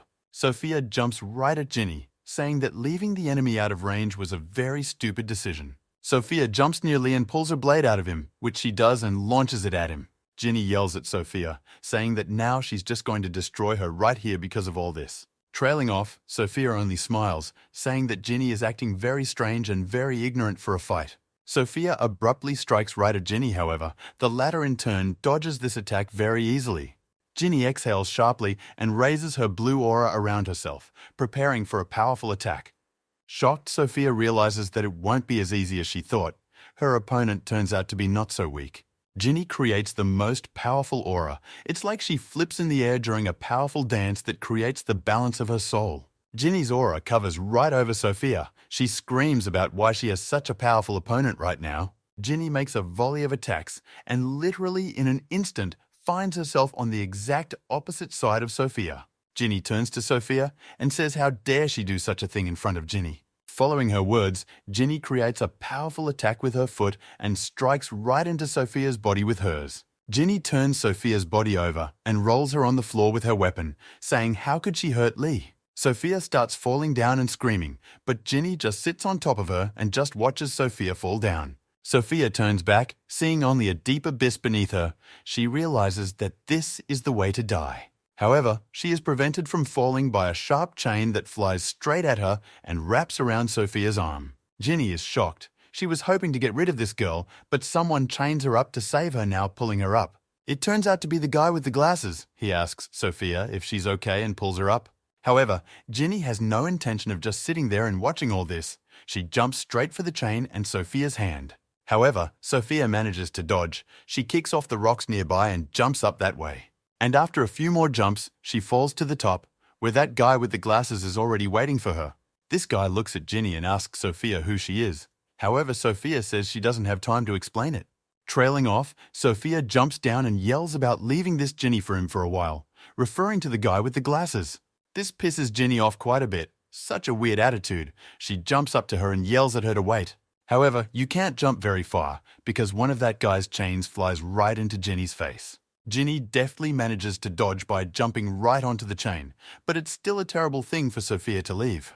Wrapping this chain around her leg, Ginny jumps up so that she wraps the chain around this guy's arm. Meanwhile, Sophia finds Lee unconscious and approaches him again with her katana. Trailing off, she swings around, saying she's going to settle this place with one punch now and prepares to strike. However, right above her at that moment, Ginny appears, kicking her in the head and knocking her away from Lee. Ginny is very angry. You can feel it well from her punches as blow after blow she tosses Sophia aside from Lee. Sophia is already annoyed by all of this as well. She doesn't understand how that bespectacled idiot didn't deal with Ginny with his chains. Ginny decides not to give her much time to think and immediately rushes over to deliver another knee strike. However, Ginny's luck failed her this time. She was grabbed from behind by the leg chains right moments before Sophia's face was hit. Ginny falls to the floor and screams in pain, and that guy's chains pull her to him as quickly as possible. Sophia yells angrily at him, saying that just a little more and Na could have been hurt by her blows. The kid, meanwhile, apologized with a smile, saying that he hadn't expected Ginny to be so fast. Sophia pulls the katana towards Ginny's face, saying that her skills are certainly very good, but she met the wrong person today. Ginny just sits back and ponders what she can do at once against two people in that position. However, in the moment, Ginny feels behind her a wild aura of flame that kills by its mere inherent presence. It turns out to be Lee, who regained semi-consciousness and got to his feet, and once again raised his powerful aura. Sophia and Ginny are left to just watch it, though Sophia is probably not going to have a sweet time right now. He once again blows a white aura from behind his mouth. Still covered in blood with wild eyes, he only speaks Kunmun Ren's name, saying that he won't let him go. Sophia shivers at the mere sight of him, even more so when he's covered in blood after so many wounds now standing in front of her. Meanwhile, upstairs in the hall between Kunmun Ren and Hyun, there's an active fight in the battle. Hyun analyzes and looks closely at every attack of Kunmun Ren, saying that he has clearly lost his strength. Hyun realizes that even without strength, Kunmun Ren is a very strong opponent for him, so Hyun decides to activate the technique. Hyun says he's the one who's been practicing since their last meeting. Kunmun Ren is surprised, and Hyun throws a powerful punch at him. However, even after such a powerful blast of energy, Kunmun Ren stands on his feet. With his own hands, he stopped such a flow. Kunmun Ren just laughs and says that Hyun has really changed quite a bit since they haven't seen each other. Trailing off, Hyun talks about how if that's the case, he'll act on Kunmun Ren in a very strong way. Meanwhile, Sophia, along with Ginny, observe how powerful and strong Lee is now standing in front of them. Looking at his body, which is already in a horrible state, Sophia talks about how is that jerk Lee immortal. However, in a trace, she dismisses all these thoughts and tries to assure herself that he can be killed. His body is already badly injured as it is. Sophia pulls out her sword and talks about ending him right there then, so that he never bothers Kunmun Ren again. Ginny behind her excitedly yells at her, asking her to stop this already. Ginny tries to snap out of her seat to protect Lee, however, the guy with the glasses keeps her chained still. Meanwhile, Sophia is already approaching Lee's body and Ginny yells his name to pay attention and he regains consciousness. The events of the story show us a fight between Kunmun Ren and Hyun. However it stops, something blinds them brightly. This light blinds everyone, even a group of our guys, because it goes everywhere, covering everyone's eyes like a huge light bomb. Trailing off, huge explosions are heard from the lower part of the caves and everything inside is blazing with fire and exploding. Following the explosion comes an earthquake. Everything starts to crumble. Ladders fall, rocks too. All the caves and buildings shake. We're shown the same guy who was in the cult and fought Lee. He's lying amongst the rocks and says he almost died. He looks back and talks about how he doesn't understand how it happened because the explosion is too strong for the bomb they were planting here. The head of the cult silently watches everything while Kunmun Ren's men discuss the fact that this old man might be involved in the explosion, and there are their friends down there. Kunmoon Ren interrupts his fight with Hyun, saying that Hyun is a lucky guy because he has a case that is worth more attention. He turns to Hyun once again, saying that if he wants to stay alive, he can leave for the day. Kunmoon Ren raises a powerful aura and speaks about seeing them squirm around. Meanwhile, the events of the story show us Sophia. She is lying on the rocks and has just come to her senses, not realizing what has happened. She looks at Lee, who is standing in front of her. He, just with a dark face, covered in blood, no aura, and with torn clothes, stands silently. His face is devastated, no look, no aura or strength either, just blood flowing and hair lying around. The stairs where Lee is standing and Sophia is lying begin to fall down after a massive explosion along with rocks. The guy who was holding Ginny with chains also passed out. She started breaking the chains and screaming Lee's name. However, Lee meanwhile simply as an object flies down, along with the debris of bridges, ladders and rocks. Sophia calmly closes her eyes and talks about how it's finally over. She's convinced he's dead already. Our friend the gorilla monster emerges from one of the caves complaining that he almost died from blowing this one up. Trailing off, he lays down on the ladder that preserved Kanson's body and begins to watch what happens from the explosion. However, amidst what falls, the gorilla notices Lee's body flying downward, which doesn't move or do anything. The gorilla looks down, yells his name, but realizes she can't reach him. She doesn't know what to do in a situation like this. However, here comes a brave Ginny. She raises her powerful aura and flies straight to the bottom for Lee's body. However, the gorilla monster jumps over the rocks and grabs Ginny, who jumped in to help Lee and prevents her from flying down further. She starts yelling at the gorilla, asking what the guy is suddenly doing and why he's stopping her. Even though the gorilla says that Ginny might die, all she says in response is that she doesn't care. It's more important to save Lee now. Gorilla is holding Ginny, talking about how if she goes there, it's too late anyway, and Lee's body is still flying down. Ginny is tearing non-stop from the gorilla's arms, calling her names and getting very angry, but the gorilla still won't let Ginny in. Ginny realizes that Lee could probably just die now, and cries wildly, screaming his name over and over. Lee, meanwhile, falling down, falls into some lake or river very deep and just goes to the bottom further. Lee continues to sink. He is not breathing or regaining consciousness, the shackles of the water raking him to the bottom. However, in the moment Lee opens his eyes and looks up, he regains consciousness while he only realizes that there is water around. Lee started to pull his bloody hand up. There is some light from above. He thinks about how he got here. Did he really fall? Suddenly, in the moment of Lee drowning, he began to remember a time. Someday he had jumped from a roof. However, Lee was then rescued. It was apparently by Kunmoon Ren. Now drowning, Lee realizes that he would not have wanted to be rescued then. Lee sinks into the water and his consciousness. He says it's even good to die like this, because everything will be over right now with his death. The gorilla monster and Ginny began to look down. Ginny is no longer angry. They both see something very different down below. Looking down, they see energy, lots of energy, like a whole cloud of it. It really surprises them. One of Kunmoon Ren's men finds Sophia and brings her to consciousness. He asks what she's even doing here and why she didn't get up right away. Ginny yells about what's wrong with Ginny and where she is now, not answering this guy's questions. Sophia is very worried. Kunmoon Ren and the cult leader appears behind Ginny. Kunmoon Ren immediately says what kind of girl the girl in question is. Guy tells Ginny that Kunmoon Ren was worried about her, and that's why he stopped the fight by going downstairs to Sophia. Kunmoon Ren started asking for Lee. Sophia said that that damn thing, meaning Ginny, took his body with her. Kunmoon Ren asks Sophia more. She says that she and the guy with glasses lost them due to the explosion. Trailing off, the cult leader says that the apparently uncollected remnants of the demon's energy in the cave have increased the gap to strength. Sophia began to look as well. To her great surprise, she also detected some strange energy below. Kunmoon Ren also looks down and asks the head of the cult about this energy. He says it's condensate from the energy. It will disappear soon. The events of the story show us Lee still sinking down, and the cult leader tells Kunmoon Ren information about the demon. In the moment, already immobilized, as if not alive and resigned to his fate, Lee falls right to the bottom of this cave. In the moment, Lee comes to his senses and sits up. It's as if the water has disappeared, and he himself is lying at the bottom of the rocks of this cave. In the moment, Lee senses something and sees it. It strikes him to the core. He is very shocked, and a voice says, "You have finally appeared." There's some man standing in the stones, some powerful energy coming from him, and he's just sitting there talking, looking at Lee.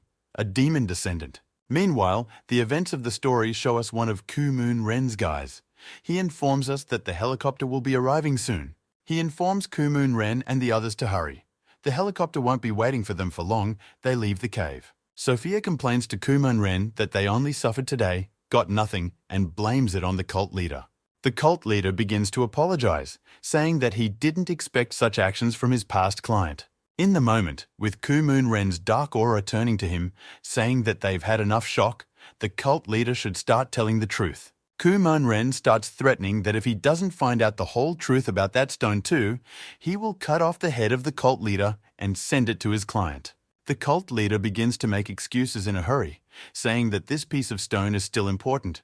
It's just that the work isn't finished. Following that, the old man pulls out some kind of book, shows it to Ku-moon Ren, and says that all of the demon's secrets are described here. Following that, while looking into Ku-moon Ren's eyes with a caustic smile, the cult leader says that none of the demon followers know about this book. Meanwhile, however, the events of the story show us some very hairy and bearded man. He sits in a cell downstairs and talks about how, as expected, even that explosion hit him here.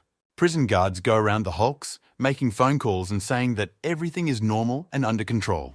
The other part of the guard, along with the main guard, are fishing out the escapees. The main guard asks to be more careful out there.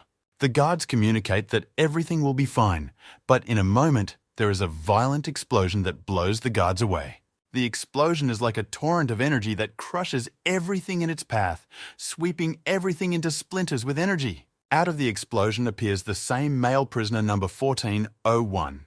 He addresses the guards, saying he has one question for them. He asks them about the explosion, but the guards only pull out their guns in response and start threatening him with them, followed by the prisoner talking about how he only wanted to know how things were going in the Murim now, but those guns were stressing him out. Looking toward the guards, he asks why they are all here, surprising them wildly with his question. There is a group of people standing behind the guards who bow to him and call the president something. One of these people in the crowd talks about apologizing for violating the president's words, but an anomaly was found in the energy. Ignoring the guards at all, he talks about how he felt it too, saying they must be worried about it too. He and his men decide to go to a certain sanctuary, however. His way is blocked by a guard with a gun. The guard looks at him wildly and angrily and starts yelling about how he's about to slaughter everyone here and everything. However, no sooner had he finished threatening than all the guards lost the ability to move and control their bodies. This guy with a calm face, as if nothing had happened, starts walking forward and ignoring everyone in his path. In a moment, the guard begins to threaten again, but this time in response, the energy that was restraining their bodies began to twist their arms. In the wake of this, their arms and other organs began to break, causing all the guards to fall to the floor and scream. And that man in turn only calmly went forward, saying that young guys have no manners at all already. One of the man's men asks him if this is really the ability of immortality. He replies that it is only a step towards it. Looking ahead, he speaks quietly that he seems to have seen the shadow of his hometown teacher. Meanwhile, Ginny and the gorilla go downstairs. The gorilla says it's better to wait for help, but Ginny goes confidently downstairs, saying there's no time. Gorilla talks about how he's seen bodies fall there before. They look just awful. He hits on Ginny with that. Ginny abruptly asks the gorilla to just shut up, much to his surprise, and she herself is surprised. Ginny starts crying again and talks about how she doesn't care at all what Lee looks like. She just wants to know what's wrong with him. Gorilla says the energy is fading and you can wait a bit and see. But Ginny only ignores and jumps down.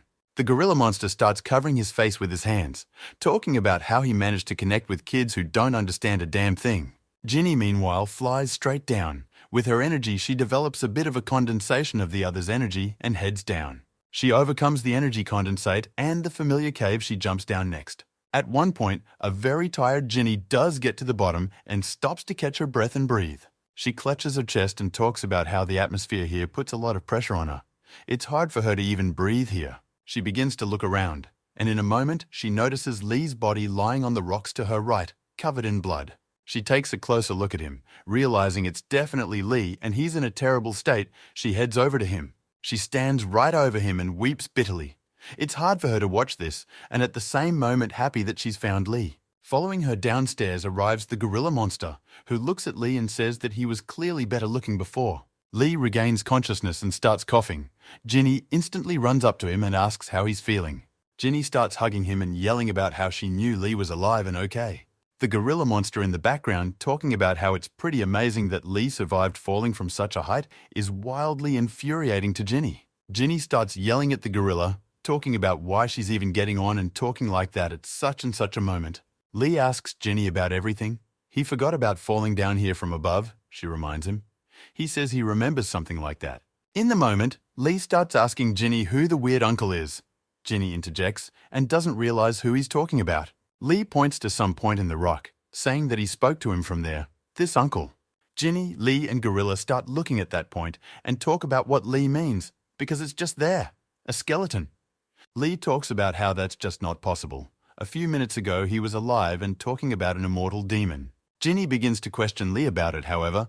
All he says in response is that it looks like he made a mistake. However, following this, Lee picks up his head and begins to ponder in his thoughts what it could have been, and who this person is. Trailing off, Lee remembers Ku-Moon Ren and asks Ginny and the gorilla where he is now, but they are only surprised by his question. Ginny starts yelling at Lee, saying that there's something wrong with him. Why is he thinking about Ku-Moon Ren when he just almost got killed himself? Ginny continues. With almost tears in her eyes, she talks about Lee being on the brink of death when he fought. Looking into Lee's eyes, Ginny cries out about whether or not he has decided to die at the hands of Ku-Moon Ren and leave her as a grandfather. Closing her eyes, Ginny continues, talking about how Lee doesn't think about the people around him at all, that he's always surrounded by. However, this whole scene is interrupted by the gorilla saying that they can solve their amorous affairs later, but now it's time to move out. Ginny is angry at the gorilla again, saying what is wrong with him? Why is he always getting in their business? He asks Ginny to think with her head. Trailing off, the gorilla points upwards to the cave, saying that it will soon be covered in darkness and it will be much harder to return. Trace Gorilla also adds that he is concerned about the condition of Kansen, who is lying on top. This all surprises Lee and Ginny. Meanwhile, the events of the story show us Kansen himself, who is covered in blood with his eyes closed, lying on the stairs. Hyun and Lee's friends stand near him and discuss the fact that they clearly need to hurry, or they won't be able to save him in time. Lee's friend's friend Choa shouts from upstairs that they've successfully contacted HQ and those will soon be off to help them. Immediately afterward, alarms go off throughout the cave asking all crews to help Kansen. Lee, Ginny and the gorilla go up and notice these alarms. The gorilla is happy that Kansen was able to find and help him. Trailing off, the gorilla turns to Lee, indicating that it's time to disperse. His work is done here now. A surprised Lee yells that how can they split up? After all, the gorilla was able to save Kansen. Why leave now, though? However, the gorilla monster only jumps to another ladder, saying that he doesn't need any favors. With a smile on his face, he compliments by saying that his objective is to battle Kansen, but not in gratitude in any way. The gorilla says that he is not going to leave here. He is comfortable here and will stay in his cell. A surprised Ginny yells at him about what such strong reasons he has for staying here in his cell. However, after lowering his head and retreating to his cell, the gorilla monster reveals that he too has secrets he doesn't want to reveal. At last, he turns around and smiles, saying that he's thankful that he's grateful to them for having had a fun time with them, even if just a little. He asks them to leave quickly, and lastly turns to Lee, asking him to send greetings to Mr. Steele from him. Meanwhile, the events of the story move forward. We are shown the hospital plateau in which Kansona lies under the care of doctors. Almost the entire group of our guys are standing outside the room. They are chatting about Kansen and waiting for the test results from the doctors. Hyun is very worried about Kang Seong, because when he checked his pulse, he often disappeared, and so did Kang Seong's energy. The guy with brown hair tells Hyun about worrying a lot. You have to believe in Kansen with all your heart. And next, a guy with brown hair praises Hyun, saying he saved Kansen and fought Ku-Moon Ren. That's pretty cool. Among the corridors of the hospital, Lee Seong shows up with Ginny. He immediately asks if Kansen is here. The guy with the brown hair criticizes him, saying that when the problems came, he disappeared, and when the problems went away, he came. However, when Lee and Ginny step out of the hallway into the light, all abruptly silent, they see Lee's condition. They are shocked at what Lee looks like now. He immediately apologizes for making them worry. Lee's friend immediately asks him what's wrong with him, and if he's okay, he replies that he's fine and asks how Kansen is doing. The doctor opens the door of the room and asks everyone what they are doing here, followed by asking them all to leave the room. However, in the moment after the doctor's words, it was as if Lee had awakened a new power. His eyes began to spark with blue energy. Lee stood staring blue-eyed into the room, while the doctor in the back tried to assure everyone that they were helping Kansan as best they could. In the moment, it's as if it dawns on Lee. He doesn't realize what he's feeling, but he starts to hear all the doctor's dialogue inside. After hearing the dialogue about Kansan feeling very ill, Lee decides to head to the ward. The doctor yells at him, telling him what he's doing. Lee walks into the room, stops, and starts looking into Kansan's face just non-stop. Hyun appears from the side and tries to question Lee about what he's doing, but Lee only looks at Kang Seong with big eyes. In a moment, Lee's eyes once again became covered in blue energy that seemed to splash out of him time after time. Immediately afterward, Lee points his hand downward, pointing it at Kansan, and as if beginning to treat him. However, the events of the story take us back to that man Strong and his group who came to the bottom of the cave and found their energy missing. They shine a light on that very skeletal corpse and say that all the energy here is gone, and even they can't feel it anymore. This man is terribly angry about everything that is happening. He doesn't understand where the energy has gone. Sweat of anger runs down his face. Meanwhile, lowering his hand to Kansan, Lee uses a new blue energy that he releases into Kansan's body. Ginny, Lee's friend, and everyone else watches in shock and silence at what is happening. They have never seen anything like this before. The guys in the group also don't understand what's going on. What a strange kind of treatment, as if Lee is a master of medicine. Hyun looks at Lee and his energy, saying that as soon as he appeared, he felt something strange about him. How is that possible? The doctor hesitantly turns to Lee, asks what he's doing, and asks him to take his hands off Kansan immediately. However, Hyun, believing in Lee's strength, stops the doctor, shouting that he couldn't wait even a minute longer. Our group begins to notice that Lee's actions are having an effect, for Kansan's face has become less pale. In the moment, Lee's friend addresses Ginny, talking about how it seems to him as if Lee's energy is subsiding little by little. Ginny approaches slowly from behind to Lee and asks if Lee is okay with him. Lee is silent with his eyes closed. In the next second, Lee simply falls to the ground, but Ginny and Lee's friend manage to catch him and hold him down. The guys in the group start discussing what happened and wondering if they should help Lee and Ginny. The guy with brown hair talks about Lee having exhaustion. He was probably only imitating the powers of a supreme medicine master. Their dialogues are interrupted by the doctor, who happily shouts that this simply can't happen and informs them that all of Kansan's vitals are back to normal. The guy with the brown hair says, "Does that mean he's gotten better?" The doctor says, "Much better than just better." The doctor will explain that he's fine, but just a few minutes ago he was on the verge of death. This shocks the guy with the brown hair. Meanwhile, Ginny and Lee's friend carry Lee to a bunk nearby and lay him down, trying to figure out what's wrong with him and bring him to his senses. Hyun also stands behind and looks at Lee, realizing that that gigantic energy was gone in an instant. However, in his head, Hyun was still replaying the moments, remembering Lee and his new flow of energy without realizing what it was. The same strong man is standing downstairs talking about how strange it is. The energy recently appeared and then disappeared again. His assistant asks if he should go find out the source of the power, but the man says he's going to do it himself. And then he gives an order to urgently gather all the followers and get them out of here, which surprises this assistant. The man says that if the energy is no longer here, they should leave. There is no point in staying here. Trailing off, the man calls the skeleton a founder and says to leave it here. It's the best place for it to rest. The man raises a huge, strong aura and talks about how it is now unknown what he will look like when he meets the founder. Meanwhile, the events of the story show us some old locations and a bunch of buildings burning and exploding. Around these buildings, under the explosions, are people who are in a rush to leave the place faster with their belongings. They also show a boy covered in blood sitting near the corpse of a woman and crying, apparently his mother. But his tears are interrupted by the appearance of some large and strong hand that reaches out to him as if beckoning to him. This little boy stops crying and reaches his hand right out to this huge hand in the palm of his hand. And following the events of the story, we are also shown Lee, who is conscious and sweating and screaming something out of shock. Without time or blood, in different clothes, he wakes up in the hospital where Ginny is standing beside him, watching it all with shock. Ginny screams his name, but he just sits there silently, not realizing what he was seeing, if it was really that kind of dream. Ginny gets his attention by asking how he is, and if he feels okay now, which she surprises him with. Lee asks what he's doing here. Ginny tells him all about how he treated Kansan, after which Lee is even more surprised. Looking at Ginny surprised by all of this, he asks her again if he was really treating Kansan. Lee grabs his head and can't understand what the hell happened to him. Can a dream be so accurate? Ginny informs Lee that Kansan is okay, and meanwhile we are shown him and the head guard. The guard turns to Kansan, talking about how he doesn't want to clobber him with cases, but there's a problem one. Kansan talks about how it's no big deal and lets the guard talk about business and the immortality cult.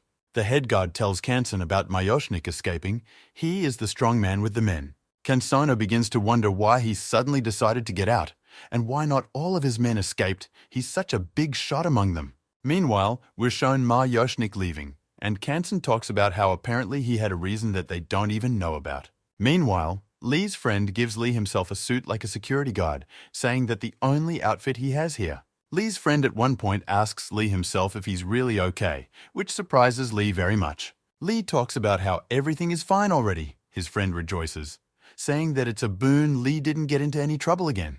However, Lee's friend still pokes his finger at him, saying he worries about him even as he looks at him. In response, Lee just remains silent at first and then turns to him, thanking him for such warm support always. Ginny enters the room. She is yelling about Lee taking a very long time to change his clothes. How long can we even wait for him? After Lee finished changing, they all went to the room with Choa and the rest of the guys. The guys tell Lee what happened during his absence and mention that as soon as Kansan woke up, he headed to his office. Meanwhile, on the stairs, two guys from the group, one with brown hair, are discussing various points. One of them had gotten hurt back at the beginning, so the guy with the brown hair was telling him what had happened.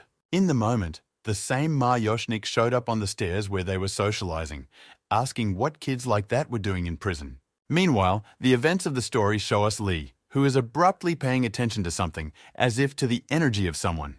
His friend asks him not to be distracted, saying that they have already arrived at the reception area, to them in this office. Ginny asks Lee about how he felt, if there is something in the other side, but Lee replies that everything is fine. However, in his thoughts, Lee realizes that there is nothing good. Just now, he felt a very strange feeling. Meanwhile, the events of the story have brought us back to those guys and Mayoshnik, who asks them why they are silent. However, our guys in turn are contemplating what they would rather do, perhaps just run away. The guy with the brown hair talks about how it doesn't matter. Everyone will think about it later. Right now, we need to get rid of it. However, the moment this guy with brown hair wants to use the power, he can't move. With an eerie aura of power, Mayoshnik looks at them, talking about whatever it was they wanted to have fun with him here. They are shocked at what is happening and why they are so scared. Is this Pereira really a martial arts master? The rest of the group is sitting in headquarters, but at the moment, an alarm is heard that says, Code Red. And following that, a siren is heard saying that HQ was under attack. This scares everyone, especially Ginny and Choa. Lee and his friend, as well as the others, hear reports that everyone needs to leave urgently and gather at headquarters. Meanwhile, the events of the story show us Mayoshnik, who is annoyed by the sounds and announcements on the sirens. At one point he says, "Pathetic people," and then there's an explosion that throws the two guys out. They land on the stairs, followed by Mayoshnik talking about how even after 50 years, they're still just as slow and weak. He talks about how they made a fuss so long ago, and the messages and alarms are only going off now. Next, he grabs the arms of a guy with brown hair, and in an instant just breaks them apart. He creates a wild aura, raises his hand, and says that now it has come to their attention what level creature they have decided to attack. The guy with the brown hair concludes that this man is just awful, and the best solution now is to get the hell out. However, when they try to do so, they discover the fact that their bodies simply don't move now. Mayoshkin comes down to them and extends his hand in their direction. The guy with the brown hair realizes that things are really bad. Mayoshkin's hand is already right in front of his face, but he can't even do anything, as his legs just won't obey him. However, in the very next instant, Lee appears, reflecting Mayoshkin's hand away from the guy's face in a second. Trailing off, Lee rudely yells at those two guys, telling them urgently to both leave. Immediately after his words, he energizes his foot and strikes directly at Mayoshkin's body. Mayoshkin says that Lee confronts him. He's a prison guard according to his uniform, and he must know who Mayoshkin is. Trailing behind, Mayoshkin looks at Lee with a horrified aura, saying that whether he wants to try out the heart connection technique on himself. Following the events of the story, show us Kansan talking about whether Ma Yoshkin is at the prison headquarters already. The head guard talks about how it is. Dozens of agents have been dispatched, but none have returned. The head guard tells Kansan that according to the agents, their bodies became motionless at the moment of the attack. This shocks Kansan. In his thoughts, Kansan is well aware that it is the demonic art of binding the opponent in Mayoshkin. Meanwhile, the events of the story show us Ma Yoshkin, who puts his hand up and asks Lee how his skill is. However, the moment he said that, he noticed a blue aura of energy from Lee and was wildly surprised. In the next instant, Lee knocks his arm away with her hand, much to his surprise and even frightening him. He looks at Lee and in his thoughts tries to realize what he has just seen. He is afraid to even think of doubts. Lee attacks Mayoshkin, he dodges, but is intimidated by the fact that his heart-binding technique doesn't work on Lee. Ma Yoshkin stares at Lee's face with wild anger and can't understand how come his technique doesn't work. Lee jumps on him again with an attack, and Ma Yoshkin ponders the fact that is Lee such a master of arts. Lee throws a punch, but Ma Yoshkin blocks it and realizes that it's clearly not about Lee's skill here. While Ma Yoshkin was defending himself, Lee moved to another position. Seeing an open spot, he decides to strike. Lee gathers a lot of energy in his strike, thinking about what he's going to destroy in one attack right now. However, right after the powerful attack, Lee stands in shock, not realizing what happened. The attack just didn't reach him. This man just turned his hands, and making some aura circles, he absorbed all of Lee's attack at once. Mayoshkin looks at Lee with shock, not understanding how he repelled the attack of hearts back then. Is he really the kind of master that even Ma Yoshkin doesn't know? Gathering immense strength in his hand, Ma Yoshkin ponders the fact that he will suppress Lee first and then find out his identity. Mayoshkin gathers a huge amount of blue energy in his punch and strikes it straight towards Lee. However, Lee isn't so weak and stupid, though with difficulty he dodges Mayoshkin's energy attack. A small part does hit Lee. He looks at this energy with shock, noticing that it is very unusual even. Meanwhile, Ma Yoshkin sees with shock that Lee has managed to dodge his lightning flash technique, which surprises him. After which, Ma Yoshkin decides to see if his hunch is correct and launches several more such attacks, Lee once again dodging all of them. A strange realization comes to Lee that he is dodging these attacks when he can't even see them. It amazes him himself. Mayoshkin looks at Lee, realizing that if such attacks don't work on him, then he is definitely a top-level master. Meanwhile, right behind Mayoshkin's back, Ginny shows up and is going to help and strike. And besides Ginny, Lee's friend with the sword also shows up, who also wants to help Lee with the man. Lee notices two of them. They jumped right behind him and are about to attack the man. However, they did nothing at all. With 3 fingers, he grabbed Ginny's leg, and 3 more he grabbed his friend Lee's katana. Immediately after he grabbed them, both Lee's friend and Ginny lost the ability to control their bodies. Mayoshkin, realizing that things aren't as easy with Lee as he'd like, he asks how the latter knows Dokmun's art. Lee interjects him about which Dokmun arts he's referring to and asks him to let Ginny and his friend go at once. However, Mayoshkin only raises his hands and says that if Lee doesn't want to talk, fine. Right after that, he throws Ginny and his friend back and yells about seeing how long Lee can hide his identity. In the blink of an eye, Mayoshkin is behind Lee's back and talks about taking him out of commission to begin with. Immediately after his words, Mayoshkin puts his pala to Lee's neck and sees blue energy emanating. This once again scares the crap out of him. He doesn't know what's even going on or how to fight Lee. Lee in turn does not intend to just stand there either. He jumps away from Mayoshkin and gets to Ginny's defense with his friend. Lee is pretty pissed at all that's going on and asks Ginny and her friend if they're okay. Meanwhile, Mayoshkin is still standing in shock. He doesn't understand what it was. Was it really an illusion? This all wildly irritates Mayoshkin. He says that although he didn't finish his training, he hoped to take control of all of Murom. However, he now realizes that he can't subdue the young prison warden Lee, and it pisses him off wildly. However, Mayoshkin also realizes that he doesn't feel any anger from Lee, just some sense of nostalgia as if. Lee is screaming about how there's no reason why Mayoshkin broke in here and caused a commotion. Mayoshkin looks up in surprise and asks Lee if he's the one asking him now. Angry Mayoshkin is screaming about where it seems so a little guy like Lee doesn't fear Mayoshkin. Lee turns to him, saying he's doing this to help. He sees that Mayoshkin isn't really an evil person. Mayoshkin says fine, and asks to call the man in charge, Kansan, adding that she'll take his head off first and then talk to him. Mayoshkin screams about how the recent explosion destroyed their shrine school and Kansan as the main person responsible for it all now. Mayoshkin turns to Lee, saying that if the latter wants to have a normal conversation, he should first have him bring his head. Lee just looks at him with great surprise, for she cannot understand what he is asking to fulfill such requests for. Ginny turns to Lee saying that talking to him is a stupid idea. He clearly doesn't want to dialogue. Lee talks about how no, you can't leave it like that, and then addresses him by title and name. However, Lee's glory is interrupted by a whole squad of guards who shout for Mayoshkin to surrender because he is surrounded by them. Mayoshkin looks at the guards and talks about how they don't really plan on defeating him with that many people. The guards state that they are aware that Mayoshkin Heart's technique only works for a maximum of 10 people. Kansan and the head guard appear. Kansan talks about how suppressing Mayoshkin in this way is a forced measure. Lee rejoices at Mr. Kansan's arrival here. For now, there is faith in a peaceful solution to this problem. Kansong turns to Mayoshkin, offering to have a normal conversation. He wants to know why the man is making a mess here. However, in response to Kansan, Mayoshkin cries out that he touched their school's sacred reliquary.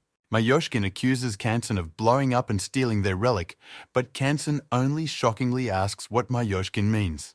However, apparently Mayoshkin is not going to communicate further.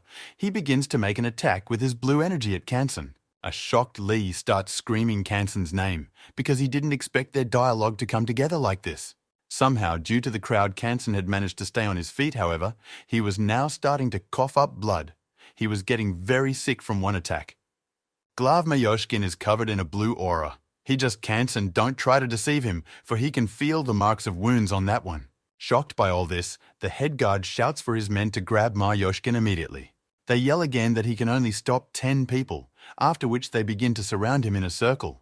However, Mayoshkin himself only looks at them at first, and then says that they are all apparently idiots. He stops all the guards at once and starts walking forward, talking about where they got the information about the 10 people from. Mayoshkin, with an angry aura, starts questioning Kansan, saying whether he thinks Kansan has accomplished nothing. Mayoshkin starts talking about how the real success will only begin now. Looking at Kansan, he criticizes him for interfering. Mayoshkin once again covers his eye with energy and charges his fingers with it as well.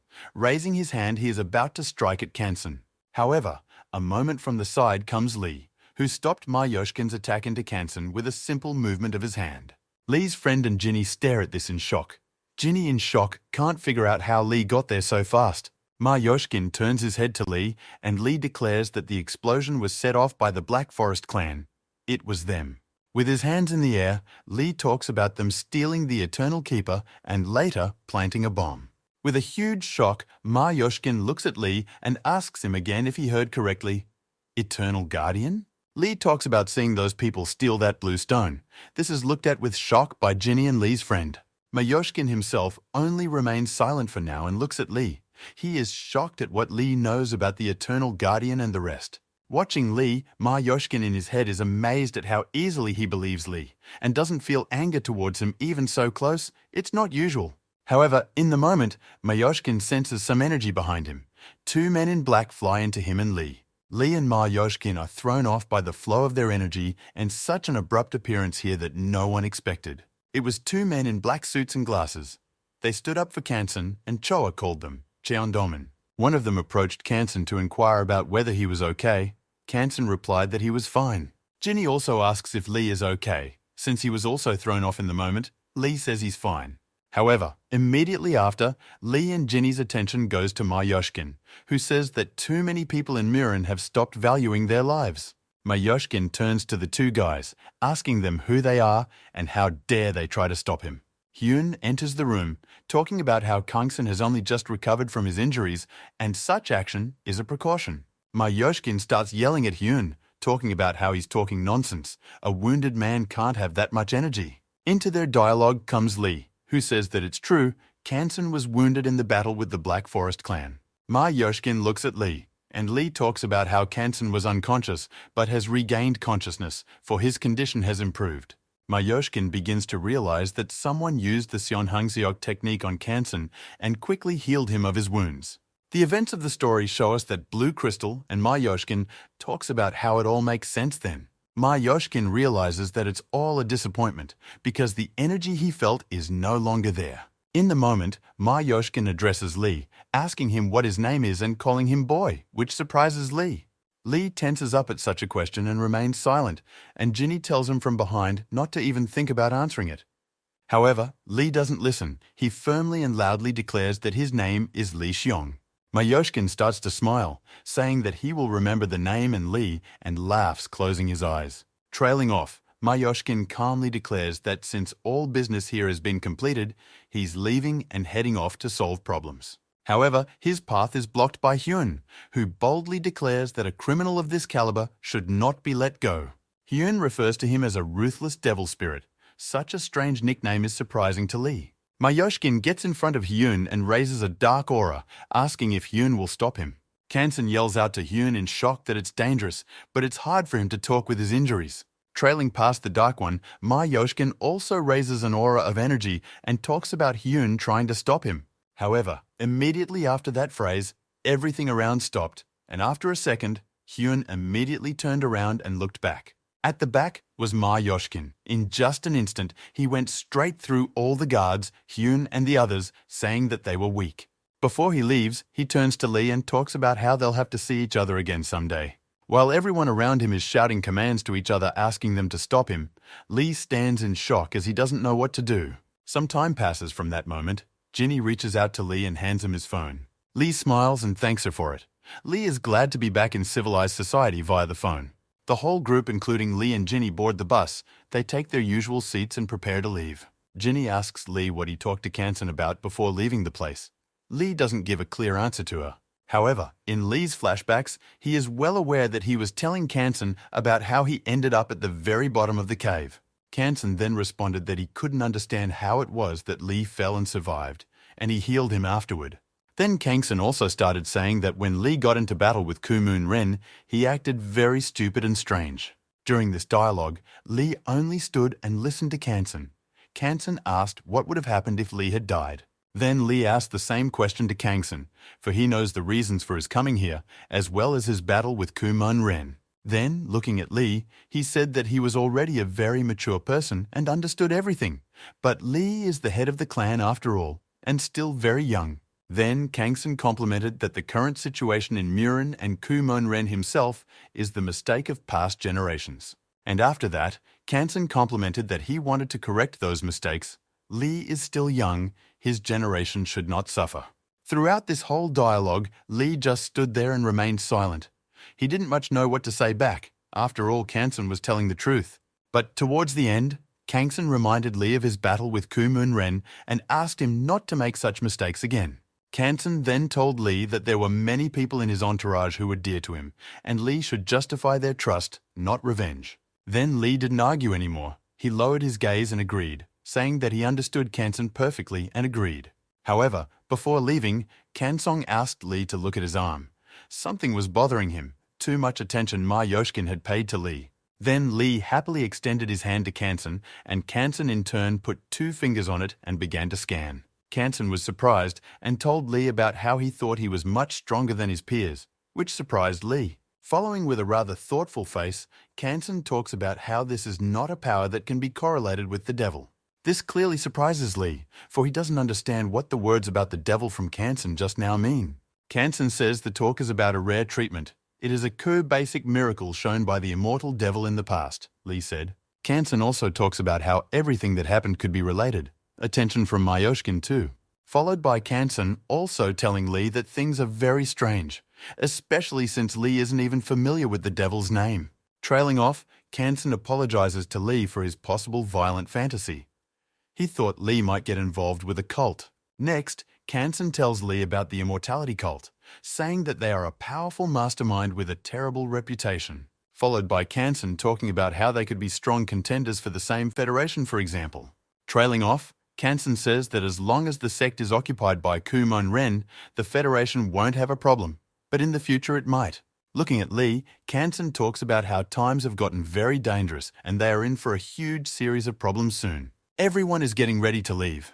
Ginny is yawning with the urge to sleep, and Lee is still keeping this dialogue between them in his mind. He recalls the opponent Mayoshkin, who could now become another problem just like Koo-moon Ren, but even times stronger. At the point, Lee realizes that he's clearly had enough thinking and starts yawning after such a long adventure with the urge to sleep. Lee lies in his chair and thinks things over. Thoughts of Kumun Rene and Ma Yoshkin's new adversary keeping him awake. Lee recalls his fight with Ma Yoshkin and realizes that when you think about it that way, his martial arts were amazing. Out of interest, Lee tries to replicate his moves, letting everyone explain later what kind of fight he had with him with what techniques. Hyun has been watching this the whole time, and he's still looking at Lee, who's squirming oddly in his chair. Lee realizes he can't replicate his attacks, which is generally not surprising, but would be cool. However, from behind, someone approaches Lee and asks him what kind of musings he is immersed in, causing Lee to be greatly surprised. It turns out to be Hyun, who stands in front of Lee and asks him, once again, about his so interesting thoughts. Lee looks at Hyung and asks if it was so noticeable. Hyung replies with a cold face that it was even more noticeable. Lee replies to him that he has been thinking about Ma Yoshkin's martial arts, as he thinks they are indeed very amazing and powerful. Hyun puts a finger to Lee's face and talks about what the hell he's even thinking right now at a time like this. Hyung stares wildly and angrily at Lee, saying that Ma Yoshkin's art is diabolical, and diabolical art is forbidden in Marima. Hyun's words surprise Lee a lot. He didn't even expect the moment that his abilities of such power are forbidden. Hyun talks about how these abilities shouldn't be used as pure luck, nor should they be shown in Murama to anyone. Lee tries to ask for more details, but Hyun only says that there's a library in town that has everything about these martial arts. He also says that there's information about immortality there as well, which is where Hyun learned everything about what he's telling us now. Lee asks about whether he'll be able to read all about the arts there. Hyun replies that it's so obvious, isn't it? Lee sees that Ginny is awake and asks her if she's awake. She says she wanted to kick Hyun out of here for being rude to Lee. Ginny talks about how Lee shouldn't be so weak-willed. However, their dialogue is interrupted by the phone ringing. Lee is greatly surprised. Lee looks at the phone and sees that our hero, Kang Hajae, is calling him. Lee's hand is shaking. He doesn't pick up the phone out of shock. A shocked Lee picks up the phone and immediately says if it's Kang and tries to talk to him. However, it's not Kang on the second line of the phone. It's Julia from Kumun Ren's people. She just keeps quiet. Lee asks what's up with Kang. However, in response from the phone, Lee hears a shocking phrase. It's the head of the Sunu clan. Lee is wildly surprised by this. Lee tries to calm down, and in response he asks, "Who is it?" But there was no answer back. The call just rushed out. Lee sees that the call has ended. Ginny looks at Lee in shock. Lee tries to call again, but the number is unavailable. Meanwhile, the events of the story show us Khan himself, sitting in some kind of car, most likely unconscious. The events of the story show us Khan. He will be caned by Julia poking him in the face, from which he is not very happy. Kang gets out of the car and sees his new cell phone lying smashed right on the floor in front of him. Shocked by it all, Kang yells at Julia what she's done, and she asks why he's interested in the phone and not his life right now. Kang asks what the big deal is, but all he gets in response is an iron stick blow to the face from Julia. A shocked Kang yells about what she's even doing this for and when she learned to speak Korean. Trailing off, she stops and asks Khan what his goals are for getting close to his boss. Khan is surprised by the question. She keeps hitting him, asking him not to pretend she knows Kang is from the Sunu clan, and keeps asking the question. She beats Kang further and talks about how she knows well that Lee knows the head of the Sunu clan, Lee Seun. Kang asks her to stop. She stops, and Kang immediately yells out that yes, he is from the Sunu clan and he knows Lee. With those words, they shock Julia. Trace yells at her, saying that he got close to their boss precisely because he wanted to learn martial arts from him. Lee addresses her, saying that if she had to find out such a thing, why didn't she just ask and start beating him up? She pokes him with her stick again and asks about him messing with her now. She screams about how she shouldn't really believe that Lee's acquaintance from the Sunu clan went to their boss to study martial arts. Lee asks Julia what's the big deal he did. He's new to Marima and doesn't understand martial arts well. Next, she says, hasn't he heard of Kumun Ren? And then he immediately changes his face. Lee is shocked and depressed. Julia talks about that being the name of the person they call boss. And here Khan is just creeped out by what she just said. Kang recalls all the things he's been told about Kumun Ren and his image, and then Kang realizes everything in his head. Khan finally realizes that the man who is training him is a good match for what Ginny described to him. Kang is mortified by what happened, because how is he supposed to look Ginny and Lee in the eyes now, after learning from him? Kang can't seem to grasp the fact that the kind uncle who taught him is the evil killer Kumun Ren. Julia just stands and looks at Kana, who is agonized to hear about it. She is silent and only stares. Kang starts yelling wildly at Julia, saying that it's a lie. Their kind boss who trained him can't be the killer Kumun Ren. Next, Julia asks Kang if he really thought Kumun Ren was a villain and a murderer, to which Kang is shocked. Kang realizes that he mistook Kumun Ren for a good person. He silently looks at Julia with sweat on his face. She doesn't like this long silence from Kang. She asks him to give her an answer right now about how he accepted Kumun Ren. Kang looks at her and doesn't know what to say to her. She asks for his honest answer on what Kumun Ren looked like to him personally. Meanwhile, the events of the story show us Kana Seru. She is on the phone with Lee and is happy that he survived after everything. Trailing off, Lee asks about if Kana has heard anything about Kana since the day he went missing. Kana Sera says the search is on. She's sitting at a desk at a computer somewhere. Lee asks her to continue actively searching and to relay all information to him personally. Kana Sera tells an aide that apparently something happened in Torment Hell. She's already behind on negative news. Sitting in the car, Lee has not let go of thoughts of Kana, for it has been a very long time since he last spoke to him, even before he went missing. Lee's thoughts are interrupted by the appearance of his friend, who tells him that something very strange has just happened. Lee's friend talks about how the man in the latex black suit and goggles has not been to hell once during this time, according to his information he has been practicing for a while. Lee's friend started talking about how this man had spent all his time in the Chonha clan, and there was someone else in his image in hell. Lee's friend suggests that they were clearly easily led around and in all likelihood were very well duped. Lee talks about how he has a hunch about who did it. He remembers the same girl. The events of the story show us this girl. She talks about how she and her manager are now going to the strongest man. Lee then tells his friend that it's most likely Jong Myungra, which leaves Lee's friend shocked at what he hears. Lee's friend talks about how he thought she was on the same side as Kumun Ren. Ginny is also shocked by the whole thing. Ginny runs up to Lee and talks about how apparently while they were away from the clan, something very terrible happened.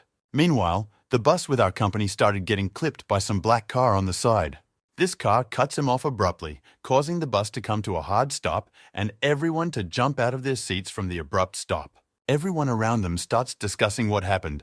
The driver tries to assure that everything is fine. Ginny sees someone cut them off and starts thinking about what kind of sick bastard would try to do such a thing. Out of that car comes Hamil, the same guy with the tattoo from the Sunu clan. He was the one who clipped the bus and stopped it urgently. Lee bows in front of everyone on the bus, saying that as the head of the Sunu clan, he and Ginny will be the first to leave since they're in trouble. Everyone around them is shocked beyond belief at what just happened.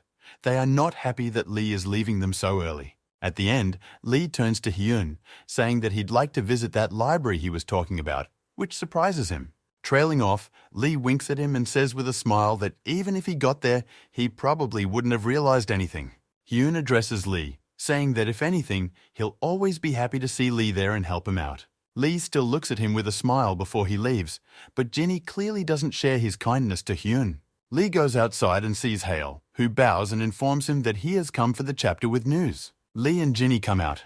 They start asking Hale what could have been so important that he came here and blocked the road. Hamill reports that something has happened that will cause a very big headache, which surprises Lee and Ginny. The events of the story, meanwhile, show us the manager and the very strong girl. She calls the manager into the room. The events of the story show us a girl, small. She's about 10 years old maybe. She sits with a blank stare flat on a chair. By showing her baby face, the events of the story also inform us that she, the little mistress, has returned. The events of the story show us a room where that mistress, a girl strong and a couple other guys are sitting. They are discussing energy crystals. The man with the eye patch talks about how these stones can help the princess develop and asks her if that's true, right? However, the princess herself, this little girl, only stares blankly ahead and remains silent in response. She gets up from her chair, saying that if they're done with business, then she'll go get some rest, and asks everyone to disperse. The very strong girl looks at her and realizes it's as if something has changed, suspecting she just hasn't seen her in a while. This girl scans the little girl with her gaze, talking about how it feels like she's grown up already. The manager whom this girl brought in abruptly turns to the little missus as Mrs. Sosul and asks if it's true that Lee is the temporary head. Mrs. Sucker is silent. But then the manager says that he met this Lee in a hell of uninterrupted torment, which caught her attention. The girl tries to shut this manager's mouth, but the manager says it's nothing strange, because Mrs. Sossel is interested in the clan's affairs. Little Mistress Sossel approaches him and talks about telling him what he knows about Lee and what he saw there. However, in the next instant after that manager spoke to Sosul, a guy in a bandage grabbed his arm, snapped it. In addition to the physical technique, her guard also applied energy, which put a lot of pressure on the manager. The strong girl started yelling at the man, asking what he was suddenly doing and what he was doing it for in the first place. Toth ripped open the sleeve of the manager's clothing and pointed to the gun that was under his arm attached to his wrist. The strong girl with the shock started talking right away about how she was unaware of this and stated that he was a lousy guy. However, in a moment, Mrs. Sossel came between him and the girl and instantly stripped that manager of his arm. With a shock, the strong girl noticed blood scattered everywhere, and this guy's hand with the gun collapsed to the floor. He in turn began to scream and yell and squirm in pain, for he had not expected such an outcome. However, Mrs. Sucker just stood there and watched it all silently. She didn't care. Her gaze didn't change. Our strong girl looks directly at the young lady Sossel, realizing that she cut off his arm without a weapon at all. Her guard turns to the girl, asking about the fact that she's sure she had nothing to do with him being here with a gun. Our strong girl talks about how of course she's not involved. If she knew, she wouldn't have brought him here. This guard takes off his jacket, talks about having our girl wait somewhere else. This is where this guy is going to be tortured. The guard looks at him lying there covered in blood and talks about how lucky he was to pass out right away. The guard turns to young Mrs. Sossel and talks about how she should step back. He'll handle everything. However, no sooner does he finish his sentence than the princess asks him to wake this guy up and bring him to consciousness. With an already less cold-blooded face, she talks about how she has yet to hear the story of how and where he saw Lee. Meanwhile, Lee is riding in the car talking to someone on the phone and is informed that she is back in the country, meaning Sossel. It's the elders in the study, namely Yang, who says that she is under the auspices of the Black Protection Organization. Riding in the car, Lee asks about her health, mentioning that the last time they saw each other she couldn't walk. He is informed that she is better. Elder Min is on the phone asking about what Lee is going to do about it all. He says to meet with her. The elders take note, and the Sunu clan tattoo guy in the car is surprised by Lee's words. Ginny asks Lee if this will get them in trouble. Even though it's about Sossel, there's a Black Protection Organization involved. Ginny starts complaining about everything and mentions the noise in torture hell, much to the surprise of the guy with the tattoo. The guy with the tattoo turns to Ginny, asking about something went wrong in hell. She says they almost all died. The guy with the tattoo turns around and urgently asks Ginny for details, but Lee calls him out. Lee turns to him excitedly, interrupting him, and asks if he can find out what happened to Kang. Lee looks at his phone and talks about how he's been out of contact for a long time, and the site of the disappearance shows signs of the Battle of the Murin Masters. While riding in the car, Julia tells Kanu about answering to everyone that he was freed after being kidnapped by Marina's masters. She also says that because of the severe wounds on Kana's body, such words would sound very convincing. Julia's car stops abruptly. She holds out her phone to him and tells him she left the address there in case he wants to come back. Kang clarifies about whether he's really allowed to go and why they're so sure he won't tell the Sunu clan about everything. However, Kang looks at Julia in surprise as she talks about how he can't do that. She talks about the fact that whatever Kang says, however, he followed Kumon Ren and learned some of his techniques. She adds that if everyone finds out about it, they'll never get away from it, and the techniques are just impossible to forget. It all surprises Kaina. She also talks about how the stronger Kang gets, the more everyone might suspect him of Kumon Ren's techniques. Kang says that he understands and asks to take the phone back, because he will never betray the Sunu clan. Trailing off, Julia holds out a picture of Miss Sossel and asks Kaina if he knows her. Kang says he doesn't know, and Julia talks about being the original head of the Sunu clan, which shocks Kang badly. Sitting in the car, Julia talks about how she is now under the protection of a Black Protection Organization, but will return one day. Trailing off, Julia surprises Kaina even more by saying that when she returns, she will take over the clan and destroy Lee. Kang asks Julia about many points and points out what she's all this for. Julia just talks about how Kang doesn't know Sossel. Meanwhile, the events of the story show us a strong girl and a Sossel guard. The girl looks at something with shock. Next, we are shown a bloodied Sossel who asks, "Have you nothing more to say to me?" After this sentence, the guard turns to her, saying that she should stop torturing here already. Trailing off, he points to the very guy with the gun who is lying covered in a bed of blood and talks about how the guy is already dead. However, the sucker in turn looks at him without a single emotion and says that this is all very boring. Meanwhile, the events of the story are brought forward. We are shown the Sunu clan office where Lee has already arrived. Lee talks about the Black Defense Federation acting very restrained. Young replies that the Murin Federation is influencing this. Trailing off, Lee says that he already has it all figured out and asks everyone to watch out for hiding information about Sosul's return. Lee adds, saying that the Murin Federation is keeping an eye on their clan too. Yang agrees and says that everything will be done. Trailing off, Lee turns to Elder Min and Kim, saying that they should prepare all the work to hand it over to Sosul. This surprises both Min and Kim.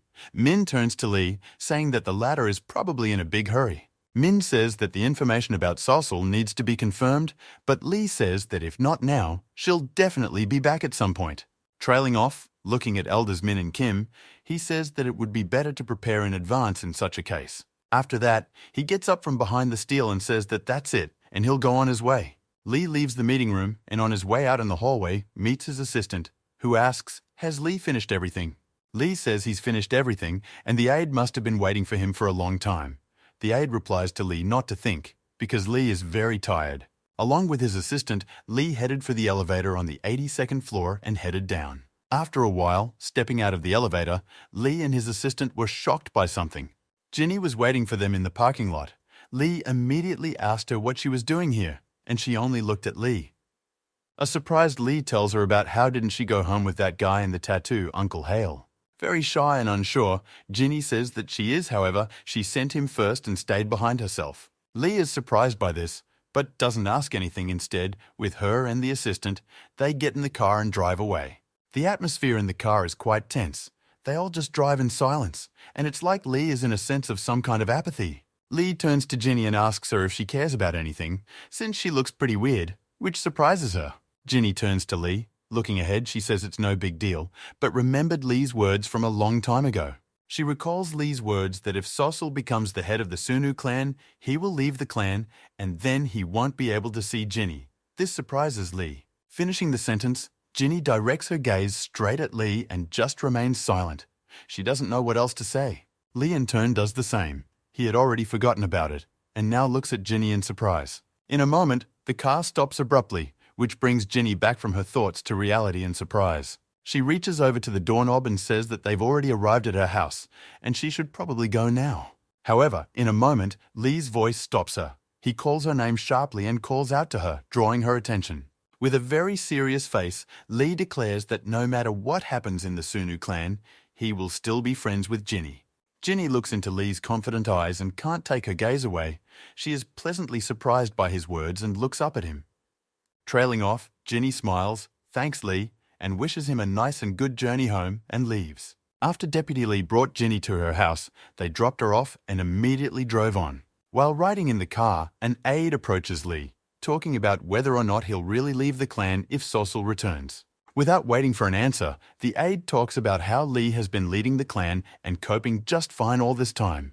The aide talks about how it would be super if Lee, at least for Elder Quan's will, stayed and helped the clan. However, no sooner had Lee replied something than suddenly the assistant turns his and Lee's attention to something. Right in front of Lee's house, blocking the garage, is some car that looks like it's waiting for them here on purpose. The aide talks about who learned how to park so ridiculously well, but Lee asks him to wait. The deputy complies with Lee's request. They just stand and watch, and suddenly the car doors open. Several huge men with beards and tattoos emerge from the back of the car and look at Lee's car. The same guard approaches Lee's car, who talks about how he didn't mean to scare Lee. He was observing decorum. The princess is waiting for Lee. Lee comes out to him along with his assistant and clarifies that has Sosul really arrived here? Her guard says it's true. Princess Sosul has been waiting for Lee for some time now. He asks Lee to follow him. Walking beside him, Lee goes through the rest of the guards and sees that they all have machine guns. This surprises Lee greatly. Looking at them all, Lee thinks about the fact that in all likelihood they are not from Murim, for why would Murim need a machine gun? The guard opens the door of some car nearby and talks about bringing Lee to the young mistress. Slowly and very carefully, Lee and his assistant approach the car and see Mrs. Sossel there. Deputy Lee is shocked to see her. Apparently it's the first time he's seen the young Mistress Sossel. Sossel herself only sits further back and looks at Lee and his assistant with a cold stare without saying anything to them. Assistant Lee immediately folds his arms and bends over. He says his name loudly and that he is happy to welcome the young mistress. His face and body shakes, sweat rolls down his face, and he stands so silent as if he is waiting to hear something. However, our hero Lee is not as affable turns out to be as his assistant. He only looks at Sossel and just keeps quiet. Sossel doesn't change her traditions. She also silently looks at Lee's face and just keeps silent with a cold stare. Lee's aide, meanwhile, is still standing as he is. In his thoughts, he doesn't understand why Lee doesn't say hello to her. Lee's aide is afraid that there might be some conflict right now, but in the moment, Lee smiles dramatically. Trailing off, Lee looks at Sossel with a smile and talks about how happy he is to see her and that she's back healthy. However, the sucker in response only continued to stare at Lee with a dark aura, not answering him anything in return for pleasantries. The events of the story take us to the very guards with guns. They radio in that the second zone is clear. They are discussing something among themselves, and one of them is talking about how this is all very strange even to him. He points his partner to the observation wheel, saying that he doesn't understand why Princess Sossel would want to ride there. His partner talks about how she's still a kid after all, but the man replies to him that of course that's all very well and good. He adds, however, that it's not like they're doing security this early, but his partner says they've been promised a generous raise for it. Meanwhile, the events of the story show us two men in suits with knives behind the bushes, with guards walking about. Immediately after this scene, the events of the story move forward, and we are shown the very Ferris wheel the sucker wanted. She didn't go there alone, but with Lee, who sits in the same booth as her, they go for a lift. For a long moment, the sucker only stared out the window, but in a moment, her gaze went straight to Lee. Lee noticed this, but continued only silently as she did, looking at each other a little at a time. However, in the moment Sossel spoke, she started talking about why Lee doesn't ask her anything. As she looks at Lee, she talks about how isn't he curious about how she's lived all these years, what happened to her, and how she got here. In a moment, rather tentatively, Lee asks her if she wants to tell him this. Such a question surprises her. Immediately after that question, her gaze and head began to droop downward, as if she was upset very much about something. Lee walks over to her, starts stroking her, and talks about how glad he is that she's back already, much to her surprise. Patting her on the head, Lee talks about her telling him everything, of course, however, when she herself wants to. For the first time in all the events of the story, Sossel feels some genuine emotion. She is very surprised by such actions from Lee. However, in the next instant, it's as if all her emotion and surprise is washed off her with water. She's silent simply. And right after that, she grabs Lee's hand and starts squeezing it, making different sounds. With energy in her eyes, she rudely addresses Lee, talking about how she is no longer a child at all, nor is she that little girl from the past. Lee is clearly very surprised by all this, however. He is not scared. He looks at her and apologizes to her for this. However, the very next moment, she grabs his hand nicely with her fingers, crossing her arms. She thanks Lee. With sincere, sweet, and kind emotions in her eyes, she talks about how grateful she is to Lee for not changing during this time. Lip is surprised by all of this, however, in the moment she notices that her emotions are once again gone and she loses them. You can see from her face that it's as if Lee is thinking about something, remembering, moving into her mind from reality. Trailing off, rather sadly and abruptly, she says that she has heard about everything that has happened to Lee during this time, which surprises Lee himself. Trailing off with a childlike, sweet and sincere face, she asks Lee if he's okay and if he's all right. This surprises Lee to no end. He didn't expect her to be so sincere and act kindly like this. However, Lee realizes and smiles that with all her power and influence, she is still a little girl after all. Thoughtfully, but sweetly and with a smile, he tells her that he's fine, and he's obviously fine, but he doesn't speak confidently about it. Meanwhile, Lee's assistant has been looking at the Ferris wheel the whole time and watching everything from below. Princess Sossel's head guard is also with him and asks his men if everything is okay in the parking lot. They say it's fine. Aide Lee is as if he is in his own thoughts. He looks up and thinks about whether the head of the Lee clan is all right there. Assistant Lee recalls Miss Sossel in his mind, realizing that it was as if the aura around her and the atmosphere had changed drastically. However, in a moment, his thoughts are interrupted by the head guard Sosul, who says that apparently Lee's assistant is also worried about that child. Deputy Lee turns to the head of Sosul's guards and says what he means. The latter replies that he's worried about her too. The head of Sosul's guards talks about how Lee is clearly having a hard time there, because he can't misjudge Mrs. Sosul's mood. Looking at the Ferris wheel, the head of the guard talks about how if he pisses off Sosul, there will only be a couple pieces left of him. Aide Lee turns to the head of security, saying he's having trouble understanding his jokes, but he interjects the word joke. The head of the guard talks about how this is no joke. Without even blinking an eye, she can rip a person to pieces simply. Deputy Lee asks if this is about Miss Sosul. Her head guard says yes. He's seen pictures like this many times before. The head of security says that especially so if you take her hand, and at that moment, Lee is just holding her hand in the booth. Lee is now in the booth holding hands with her, and the head guard keeps telling Lee's aide that in this outcome, the man could be considered a corpse. In the moment, Lee notices that Princess Sosul has become embarrassed somehow, and he takes his hands off her. Afterward, Lee slightly turned away. Some strange feeling didn't leave his body. Something was bothering him greatly. Lee began to stare out the window as if gazing somewhere and thinking about something strongly in his thoughts. Lee began to look out at the mountains and the city, thinking about what was even happening now in his life and with him around him. Lee's aide began to aggressively tell the guard that even if Sosul had that power, she cared a lot about Lee. But the guard disagreed. As Lee was gazing out the window, Sosul diverted his attention by talking about how she had one wish. She took Lee's hand and began to talk about making him promise her that he would definitely complete this assignment. Lee began to stare at her in silence and surprise, and the guard telling the aide that she was sure to get what she wanted. The events of the story show us Sosul's face, and the guard says that anyone who denies her wish is unlikely to survive. Deputy Lee, shocked by all this, asks if the guard knows what she wants. He says it's obvious. The guard says with a smile that Sosul will ask Lee to serve her and calls Lee a slacker.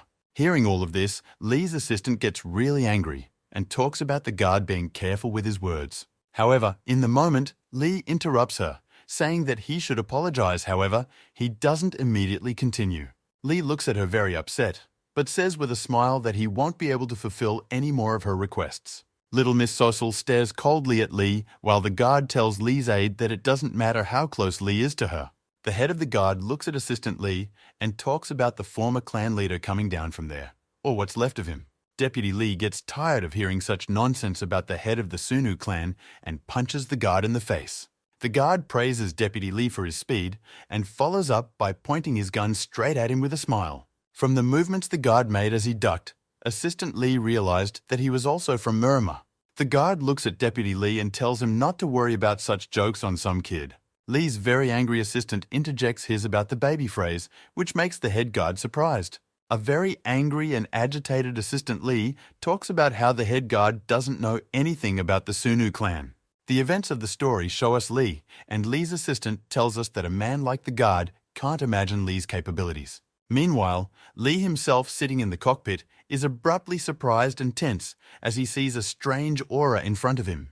He notices that Mrs. Sosul is beginning to use some of her blue energy on him by squeezing his hand. She presses her lip, trembling, and asks Lee about his decision to betray her now. With a cold, surprised but sincere face, Lee tries to justify himself and say something. A very aggressive sucker with an evil aura looks at Lee and talks about how it can't stay like this in a case like this. Lee is wildly shocked by something. He is very sharply surprised and feels something, like something is coming towards them. As it happens, some powerful and strong beam flew right into the Ferris wheel booth where Lee and Sosul were sitting. Deputy Lee and the head of security stop their argument. They look up in horror where a massive explosion erupts. Deputy Lee can't figure out what's going on, and the head of security reports gunfire and asks for lighting. The guards inform him that there is nothing they can do. No matter what they do, the power is not going and there are no lights. Deputy Lee rushes forward and yells, "Miss Sosul," but the head guard tells him not to flinch. Snipers are in action. The head of security grabs the weapons, saying that if they go up there, they will most likely get themselves killed, because this is a case of the best snipers. Aide Lee talks about the need to give up and just watch. The head of security sees no other way out. The head of security says that the shooting was by sound 1 kilometer away. If that's true, Sosul and that kid, meaning Lee, are dead. The head of the guard adjusts his weapon and says that now All they can do is prepare for their other actions. However, in a moment, the head of security notices Lee jumping down with a couple of wounds only and holding Mrs. Sossel in his arms with him. Deputy Lee sees this as well, and in addition to them, shrapnel and debris from the booth explosion also fly down. Lee's assistant is glad they're alive, but the head guard is wildly shocked that Lee managed to survive and save her as well. Leon Pathos continues to lower down in one piece, smashing the remnants of the explosion into the air. Shocked by all this, the head of the guard begins to turn his head back and forth and worry a lot. Everything is clearly not going according to his plan. In the moment, the head of the guard sees the location from where the shot was most likely fired at the Mountain of Darkness. The head of the guard is extremely looking over there, trying to see if he's wrong, and if that's where their enemies are. Lee, meanwhile, successfully makes his way downstairs with his assistant and a very surprised Sossel in his arms. Meanwhile, the snipers in the bushes of the mountain discuss their failure and the fact that they were unable to eliminate them with one attack. One sniper's partner is yelling at him about being a jerk, and there are more snipers on the other side as well. Right after he shouted this, a shot that was clearly energized flew at him. It's the main guard who realizes that they're being opposed by pathetic amateurs who didn't flee the scene immediately after their failure. Meanwhile, Lee tells the aide that it doesn't matter how he is right now. It's important to scour the neighborhood. Sossel is still in shock. Sossel points to Lee's arm and talks about blood coming out of it. However, Lee says it's just a scratch. Sossel wants to say something, however she is interrupted by the head guard, who asks if she is all right. The guard and more of his men show up here, and he talks about how Lee is good and was able to help Sossel in this situation. Sossel turns to the head guard, asking what kind of horrible person he is, which surprises him terribly. She tells him that if it wasn't for Lee, she would have died a long time ago. Didn't he follow her, not to protect her? The head guard starts apologizing in a sweat, saying that he had no idea there would be snipers here. Princess Sossel repeats his phrase, "I had no idea," and is clearly starting to get angry. You can tell by the aura in her eyes. She takes his hand and talks about how that means he's useless simply if he couldn't even see the snipers. He asks the princess to stop, but Sossel raises a huge wild aura of red and prepares to destroy him. However, in a moment, Lee puts his hand on her shoulder and asks Sossel to stop, then shocks her. Lee stops Sossel, apologizes to the guard for interfering with the conversation, and asks him to check on the others. Lee looks around and talks about how, at any rate, he senses a very suspicious energy on the sides. However, in the moment, Lee is approached by Sossel, who asks him about his decision to get in her way now. She raises her aura even more in energy, telling Lee that does he think she's weak and trying to stop her now. Lee apologizes to her and tells her that he had no such intentions at all, which surprises Miss Sossel. Lee wants to finish, but in the moment he is distracted by some wild aura of power from behind himself. Lee leaps forward, grabs Miss Sossel, pulls her against him hard, and moves forward without explanation. Lee jumps forward onto the ground and yells for everyone to urgently disperse to the sides as soon as possible. The main guard jumps forward, Lee's assistant jumps back, but only the regular guard is out of time and a shot flies in. Lee can't figure out who is attacking them or why. He holds onto the Sossel and looks around trying to find someone. The head guard talks about how this is all a complete tin pot and starts picking up a walkie-talkie reporting something. He informs the rest of the guards that the Ferris wheel is under heavy attack, but none of the guards respond. They are lying bloodied on the floor. The guard talks about why they aren't answering him, and Lee turns to him saying it's useless to talk to someone on the walkie-talkie. Lee reports feeling the aura of some people, and the energy of the guards is gone. The events of the story show us people in black. The shocked guard talks about how these things didn't just have snipers firing at them. Deputy Lee yells about who these people even are. They're clearly not from Murom if they're using conventional weapons. The main guard runs forward and yells that this is clearly an attack by the Ghost Knights, judging by the actions. The main guard runs in behind the front and starts shooting at some people in black suits, killing them with a gun. The head guard informs Deputy Lee that the Ghost Knights are popular mercenaries in the underworld. The head guard talks about how their past head once suffered at the hands of Princess Sossel. Now they are taking revenge on her. The head guard offers to leave, but then they notice that something is wrong with Lee. He is clearly having a very hard time. Deputy Lee asks him if something is wrong. He replies that everything is super and he's fine. Lee's aide realizes that Lee's condition is very bad after all. He never got to rest after everything that happened to him. Deputy Lee looks at him and realizes he is having a very hard time. How did the deputy not notice this before? However, the head guard still says that there is no way to stay here and you need to leave quickly. In the moment, Sosul begins to address Lee, talking about what's wrong with him, who he really is, which surprises Lee. Looking at Lee, Sosul asks about why he's helping her if not long ago he was going to betray her, to which she surprises Lee. Lee turns to her, saying this isn't the best place to talk, but she says she wants to know the answer right here and now. She looks coldly into Lee's eyes and talks about getting him to answer if he's going to betray her, but she doesn't get to finish the sentence. And she doesn't manage to do it because everything around her starts to get covered in blood, which surprises her.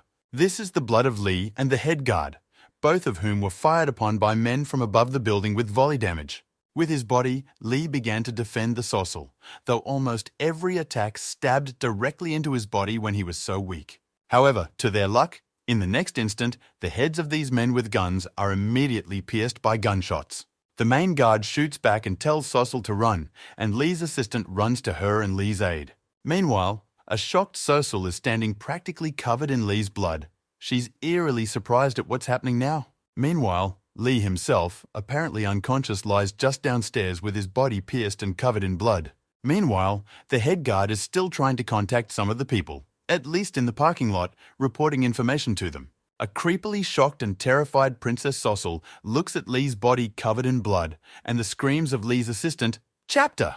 She is scared out of her wits to see Lee now, lying unconscious in his own pool of blood beneath himself. Anger seems to start filling her body. It's like she wants to destroy the whole world, and she repeats Lee's name. Meanwhile, the people in the parking lot are discussing the fact that they managed to shoot someone, hoping it was the damn princess. The head guard manages to radio someone. Picking up the phone, he hears a familiar voice and asks, "Steve?" It turns out to be one of the people in the parking lot. He tells the head guard that it wasn't enough for him to betray them.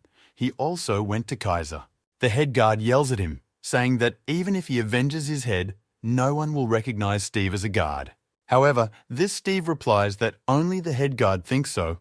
All the people in the organization have agreed to this already. He tells the head guard that he will finish off Princess Sosul today, after which he will become the head of the organization. The head guard asks him if his men are okay at the parkcock, but Steve only laughs and suggests he come check it out. Steve looks at their dead bloody bodies and tells the head guard that they've been waiting for him for a long time. Steve then interrupts the call on his walkie-talkie. The head guard is very pissed off about the whole thing. The head guard walks towards Sosul, turning to her, talking about how it's better to take a different route out of here. However, neither she nor Lee's assistant are paying attention to him. They are busy bringing Lee to his senses. A shocked Sosul asks Deputy Lee if he is alive. The deputy replies that yes, he has a pulse. Lee tries to come to his senses, and the aide talks about how he's bleeding badly. They need to get him to the hospital right away. The head guard talks about there being no time to think of others. Sosul replies that she's going to the parking lot first. She starts to walk away, which shocks everyone, and talks about them picking up Lee's body and carrying it after her. The head guard tries to stop her, saying that the enemy has a weapon, but she says sharply that the guard needs to understand something. She turns and speaks coldly about how if Lee is suddenly killed, the guard will suffer the same fate as him. Meanwhile, we are shown the very strong girl. She tells someone on the phone that she thought she was going to die here. Someone strokes the panther, and she talks about how the Ghost Night guys have determined the princess's movements. Sipping whiskey, she talks to someone on the phone about whether they're sure everything will be okay with them. This unknown man answers her on the phone that everything will go fine. He is prepared well for everything. Meanwhile, the very same Ghost Knight saw someone and opened volley fire on them. One of the guys who was shooting dies abruptly, blood coming from his body. This scares his partner next to him badly. He is killed by Mrs. Sosul standing behind him, who takes his life with one swipe of her hand. She doesn't care at all how many people she has to kill right now. She's cold-bloodedly bloody-minded about everyone and everything. That guy's partner opens fire on her, but he notices and yells about how she's a monster and bullets don't take her at all. Meanwhile, the events of the story show us once again the very memories from some ruined city. Many corpses of people are lying on the floor, and a voice is heard saying, "My power is infinite." Lee abruptly comes to his senses as if nothing had happened. Those memories were in his head just now. The head of security and Lee's aide are shocked beyond belief at what they see, because after so many wounds and blood loss, Lee just woke up. Standing in the yard of some house, Lee's assistant tries to ask Lee how he came to his senses. The latter asks him to bring him down to the ground. Lee sits down on the nearest curb. his assistant trying to ask him how his condition is, the head guard just standing by. Lee doesn't answer any questions, he just looks down sadly, wondering if he had the same dream again. He vaguely recalls the dream and realizes that it could be the memories of that very demon. But why Lee has them? Lee's aide keeps up with the questions, asking him if he's sure he's okay, having recently had a bleed. Barely, Lee tries to answer him, but the head guard intervenes, saying that he would like to ask as well. He also asks Lee how he could be okay. In such a situation, one could easily die. Without waiting for Lee to answer, the head guard starts scratching his beard and talking about how it doesn't really matter. He looks at the road ahead, and as he looks around, tells Lee that he is grateful to him, for he has helped them all. But following that, Lee asks them about where Sosul is now, and touches his head trying to get back to normal.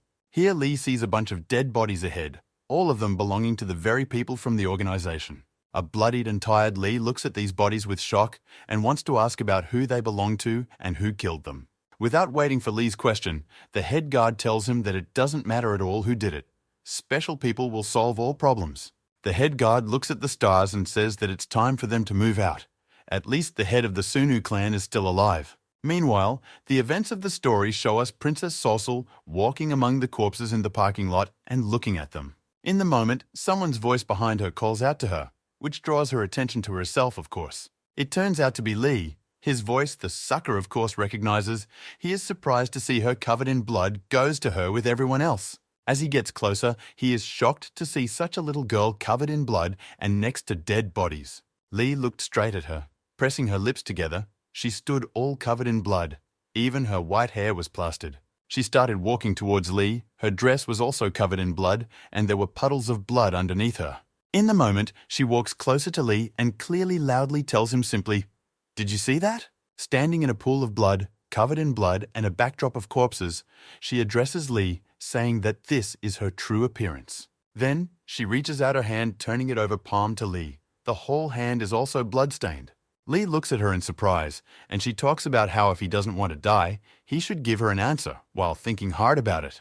She talks about how he needs to give her a clear and concise answer as to whether he's going to be with her or if he's going to betray her. Lee understands well what she's getting at and just stands there looking at her, thinking about something.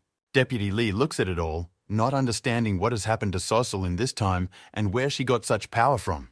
Deputy Lee realizes in his thoughts that no matter what, he can't just stand by and watch it all. He intervenes in their conversation, asking her about the fact that she came back and met with Lee to get his opinion after all. Does the aide turn to Lee, saying that Sosul is making him an offer with such indifference? It's worth it to agree to such a thing. However, Lee ignores his words. Looking straight into Sosul's eyes, he apologizes and says he's already made all the decisions. Deputy Lee hears this and is well aware of where this could all lead to. He just shouts, "Head!" In the next instant, Mrs. Sosul abruptly swipes her hand to the side, creating an aura of energy directed at Lee. She flips everyone off and talks about how does Lee really think she's just going to walk out of here after that answer. Deputy Lee tries to intervene again, but is stopped by the head guard and told to come to his senses. The head guard tells Assistant Lee that his head is a princess, who he is now stopping. The head guard continues, saying that this problem is all about them and more, but stops abruptly. He looks at Sosul, who has raised a powerful aura, and talks about how he doesn't really want to stop her now. Looking at Sosul, Deputy Lee is starting to realize that if he gets involved again, it will most likely only get worse. Sosul, meanwhile, standing covered in blood, turns to Lee, telling him he can't betray her. She says she will tie Lee to her even if she has to chop off his arms and legs. Lee just looks at her. And next, coldly and clearly, he asks her if she really wants him to get hurt. She raises an even bigger aura and says with great anger that this is exactly what she wants right now and nothing else. Deputy Lee can't stand it. He intervenes again, asking Sosul not to do it. However, he doesn't get a chance to speak. He's interrupted by the fact that Lee starts to act, for he raises the heel of his foot, which is a sort of signal. The surprised head guard looks on at it all, as does Lee's assistant, who is bleeding sweat from the whole thing. Lee approaches Sosul abruptly, surprising her, but the wounded man himself stands and just stares at her. Following that, Lee starts to get on his knees and just quietly tells her, "Okay." And then, looking her in the eye, he said if she wanted to do it, let her do it, which surprised her to no end. She silently looks at Lee with blood on her face, as if pondering something, Lee's assistant wildly worried about him. Without waiting for her response, Lee talks about how she's struggling to muster the energy to appear threatening right now. With a cute face and a sweet smile, Lee tells her that she may not waste her time looking so menacing in front of him. Looking at her, Lee says he's grateful to her for the opportunity to try being the head of the clan. He's experienced a lot in that time. Lee talks about how he did everything he could, and he doesn't want Sosul to be in so much pain because of him now. She is shocked beyond belief, her gaze frozen. She can't imagine all that is happening right now. She starts to press her lips together and quietly asks, what are the reasons that make Lee leave her now? Lee talks about how when she becomes head, the clan will be ruled by Kumon Ren and he is Lee's enemy. Lee wants to be honest with her. The aide is shocked. Trailing off, Lee adds that once the clan is under Kumon Ren's influence, Lee won't be able to be honest with her any further. Sosul begins to press his lips together with his teeth and speak angrily over and over. Why? She brings up a huge aura of power and talks about all the choices she made before because of Lee, and now he's going to dump her after this. Just how gigantic and powerful her aura has become. Even the head guard is surprised. Assistant Lee is wildly shocked by it. It's like she's losing her mind and screaming across the parking lot that she's just going to kill and destroy scum like Lee right now. However, seeing all of this, Lee abruptly lunges at her, causing the aide and head guard to be even more shocked. He hugs Princess Sosul sharply and tightly, and closing his eyes just starts apologizing to her. A shocked Sosul screams for Lee to let her go right now and stay out of her way, but Lee interrupts her. Lee abruptly starts talking about how he couldn't even imagine the hardships Sosul has gone through during this time, which surprises her. Lee kept talking, saying that he understood that she had a hard time too and apologized for not helping. Princess Sosul was touched by his words and blushed. She started to say, "Does it mean that?" But she didn't finish the sentence. For she was interrupted by Lee, who said that even despite all this, he couldn't agree to her proposal, which made her angry again. Sosul sharply throws Lee aside and clenches his fingers like animal claws, forever repeating, You! Squeezing out all her energy, she screams wildly at Lee, wishes him dead and is going to rush in and kill him now. Lee's aide is shocked. He fears for the fact that now the life of the current head of Sunu, Lee, is in jeopardy because of Sosul. Lee, meanwhile, looks into the eyes of Sosul, who is already right beside him, abruptly stopped acting. The vessel princess filled the brush with aura and presented it to Lee's face. However, she doesn't dare to launch an attack on him at all, and just watches. In the next instant, Sosul starts coughing, and as if trying to say something, her entire aura around her goes out. The head guard and Lee's assistant are shocked again. They observe this horrible situation and can't even intervene. The aura on her hands had completely faded. Lee's face was indifferent. He just stared at her, and her hands were shaking. In the moment, Lee is dramatically surprised to look into Princess Sosul's face. Something strikes him and shocks him. At one point, Mrs. Sosul just starts sobbing bitterly like a little child, letting tear after tear fall. Lee looks at her with a smile and tells her it's not her fault, and says she can be mad at him all she wants. Lee leans in front of her, gets closer to her, and talks about how she has to promise him something now. He strokes her and talks about never getting hurt again because of other people. This is great for her. Little Mistress Sosul is lost. She just stands there covered in blood and cries time after time, not knowing what to say to it all. She looks into Lee's face, which is full of a genuine smile and a desire to help her. She realizes she can't hurt Lee. Looking into his eyes, she realizes even more that this is all for her benefit, which makes her weep even more. However, in the blink of an eye after all of this, the young mistress suddenly starts spitting blood non-stop.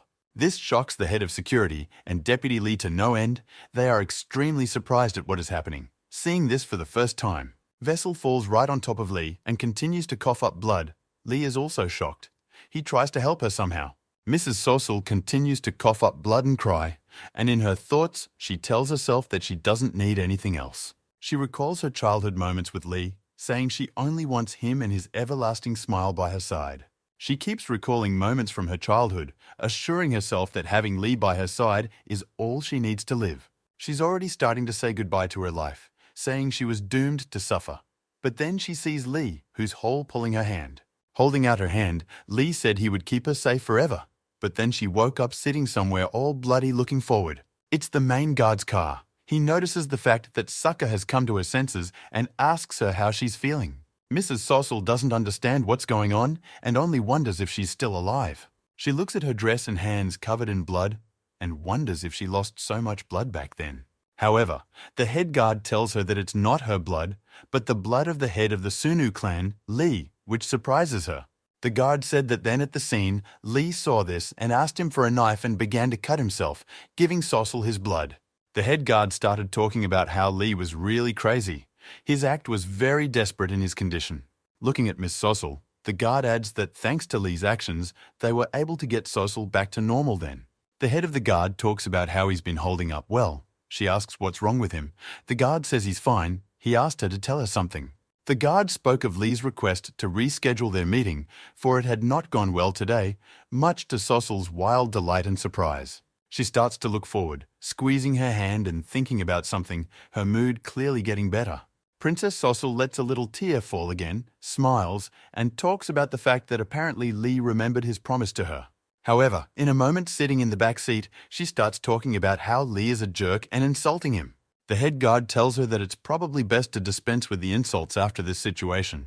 Trailing off, she yells that she can't give up now because of him and asks to be connected to the Sunu clan urgently. She orders the head of security to catch Lee urgently so that he can't escape anywhere at all. Meanwhile, the events of the story show us Kana Seru. She is informed that Lee has left the Sunu clan. It's Ginny, she tells Kanya Sarah not to feign indifference and who better than her to find him. Kana Sarah records everything. Ginny pressures her, telling her to tell everything. She's sorry Ginny will calm down. Kana Sarah asks if there are any clues to his disappearance.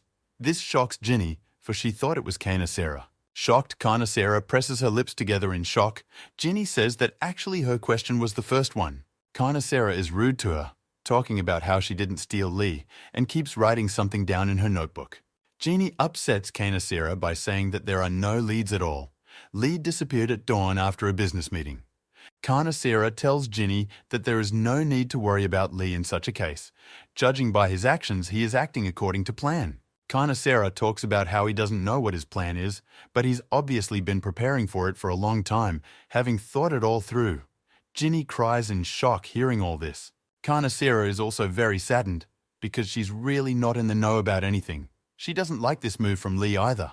Meanwhile, the events of the story also show us an old man ghost who is pensively reading something in a clipboard. His gaze shifts abruptly to the assistant, who asks him if he's worried. She talks about how she thought he became too broody after the news from the Sunu clan. He puts down his clipboard and says this child of Sossel is not treating them in the best way. And then there's the confusion of the Black Defense. Crossing his arms, he looks into them and says the very real danger to Murima. He starts talking about how this all bothers him a lot, but meanwhile his assistant only stares at him in silence. Trailing off, she abruptly asks the old man what he's really thinking, to his obvious surprise.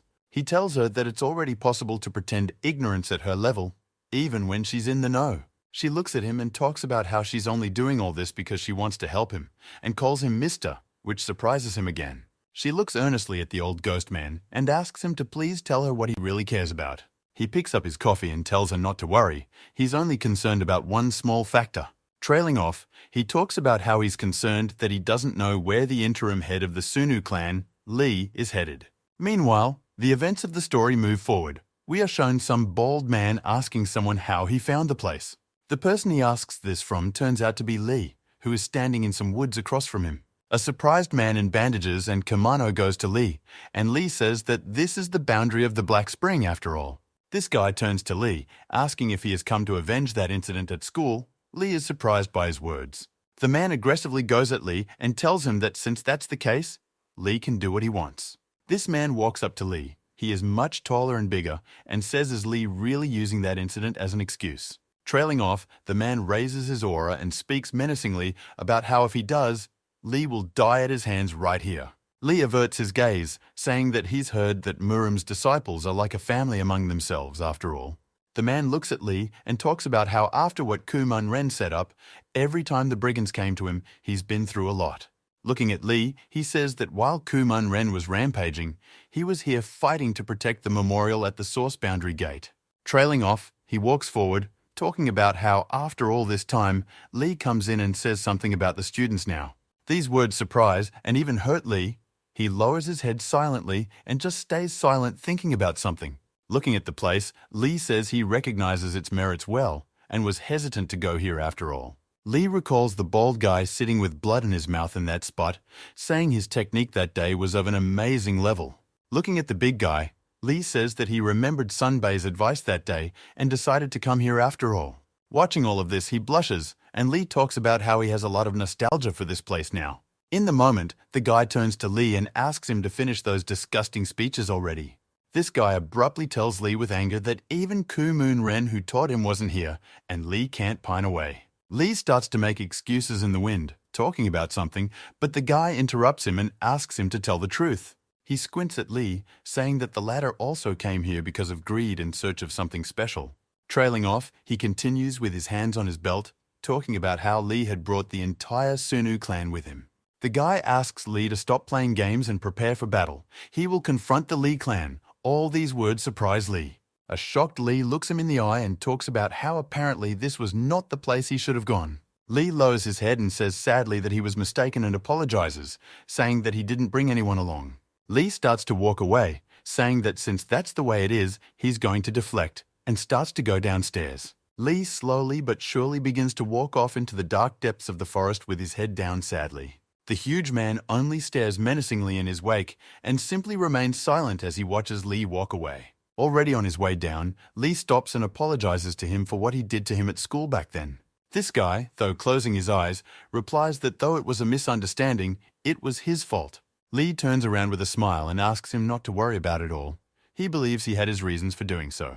Folding his arms between himself near his chest, the man says he wouldn't have picked up on it if Lee hadn't said it. He starts to come down to Lee, saying that as an apology, he wants to know the reason Lee showed up here. Lee turns around but remains silent, and the guy looks him in the eye and asks him directly what the purpose of his visit here is. Lee quietly mumbles to himself under our breath. The guy says it's okay, and Lee can tell the truth. Lee starts to bring his bag downstairs. Becomes, panting, says he'll tell him if that's what he wants. Immediately after that, it's as if Lee goes off the chain and leaps at him with attacks, landing blow after blow on him. The kid is shocked beyond belief, and Lee jumps up with anger and nearly knocks his head off with a leg kick. The blow was powerful. Lee energized his leg, yet the bald kid managed to dodge. The man starts yelling at Lee and asks him about what possessed the man to attack him so crazily and abruptly. However, in a moment, there was no limit to this man's surprise. Lee disappeared and later appeared with great energy. And not just a huge energy, it was like he was covering his body with it, getting wildly angry and tearing down everything around him. As he did so, Lee jumped straight at him. Their hands collided in a sharp strike, and Lee held the upper hand in the battle. This man was also clearly not weak, as he easily held back Lee's punch and surge of energy. Lee was surprised, but some other emotion was taking over him. He looked at him, and as if he was thinking about something. Immediately after that, Lee made another jump, attacked again with an attack, and the traces of Lee's attack began to explode all around him. This kid noticed that Lee's attacks were rather strange and unusual. He started to look directly at Lee. In a moment, looking into Lee's face, he shouted, "Enough!" And Lee stopped, looking at him in surprise. Even though the attack was still lasting, the guy started talking about how using soul-crushing blows one after another with such power was strange. Looking at Lee with a huge dark aura, the guy stated that he knew it. Lee had mastered martial arts haphazardly. Lee stopped completely and stopped attacking altogether. He was very surprised by his words and just stared at him. Lee began to lower his gaze down. Unsure, shyly, he began to talk about how he knew it all perfectly well. This guy started addressing Lee, talking about how he got the feeling that Lee was just bumping into a wall. He started to talk about whether Lee has a situation where training is not bearing fruit for him. Lee shockingly admits it. Lee started looking at this guy, and the guy started talking about how in training, system is an important factor. He began to explain to the drawn Lee that without a system and special training, Lee would not succeed. As he watched the sunrise, he began to tell Lee that he should retake the basics on the system. It's one outcome. Lee is surprised by his words. He is puzzled and concerned, for how is it that now he has to go through the basics all over again? The bald guy looks at Lee and starts to give him advice. However, Lee interrupts and only says, "I don't know." Lee talks about how he doesn't know both the prescription of training and even the basics of skill. He's ashamed to talk about it. Here the bald man talks about Lee talking nonsense, since he was trained by K'u-Moon Ren, but Lee interrupts him again. Lee talks about how today was the first time he heard about it all, because he's mostly been learning from K'u-Moon Ren's videos. Lee recalls his training and talks about how he guessed something strange. For using powerful techniques, they were not connected. Lee didn't understand any of this, so his body was greatly affected back then, as he used different fighting techniques together. Lee says that no matter how many times he watched the videos left by Koo-moon Ren, he couldn't understand the point. Then Lee started talking about filling in the gaps. He began to study everything in literature on his own. However, clenching his fist hard with anger, Lee declared that it was all ultimately useless. The bald man looks at Lee, and Lee says the bottom line of it all he sees for himself now. They were mistakes. Lee starts crying and getting angry, telling this guy that remembering it all, he realizes how pathetic he is. Lee began to clench his fist again in the wind, saying that Koo-moon Ren couldn't believe that Lee was even trying to confront him. The bald-headed man only stood there and remained silent, and afterward he said about what was clear to him: disorderly martial arts. Lee looks at the crying Lee, saying that the demonstration of the art of heaven and earth was just Lee's desperate attempt to do something. Weeping Lee began to talk about how this is indeed the case. He did not study any arts normally. The bald man stops talking and listening to Lee, and after abruptly exhales just with a strange attitude. He turns away from Lee and grudgingly talks about how the same thing happened to him at one time, which surprises Lee. Turning away, looking at the roof of the building, he began to talk about his teacher leaving him, and it was the same thing. He closed his eye and calmly began to talk about how this time he had also experienced as a horror complete. He began to reminisce about his training, saying that the lack of a teacher at one time was too infuriating and frustrating for him. He started talking about how he quite understands Lee. Lee stops crying and only remains silent and looks at him. This guy approaches Lee, saying that the process of learning the basics all over again will be very difficult, asking Lee if he can do it. Lee is like a little girl, standing crying and wiping away tears, starts to say something mumbling under his breath, but the guy interrupts him. This guy walks forward and says that Lee needs to follow him, first to tell the ancestors that a new descendant has arrived. Meanwhile, the events of the story show us Elder Yang. He is on the phone with someone about Mrs. Sosul. He is spoken to by a shocked Kang, who complains that he wasn't made aware of the change of head in the clan. He's part of the clan too, after all. Ian tells Khan on the phone that he doesn't understand the seriousness of it. The information is secret. Everything is at risk now. Yang tells Khan on the phone that if he shows up abruptly now, it's suspicious. Not only Sunu, but all of Murim is at risk. John gets into the car, but noticing that someone is waiting for him there, he asks Kana to talk to him later. There's no time for that now. Surprised by this, Lee yells into the phone, asking Ian when else they'll talk, and complains. But the call goes away. Elder Yon carefully gets into the car and talks about how they're kind of done talking about Sosul. And following, he sees Sosul's head guard in the car and asks the man what he's doing here and why he's come. The head guard asks Yang why he's not excited to go see his longtime rival. Yang says he hopes it's a dream. John's car starts to drive away, and the head guard tells him that it's not a dream at all and offers him a drink. Meanwhile, Kang is still complaining about Ian, saying he doesn't put people in anything at all, and so hangs up on him. Although Khan also realizes well that he at least picked up the phone, because they say from others he doesn't even pick up. Kang lowers his head and feels sad about missing Lee, because Lee doesn't even pick up the phone. This all makes Kang very sad. Kang walks through the city with his head down and well aware that he may have been a major annoyance to everyone before. Kang thinks back to Lee, Ginny, Karnasira, Ian and the others. Realizing it's all very sad, he was annoying to them. Kang, from all the sad thoughts, remembers the fact that Lee once saved him and helped him a lot. This he remembers well. However, now he was also wondering why Lee had just disappeared like that. It was too much. He hadn't even said anything. As he walks through the city, Kang ponders the fact that he too has been wronged after all and learned the arts from Lee's enemy, Koo-moon Ren. Lowering his head, he realizes very well that his combat skills have clearly gotten a lot better after all of this. Khan goes and thinks about how cool it would be to show off his new skills to Ginny now, but someone pushes him. Kang raises his head and apologizes to these people, though it's not clear why since he was just standing there. In the moment, one of the guys in the crowd that walks by Kana delivers a headbutt on Lee. They start ranting at Khan, saying that if he wants to survive, you have to watch where his hooves are. Kang is angry at this. He raises his head and with his aura charging his eyes looks at the chief among these guys. He asks to put Khan's head down or try to hit him. This all surprises Khan. He doesn't understand what the big deal is. Khan is pissed off about it. He looks at the other guy aggressively and talks about how if he wants to, let him try to hit him. These guys start laughing viciously at Khan and talking about how he doesn't think he's so brave and strong. The main one of them throws himself at Khan and says he doesn't think he'll dare to hit him, and he does. A jab lands for Khan. He doesn't choose to dodge it much. Khan turns his head. He's only got scratches on him.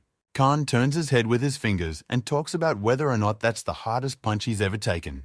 All these guys start looking at Lee with wild anger, preparing to just destroy him now. Khan starts to walk away, saying that this is all just some kindergarten. He doesn't fight such weaklings. These all words really piss these guys off wildly. The main guy in particular, they start warming up. This guy yells at Kana, saying that he thinks he's the strongest and dares him to do so. Meanwhile, we're shown Lee and that bald guy. They're sitting on rocks and meditating to burn off their powers. Lee is meditating, and this guy is telling him about how martial arts is very difficult and will be mega hard. We're shown someone's bloody fist, and the bald guy talks about how martial arts is about calm and harmony. It's Kang's fist. He's standing there covered in blood, and all those guys are lying around him covered in blood. Kang is in shock from what he did. Meanwhile, 2 weeks have passed since that day. The old ghost monitors the news on the Sunu clan. Karnasera sits beside the old ghost man. The old man apologizes for reading and apologizes to her. The old ghost man talks about Karnasera looking for some guy. She says, yeah, he went missing at a business meeting. The old ghost man lays down the clipboard and talks about how everyone is in trouble now. It's unlikely the association will be doing this. Afterward, he looks at Karnasera and says that because of the many cases the search is now severely delayed, it is sad and problematic. Trailing off, eyes closed, the old man ghost talks about how he of course assumed that the recent news would not lead to good things. Looking out the window, he adds that he had no idea that the revenge would be so brutal now. Karnasera and the principal discuss the fact that the Sunu clan is known for their powers. No one ever wanted to be their enemies. Karnasera and the director discuss that some organization is busy attacking the Sunu clan and capturing Sosol every night. In the aftermath, the director talks about how it could have been better if the head was further away from Lee. However, he also remembers that this is a sore subject for Karnasera and abruptly stops talking about it. The principal abruptly turns away in a sweat and begins to apologize, but Karnasera only remains silent, thinking about something. Looking at Kang's elevator, Sarah says it's strange. Kang disappeared just like Lee. He called once, but never answered his phone again. Karnasera realizes that it's hard to get in touch with Khan, but he's clearly alive. She worries that he's in big trouble. The director asks Karnasera to try calling now and see if it works, and she agrees, saying she will do so. Meanwhile, Kang keeps his bloody fist standing with blood dripping down it, and Kang himself laughs a little at how easy it all came out. Immediately afterward, however, Kang hears his phone give out a dial tone and puts his hand in his pocket for it. With bloody hands, Kang sees the fact that there is a call from Karnasera on his phone. This surprises him. Khan hesitates to pick up the phone. He just puts the phone in his pocket and starts to walk away from the scene of the massacre. As Kang leaves, he looks at the people he beat up and realizes he shouldn't have done it at all. Kang walks away, realizing what he promised himself not to hit ordinary people again, but again, he didn't hold back. Kang realizes that he would very much like to have a fight with one of the Murim. He didn't come to the place where he once met the freak with the chain for nothing. However, looking at them again, he is upset that ordinary people have once again gotten in his way. Kang remembers the fight with Lee and realizes that he too would love to do cool fights and techniques like his. As Kang pondered what had happened, he heard some voice from behind him ask if he had done it by accident. Some guy with glasses talks about how Kang clearly used Murim techniques, and did he decide to fight regular people with them? Lee turns around and swallows his drool in surprise, for he has finally met Murim, as he has wanted to for a long time. Looking at him, it's as if Kang can feel his energy and clearly understands the fact that the person in front of him is clearly a Murim. Kang is very excited, with a smile and energy in his eyes as he looks at him, realizing that he can finally prove himself. However, Kaina's joy was interrupted by the fact that in the next instant, the man was already near Kaina's face and took him by the chin. This guy looks menacingly at Khan, saying that he clearly has a thirst for blood. He wants to put up another fight here, he asks. Kang looks at him with frightened eyes and is well aware of the fact that there could be big problems now. This guy turns to Khan and talks about how he can fight, but won't take responsibility for Khan's death. However, at one point this guy taps Kaina in the face and talks about not worrying. It's all a joke. A shocked Kang looks at him while he talks about how he's clearly not going to kill someone for free. Trailing off, he reaches out a hand near his chest and says that hasn't Khan here seen a girl this tall and with long hair. Khan replies that he hasn't seen anyone like that. The guy replies that it's weird. He was given the information that she was here. He starts to walk away and tells Kanu one last time that he should do a better job of cleaning up after his battles with humans next time. Looking at the city, he walks away saying he was there for it. If he gets pulled in for it with Khan, he'll smash him. Khan says he understood. A shocked Kang tries to catch his breath and says goodbye to the man. He leaves. Kang wildly surprised by everything. Kang is back somewhere. He stands at the faucet and washes his hands, blaming himself for being so weak for giving up everything. Khan recalls the fact that this guy was beside Khan in a second, and the guy didn't even see him move even close. Kang leaves the bathroom. Walking down the street, he realizes that his skills are worthless. He is weak and can't do anything against the other Murim. Khan ponders how much more he has to train, but his attention shifts to someone else. Kang sees about one little girl sitting on the bench in front of him with a phone in her hands. Kang is shocked. A surprised Kang heads towards her. He walks over and asks her what she is doing here alone at this late hour. This girl with eyes full of energy and steel hair raises her head and looks at Kana. Kang is very surprised at how she looks because she is very beautiful, like a doll from a cartoon of some kind.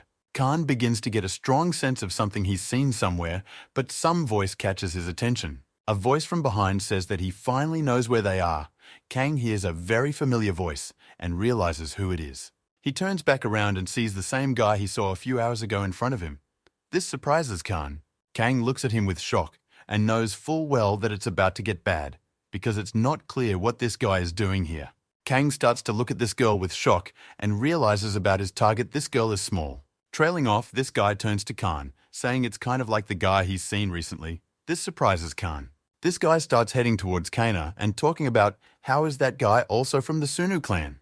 Kang begins to panic and play dumb, asking about what the Sunu clan is and what it's all about. Trailing off, Kang realizes the fact that this girl is the same Sosul Julia was talking about. He is shocked even more. Kang turns around, looking at her. He realizes that it's obviously her, and it's clear what this guy is doing here now. Kang looks into her eyes and finally realizes that this is the rightful head of the Xiong clan, Lady Sosul. Kang wonders wildly what she's even doing here, also alone, where all the security around her that should be.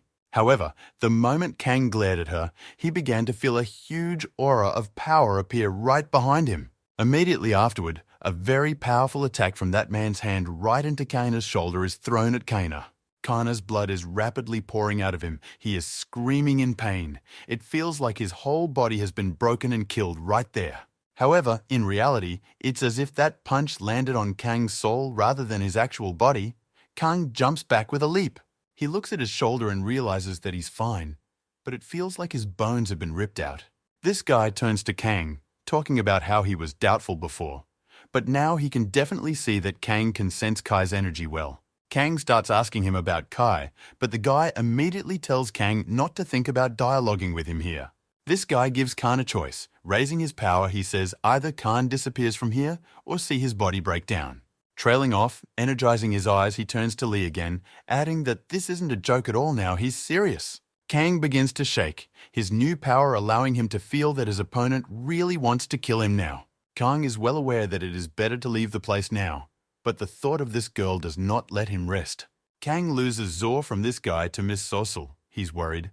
He has doubts playing on his mind as to what he should do. Khan looks at her, seeing that she's on her phone chatting with someone, and there's a bunch of pictures of dead bodies in her correspondence. Kang is frightened by this as well, but that doesn't nearly cancel out the doubts that torment him now. Khan begins to clench his teeth, tensing up as if he's standing on two extremes on which his life depends. Kang realizes that he may be losing his mind, but the Sunu clan is his family who helped him, and he decides to pay his debt to the clan.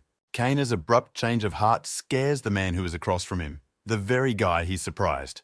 Kang starts to attack him, rushing at him with his fist, surprising him wildly and probably herself too. This guy dodges, which is generally not surprising with his then strength and abilities, but he's surprised still. He gets to the side of Khan and asks him if he has lost his mind and is now going to get into such a fight with him. Kana's opponent raises his energy, puts his fingers forward and talks about taking Kana for a warm-up then. Even though Khan is scared out of his wits, however, he lunges at him and yells attack, even though he's scared to do it all. Kong wildly starts yelling at his rival, saying that as long as Kang is here, he won't touch the head of the Sunu clan, Sosul.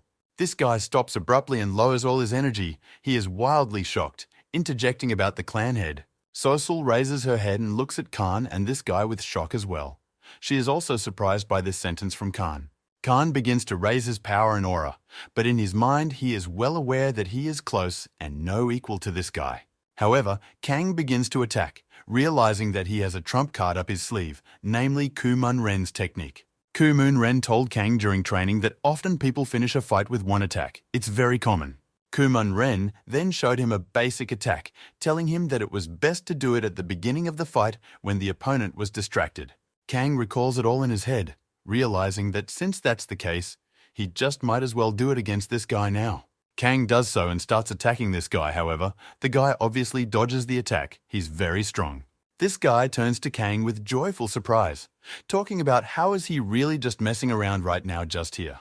Kang then strikes him sharply with his energized boom, confusing him. Meanwhile, the events of the story bring us back to Lee, who is sitting with the same bald guy and discussing something. While looking at the beautiful mountains at night, they discuss training, techniques, and many points on energy. This guy addresses Lee, saying that he's glad that he's used to life in the mountains because Lee himself is urban so-and-so. Lee scratches his head and talks about how he's rather not used to it, but that he's just safer being and living here. Trailing off, Lee talks about how, if this guy remembers, when he came here, Lee told him about longing for this place. Looking at this place, Lee talks about how this feeling he has increased a lot. Maybe that's why he feels comfortable being here. Watching this guy, Lee talks about how he used to be haunted by different feelings when he was training, but here he's comfortable. Smiling and looking down, Lee talks about how it's like he's in another world lately during spiritual training. Closing his eyes and lowering his head, this guy talks about how wonderful this is, and he's happy for such success for Lee in this endeavor. This guy tells Lee a little bit about energy and why it's better to interact with it here in nature. It's all connected. The man began to talk about how he was glad that Lee's soul was at peace here. It was important for him and training. Trailing off, the man starts talking about how Lee can make the Master Gate he had such a hard time finding. Trace Lee turns to him, thanks him and calls him Master. However, it pisses this guy off a lot.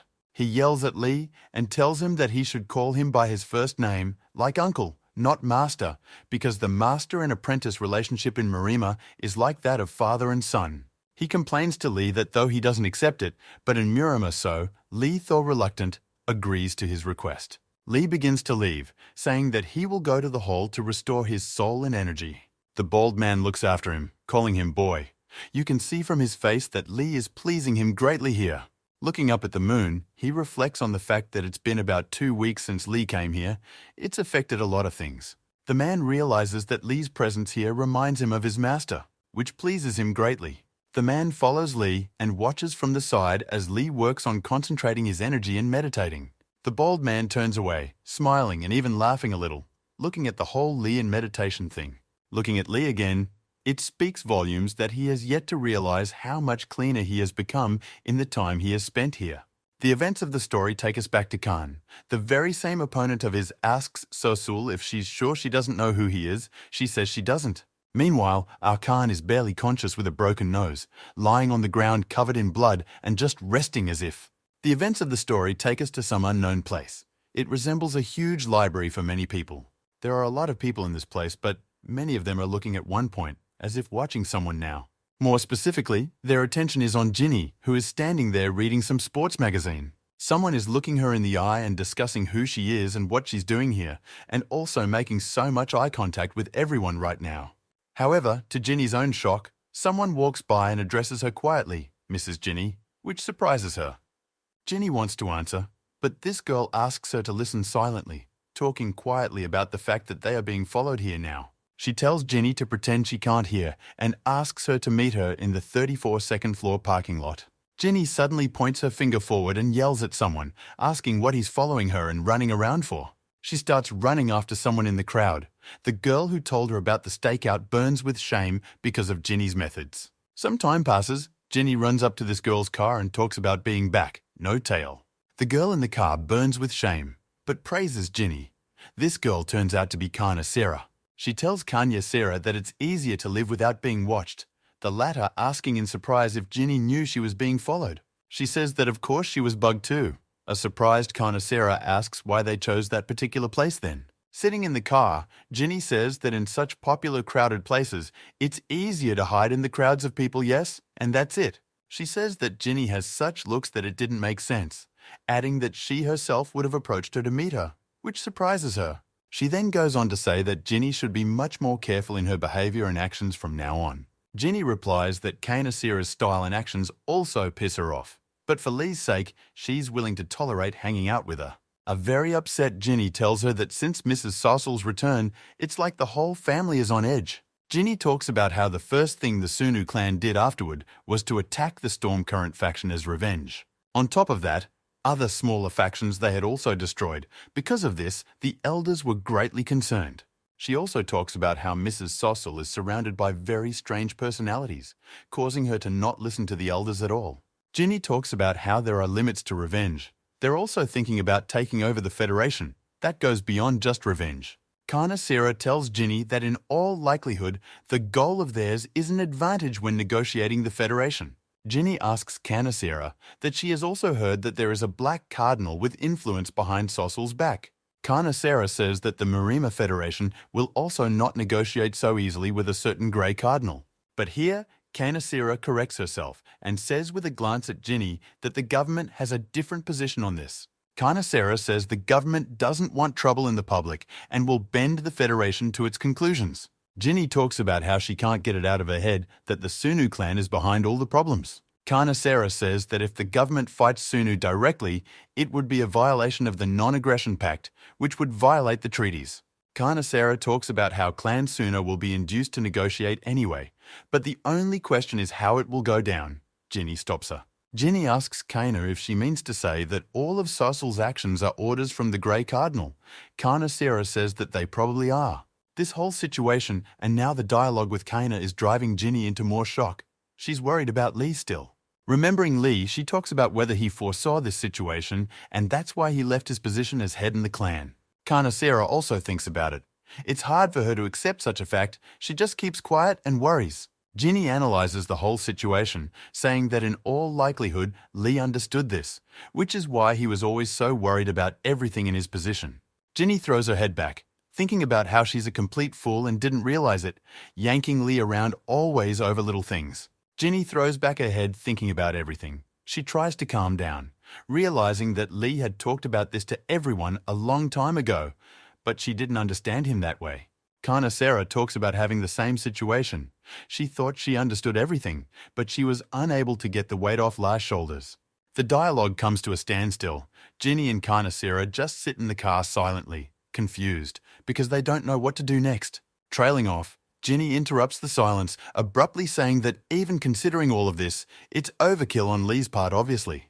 Ginny talks about how it's nearing fall and she's still clueless about Lee and where he is. The events of the story move forward. We are shown Lee still practicing with that guy, developing his skills. During practice, the bald guy tells Lee that he has lost his balance again during his moves. He talks about how losing his center of motion makes Lee very vulnerable to his opponent's attacks. Lee says he'll fix himself. As this happens, Lee gets back into a stance and begins to try and get back to the balance of his movements. However, at the point where Lee is getting into the rack, this bald guy notices that something is not right with Lee. He turns to Lee and abruptly stops the one, which surprises Lee himself, but he stops as asked. The bald man turns to Lee, talking about looking at his feet. Lee doesn't much realize what's wrong with them. Lee lifts his leg, his feet are all bandaged multiple times, and all the bandages are stained with blood on both feet. The bald man yells at Lee. The man says it's okay, but he yells again, and Lee sweetly tries to walk away from the conversation. Together, they head to the buildings with Lee. He starts bandaging him up and talks about how Lee should tell him about all the wounds to him. He berates Lee and talks about how the last time he trained like that it led to more injuries. Does Lee want a repeat of that? Lee keeps smiling and looking at him, and this guy in turn just keeps berating Lee about the whole thing. In the moment, Lee starts laughing hard, but holds back her laughter and tries to apologize to him for her behavior. He tells this man that despite his menacing appearance, he talks like a curious old lady just. The man then angrily starts to squeeze the bandages on Lee's leg, causing him great pain. Later, he gets up and tells Lee that until he gets stronger, No training, the treatment is over for now. Lee looks up at him with a smile and talks about thanking him very much, with cute as if childlike eyes. The man asks Lee why he never complains about the workouts. Lee replies that they come to his liking. Watching the sunset, Lee talks about how he likes everything and today has flown by so quickly. This bald man is looking at Lee. He's trying to understand him, as if to look into his souls and realize what's wrong with Lee. Lee smiles again and talks about how happy he is with everything, even though he often overextends himself and gets injured. The bald man turns his head away, closes his eyes and says, "Who knew there would be a fool like Lee?" Lee is surprised by his words and interjects, and the man in turn tells Lee to rest, for he will take care of dinner tonight. Lee abruptly jumps up and starts yelling that no, he's going to do everything today, but the man argues with Lee and won't let him. The weather is relentless, fall leaves are covering everything, and Lee and this man are still arguing about their food. The events of the story speed up. We are shown the very place of Lee's training. However, everything is already covered in snow. Following the events of the story again, go forward immediately, showing already spring in this place and blossoming trees. And next, we are also shown someone's fist, which non-stop attacks something time after time. It turns out to be Lee, and he's doing some training of his own, once again standing in a stance, but a slightly different one than before. The same bald man is standing beside him, but looking very strange. As if angry, Lee wonders about it. Lee looks at him wiping the sweat, asking why he is silent. Is Lee doing something wrong right now? He only looks at Lee in response, however, and tells him that he should realize his own mistakes by now. Lee is talking about something he doesn't understand very well yet, and in his head, he's pondering where he might have just gotten it wrong. Trailing off, this guy turns sharply to Lee, saying that of course he is nowhere near knowing this. Followed by this bald man calmly talking about how there's no need to know anything, because Lee did everything right and proper this time. Lee then asks why he's so serious then, and in his head wonders if this is a new way of praising him. However, there was no response for Lee. The man resumed his serious stance and stared silently at Lee. Afterwards, he opened his eyes abruptly and seriously stated that there was no problem at all, but Lee's energy in training was very rough. He continues by saying that he felt it back when they first met, but now Lee's energy is even rougher. Lee is very surprised. Lee recalls the very day in hell when he fell down. Then he too noticed that his energy became coarser after that day. Lee realizes it's harder to hide it every day, and the energy connected to the demon. Can he tell the master about it? However, while Lee was pondering, the master told him to keep practicing and he himself would go to a neighboring village for a while. The man starts to leave. Lee asks him if he can go with him to help if anything. Looking at the sign of his camp, the master says no more. He is on his way to meet his relatives. He explains to Lee that he is referring to the students of the main house who are now active in the community. Trailing off, he adds that the main house is a one-man organization where secret techniques are passed on to a successor alone. He also tells us that once a successor is chosen, he is the only one left in the main house. All other participants come down from the mountains and remain as relatives of the main house and its helpers. Lee talks about how it will turn out that these relatives financially support further the main house. The man replies to Lee that it's not that simple, as they have the rights to recommend the student to everyone, which surprises Lee. He tells Lee that he didn't think it was so easy to come here to the mountains and just become an apprentice, which surprises Lee. Looking at the mountains, the master says that most of the disciples were simply found beforehand, rather than coming here on their own. Already near the exit, Lee asks the man if there could be a problem. He is the master of the Earth and Heaven School after all. The man talks about how there are old men who, if they find out everything, could expel him from the clan. He scares the hell out of Lee with this. Lee starts yelling, talking about how then should have contacted them from the beginning. Why did they only do it now? He responds to Lee by saying that it would then be known in Murama that Lee is here. This shocks Lee even more. Trailing off, walking away, he adds that this is probably the only hiding place Lee realistically has here. He's going to go and ask his relatives to refuse visits to the place so they don't accidentally find out about Lee. The master starts to walk away, and Lee just stares in his wake, rather frustrated and just silent on the flat. In the moment, Lee crosses his arms, bows and gives him a thank you, calling him Master and Mr. Sabek. The man in turn only listens to Lee's words and then continues on his way down the mountain. Lee watches him walk away and smiles, for she realizes that this is all this man has been doing for Lee all along. Trailing off, Lee starts slapping himself in the face, saying that he needs to get a grip on himself already and start practicing. Here Lee stops, realizing that for the first time in a long time, he is here without a master, and it is possible to try out the technique without restraining energy. Immediately after that thought, Lee took a firm stand and stopped restraining the gusts of his energy in his body. A huge amount of blue energy began to create an aura around his body and raise his power, and his eyes turned white. Immediately afterward, Lee takes one hit, sending just a tremendous blast of energy to the side that demolishes everything. Lee's eyes turn blue. He's calm and strong. He's in control and blowing even more aura around him. Lee begins to rejoice, for after all his body is fine after this. He ponders what more techniques he can use then. However, what Lee notices in a moment is that the grass around him and his feet was gone, with only earth and sand on the floor. Lee began to stare off into the distance, realizing that he needed a place where his master wouldn't notice the traces of such as training and strength. As Lee looks up into the mountains to look for a place of his own, the events of the story show us someone's sneaker, someone going somewhere. It turns out to be a certain girl with a hat and a big backpack, wearing a huge jacket. She's walking somewhere. She walks somewhere and abruptly starts calling out for someone. She shouts one name non-stop while standing still. She walks around the same place where Lee and his master are practicing. She thinks about where this guy went and looks for him.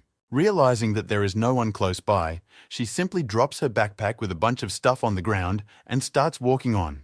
In a moment, she is stopped by whispers in her clothes. She pulls out a walkie-talkie and takes a call on it from someone. It turns out to be an old ghost man. He introduces himself to her as the leader and asks if she has already come to the mezzo. She calls him Elder in response and talks about having just arrived at the right place. She looks up at the roof of the place and wonders if she should leave the item and go, but the old man says to wait for that guy. She tells the old man that she will contact the guy after she meets him. Hanging up, she is surprised by something and looks ahead. She looks under her feet, walking in a circle, and notices the fact that there are some footprints down below from powerful machinery. She begins to analyze what this powerful technique could have been and realizes that it was most likely a Black Heaven technique. Her attention is also drawn to the fact that there are very incongruous footsteps all around here, and even more miserable wiped-out footprints everywhere. In a moment, she hears a sharp sound as if from explosions and is distracted by it. It surprises her many times more. It turns out to be Lee. He's talking to himself about how he just used a technique very sloppily and almost caused a lot of problems. However, butchering this, he turns his gaze back around, saying that there is a more interesting detail. He looks at the fact that he almost broke the mountain with one attack, realizing that you can't use energy so thoughtlessly. He looks at the dozens of large broken rocks and other debris, realizing he should be much more careful. However, in the moment he is interrupted from these thoughts, it is as if he feels some powerful energy behind him. Looking up, Lee is shocked to notice the very girl who had recently talked to the old ghost man on the walkie-talkie. Lee looks straight at her, her eyes, thinking about who she is and what power she has to stand up to her, if anything. However, Lee is highly embarrassed by the fact that she could see everything he's been doing here already, and that's already problematic for him. Watching her, Lee is also greatly surprised by the fact that he was only able to sense her presence when she was already there. All this time, she was also looking at Lee, analyzing him, and then her gaze went sharply to the side away from Lee. She began to look at the rocks and debris that had been left here after Lee had practiced the techniques. In the moment, Lee interrupts this silence. He apologizes and talks about who she is and what she's doing alone in the middle of nowhere like this. She starts walking abruptly towards Lee and turning to him says something about, "Is he Yu Sa-hyun's disciple here?" She stands beside Lee with a walkie-talkie in hand, and Lee makes a fool of herself by asking her the name of her master. In the moment, she contacts someone on the radio saying it's Yu Sa-hyun and says she's fine. This all surprises Lee. Following on the walkie-talkie, she interjects about whether or not she should come to the main building according to him, which surprises Lee even more. Followed with jokes, she asks him about some kind of closed practice and looks directly at Lee. She looks at Lee and asks the master on the walkie-talkie if he has a secret apprentice. He says no, and Lee just stands there in shock. She finishes up with him on the phone, ending on the fact that since everything is fine, she'll go, and Lee looks on with shock at it all still. Trailing off, she turns her head sharply at Lee and asks him if he has anything to say to her. But a shocked Lee can't say a word. Lee guffaws, wondering how she talks on the radio. There are no towers here, but she replies that it's her satellite phone. She starts to walk away, saying that if that's all she needed to hear, then she's had enough. Lee is surprised again. Lee abruptly tells her to stop and asks her who she is and why she just broke into someone else's school grounds like that. She tells Lee that her name is Inari. She is a student of the 19th head of school and the new head of Heaven and Earth School, which shocks Lee again. Lee continues to stare at her in silence, but in his thoughts he realizes that he thought it was all correct. She is a student of a branch of the school.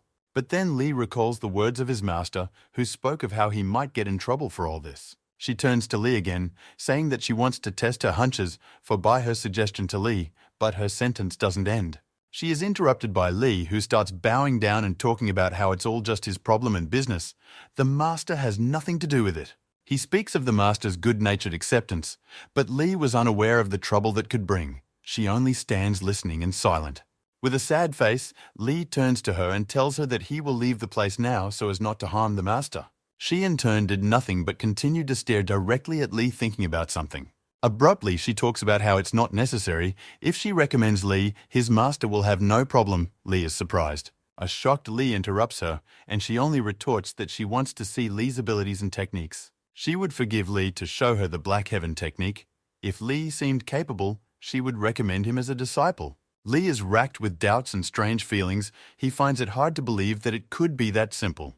However, Lee gets to his feet. He realizes very well that in such a situation he has no choice at all, so it is worth it to do so. Lee starts to get into a stance.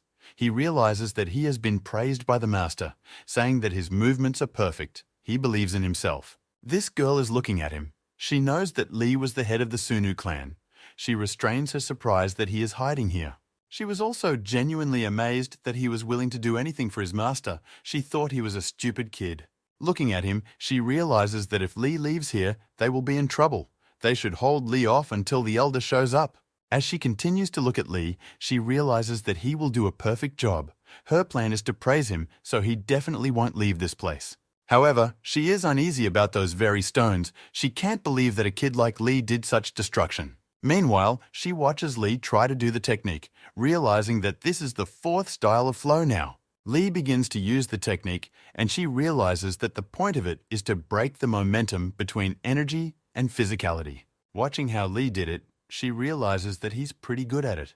3 penetrations at once in 1 release of energy. She watches his actions further, seeing that he is doing the right thing, for he is releasing energy as needed and gaining new energy. However, watching him in the moment, she is very sharply surprised to see the fact that he is doing something strange. She sees that Lee, at the point in the separation process, uses punching at once as well, which is very strange and unusual. There's a wild shock on this girl's face. She couldn't imagine that Lee would flip such a technique just like that. Meanwhile, Lee himself finally finishes his technique and releasing the energy stops behind him. He stops, looks down, exhales, and hopes that his technique and skills worked correctly and all is well. Lee lifts her gaze and looks at this girl. She is shocked beyond belief at what she just saw in front of her. Lee tells her that he's done revealing the technique, which further shocks her in the moment. Lee notices that she is very surprised, so he decides to ask her how she feels about his powerful technique just now. However, she only stands and remains silent, looking at Lee, and then rudely asks what his master says about it. A surprised Lee is very unsure about the fact that the master is not saying anything unusual to him on this technique. This girl in turn only continues to just stare at the lie and remain silent, sweat rolling down her face. She turns back abruptly and starts to walk away, saying it was fun, and Lee looks on in surprise. She stops abruptly before leaving, saying that she will pass everything to the elders, so Lee and Master can take it easy. Lee is very surprised by her phrases and behavior, however clearly pleased with it all. He only agrees with her in return. She does as she said, just starts to walk away, which Lee is also pretty well surprised by, staring in her wake. She walks away. Lee scratches his neck and talks to himself about how he feels like he's made a global mistake. Meanwhile, the events of the story show us some black car in the woods all alone. The car door opens, the same girl throws her hat down there, and with it, the wig that was attached to the hat. She puts on her huge black glasses afterward, correcting them with her fingers time after time. This girl looks like an old ghost's assistant.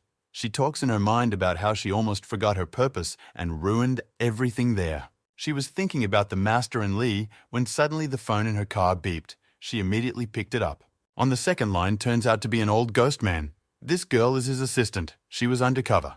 The old man asks how it went. She says she wants to learn about the technique before she talks, and describes how the technique Lee recently showed her is supposed to work. However, she describes the technique as Lee showed it, not as it should be, but says the master did it without mentioning Lee, which shocks the old man. The old ghost man starts laughing and smiling, saying that has that child master reached that level already. She responds to him on the phone about what kind of improvement we are talking about if he is not using the technique correctly with no separation. However, to her great shock, the old ghost man informs her that the technique was originally created without separation. He talks about how not everyone could master such a technique, so they added flow to loosen up the technique during the training. Closing his eyes, the old man tells of how once upon a time his rival was able to study it without weakening or flux, so he was taken in charge then. The old man tells her over the phone that whatever the case may be, it's amazing that that master has reached that level of technique. However, in the moment, she simply apologizes to the old man and admits that she wasn't talking about the master at all. Meanwhile, Master Lee returned to the main building to tell everything to Lee and continue training. Approaching the main house, Master Lee stops in shock. He looks ahead and just freezes in place. He sees the backpack and immediately understands who it belongs to and what it means to have it here. Lee exits the building, appearing right in front of him. He asks Lee if that girl came by. Lee says yes. He turns around in a panic, looks up at the mountains and tells Lee that they are in huge trouble now. Some time passes, we see the same guy Khan fought with and the head of Sosul's guard. They are discussing the Federation. They discuss the fact that things are going even too well than they seem.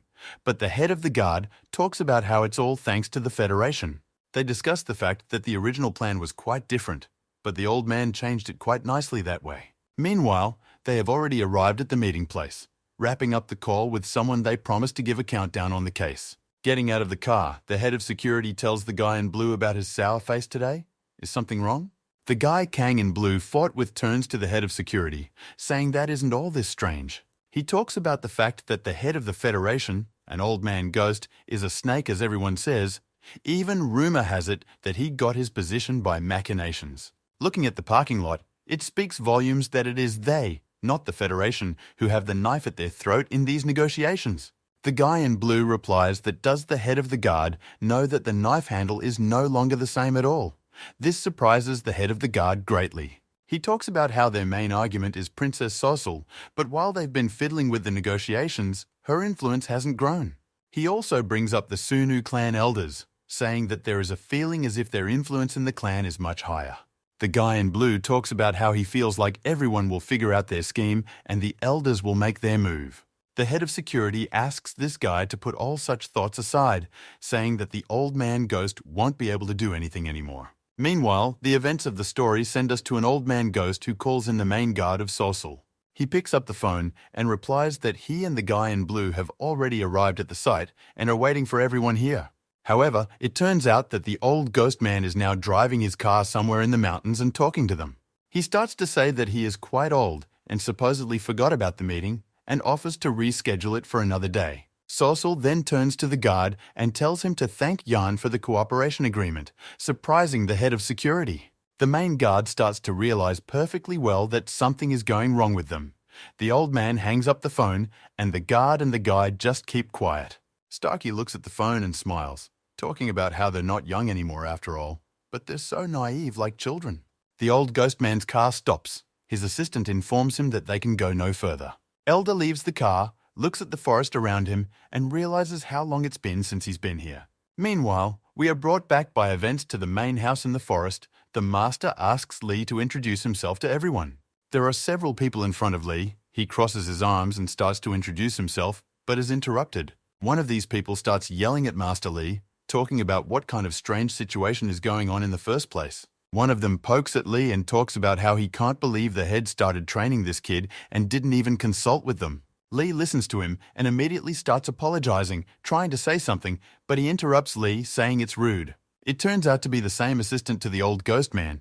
She talks about how it's grossly unseemly to interrupt the elders. The master, meanwhile, looks calmly at Lee, while Lee himself just remains silent and watches in amazement at everything that's going on. Then, one of these people looks sharply towards Master Lee and addresses him with a question, calling him the head, which surprises him.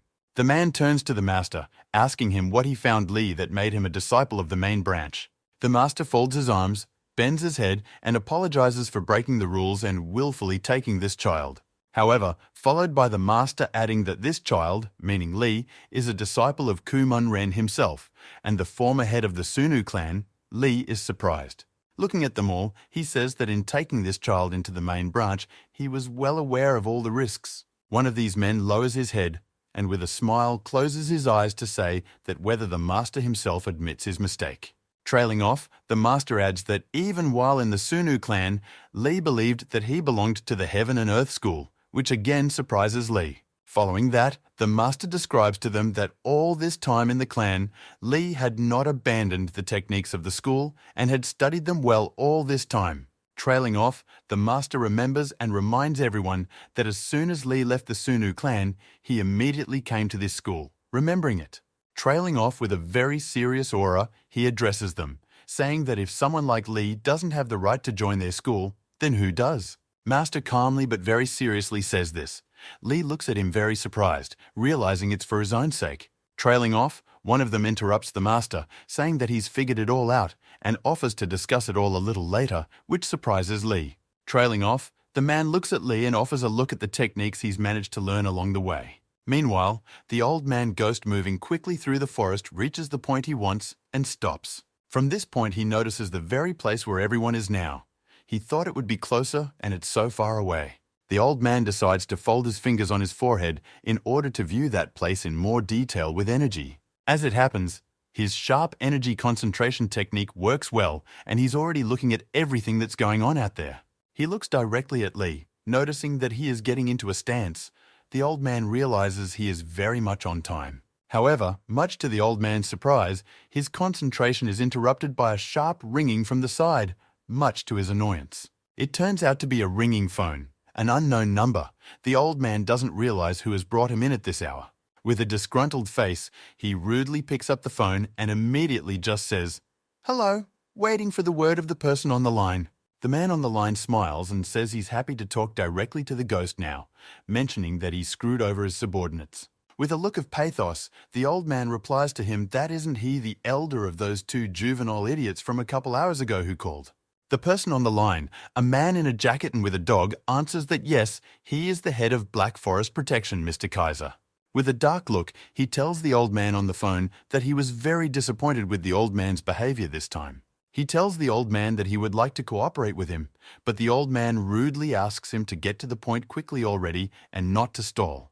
The old man tries to focus all his attention and energy on Lee's technique and says on the phone that he's a little busy, followed by this Kaiser on the line saying that since that's the case, the old man can generally be killed, to which he greatly surprises the old man. Sitting in his office, he goes on to say that judging from this whole case, he has made the decision to eliminate the old ghost man.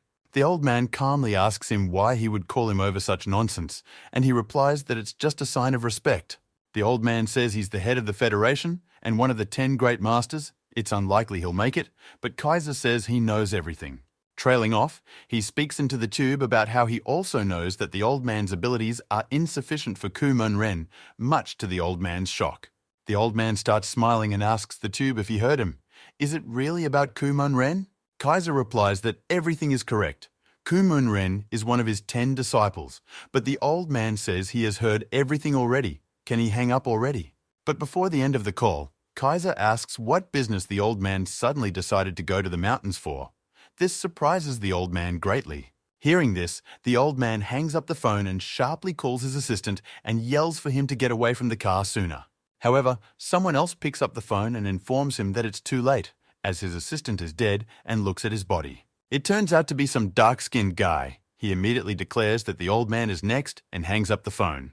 The shocked old man stands on the mountain into the wind and doesn't understand what he should do now in such a situation. Meanwhile, the events of the story show us Lee, who is already in full swing showing off his techniques in the main house. Lee's techniques aren't weak, so surprise everyone who was there.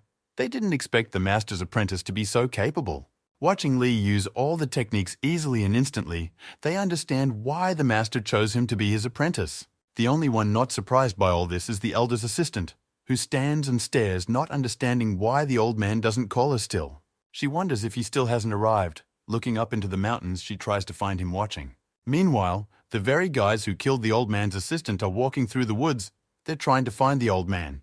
The dark-skinned guy talks about not feeling any energy here. The guy next to him talks about how he doesn't either. However, next they look at one of the mountains and talk about some strong energy coming from there. The other guy talks about how although the energy is strong, it's too rhythmic, like someone is practicing there. The dark-skinned guy talks about how the reason the old man came here may be there now. The other guy agrees with him, and together they start running and run straight towards this place. However, after running some distance, the dark-skinned guy stops abruptly. He feels something powerful nearby. He is abruptly thrown back by a wave of energy, screaming that it's the same old guy showing up. The dark-skinned guy is eerily surprised at how easily and well the old man managed to hide his power and aura from them in the forest. However, while he was thinking, the old man made a volley of energy and sharply struck straight at him, then threw him off and spun him around with tremendous force. It felt like this guy had been torn to pieces, for everything around him had been blown to splinters. With evil visibly and energy in his eyes, the old man only remained silent and then simply said quietly, "Alone." However, while he was dealing with him, another guy, his partner, showed up right above his head from above with a hard punch. They have a battle. But this guy is obviously weaker than the old man, because the old man easily dodges his attacks time after time. After a while of such a fight, the old man finds a moment and an open gap in his energy and goes behind his back. Immediately afterward, the old man goes around him again, gathers the energy, and hand with a huge charge attached directly to him. With this single powerful attack, he sends this guy just flying upwards with his strength and powerful energy. However, much to the old man's surprise, the guy turns out to be not so bad. He lands and dodges part of the old man's attack. And right after he did that, he gains power, and as if he was breaking away, he runs straight at the old man with an attack. The surprised old man starts to assemble his new technique, however, right above his head, the same dark-skinned guy appears with an attack. Meanwhile, the events of the story transport us to a guy in blue who is sitting somewhere with someone talking about some dragons. Then the head guard says that it's about the people the elder has been raising in secret. Looking at the interior of the establishment, he suggests that the elder hid them well to be used in extreme cases only. However, the guy in blue interrupts him, saying that even so, the old man is one of the 10 masters, which surprises the guard. The guy in blue adds that if his opponent isn't of the same caliber, he won't even be able to resist a couple punches. However, the head guard says that these 10 dragons, including Kumun Ren, might be stronger, for Kumun Ren defeated the master. He finishes by saying that 10 was trained on Kumun Ren's sample, and the events of the story bring us back to the old ghost. And next we are also shown Lee, who is very surprised. Apparently he detected an alien energy in the forest. In addition to Lee, the 3 who were with Lee are also surprised by this, including the old ghost man's assistant in her guise. However, they don't fully understand what happened and ask Lee what happened, why he stopped. Lee points them to the mountains and asks about the fact that didn't they feel some strange energy coming from up there. Lee's words are very disturbing to the old man's undercover assistant, for she realizes that her boss is on the other side. One of the men talks about Lee talking nonsense. After all, it is a long way to that mountain. How can he feel anything from here? He calls Lee an idiot and talks about how even if a bomb went off at that distance, nothing would get here. However, the moment the very same assistant bursts into the dialogue, she turns to them and tells them to listen to her. She tells them about the fact that there should be an elder just that way who would be watching, which surprises them. They ask her if she has contacted him, but she reports that she has been unable to do so all this time. Lee looks at all of this in surprise, and the master intervenes in the dialogue, asking what's up with them and if everything is normal. One of them turns sharply to Lee and asks him if he can still feel the energy behind that mountain, a question very surprising to Lee. Lee turns around and looks at the mountain, looking at it for about a minute. Lee reports that he can no longer feel the energy flows. Immediately after they received the response from Lee, they began to stand up, saying that everything was clear to them. The 2 men and the old man's assistant began to leave, saying they would believe Lee's words and go check what was there. As they leave, one of them turns around and asks Lee and Master not to go anywhere until they arrive. It will be safer. In response, of course, the Master agrees with them. Crossing his arms, he bows and says he understands. The 2 men and the old man's assistant headed towards the gate of the main building, while Lee and the Master stared at them in surprise. In the moment, Lee turns sharply to the Master, asking him about the fact that they definitely shouldn't not go after them now.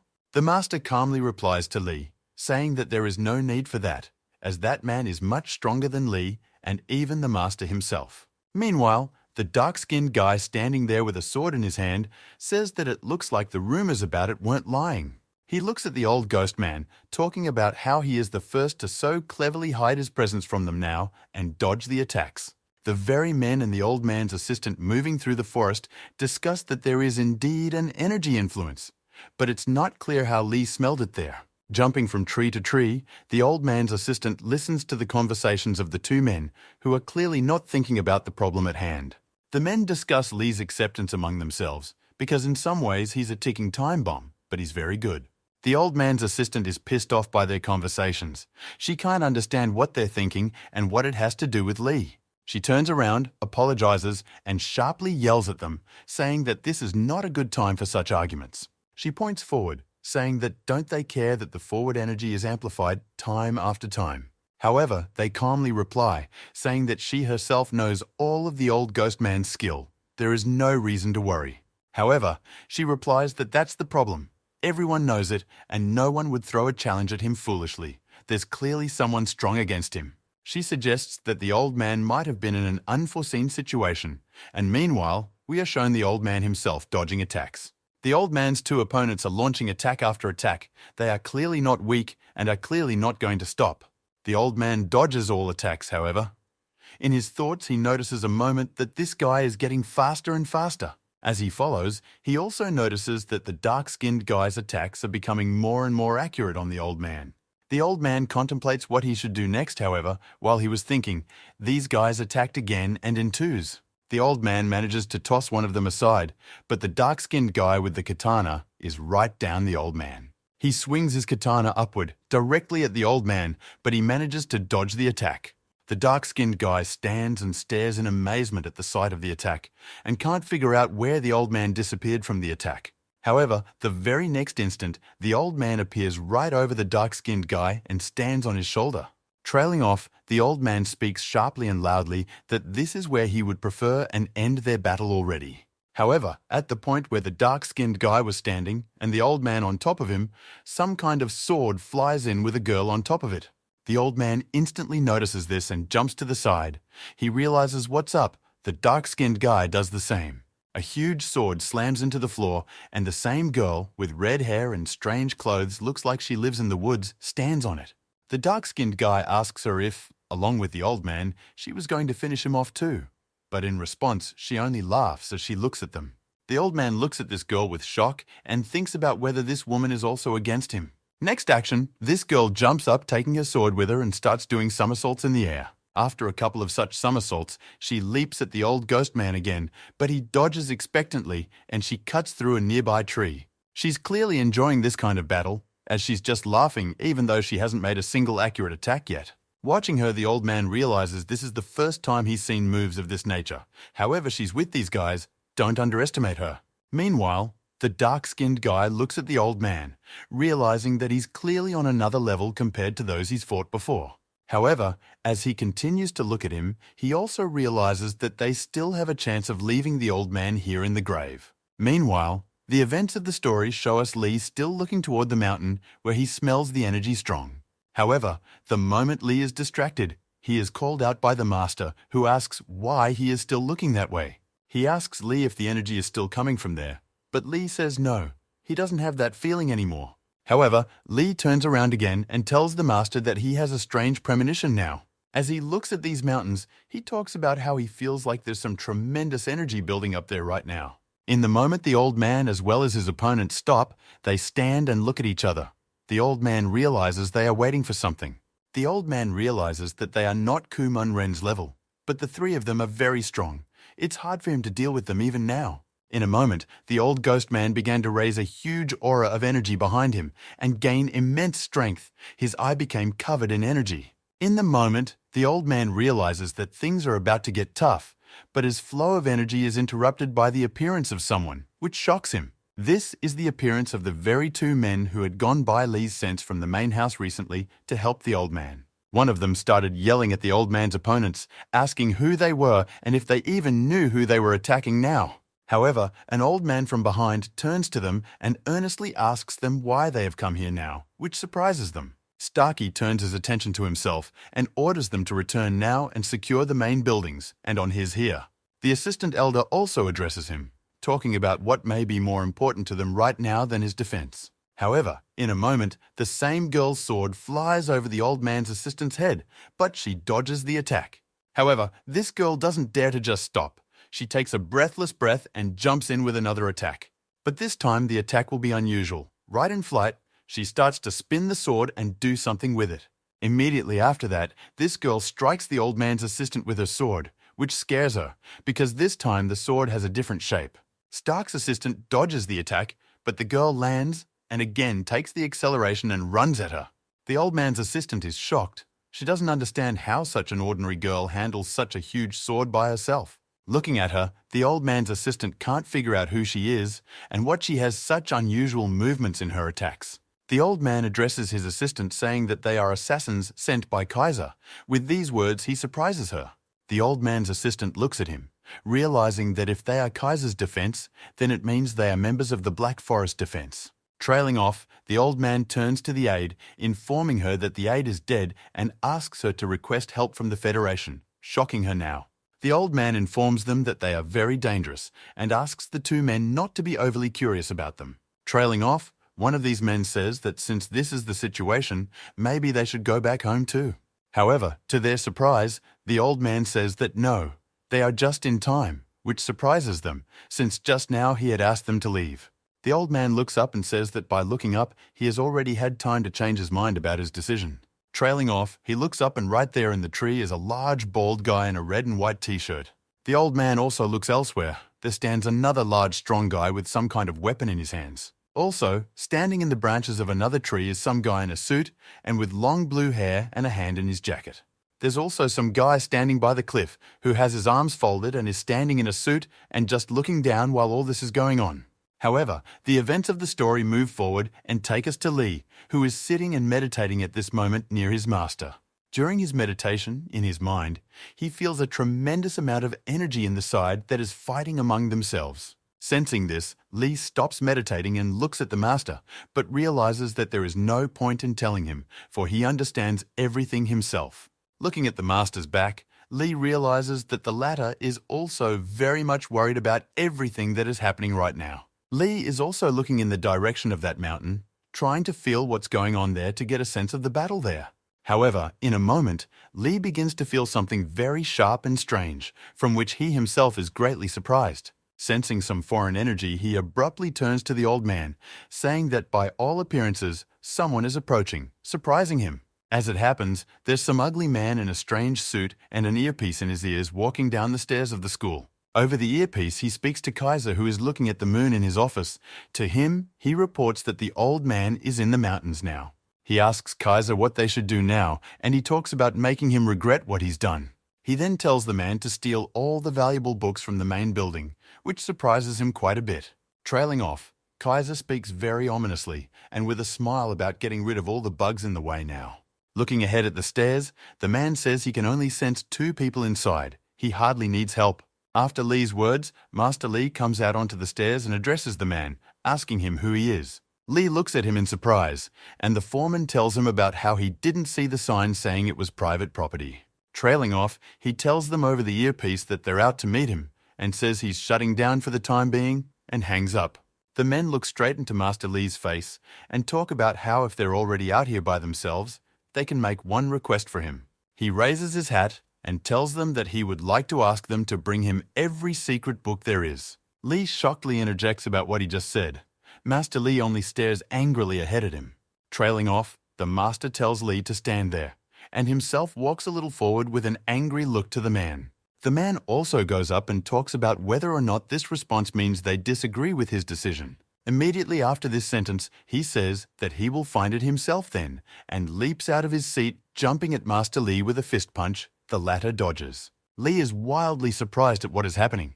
He didn't expect the man's attack to be so strong.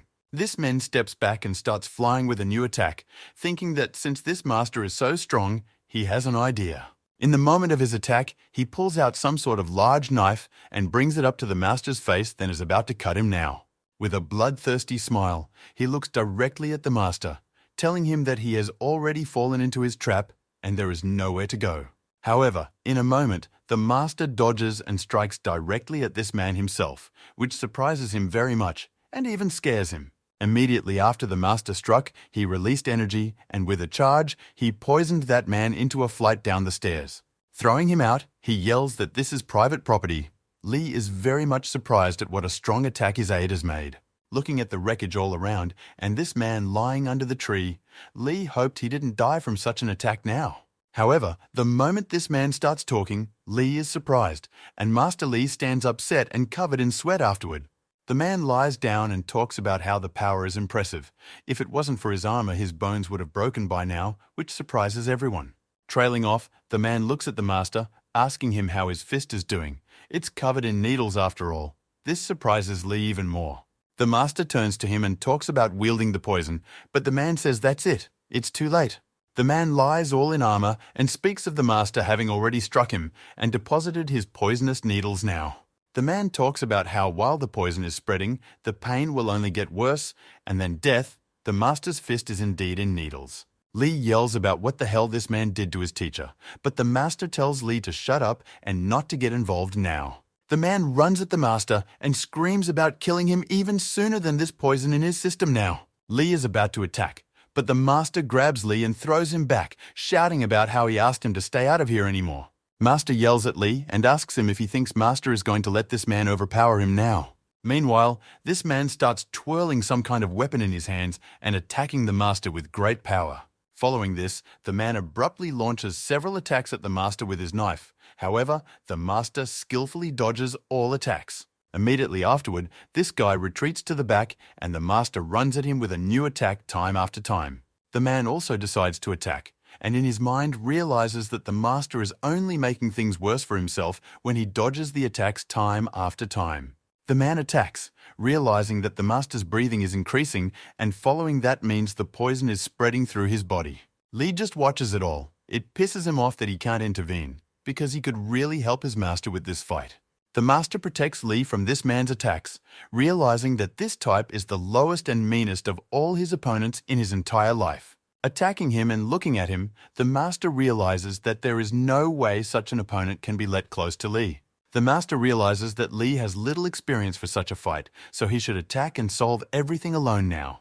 However, the moment the master's powers begin to leave his body, he realizes that he is getting worse time after time. The man seeing this twirls his knives and says it's expected, as his knives are also coated with poison.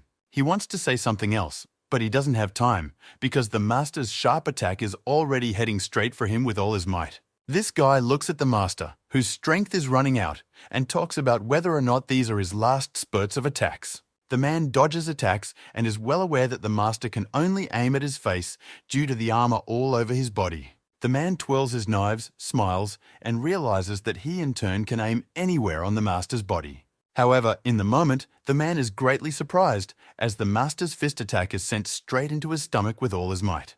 The attack is very strong physically, and immediately afterwards the master triggers a flow of energy then throws this man away. Lee is eerily surprised by what just happened, by what he sees, because no one expected the master to strike the man's armor again. Flying up, the man, shocked, mutters to himself that he realized what the master was trying to accomplish and insults him. Flying upwards from the blow, the man begins to realize that the master was dodging to prepare his attack, not because of the armor. Trailing off, the master looks at him, then leaps up and delivers another crushing blow of gale force wind right at him. Adding more energy, the master makes a blow so strong that the man's armor is torn apart. The master starts yelling at him, telling him to leave urgently, but he is already bleeding from behind the master's mouth and his strength is getting less and less. The master's apprentice in the person of Lee sees that his master is not feeling well and asks him about it. The latter only covers his mouth with his hand. The master tells Lee that does he really think his body is so easily affected, but Lee argues with the master, for he sees his condition is terrible. The master talks about getting rid of the poison with circulation, but Lee sees that the master's hand is already all blue. The master's condition is simply dire, but in his thoughts, he rejoices that he was able to keep Lee safe from danger. The master tells Lee that they got rid of that man and all is well, but Lee abruptly feels someone's presence behind him. He and the foreman turn around, and there's some girl in a suit and a rack standing behind them, and a guy with a mohawk and chains next to her. This guy sticks out his tongue and grudgingly says that that man was ordered to wait for them first, wasn't he? A very surprised Lee looks at them, realizing he doesn't know them and neither does his master. However, the master realizes that things are getting worse because there are two of them and he is getting weaker every second and running out of sweat. Meanwhile, the events of the story move forward. We are shown the fact that a fight has broken out between the men of the main house and the men of the Black Forest. The man in blue from the main house looks at his opponent, a fat, bald type, realizing he is strong. The one in turn also looks at him. The man in blue realizes that this fat man is very strong for him. However, the man in blue clearly doesn't choose to let that stop him, and he takes the acceleration in order to attack. Meanwhile, the events of the story also show us a second man from the main house who also fights. He fights against a big pumped-up guy with a tattoo on his face and a ponytail on his head of hair. He launches an attack, but our man dodges. Immediately after this guy's attack fails, our man notices that he has an open spot to strike and decides to take action. However, he also abruptly feels someone's energy nearby. It turns out to be the same girl with the sword attacking from above. Because of her attack, our man's attack and his opponent's attack don't pass for each other, for she's wedged right between them. He obviously sees that she's helping this guy, of course. It pisses him off because it's hard to deal with one here, and now there's two of them already. He remembers that this girl was fighting an old man ghost, so he decides to see how he's doing, and the old man is fighting still alone with the others. Our man obviously shouldn't have been distracted, because while he was staring, more blows started flying at him one after another. Judging from their attacks, he realizes that they most likely want to get rid of them first, and in the meantime are holding back the head in the old man's face. The man is also sure that the old ghost man realizes all this too, and meanwhile he continues his battle against the two. The old man, meanwhile, is often distracted. He looks at the guy with blue hair and a suit who stands as he is. He also looks over at another guy with well-groomed hair short and also in a suit near the rock. Dodging the attacks, the old man realizes that there is something wrong here after all. They have already had time to appreciate his skills. Why hold back any longer? Looking at their faces, the old man realizes that it's strange. They look the strongest, yet they just stand there like stiff. Dodging attack after attack, the old man analyzes everything and can't figure out what Kaiser, the head of the Black Forest, is up to. Meanwhile, someone is watching the old man fight these guys and talking about his moves being repeated time after time. It turns out to be Kaiser. Through the cameras, he's watching the old man fight with his men and trying to learn his techniques. Holding the glass with the drink, he thinks about the fact that whether the head of the Federation old man has figured out everything and did not even buy his bait. Kaiser begins to smile bloodthirstily, telling himself that it's only getting more and more interesting because soon the old man's clan will be dead. Meanwhile, Master and Lee are in huge trouble, having a fight with that girl and the guy with the mohawk. Their opponent is very strange. He uses very unusual ways of fighting because he fights over a strange stick. Lee jumps back up into a tree. However, he notices that his master can't do the same, and that guy launches an attack. Lee wants to help the teacher, however notices a sharp energy closer to him, and the girl is the same one who says, "Hi, cutie." Immediately after this happens, she grabs Lee from behind across his back and holds his entire body, especially his neck. She offers Lee a game. Meanwhile, the master dodges the stick guy's attacks time after time. The master is very weak already, very angry. He doesn't want to stall. Making a charge of energy, he hits the stick directly and breaks it into two pieces. However, to his great surprise, it doesn't help, because inside this stick are chains that start hitting the master from behind. In order not to get hurt, he jumps back into the tree and looks at this guy, trying to think of the best way to attack him.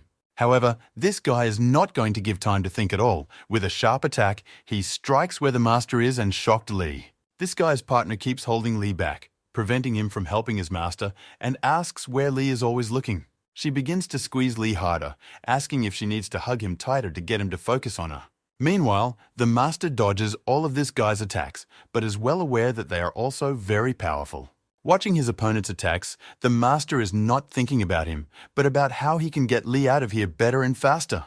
However, the wizard's thoughts are abruptly interrupted by the fact that his nose begins to bleed and his condition only worsens. The huddled Lee sees this, infuriated that he can't help his master in battle at all. In the next few moments, the master gets even worse, starting to spit up blood and closing his eyes time after time. Seeing this, Lee's nerves reach the limit. He shouts the master's name time after time, but his body is still clutched by that girl. Lee starts trying to break free by building up energy. However, she in turn holds him down, saying he's not bad like that. However, in the very next instant, Lee is already pushing off the tree branch with his feet, driving it into the tree pole. Meanwhile, Master Lee is dropping lower and lower, and the guy with the stick is already right above him to finish him off. Building up the energy in her legs, Lee sinks down, breaking the branches of the tree. This girl no longer has enough strength to hold Lee down. That guy, meanwhile, has been launching attacks at Master Lee, and now he hits his shoulder with a stick, which gets him in bad shape. Lee starts to gain speed and build up energy. This girl flies off to the side. The ground beneath Lee breaks just. The exhausted Master Lee, meanwhile, flies down, and the guy who hit him rejoices, saying he hit the bullseye just right. Meanwhile, the girl who was thrown off by Lee is heading in his direction again, saying it was good but not strong enough for her. However, all she manages to do is grab onto Lee as he jumps upwards at breakneck speed without paying attention to her. He is met by the same guy who defeated the Master. He flies at Lee, saying he will put him on a stick like a kebab. This guy decides to finish off the Master first by impaling his body, but he sees Lee in front of him coming at him. Lee dramatically energizes her leg and delivers a powerful upward kick with her foot, knocking that girl back with a charge right into that guy. After that, with deft movements, Lee grabs the Master's body that flew down and takes it with him. Barely holding his Master's body, covering his feet with energy, Lee manages to successfully land on the ground. He sees that the Master's mouth and nose are covered in blood, and he himself is unconscious. Lee staggers over to him and asks him to come to his senses urgently. He opens his eyes, however barely speaking, just quietly mumbles for Lee to get out of here now and fast. Meanwhile, that guy asks the girl what kind of guy it is, meaning Lee. She says he's weird and needs to be careful. After his sentence, Lee's teacher only closes his eyes and coughs, and Lee asks him to come around again and again. Following, holding his body, Lee abruptly raises his gaze upward, looking directly at them with a very cold stare. Immediately afterward, Lee raises a wild aura of power and obscures everything around him. He is very angry and upset about the whole thing. Lee gently places Master's body on the ground and asks him to wait for him here. He'll get things done and decided soon. Looking at the body of his Master's fading body, Lee calmly and coldly says that they will now be confronted by him. This phrase from Lee confuses the guy and the girl. They didn't expect it to come out like this, and Lee won't run away in shame. Lee starts to get into a stance. He normalizes his breathing and tries to calm his rush of hatred. He talks about how there's no one else here and restraining the forces won't be necessary, and his facial expressions are reminiscent of Kumun Ren. Right after that, Lee decides to finish them off, gets into a fighting stance, and covers himself with that very same blue energy. His opponents, a girl and a guy, are shocked to bits. They didn't expect this, and it's the first time they've seen such a strange energy like Lee's. Immediately afterward, the events of the story show us the very guy with the well-groomed short hair who is dramatically surprised by something. And right after that, and the second guy with long hair in a suit, they both sense something and are sharply surprised. One of them makes a call to Kaiser and reports that a strange energy has been spotted in the direction of 12 o'clock. The smile disappears from Kaiser's face, and he interjects about the 12 hours and talks about how somehow he doesn't like this whole thing at all. He talks about them calling people into the main school building and reaches for his glass, but is informed that it can't be done. He is informed that they are all busy and fighting. He stops reaching for his glass and asks who they are fighting. They send him a video. Opening the video, he smiles and is shocked to notice that they are confronted by Lee. He didn't expect such an important person to be lurking there. Meanwhile, the old man is distracted from his fight, for he notices that the very two guys who were just standing around have become active. Seeing this, the old man abruptly snaps out of his seat and changes his stance, causing his opponents to flinch. Immediately afterward, he stops abruptly and raises a huge aura of power and energy behind him that clearly no one expected. He talks about how he should no longer attack chaotically and just defend himself. This scares his opponents even more. The dark-skinned guy looks at the old man and clearly realizes that he was just hiding his true power from them all along. The dark-skinned lad looks at the old man, realizing that his movements were such, for he was restraining such a powerful energy within him. However, following the old man's abrupt interruption, he notices that the very same two powerful guys have snapped out of their seats and headed somewhere. He looks towards their direction and realizes perfectly well that the main school building is there. Seeing and realizing all this, the old man turns to the men in the main building, saying that he leaves everything here up to them. He informs them that they're on their own here now. He should step away immediately, which of course shocks them badly. They start screaming about how they don't know what they'll do if he leaves. They're clearly weaker after all. However, the old man has no intention of listening to this any further. He has more important tasks, and he snaps up from his seat up and walks away. Those two men decide it's time for them to also fight at full strength to face such a strong crowd of two. However, following that, they also notice that all of these people have rushed upwards after the old man, scoring simply on these men. In response to such abrupt and strange actions on the part of these men, our men simply stand and watch them walk away. Meanwhile, the events of the story take us back to Lee's fight with that guy and girl. Lee's strong energy breaks that guy's chain in half. This guy is shocked at what just happened. He didn't even close to expecting this outcome of events. His chains are broken. Trailing off, Lee strikes again with his powerful energy, breaking more of the guy's chains in just a couple blows with his energy. While Lee was breaking this guy's chains, his partner decided to seize the moment and attacked Lee from behind, waiting for a special moment. She decides to grab Lee from behind again, saying that after so many attacks in a row, there are bound to be vulnerable points to hit.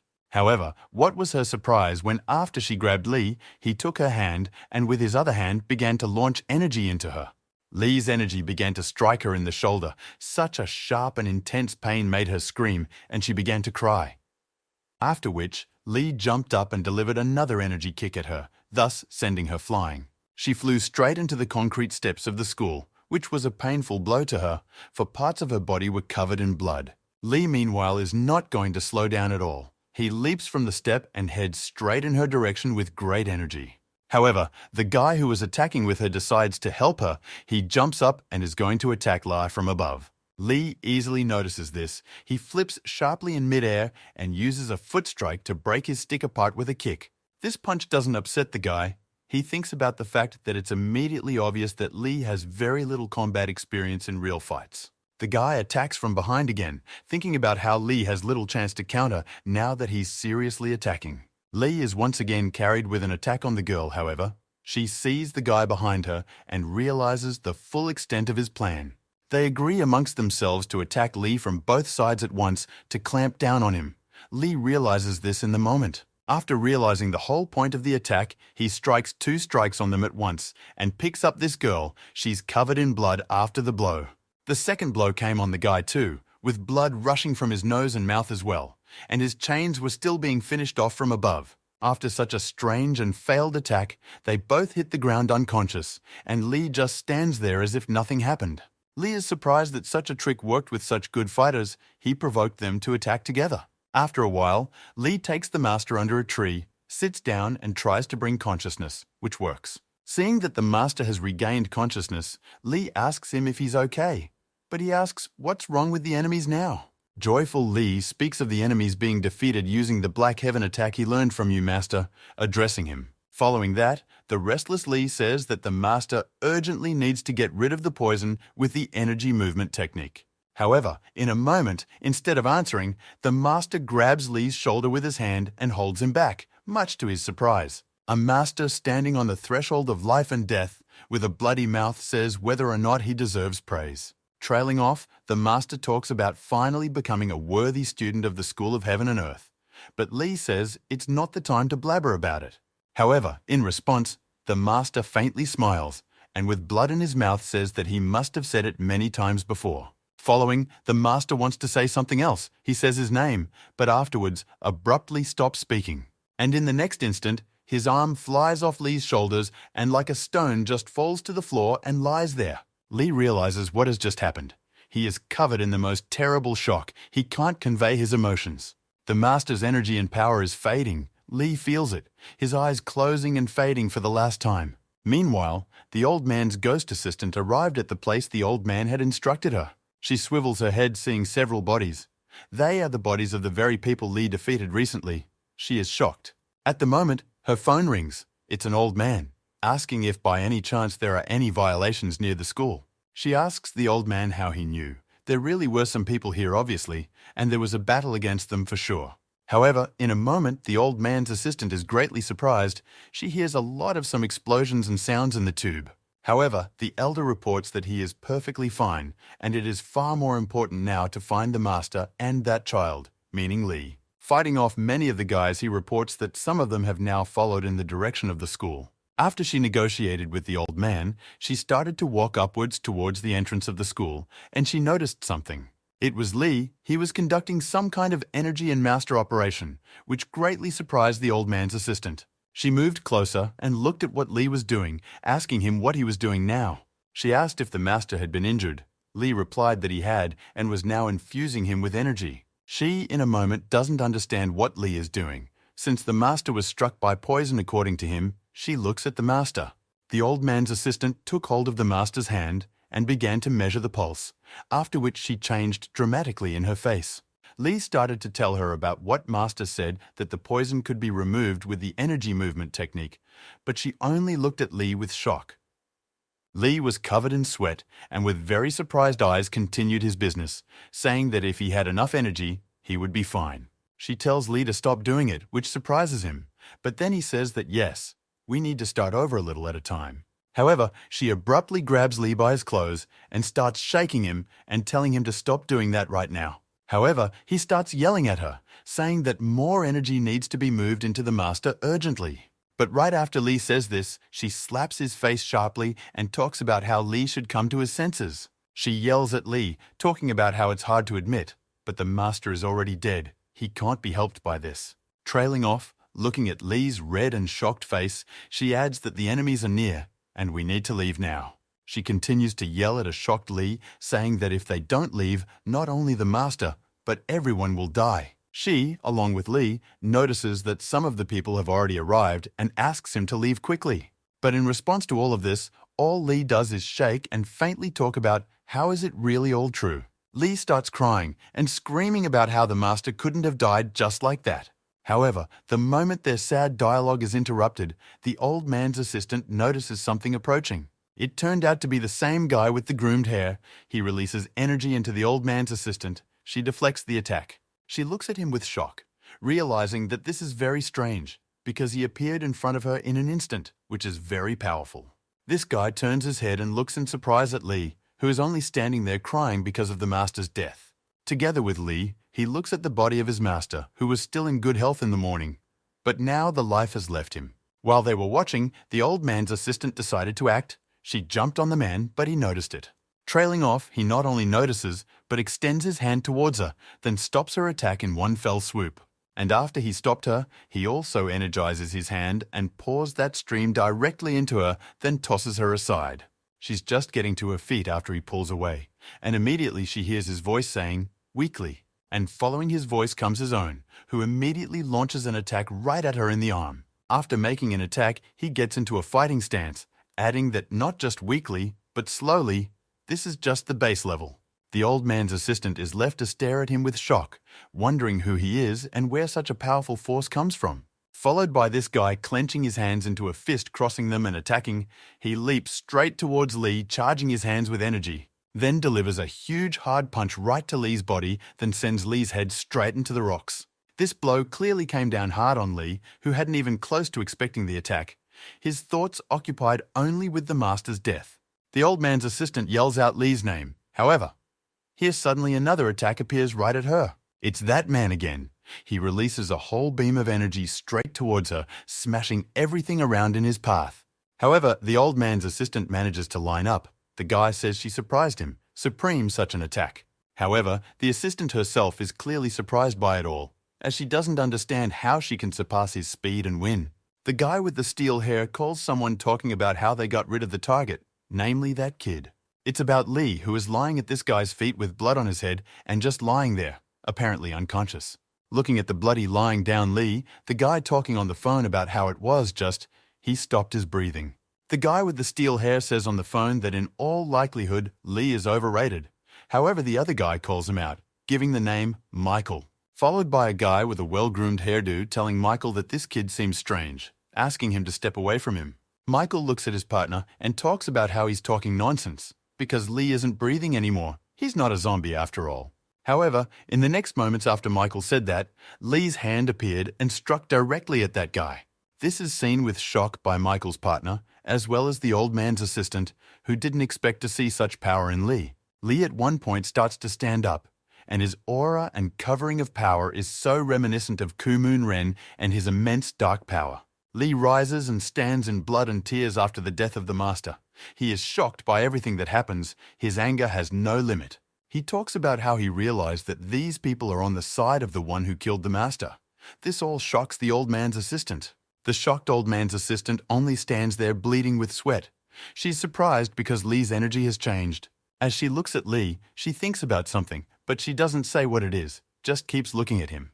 Mikhail, who has been hit by a thudding body kick from Lee, gets back to his feet saying that was actually pretty good. Trailing off, he licks the blood of his face with a wild aura, saying that he will confront Lee as hard as that punch. However, in a moment, this Michael's partner moves towards him, closing the path, which surprises Michael. Michael asks him what happened, calling him Daniel, and he tells Michael to wait for now.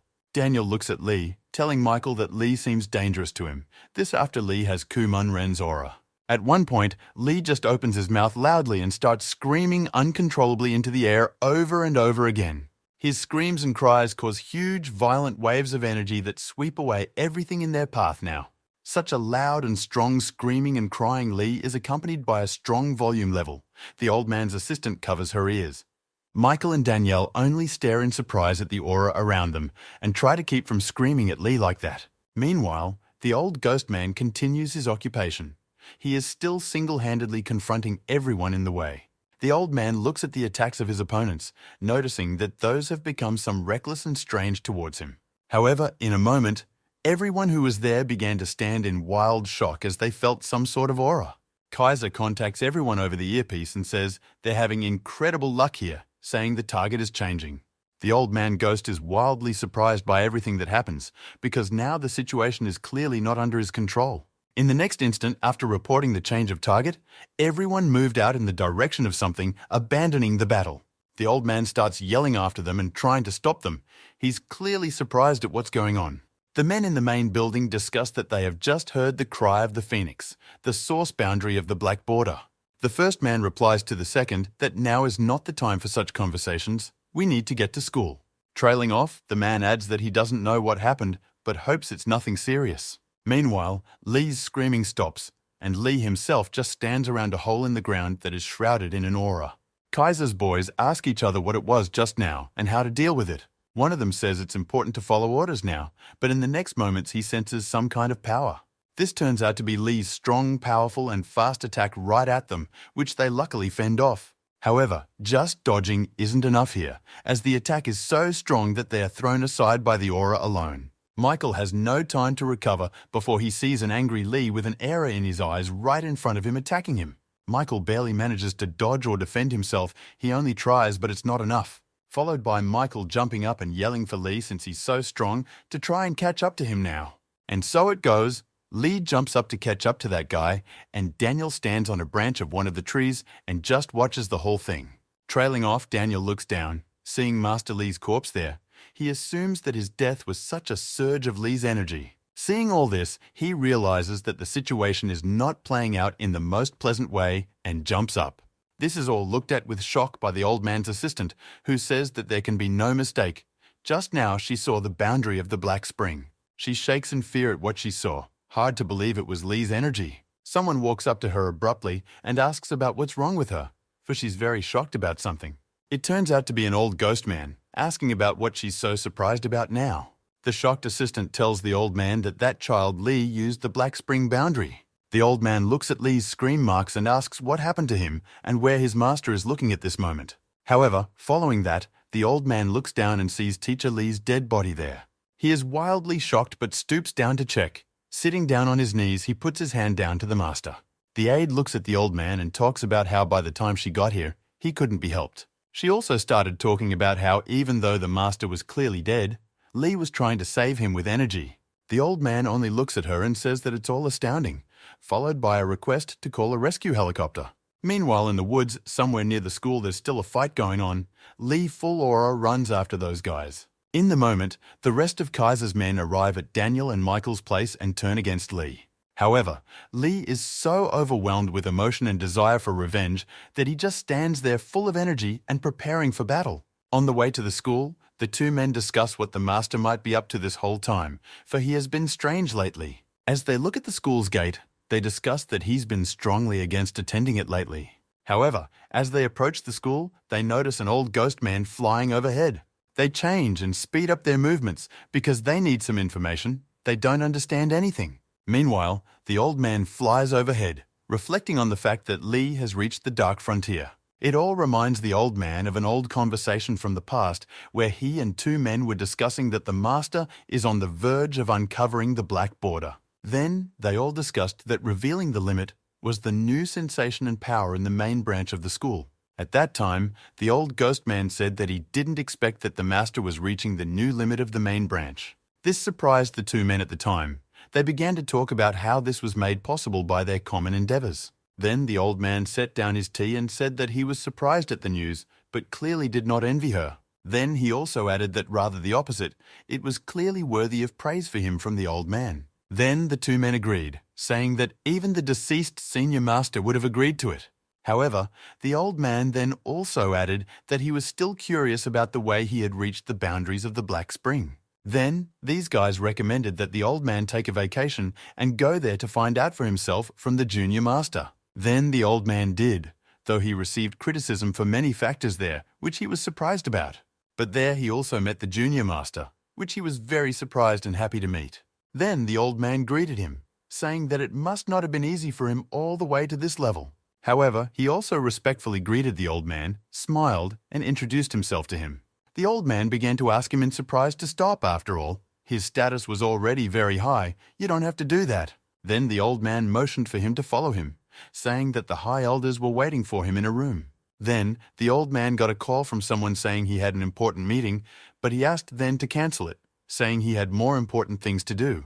But then the old man was told over the phone that it was a VIP meeting, which surprised him to no end in the moment. He was told that this meeting was important for the development of their branch, but he only replied that it was difficult enough. Then the old man told the younger master that he was very sorry, but he had urgent business to attend to and asked to meet later. But before leaving, the old man told the junior master about being rude and forceful towards the elders today. He smiled at the old man, saying that he understood him perfectly and would do everything right. Then the junior master went to meet him, and the old man was proud of him, and the fact that their techniques were growing in strength. However, after a while, the old man was informed that the junior master had been arrested. He had killed all the supreme elders. Then the old man arrived at his cell and started talking about how he was shocked to death by what had happened. He began to look at the junior master, whose hands, soul, and head were drenched in blood. The junior master tried to apologize, but the old man only continued to stare at him with shock without removing his gaze. After all this, the junior master began to cry simply. He had nothing to say to the old man. Then the old man also only looked at him with shock, realizing that this was the end for him already. In a moment, the old man started stroking him and talking about how his heart was hurting too. He was sorry. Looking at him, the old man realized that he was, after all, a junior master, had always been kind and strong and honest. The old man then began to blame it all on the Black Spring technique, saying that it had destroyed and created everything. That same day, the wild-eyed old man promised himself that he would get rid of this technique as soon as possible. The events of the story come flooding back, and the old man realizes that since that day, the junior master has remained silent about the technique. These all thoughts made the old man also recall in his mind many other things related to this. He paused on a tree branch to catch his breath and realized why the choice had been made then. The old man only looked down in shock and was sweating as he pondered why things had happened like this then. In all of this, he also began to blame the black source technique again, for it could have brought him to such a choice. However, in a moment, the old man's gaze drifted forward. He began to look and see something with shock. It was Lee's battle to single-handedly hold off all those who now attacked him. He was shocked to see such immense strength in Lee and was surprised that these guys couldn't subdue Lee. Looking at Lee, who was full of energy, he began to talk about how perhaps not only Kumon Ren is the key to that technique. As he continued to stare at Lee, he began to remind himself of that very promise about this technique. However, in the meantime, Lee unleashes attack after attack on his opponents, with the dark-skinned guy being the first to be snatched away. Next, with the same attack, he throws the dark-skinned guy's partner into a second tree, surprising everyone. The dark-skinned guy turns to his partner and asks the latter if he's hurt, but the latter is holding onto his leg. Trailing off, the dark-skinned guy yells for William to duck faster, as Lee is already closing in with an attack. Lee launches an attack, however. Luckily for William, he manages to get his head out of the way in time, and Lee only hits the rock. Everyone is shocked at what is happening, because if only a little more, and there would be nothing left of William's head at all. A second later, Lee finds himself already in a different place, energizing his leg he strikes. The dark-skinned guy is shocked. He didn't expect it to be like this, and Lee's movements are strange. William wants to attack, however, he can't succeed, as something envelops him in the moment. In the moment his body is attacked by some strange energy, he tells the dark-skinned guy he can't move. The shocked, dark-skinned guy turns around and asks about what he just said. In the next moment, something amazing happens. William's neck simply breaks from behind. William begins to lose consciousness and falls down all sweaty and bloody with his neck lacerated. That's when Daniel shows up, saying that William is pathetic and panicked into fighting a kid like Lee. Trailing off, he turns sharply to the dark-skinned guy and asks what he's looking at so surprised. Looking at the dark-skinned guy, he talks about how a horse that can't run is ruled out. Daniel tastes William's blood and talks about how if they don't hurry, there'll be corpses like him. Trailing off, he jumps into action to Lee, who fights back, saying he'll tie his legs together for starters. With a wild aura, Daniel talks about how a chance like grabbing Lee now is a chance not to be missed. Mikhail also bursts into the fight and gets in on the action. He launches an attack right at Lee's face, hitting. However, this attack doesn't mean anything at all, and Lee immediately reflects his attack and also makes an attack. Mikhail watches with shock as Lee rushes at him. With shock, he notices that his attacks didn't go through Lee. However, Lee's attack is interrupted by the appearance of Daniel, who grabs Lee's neck from behind with his hand. Everyone suddenly looked at this with shock, especially Michael, who was surprised by it. He looks at Lee with shock from behind and realizes that he wanted to attack again, but has calmed down. In a moment, Lee calmed down and only simply asked, "Grandfather Elder Chong, is that you?" All of Lee's opponents flew at him sharply, seeing the calm here, and Daniel said that this was the end for Lee. Meanwhile, it's as if Lee is floating in his mind. He can't figure out where he is or what's going on. In his mind, he sees silhouettes of the wizard shouting for Lee to pull himself together and act decisively. He tells the surprised Lee that the fight has to have form, and that form is part of Lee, and he has to realize that. Trailing off, Master Lee yells at him, telling him to try techniques starting from the Black Heavens. Lee gets into form and says the name of the first Black Heaven technique, Emergence. Then, in his mind, controlling and balancing his aura with energy, he does different tricks time after time. Lee jumps, twists, spins and flips, applying poses and striking different blows in the voids of his mind. However, it turns out that all those blows he was taking in his consciousness were also in the real world and came at everyone around him.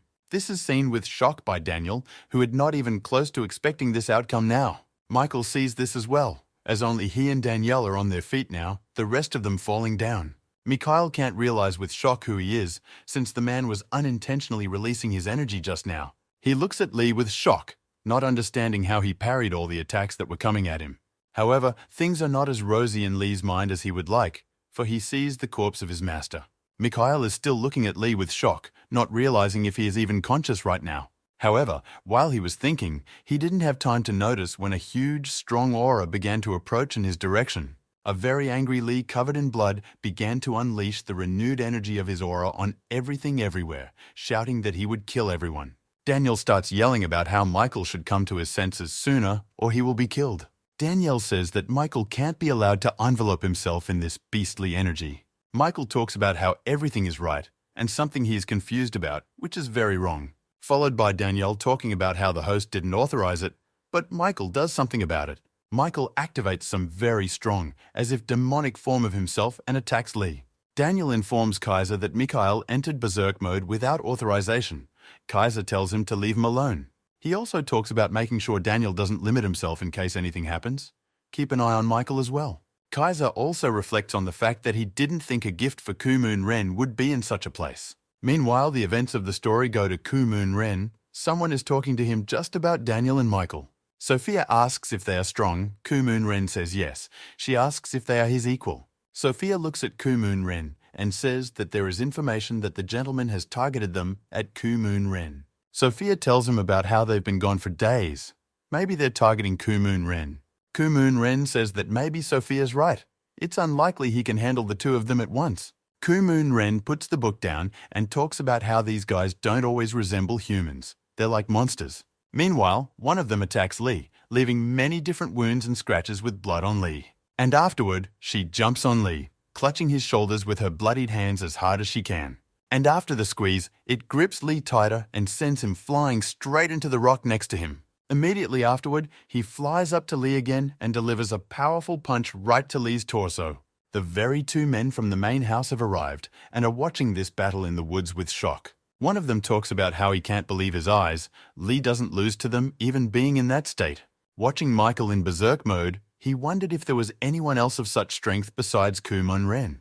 They debate among themselves whether they should intervene, but conclude that Lee does not distinguish between friends and enemies now.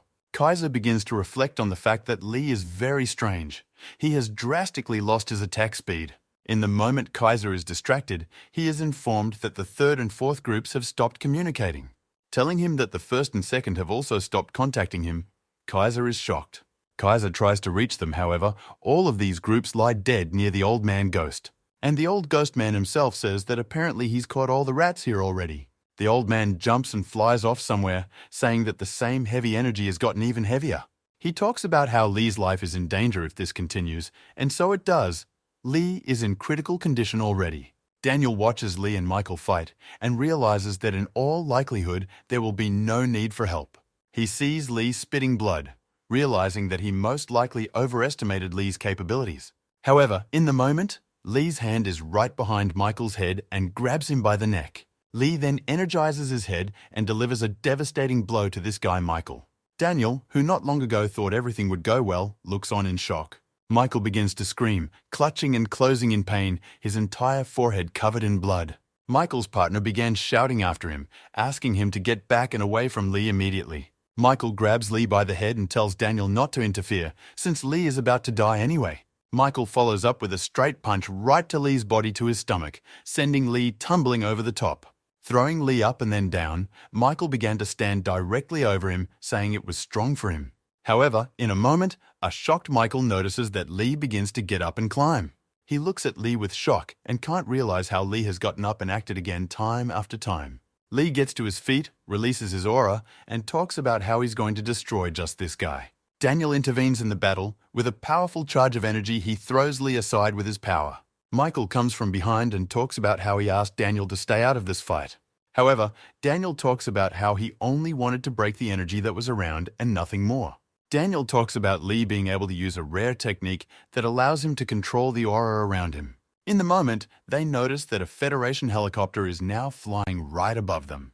Danielle talks about communication being cut off with several headquarters and afterward with Kaiser as well. Michael approaches Daniel, and together they decide what they should do next and how to solve the problem with Lee. Danielle looks at him and talks about how nothing needs to be resolved with Lee, since he's already dead. Meanwhile, Lee is once again immersed in his mind. He is trying to figure out where he is this time. Lee sees a memory in his head from the demon's life. Some boy came to him and asked him to give him strength. This boy then declared that if he was not given strength now, his master would die, and he calls Master Lee's name. Lee was surprised beyond belief at this. He hadn't expected to see just such a memory in his head, also with his master. Meanwhile, the old man and his men stand over Lee's body and try to figure out what's wrong with him. With shock, the old man tries to figure out if Lee is alive or not, since there are no symbols of life from him. Starkey starts to get angry and talk about how he was already on the cusp of knowing the techniques of heaven and earth. Trailing off, one of the men turns to the old man and asks, "Does this mean Lee is dead?" The old man talks about how it's all his fault. He was too late and could have helped Lee and saved him. One of the men talks about how he finds it hard to believe that even one of the Murim elders didn't pull it off. The old man talks about the heaven and earth boundary technique being the last and most mysterious technique in all martial arts. Also, the old man talks about how it was, thanks to Ku Moon Ren, that Lee mastered the technique haphazardly. The old man talks about how maybe it was all one big mistake. One of the guys interjects what he's talking about. However, the old man's attention turns to the ringing of the phone, to him telling him that the helicopter has arrived. The old man calls the assistant and asks about who came in the helicopter, and all she says is that everything was very strange. However, in a moment their dialogue is interrupted, for someone from behind greets the old man in an old voice. It turns out to be the same elder who once treated Lee. He talks about how they haven't seen each other in a while. The old man ghost apologizes for disturbing him, but the man asks him to leave all these pleasantries already. The old man healer wants to ask something, but abruptly stops talking when he sees Lee's body and heads towards him. He walks up to Lee, stoops down, and talks about how it's some kind of curse, just... The old ghost man replies to him saying that this is indeed a very sad event for everyone. However, the old healer asks everyone to be silent, because the question before him is whether to save Lee or kill him right here. The man in blue from the main building approaches the elder, asking if he can actually save Lee. The old man's healer says that of course he can, because his pulse is already normal, which surprises the old man and the other man to no end. The old ghost man looks at Lee with a shomo. He is surprised by everything because he personally checked and saw that Lee has no pulse already. The old healer says that ever since they began to feel his pulse, he had been interested in one hunch, and it proved to be correct. The old man looks at Lee and talks about how the energy that is in him now simply cannot exist in Marima. Some time passes from then on. Lee wakes up somewhere and doesn't feel the best. It turns out to be some kind of ward. He's lying on a bunk near some kind of computer and a stand. Lee sits up and starts touching his head, trying to remember everything and figure out where he even is. Memories begin to come to Lee, and he immediately goes into shock, for he remembers the death of his master. Lee is holding his head. He is wildly angry and reminds himself time after time of the master's death. The events of the story show us the old man's assistant, who tells us that Lee woke up to the old man's ghost. The old man's assistant asks him not to take custody of Lee, sees he's a trouble magnet. Now there's a demon story, which surprises the old man. The old man talks about needing Lee, because troublemakers like him can be used a lot of places. The aides change her clothes. Walking down the hallway, she can't figure out if the old man has some kind of plan for Lee. She is led into Lee's chamber. She is surprised to see that the walls around her are broken and punctured from Lee's blows, while he himself stands with energy around him. He looks at her and speaks sharply about how she should stop pretending she's the old man's assistant. She hides her eyes in surprise and asks why Lee didn't say anything before if he knew that. Lee says he guessed long ago, however, he didn't want to know and pry into his master's private affairs. Lee asks to let him out, but she says there is forbidden energy in his body. Lee looks up and asks if he is now trapped here. Trailing off, Lee talks about how since that's the case, why don't they destroy his ki center and drain him of his energy then? Lee says it's about time he did it a long time ago. He wants to end it all after all. A lot of problems and deaths are because of him. He says that if it wasn't for his desires for revenge against Kumun Ren, the master would still be alive and no one would have gotten hurt. Lee talks about how everyone he loved died because of him. The assistant just stands there listening to it all. An old ghost man enters the room, talking about how he can't listen to this anymore since he's been praised for always being Lee. Looking at Lee, he talks about how he's just some pathetic coward in front of him now, and the past head of Sunu. Lee only looks at the old man strangely, saying that he keeps him here because of the dark source. This surprises the old man and the assistant. Lee lowers his head, saying that he will tell everything he knows and in return ask him to let him go from here. The old man's wild energy and aura suggests that looking at someone like Lee, he's not just disappointed, he's furious about it. The old man talks about how he'd love to destroy Lee's Kai Center, but there's something he needs to know that he deserves to know. The old man and Lee head down a hallway somewhere. The old man leads Lee to some kind of cell and asks him to look in there. Lee looks inside and sees his master's body there, which is covered around with purple energy. Lee asks with shock about the fact that if it is really his master who is there now, the same one. The old man looks into the master's face and speaks of how he is not dead. But even in this state, he cannot be called alive. Lee turns to the old man asking what it all means. The old man says it's only a small piece of information.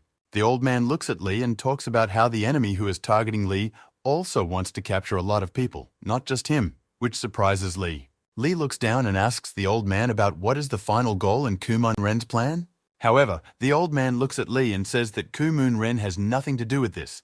He's just a puppet in this game. Trailing off, he tells Lee that Lee's real enemy is Kaiser, the head of the Black Forest Defense, who planned the whole thing. Meanwhile, the events of the story show us Kaiser himself communicating with someone, saying that he is still a shadow warrior. It turns out to be Kumun Ren looking at him. Kaiser talks about him arbitrarily ignoring orders from above. Kumun Ren looks at him and talks about how does Kaiser really think Kumun Ren needs help. Such words make Kaiser flinch. He's clearly unhappy with such an answer and reconsiders with Kumun Ren in silence. At Kaiser's summons, Daniel and Michael walk into the office. Kaiser talks about how they know Kumun Ren, right? He talks with a smile about being familiar. He knows about their incredible power and recognizes it. Kumun Ren turns around abruptly, saying that if that's all he has to do, he's going to go now. Mikhail abruptly turns to Kumun Ren and talks about how they recently fought a brat on the orders of the elder. He adds that everyone called him very capable, but in fact he turned out to be a weakling and they killed him. And then Michael adds that they later found out that he is Kumun Ren's disciple. This already surprises him. Mikhail looks at Kumun Ren and talks about how maybe the latter is also weak, and the rumors about him are too high right now. Kumun Ren turns to Kaiser, saying that according to him he's on the same level as them, and Kumun Ren asks why Kaiser thought that. Kaiser reminds Kumun Ren with a smile that he had taken a physical ability test with them earlier. Kumun Ren asks if this is about the incident in that lab that looks more like a basement. Kaiser says it is, and the comparison was based on the data received that day. However, in the next instant, Kumun Ren abruptly kicks Michael's foot, breaking an entire wall in the building with his body. Kumun Ren removes his foot and talks about how apparently they are a really competitive personality for him, and then turns to Kaiser, saying that if you compare it in the distant past, of course. Kumun Ren starts to leave, saying that if anyone is interested in his current abilities, they can contact him. Kaiser says he didn't expect Kumun Ren to show his claws at a time like this and asks Daniel to take Michael for treatment. Kumun Ren leaves the building with Kaiser. Walking out into the courtyard, he sees Julia, and she sees him, of course. Julia turns to Kumun Ren, asking what happened. His expression changed. Kumun Ren abruptly turns to her, saying that there's something he urgently needs to know now. As the events of the story move forward, the assistant asks the old man why he told the Lee child so much. He talks about how Lee's condition was strange, and it was necessary to lead him away from his horrible thoughts by giving him food for thought. She asks what will happen if Lee escapes, but the old man talks about how that place is equipped in such a way that he obviously won't make it. The old man talks about whether or not he himself will be there. He will be looking for the ability to pull his master out of that state. The assistant asks if there is any way at all. The old man says he doesn't know that himself. The old man talks about the ghostly doctor promising help, and meanwhile we see him walking towards Lee. They watch as Lee stands near some camera and holds out his hand to do something. The old man tries to get Lee's attention on his side, but gets knocked down in the nick of time. He stops talking as he sees Lee using some powerful energy into the cell door. The old man thinks about the fact that there can be no mistake. Right now, Lee is using a very powerful energy. Looking at Lee, the old man can't understand. But what is he still doing standing in front of the door with such energy? The doctor near the old man talks about how the patient from that cell has a sudden pulse that wasn't there before. The old man stands in shock, finding it hard to believe that Lee is now injecting his master with concentrated energy. Looking at Lee, it was hard for him to believe it after all. How could energy be introduced without direct contact, but only through a door? However, in the moment, Lee just starts to fall, which surprises both the old man doctor and the doctor next to him. Lee staggers but stands on his feet, and afterward begins to cough violently and ooze sweat like he's freakishly worried. The old man turns to Lee and asks the latter if he's all right. Lee is greatly surprised to see an old man doctor here. Lee tries to answer him, but the old man doctor turns to the doctor and asks him to urgently check the master's condition. The old man addresses Lee, saying that what he just did should never be shown to other people. The doctor reports that the pulse has come back to normal, but the master is still unconscious. The old man asks to keep an eye on him. The old man turns to Lee again, saying that they should move to another location to talk. They are sitting at a table somewhere. Lee is telling the old man about the demon energy. The old man is surprised by it all. The old man turns to Lee, saying that he was apparently in the demon's blast furnace. This surprises Lee. The old man suggests that because of the immortal demon's grave, Lee survived then from the fall and gained this power from him. Turning to Lee, he says that he, because of the large volume of blood, then absorbed all the energy into himself. That's why he survived. This surprises Lee. The old man also adds that the most interesting part of Lee's story is that he saw the demon's past. The old man turns to Lee, talking about how maybe then Lee can use his techniques since he saw his memories. Lee admits that the treatment technique he used was what he found in his memories, but says he doesn't have many of them. The old man doctor talks about how he understands everything because the techniques combine a lot of things. In the moment, Lee abruptly interrupts the elder and asks about why he decided to help Lee in such a situation. Lee looks down and talks about how he has no responsibility or strength right now. Lee, looking at the old man, also talks about how he is now connected to the demon, but why is the old man helping him after all this? However, in response, the old man only stands up and says that Lee is thinking about nonsense and needs to think about his body. The old man doctor talks about getting up to speed and wants to help find a way to restore Master Lee. Lee stands up and sharply asks the old man if he heard the news about the immortality cult by chance. The old man is surprised by this. Lee recalls them and talks about how when he was in hell, he heard about the escape he made. Lee also adds that several months have passed since then. Perhaps the old man has heard some news. The old man turns sharply to Lee and asks him, that is he really determined to find them now? The old man abruptly slams his hand on the table, starting to scold Lee, saying that he is already confused at all, and he shouldn't be thinking about such things. The old man talks about how they sat there for a long time, absorbing a lot of the demon's energy, and when it was gone, they left and Lee just stole all the energy. The old man looks at Lee and talks about how if they find out all the energy Lee took, they will kill him. This surprises Lee. The old man turns away and talks about how there has been no news about them in that time, and he doesn't know if that's fortunate or not. The old man says that either they are operating outside of Marima or have found a point that no one can reach.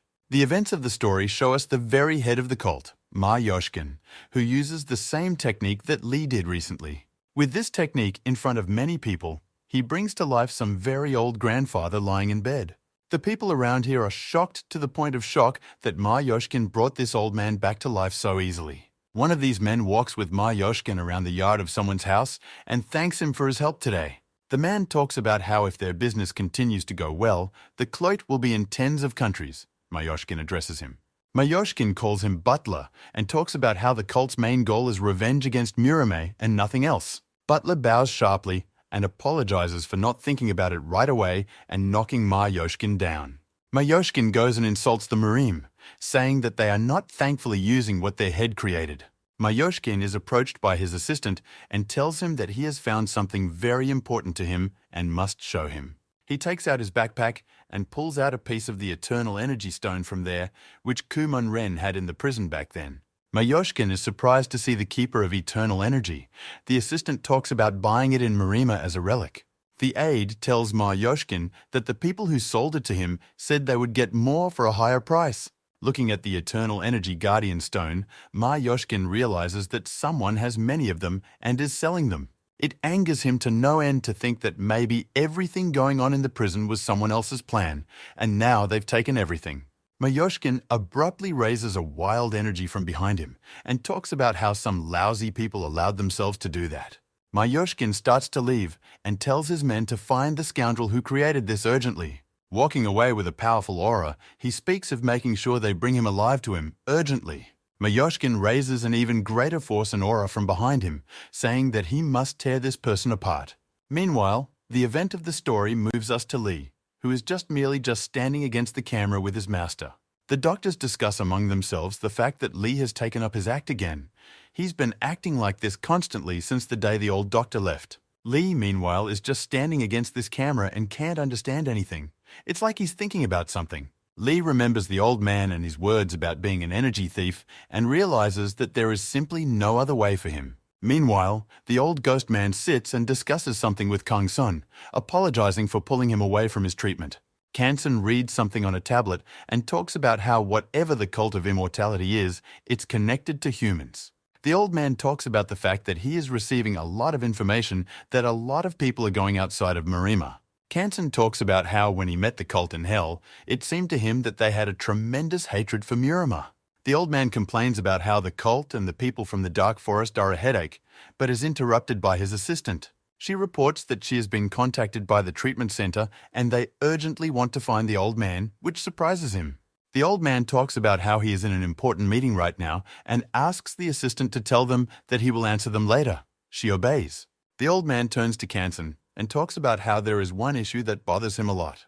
However, the assistant interrupts the old man again, saying that he wants to be contacted very urgently. The old man asks what they're contacting about. The assistant says that this kid Lee is the one calling them. This surprises him. The old man says he'll call him back later, but the assistant stands to answer now. She informs the old man that Lee has escaped from the hospital, which is even more shocking to the old man now. The aide also trails off, adding that this is the real deal. The staff confirmed that he escaped. The old man yells into the tube at Lee, saying that whether he knows what he's done or not, he's in tremendous danger now. Lee, in an incomprehensible place, goes in his pajamas, saying he didn't call to listen to advice from an old man now. In response to everything the old man says, Lee talks about them keeping an eye on the master while he's gone. He promises to try to be quick. The old man shouts into the phone and asks Lee the reason for such actions, because it is not so difficult to at least give him a reason. Lee talks about going to meet with the immortality cult now. Hearing this, the old man flinches instantly. The old man informs Lee that they are now looking for the man who stole their energy and are ready to tear him to pieces. The old man yells wildly at Lee, saying that it's not enough for him to hide, much less climb up and look for them himself. It's suicide. Trailing off, Lee tells the old man that he's been wondering who he is to these people, so he wants to find out. The old man clarifies with Lee about what he was told about possessing the demon's memories. The old man tells Lee that this is just a side effect of Ki's transmission. Lee shouldn't seriously hope for it. The old man talks about how he has a plan to bring Lee back as the head of the Sunu clan. The old man's assistant watches the whole thing. The old man talks about how his plan is already underway, but Lee interrupts the old man in a moment abruptly. Lee tells the old man that the master's condition is getting worse, and the old man has a duty to take care of him. The old man says he will do everything. The old man talks about something he wants to ask about, but Lee finishes talking about the master just hangs up right away. Lee tosses out his phone and talks about how he'll be back to the master soon and picks up a wild aura behind him. The events of the story show us Jenny talking about what this all even means now. With Kana sitting across from her, Jenny talks about how it's not like the old man has kept Lee locked up all this time. Kana says exactly that.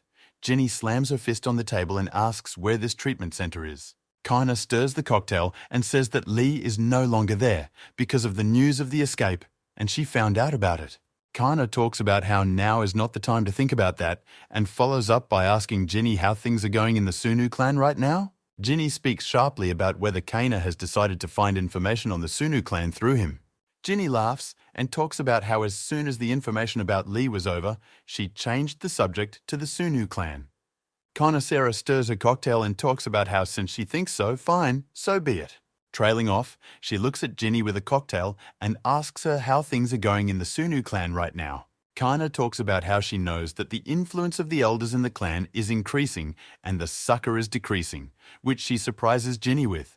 Trailing off, Kana says that if Lee makes contact with the Sunu clan, asks Jenny to let her know right away. Meanwhile, Sosul tells the coma about why he's telling her all this now, with a strange look in his eyes. It turns out to be Elder Yang. He talks about how his job is to tell Sosul information. John talks about not knowing everything, but if Lee escaped, he might try to contact Sosul. This surprises her greatly. Trailing off, Ian slowly bows, saying that since that's the case, he'll go already. But something in the moment catches his attention. It turns out to be Sosul. She thanks Elder Yan for coming here to give her this information. The events of the story move on. We are shown Ma Yoshkin walking with someone and chatting about something. Ma Yoshkin's assistant tells him that he is already noticing their influence growing in the community. Everyone wants to meet them. However, Ma Yoshkin says that he is rejoicing too soon, as they still have a very long road ahead of them. Ma Yoshkin tells them to set aside their joy and put their energies into finding the thief of their energy and power. However, upon stepping out of the elevator into the parking lot, Ma Yoshkin stops abruptly and begins to feel a strange energy. In the moment, Lee appears abruptly in the parking lot, talking about how they finally got to meet him again. Ma Yoshkin looks directly at Lee with shock, his assistant asking about who the child in front of them is now. However, Ma Yoshkin only stares at Lee silently and shocked, as if feeling his energy right now on himself.